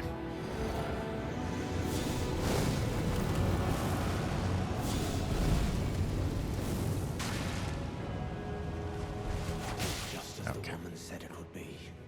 You know, the damage actually pretty solid. Lord of America, you two deserve to face the reckoning. What? Where the f did that go?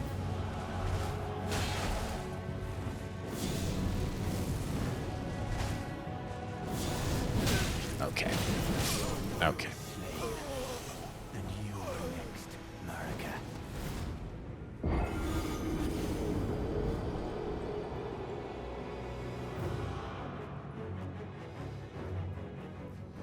What about 5 Scadu behind Gaius?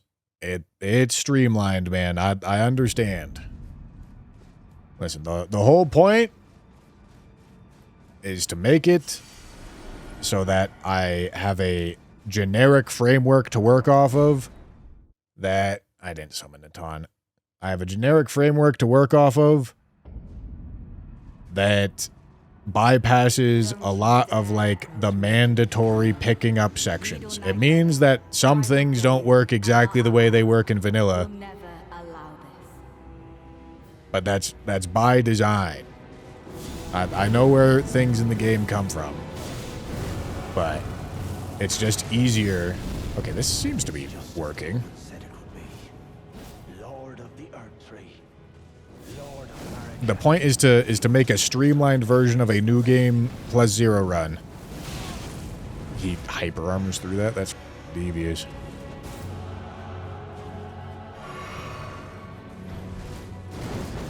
So that I can do these runs without spending literally like 4 hours gathering items each run.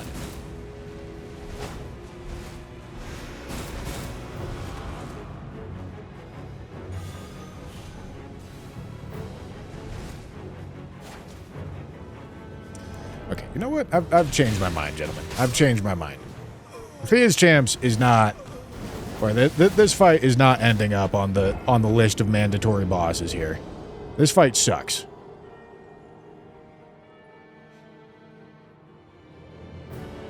This is a pee pee poo poo ass fight.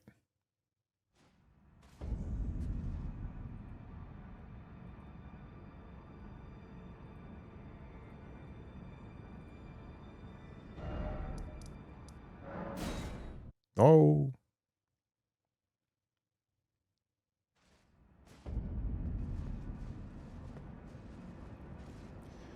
Yeah, you know, I'm just trying to distill down the parts that are interesting from a set of 726 runs that would potentially have a lot of uninteresting parts in them. I know there's going to be a lot of questions, and some decisions have been like made arbitrarily. But like the point is, use all the weapons on the bosses. Like, you don't want to watch me pick up Scadu. You don't want to watch me pick up the Axe Talisman 700 times. You know, you don't want to watch all this over and over and over again. So the point is to condense it down and distill these runs down into the parts that are interesting and get rid of the parts that aren't. That's the whole point of it. And if you got questions about specifics, I don't know, dude. There's just going to be so many of them. I'd prefer if you didn't. Like, it works the way it works because it works, you know? It's how I made it. That's why it works that way.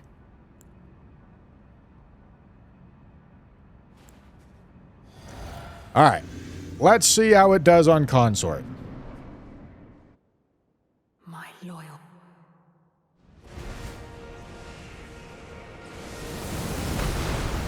Let's see what we're working with here.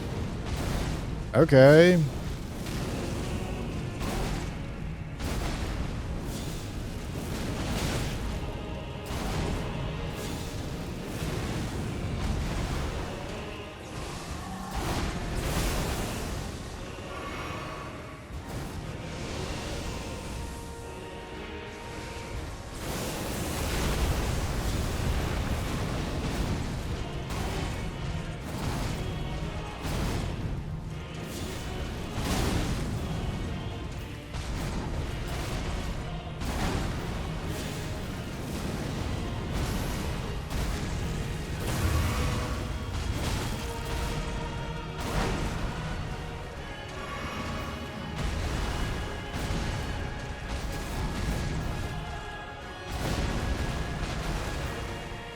Oh, I'm at FP.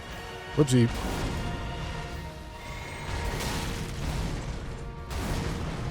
Yeah, I mean, the damage is solid here. It seems like I might have actual damage windows. I'm just doing this fight with a low amount of flasks. And I have to use flasks more often than I want because I'm using spells.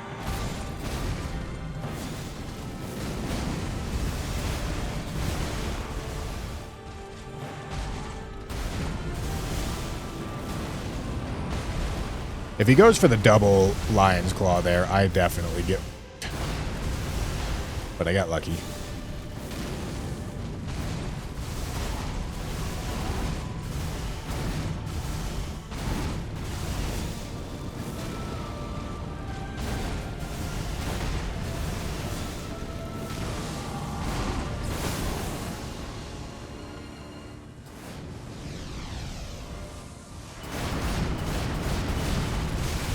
Oh my goodness!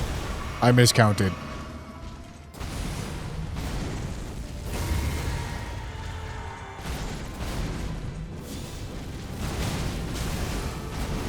I guess I don't have time there.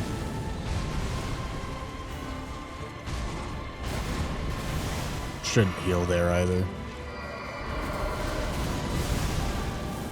That's a neat little punish. Okay.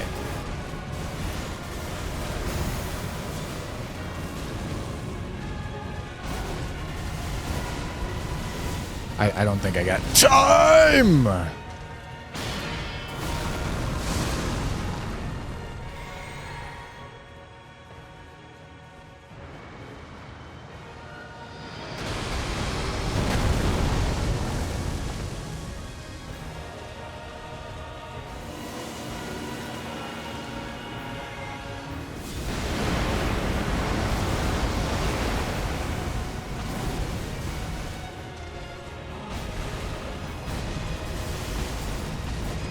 Alright, just gotta take the safe punishes here now. Which, this is one, I believe. Yeah, if he does double front flip, I can maybe do it. I think this should actually be one, too.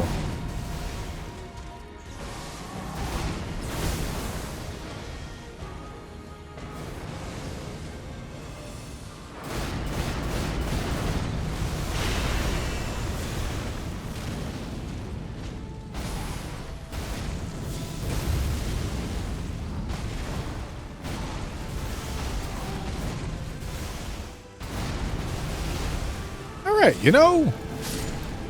So, it's decent for Radon. I'd say that was like a C-tier fight. Pretty, like, right down the middle. Which is better than how this spell has been performing, for sure. You know?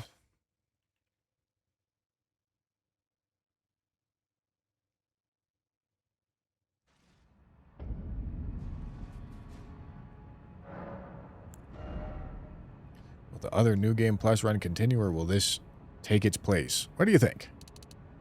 I'm doing okay. I'm sorry. I'm being a sarcastic little salty because I've been asked the same question too many times and it's frustrating me. That's not your fault.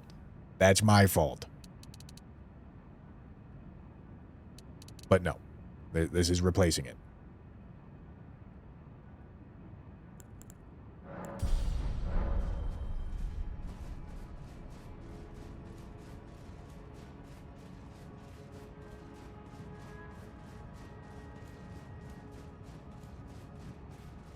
Elden Ring should let you refight bosses the same way Sekiro does.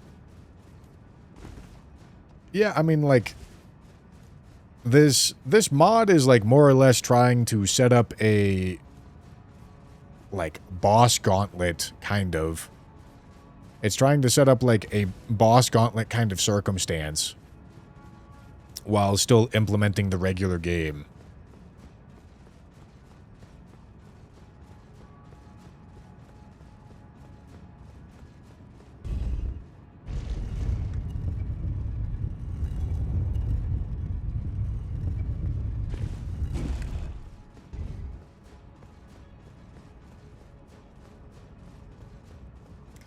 Okay.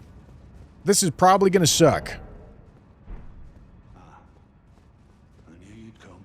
But let's give it a try. Elden Ring. To become Elden Lord. What a sad state of affairs. Your spirit, but alas. I mean, the damage is solid. I guess that helps for us. Continue to struggle. Man, if I don't get this first try, it's going to be awful.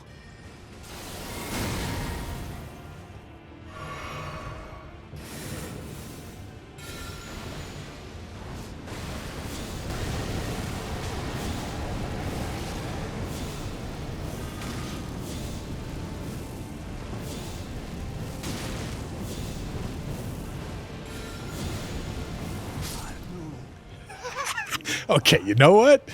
It actually worked out pretty well. Banished cannot become a lord. Not even you. A man cannot kill a god.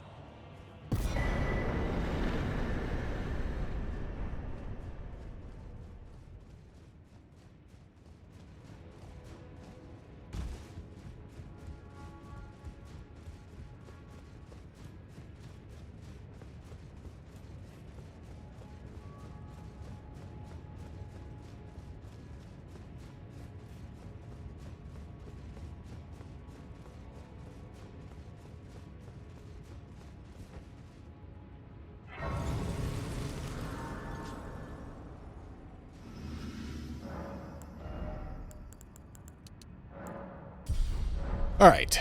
Horaloo. So with no jump attacks, we would expect it to be worse here. Will I do 2 gods with every weapon from now on? Well, a large portion of the motivation for doing this was expanding what I'm going to use and increasing the number of bosses that I'm going to fight. I don't know exactly what my policy is going to be with what bosses I fight and when I fight them. Because, like, I'm certainly never going to be doing all remembrances with something like a staff. You know, staff melees. You know, this is a good way to punish the stomp instead of trying to take advantage of the jump. I got time? I did not have time. Gave it a good old college try, though. You know, we might be in a spot to get...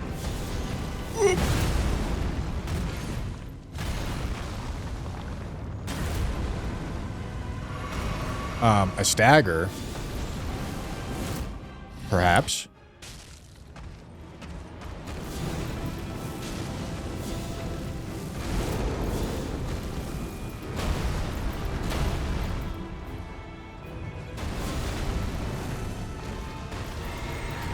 I deserve it. I'm getting so greedy with it.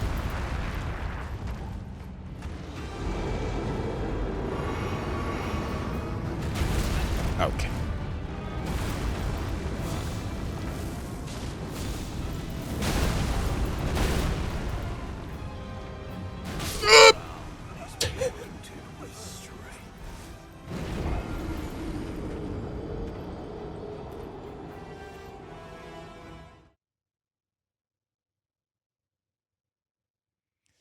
How you plan on beating Radagon with his spell parry and stuff? It won't be a problem. You'll see why, but it won't be a problem.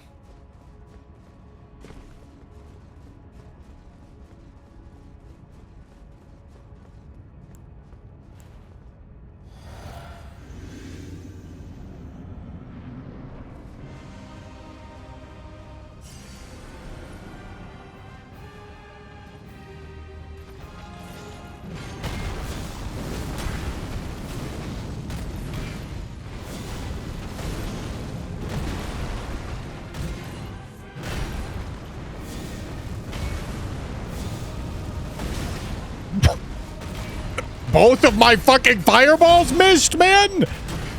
Okay, I get hit by a make-believe hitbox from Godfrey, and both of my spells miss him?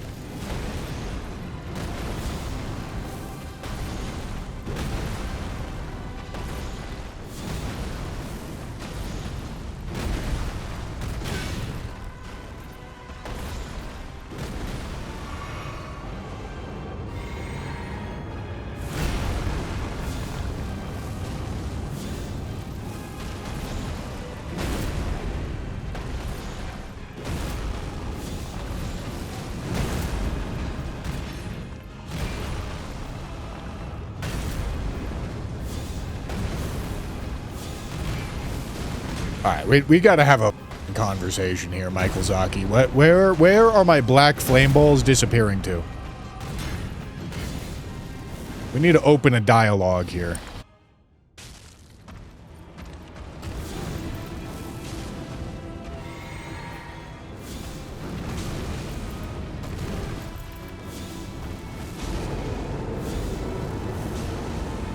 Fastest Horaloo transition ever? Like, what the fuck?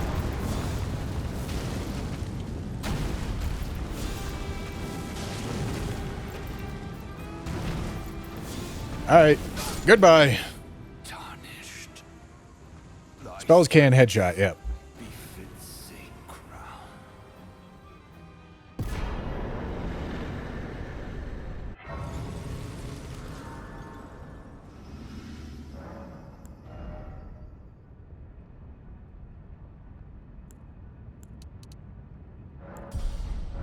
Okay, Radagon, let's do it. Let's do it, Radagon.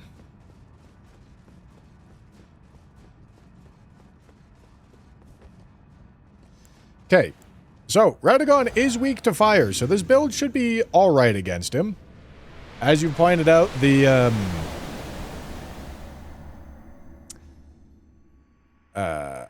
spell parry is concerning.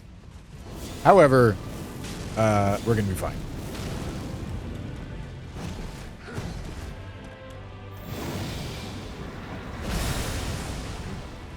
Because you just gotta catch him in recovery animations. Can I? Holy shit, it hit him. Let's go.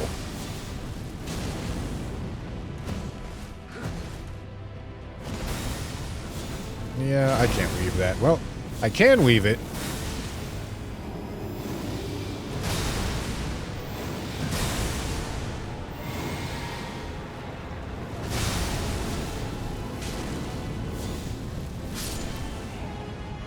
All right.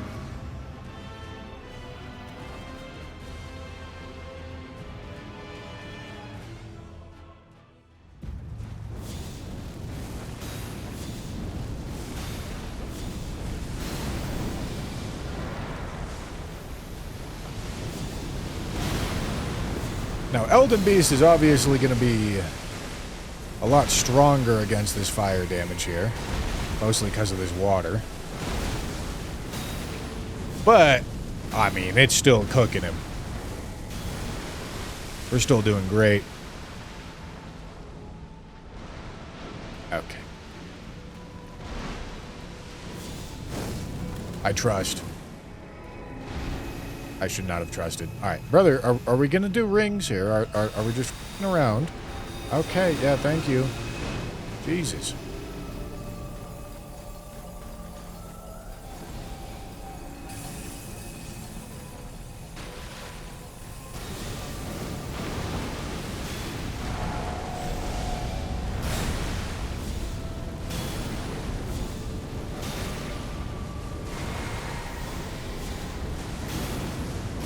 Alright, we're gonna have to properly deal with Elden Stars this time.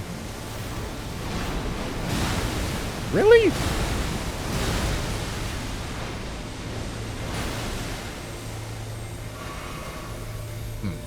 Did I deal with Elden Stars? Yeah, it looks like it. It's still trying to route through the ground. Oh boy. This is an awkward spot to find myself.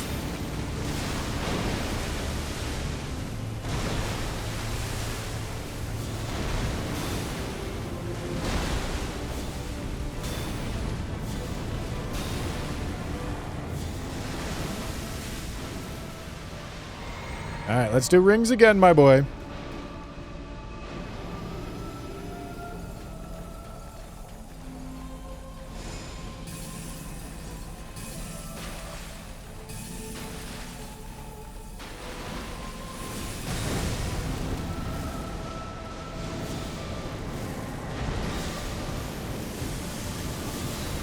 There's no way that's not hitting him.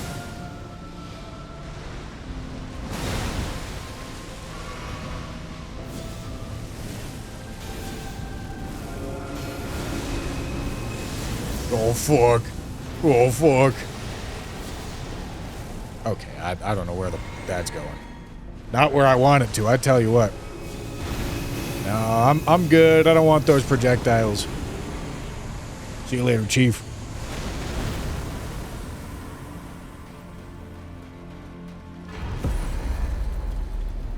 All right.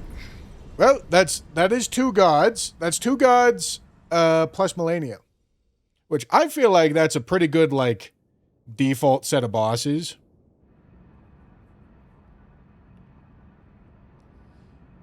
That goes to do all the main bosses that you might consider to be problem bosses.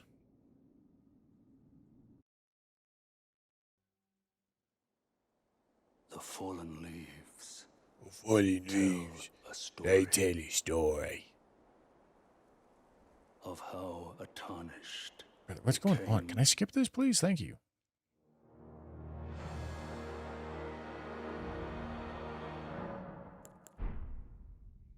$247.09. All right, gentlemen, we've got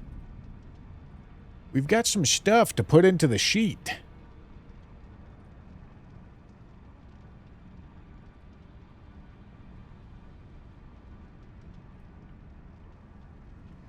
Got some stuff to put into the sheet. Okay, so number 11 was Black Flame. Deaths, we had 20. 247.38. Yeah, we'll call it that.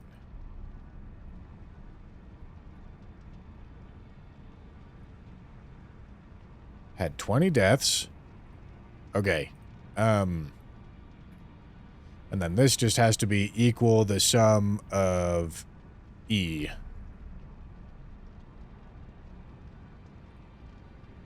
Well, I don't know how it got there.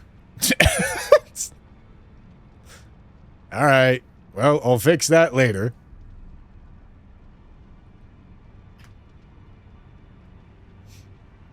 Okay. Rune level, we don't actually need to keep track of this anymore. This is when we started implementing,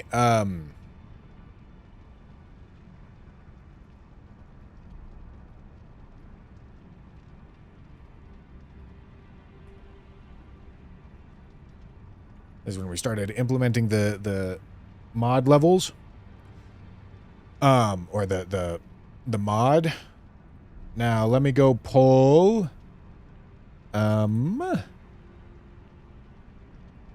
the tier list. This is not updated. I believe Amy made this tier list for me. It obviously doesn't have the spells on it right now, so we're going to have to include that. So just imagine we're talking about Black Flame right now, okay, gentlemen? Oliver, thank you for the super chat. Thank you for the cock, Bushy. It's pretty great. You're welcome. You're welcome. Okay. Change the format to time.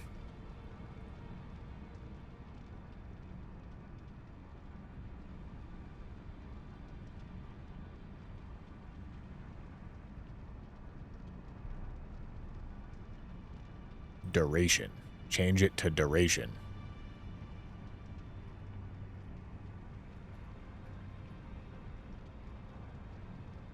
Okay.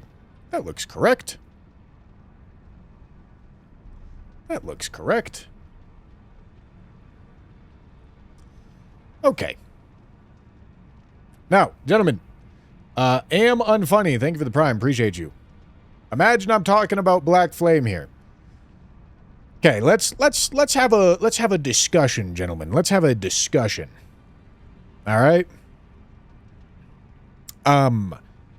Spells in general, as I said, I feel like they really suffer from really long damage windows. You have to use flasks more often because you need blues. Yeah, Fuse Mist isn't on the list. And, like, the benefit that you gain is range. Like, you don't even gain the benefit of damage because the damage really was not that great. So, like, you get a couple extra weird, niche, ranged punishes. But, like, if I'm staring down what we've already done here, I was saying this is in, like, C to D tier. Would I want this over a crossbow?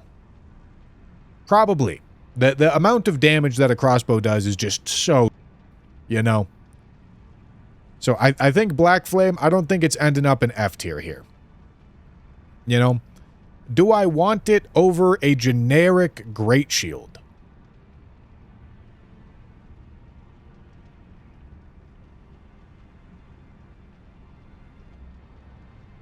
Maybe. Maybe.